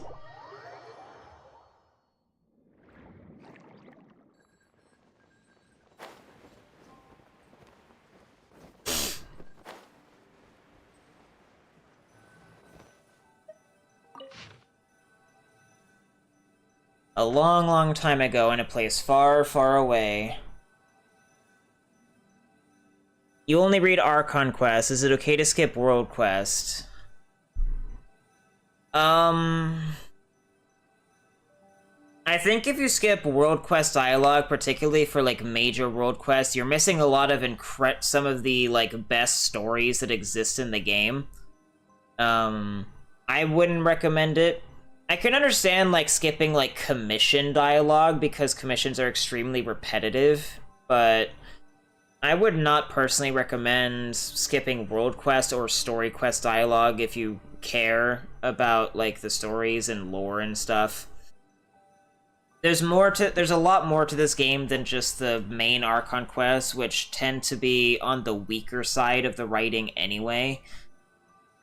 The world quests generally have the best writing in the game.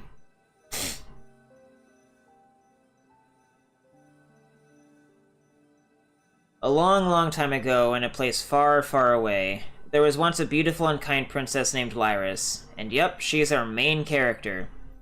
I don't want this name, it's not what you said before. Oh, come on, it's just a story. There's no need to be so fussy. And so the story goes. Anyway, a protagonist needs an antagonist. An evil one at that. And our evil antagonist? Well, that's the dragon Narcissus. So evil is he that the peace-loving people tremble at the sound of his name. Not that he cares about their feelings, though. He sowed destruction across the land with the searing flames he spewed from his mouth. His great wings turned cities to dust, and his burning breath reduced nations to ash. At last, only the princess's realm remained safe.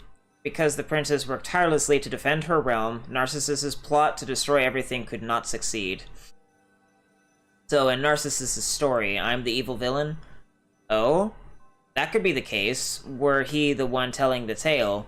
Something like, and my plans would have succeeded if not for that blasted Princess Lyris, or something like that. Ah, no. I told you that it's just a story, right? Princess Lyris is just a character. She's made up. You're you and you're real. Don't get mixed up, okay? I don't get it. Oh, be patient. Stop cutting me off. Just let me finish the story first, alright? Now, where were we? Oh, I almost forgot. Our protagonist needs assistance. Princess Lyris, kind and beautiful as she is, must surely have a ton of friends who are willing to lend a helping hand. Let me see. Princess Lyris has a whole bunch of brave and loyal friends, like Owl and Nay. That can't be. Come on, it's just a story. Anything is possible. In our version, Owl and Nay are both friends with Lyris. Ah, yes. What was Lyris's other friend's name again? The little guy with flaxen hair. He's not my friend. But Princess Lyris can be friends with him, right? I want to be friends with him too, so let's let him come along. Shall we? What's his name again? Alright, let's call him Kate. Ah, then Colonel Kate it is. I mean, he's always got that cool and aloof feel to him. Plus, he's always buried in books, so a rank like that really suits him. Oh, there we have it. We've assembled all the characters for the story. Fearsome dragon Narcissus sought to destroy every kingdom upon the land, while Princess Lyris' realm stood strong and unassailable under the protection of her and her trusty friends. Yeah, I get it. And just as in those stories, the princess and her friends lived happily ever after, forever and ever. That's how stories end. We've only just begun. We haven't even reached the exciting parts yet. Exciting parts? Of course. After all, why would Narcissus want to destroy everything? And how would Lyris protect everybody? Aren't you the least bit curious about that? Knowing the ending is good enough, isn't it? Well, that wouldn't be much fun, would it? The endings may seem alike, but the twists and turns in each story set them apart. Just like our story. The lonely Narcissus coveted Lyris' treasure and envied her beauty and kindness, for they were what the dragon once possessed but later lost. As for the treasure that Lyris possesses, let's just say that it's time. Time? That's right. Al once told me, as I recall, that clocks are proof that people want to hold time in their hands. And Nay said that time always seems to be running out. And Lyris has been lonely for a very long time, hasn't she? If she has friends, if she could share her time with them, then she would be happy. So let's say Narcissus failed to invade Lyris' realm, for she had shared all this time with her friends. So when they fought him, they had more time on their side. That's why the dragon was no match for Lyris' friends. I'm gonna, like, briefly take my shirt and pants off because I'm really fucking sweaty.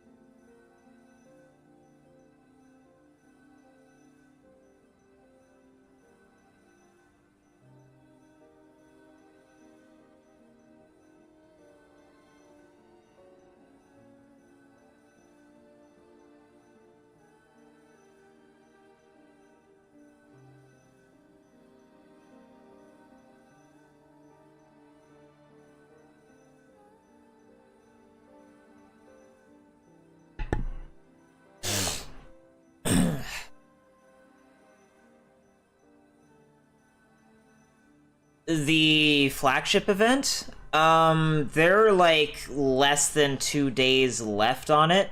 Have you not done it yet? It actually doesn't take that long to do, so if you dedicated fully to it, you could knock it out today in like 4 or 5 hours tops, depending on your pace. And that includes all of the like event mini games for the extra rewards, not just the event quests.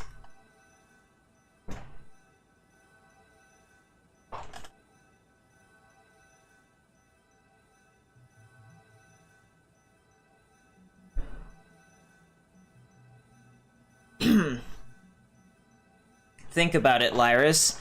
If we had more time, wouldn't we be able to do more things? For example, Al could strike Narcissus 3 or 4 more times. He'd be way stronger with more time. Yep, so that's how we're doing this. Following that, Lyris's friends made use of the time she had shared with them to thwart Narcissus again and again. However, the cunning dragon discovered their secret. Like a patient viper, he kept sending his armies to attack, depleting Lyris's time. Thus did Princess Lyris sacrifice much to protect the kingdom and help her friends win their battles. Over time, she forgot about her friends, because she had given away her past. She no longer laughed and played with her friends, as she had given away her time in the present. One day, finally, the once cheerful spring water fell silent and gloom filled the skies with Narcissus's coming, his wings spread wide. Despite the valiant efforts of Lyris's friends in battle, the dragon was unstoppable, for she had no more time to share with them. The dragon soon arrived before the palace. In the final moments, Lyris gathered her friends, whose names she had no longer remembered, around her and entrusted them with the most precious thing in the world. It was a pure drop of water. Yes, as pure as you are. She said, "This is my future. Take it with you." She said, "Even if I and the kingdom become subject to Narcissus, it shall not matter, for my future shall lie with you." Then she made them a promise. "Even if we have lost our shared past and present, as long as we hold on to the future, the time will come again when we shall reunite, and the kingdom will shine again once more." Do you have to complete the Fontaine Archon quest to do the event? Technically, no, but it's recommended that you do. If you do the Fontaine, you need to, as a minimum, I'm assuming you've already done a decent number of, like, the story, at least the, like, story quest for A in Inazuma, aka Raiden Shogun. If you have done that, then for maximum story experience, for the best possible experience with the story, you're going to need to finish all of the Fontaine Archon quests and then complete Farina's story quest after that. Then you'll have the best experience with the story. I don't think they technically they don't lock you out of being able to do the event if you don't do it, but certain things in the story won't make sense if you haven't done Farina's quest, which itself requires finishing the last chapter of the Archon quest in the region.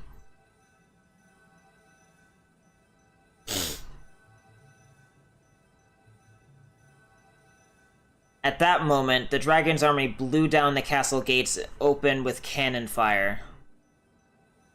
Lyris urged her friends to flee, which they did only with great difficulty and tear-stained faces.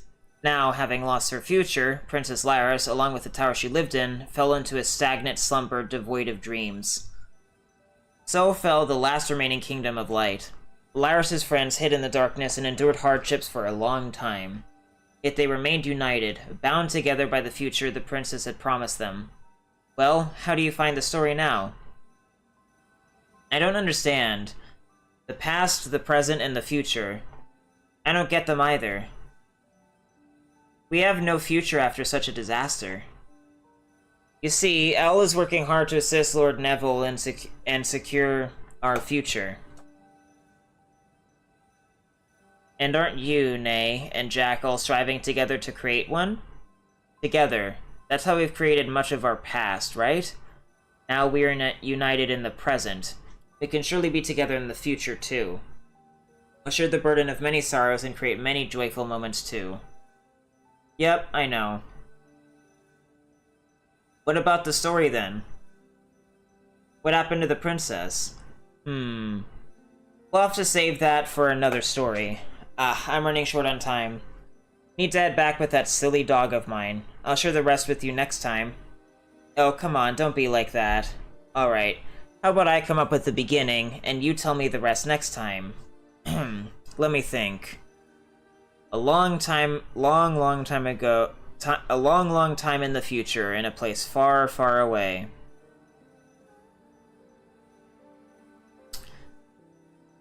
I guess that depends on how you define hard. If you mean that you'll get tons of game overs and stuff, no. The mathematically, well, Genshin Impact is not a very well-designed game, but it's also sort of like The Abyss. Generally speaking, it is not so hard that the game will just outright kill you over and over and over again, even though it can and will cheap shot you and kill some of your characters unfairly. My alt account in this game is free to play and even has the additional restriction of only being allowed to use the free to play characters. So stuff like, you know, Lisa, she's actually my main DPS on that account. And I've been able to do basically everything in the game just fine. The Abyss tends to get squirrely after like floor 10, but I was able to complete floor 12 after the Hydra Traveler released. So even with like a free-to-play account with free-to-play characters only, if you make like the right decisions and you play competently enough, quote-unquote, it'll be fine. If you're really that concerned about, you know, free-to-play issues, you can get, like, a healer of your choosing. You get Barbara for free, and then there's also, like, Kokomi, Yao Yao, and a couple other healers. I don't know, like, who you have for that, though.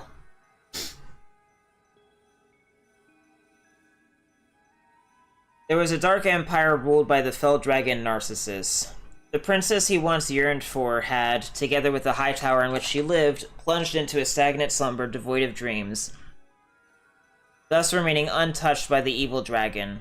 This enraged Narcissus, so he sent out countless minions to scour the empire for her treasure. He also set up many defensive mechanisms using his baleful sorceries to prevent those on the side of justice from resisting him. He swore that he would reclaim the princess's treasure and awaken her, for only then could he claim her wholly for his own. There was a group of heroes who protected the treasure that the princess had entrusted to them. A clear, bright pearl of water. One day, a tiny life was born from this pearl of water. And what shall we call this life? Ah, what a pain. If I had known that this was how the story might go, I would have used your name here. Any ideas?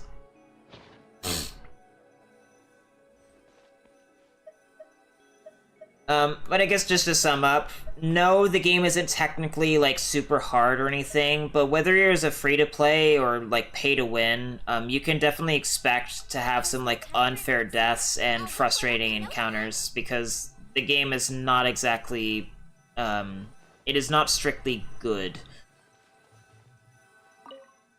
Arriving at the predestined location makes a sort of Narcissus crew tremble as if it has come to life.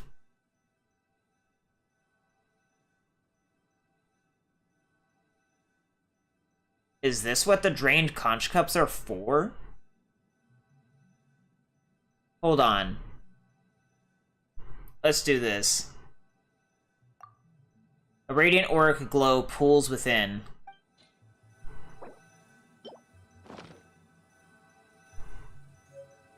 Oh, you know what? That is probably the refinement material for the sword.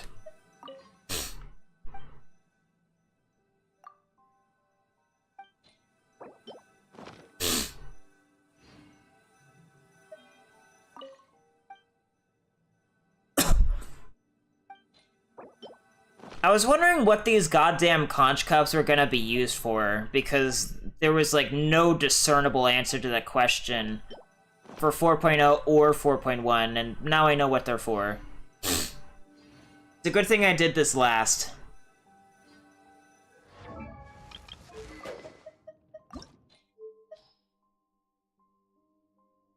The specialized refinement material for the Sword of Narcissan Cruz.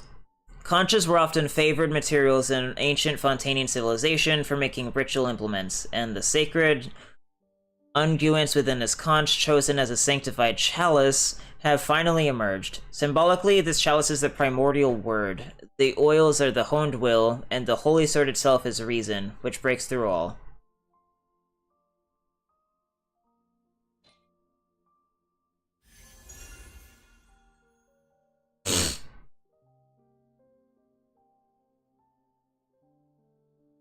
No, because I don't even know what the Sauce Genshin Impact cheese slap meme is, because I barely browse memes, much less on YouTube, and much less for the game. Most modern memes on the internet are cringe. They're not even humor, or even, like, you know, anti-humor. They're just not even comedy in the first place. There's no punchline.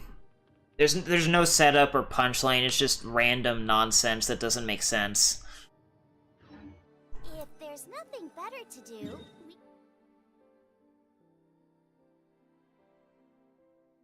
could go foraging for ingredients. It would be kind of funny if I put it on Chi-Chi, or... oh, Jean, too. I could put it on Jean as well. Anywho, I've got a quest to do.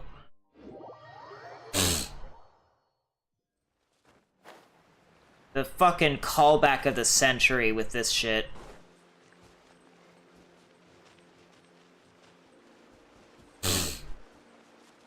We have not talked to Mimir since 4.0. I promise I got enough sleep yesterday.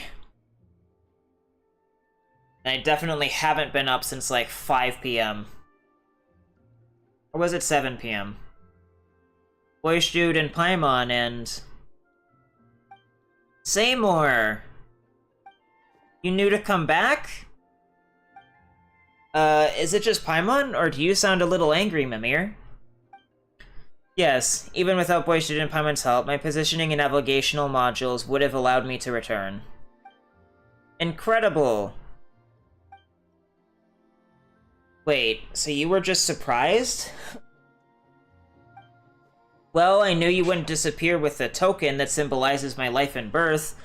I also knew that Boyish Dude and Paimon would be sure to bring you back. Returning to your side is what I want to do. It's not a concept I fully understand, but logic prompts me to do this. I believe this is correct. That's kind of complicated. And I can't say I understand, but never mind. It's just good that you're back.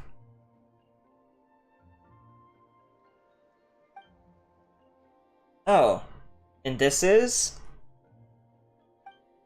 Hello, don't worry about me. I'm just along for the ride. Is that so? Well, you were a fascinating color, and regardless, I'm delighted to see Seymour. I haven't heard from Father since the message Boyish Dude passed on, and then Seymour left. It was difficult for me. Oh, it looks like Mimir doesn't know what happened while you were in a daze. Everyone in Mercy Village helped me during that time. That's what made me realize what Father meant. Oh yes, I've been learning a new style of painting while I was with them. Is it even more novel than before? I think it will be easier to understand. Even the Melazines of Mercy Village can tell what I'm painting now, rather than just saying, "Oh, how lovely." Wow, Paimon can't wait to see your priceless masterpieces. Heh. Oh, and speaking of paintings, Marianne mentioned something. Thamur explains the idea of a joint trip. Really? That sounds wonderful. Let's set off now, then, on our round-the-world trip of artistic creation. Yes, let's go. Now, this instant. I'll pack up my art supplies and clothes. You just sit tight and wait for me, alright? Yes, Miss Mimir.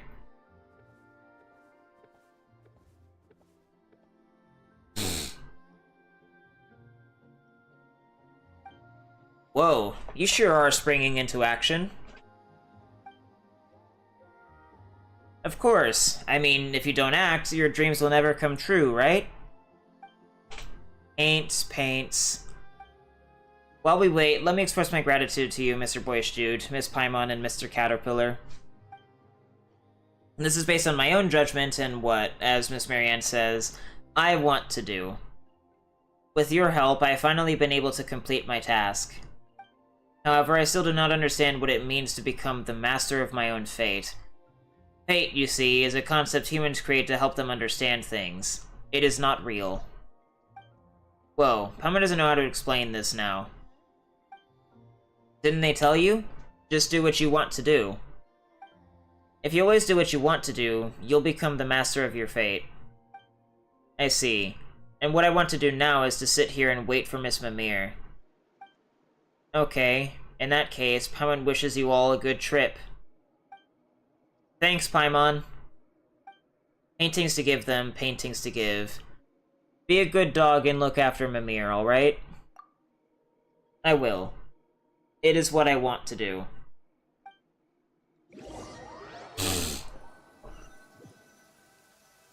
Oh, it is raining. So, the tale of Narcissan Cruz is ended. It is time for me to follow my own path. Where will you go, Caterpillar? That is a good question, Paimon. And since the beginning of time, only the most determined and resilient of people have found their answers. There you go again. I jest. For now, the only thing I can be sure of is that I still owe Lenoir half a story. But I don't know how it ends yet. There's a lot to consider. I don't know where I'll go, but there are a few things I need to find. Is that so? So goodbye, Boyish Dude, and farewell, Paimon. Meeting you both has been the most fortunate thing to happen in this life of mine. Goodbye, Caterpillar. Likewise. Yeah, take care, Caterpillar. Don't let anyone find out who you really are. That'd be a pain. The Haley Churl smiles before turning to leave.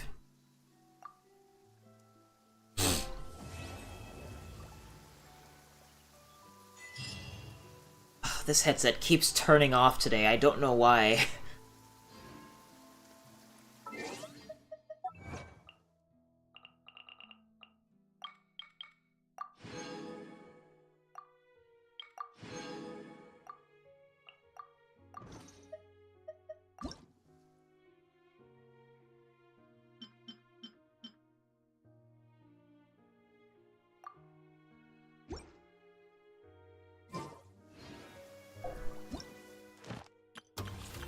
Oh, it got started. Interesting.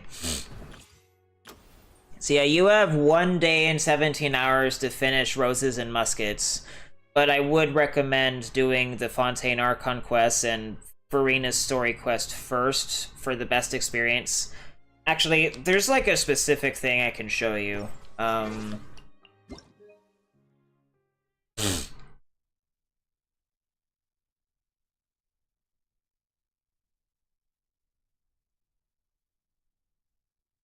So yeah, these are like your eligibility for the event, and then the black text like that's above the mouse cursor is what it recommends that you complete for the best experience.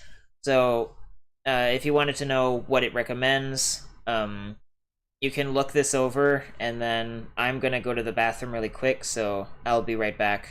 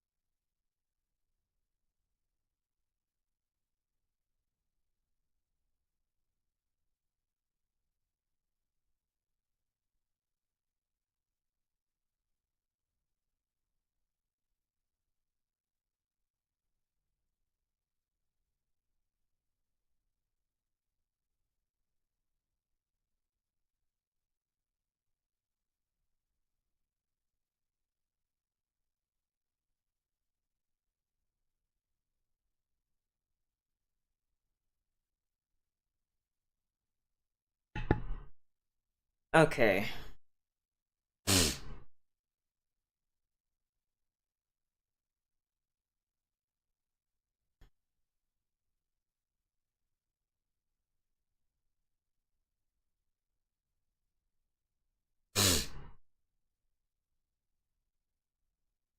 So, I assume that I can go over there for a world quest now?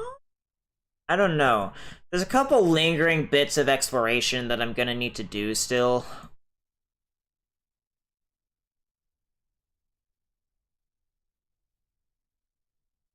Still don't understand where that's supposed to be. Maybe a picture for it will show up at some point. Something I still don't quite understand is where I'm supposed to find most of this shit. I don't know, I guess I'll have to go look.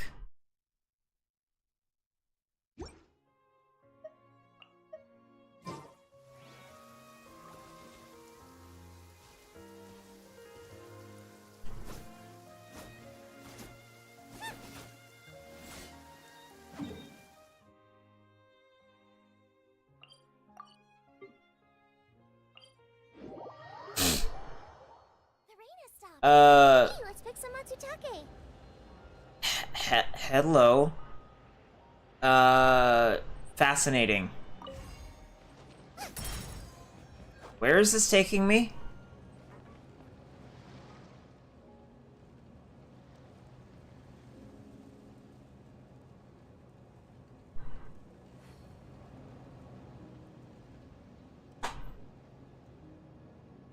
Oh, is this taking me up to, like, where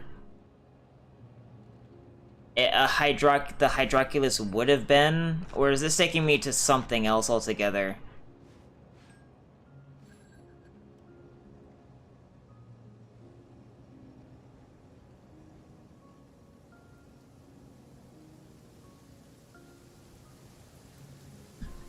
I'm literally at the home stretch.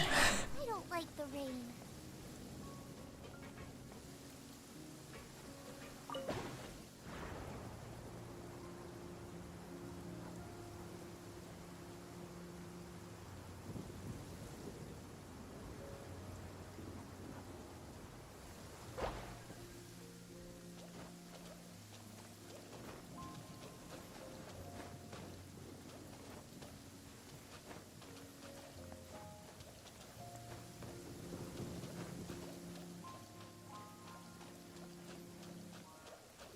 Nice and spicy. Wait, what? Going in. Fascinating. There is no escape. Gotcha. Let's light it up. Everybody stand back. Boba, get them.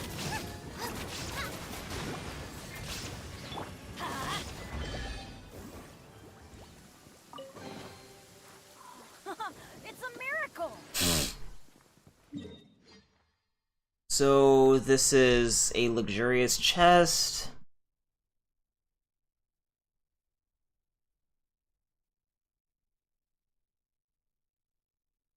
I'm not sure what you mean by, like, your older friends acting like kids, or you feel like they are.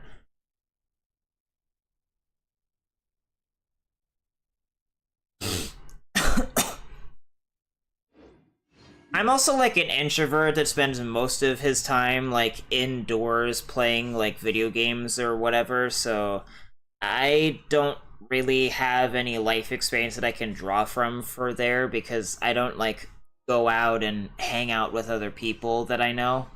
Actually, I can't even remember the last... Even if I wanted to, like, go hang out with some people that I knew from high school, I don't even know where they are. I didn't keep in contact with them after graduation. Not that graduating from high school means anything.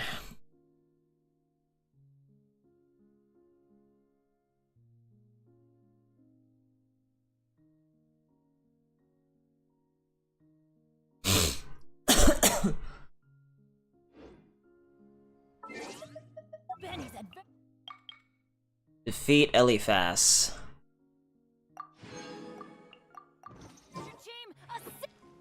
This was not what I expected to happen, but at this point, it's just kind of whatever. So now I need to find shit, and a lot of it.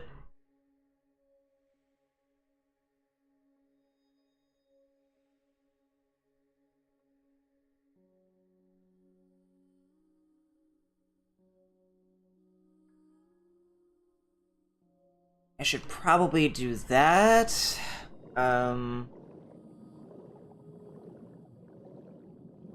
Could just go over there. Ah, here we are. Get a nice look at Raiden's boobs. Kind of. They're nice and large. This is that one. Then over there, I assume more down low. There'll be another one? Question mark.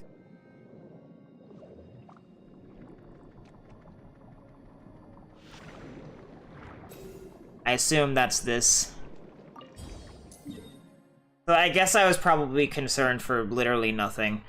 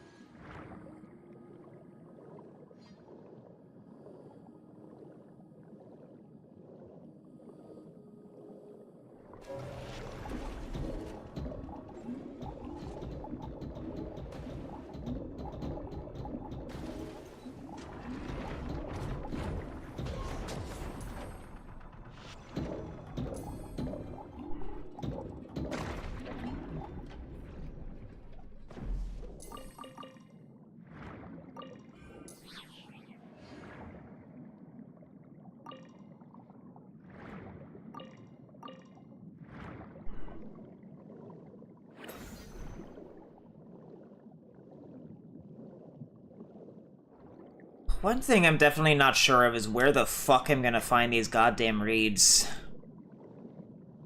It's like, bro.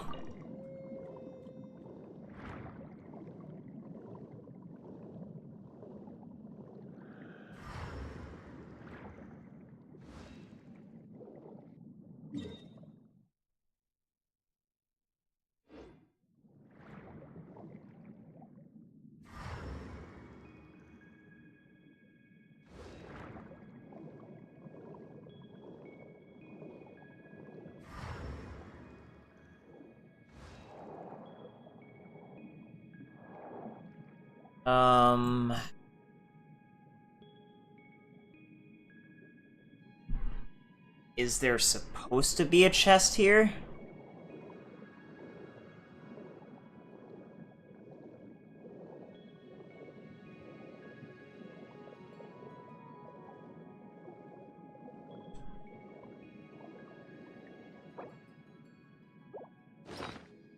I need to change gadgets.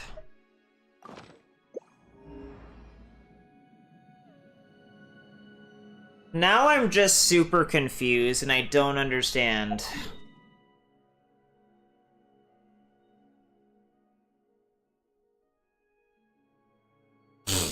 Do I already have this? Because it's not there. There's nothing here, Ed.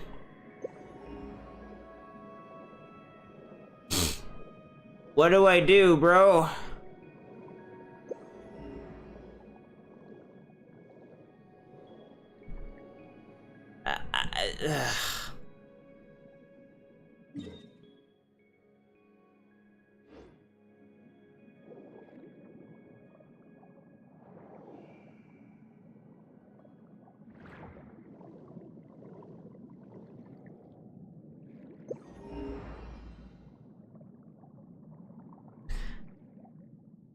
They're not here.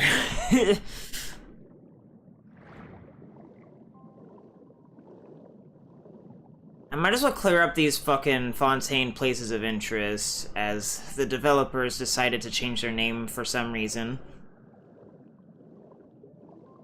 Before worrying about it too much.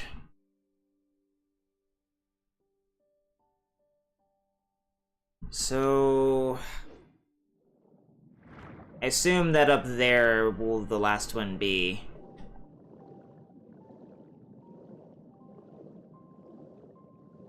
I don't know why they have to wait for this shit to be underwater before they allow you to get it. It just doesn't make sense.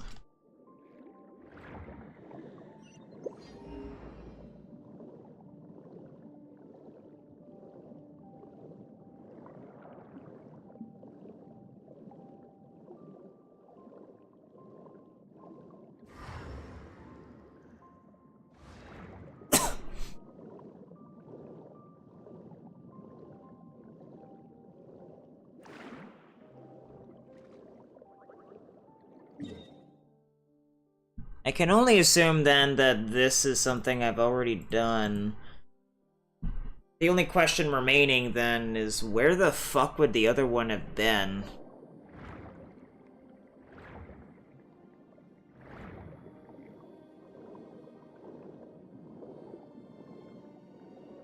Especially considering the circumstances, like, where?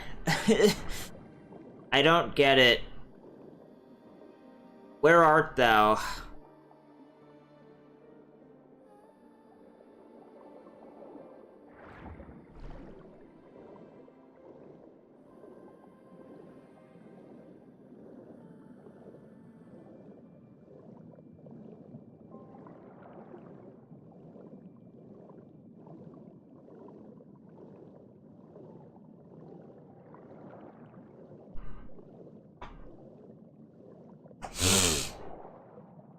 This honestly makes no sense to me.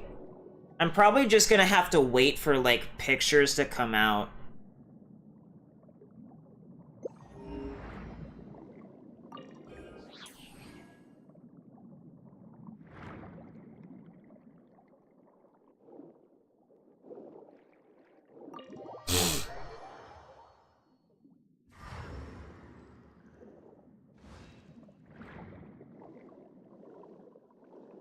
Ah, there it is. Alright.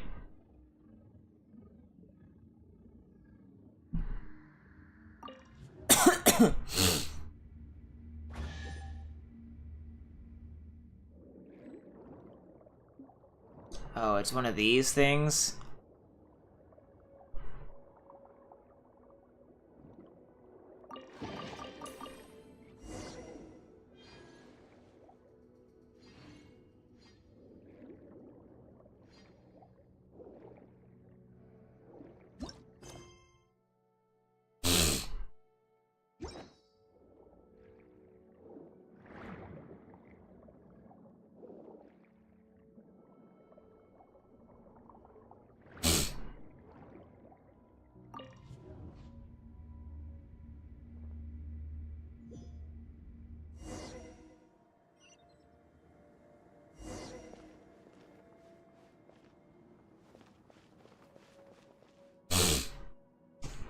Hey, we meet again.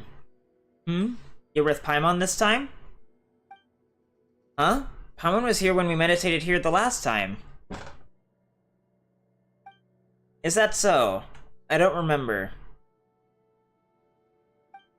No matter, it's all thanks to you that I found the location of the looking glass and the flowers that are about to bloom. And deepened my understanding of this place.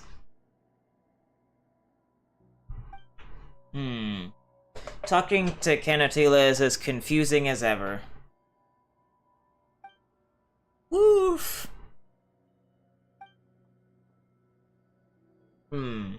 But... Woof woof. Okay, I hear you. She's talking to the puppy? Could it be that Melazine can generally communicate with dogs? How incredible. Well, I guess that's that. I'll see you next time. Even if you said that, I'm still coming back to play with you. Let's go, Mr. Boyish Dude. Paimon. Okay.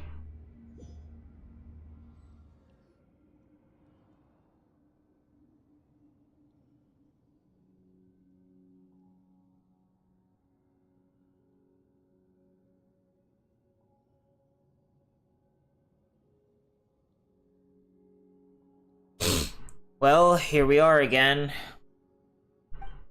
What is it? I feel really bad for saying this since everyone's so nice to me, all of you, but don't you feel the real world is so frighteningly dull? Don't you think the world in the book is far more beautiful? I don't think so. Is that so? Maybe that's right. I'm not normal. I still feel the world in the Book of Revealing is much more appealing. There are dew-covered petals everywhere, and I finally made friends with the puppy. That puppy... Kanatila, can you communicate with dogs? Of course not. However, the puppy in the Book of Revealing is special. Or maybe I'm special? I've been meditating to travel to the world in the book, and then one day the puppy's usual barking turned into something I could understand. As for what we talked about, he asked me to go and never come back. But I still want to see the sunflowers bloom. Is that so? Take care, Kanatila. We'll be going.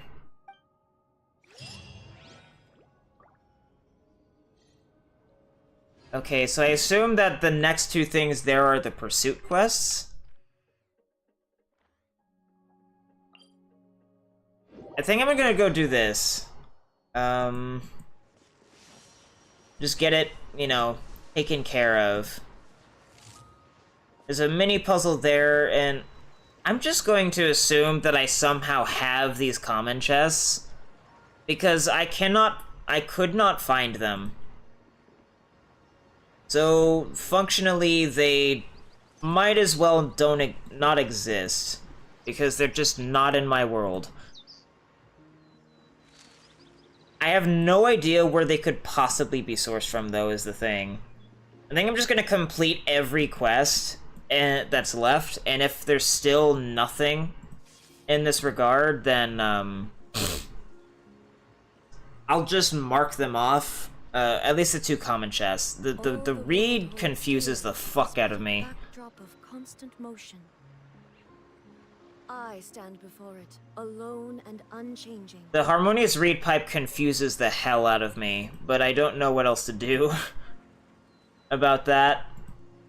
This mini puzzle as well. I assume that this just changes location. Yeah. So I don't even know what purpose that's supposed to serve there.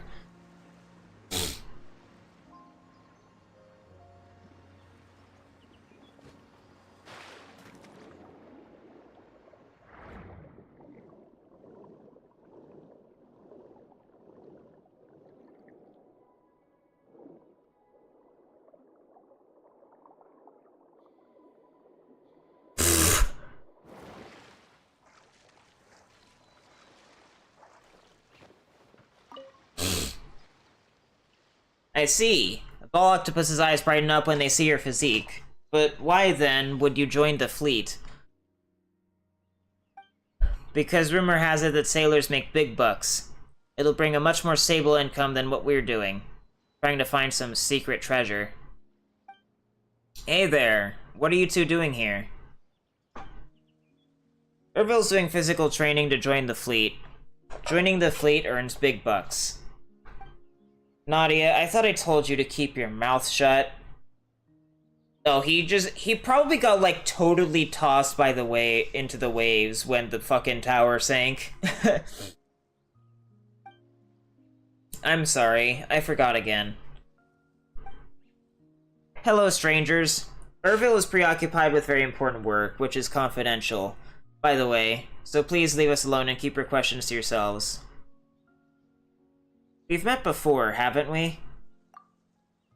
Is that so? I'm sorry, I don't remember.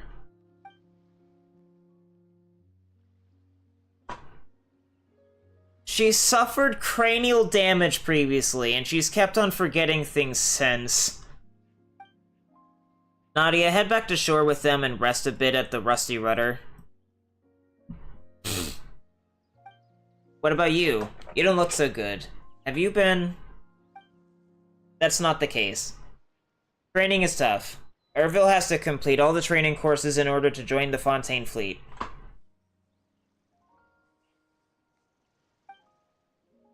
You know me so well, Nadia. Now, hurry up and go. Good luck with your training, then. We're off. Stop trying to act tough when you don't even have an ore left. That's right. Asking help from passing adventurers when you're in trouble is not something to be ashamed of. I told you I'm fine. Don't believe me? How about I do some push-ups right now? Wait, stop moving. You'll flip the wooden planks.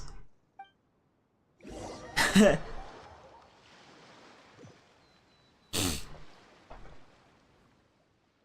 didn't ask you to save me. How nosy. I'll just tell you up front now. I have no Mora for you. Why are you scolding me after I helped you? We can't just ignore a person in danger. That's not called being nosy. That's too good to be true. I don't believe in kindness without agendas. I would have believed you more if I was some lovely damsel you'd come to save. But the fact is, I look like an odd-flavored candy without any wrapping from the city's candy store. No one would take a second look, let alone pick me up. If you didn't save me for more, then you must be up to something more sinister. Whoa, this guy's head is so twisted. Someone doesn't care if you believe us or not. We've always been bleeding hearts anyway. We didn't do it for Mora, but you at least owe us a thank you. Thank you, strangers, for helping Ervil. I wanted to help, but I never could be of any help. I'm just useless like that. Don't say that about yourself, Nadia. Oh, we forgot to introduce ourselves. Paimon's name is Paimon, and this is Boyish Dude. Darn it. You want me to remember who I owe my life to, don't you?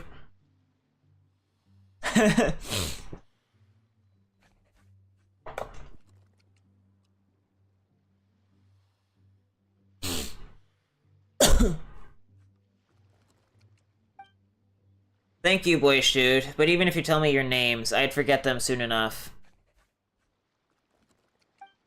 Huh? I told you, she suffered cranial damage, so she often forgets things. Don't judge her by how she is now. She used to be an elite at the Marechaussee Phantom, you know? But if it weren't for how she is now, she wouldn't have gotten mixed up with someone like me. Yes, Ervil saved me when I was severely wounded, but I didn't have any more to give him, so I want to repay him by helping him. But I often forget things, and I can't remember if I've ever been of help. Don't worry, you've helped me out lots. There are many things I would never have achieved otherwise alone, by myself.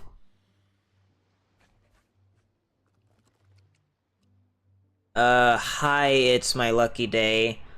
Why are you asking where I'm from?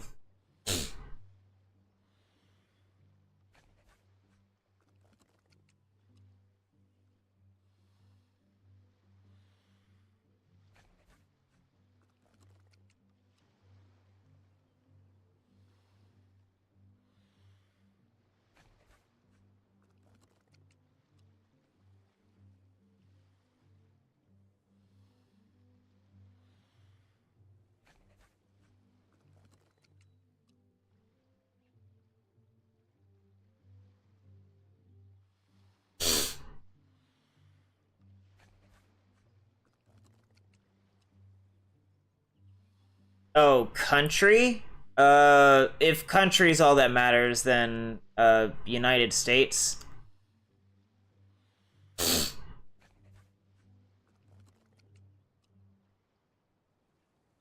Is there a reason you want to find a streamer from every country in the world?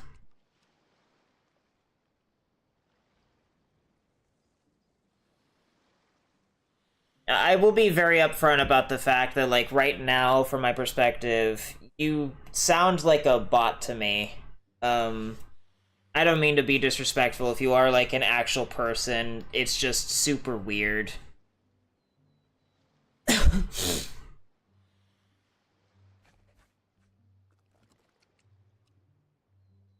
Why did you send the I'm from Russia twice?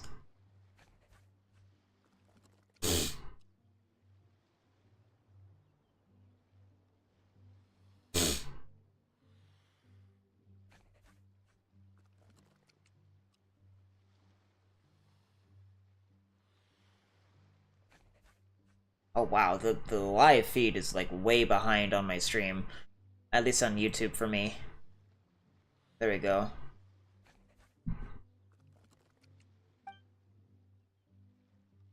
That's so.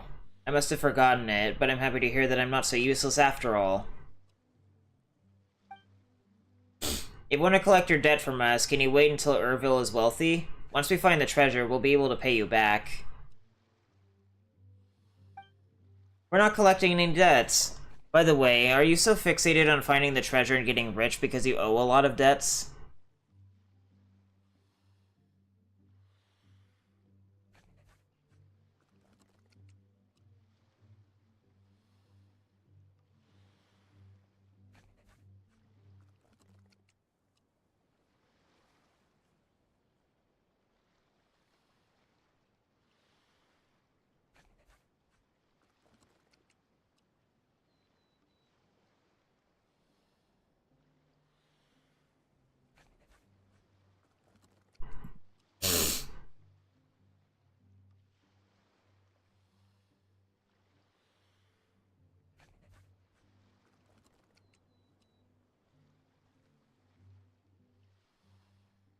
Uh...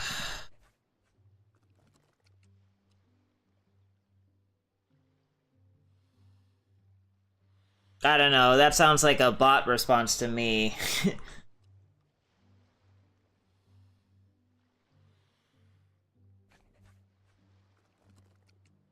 Especially considering that you created your YouTube account on December 8th of last year.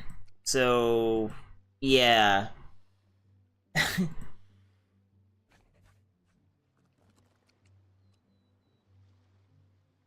Well, how can you prove to me that you're not a bot? Because everything is pointing to that.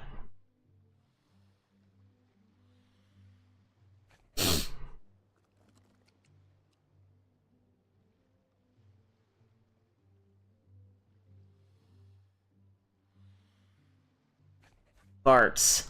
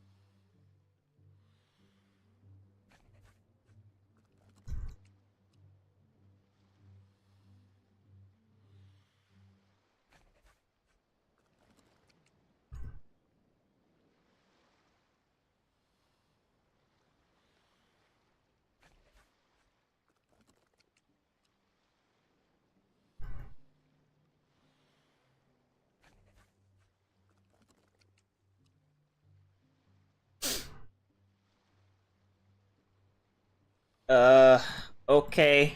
See you later? I don't...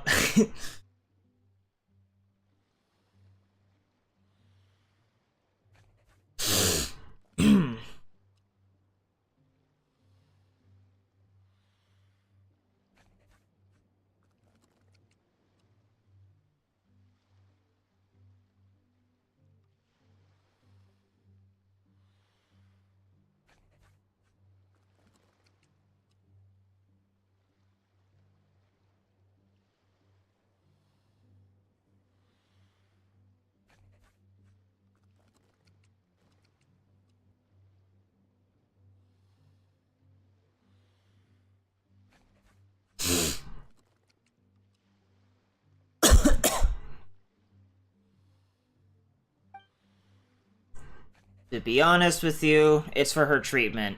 You've seen it yourselves how serious her forgetfulness is.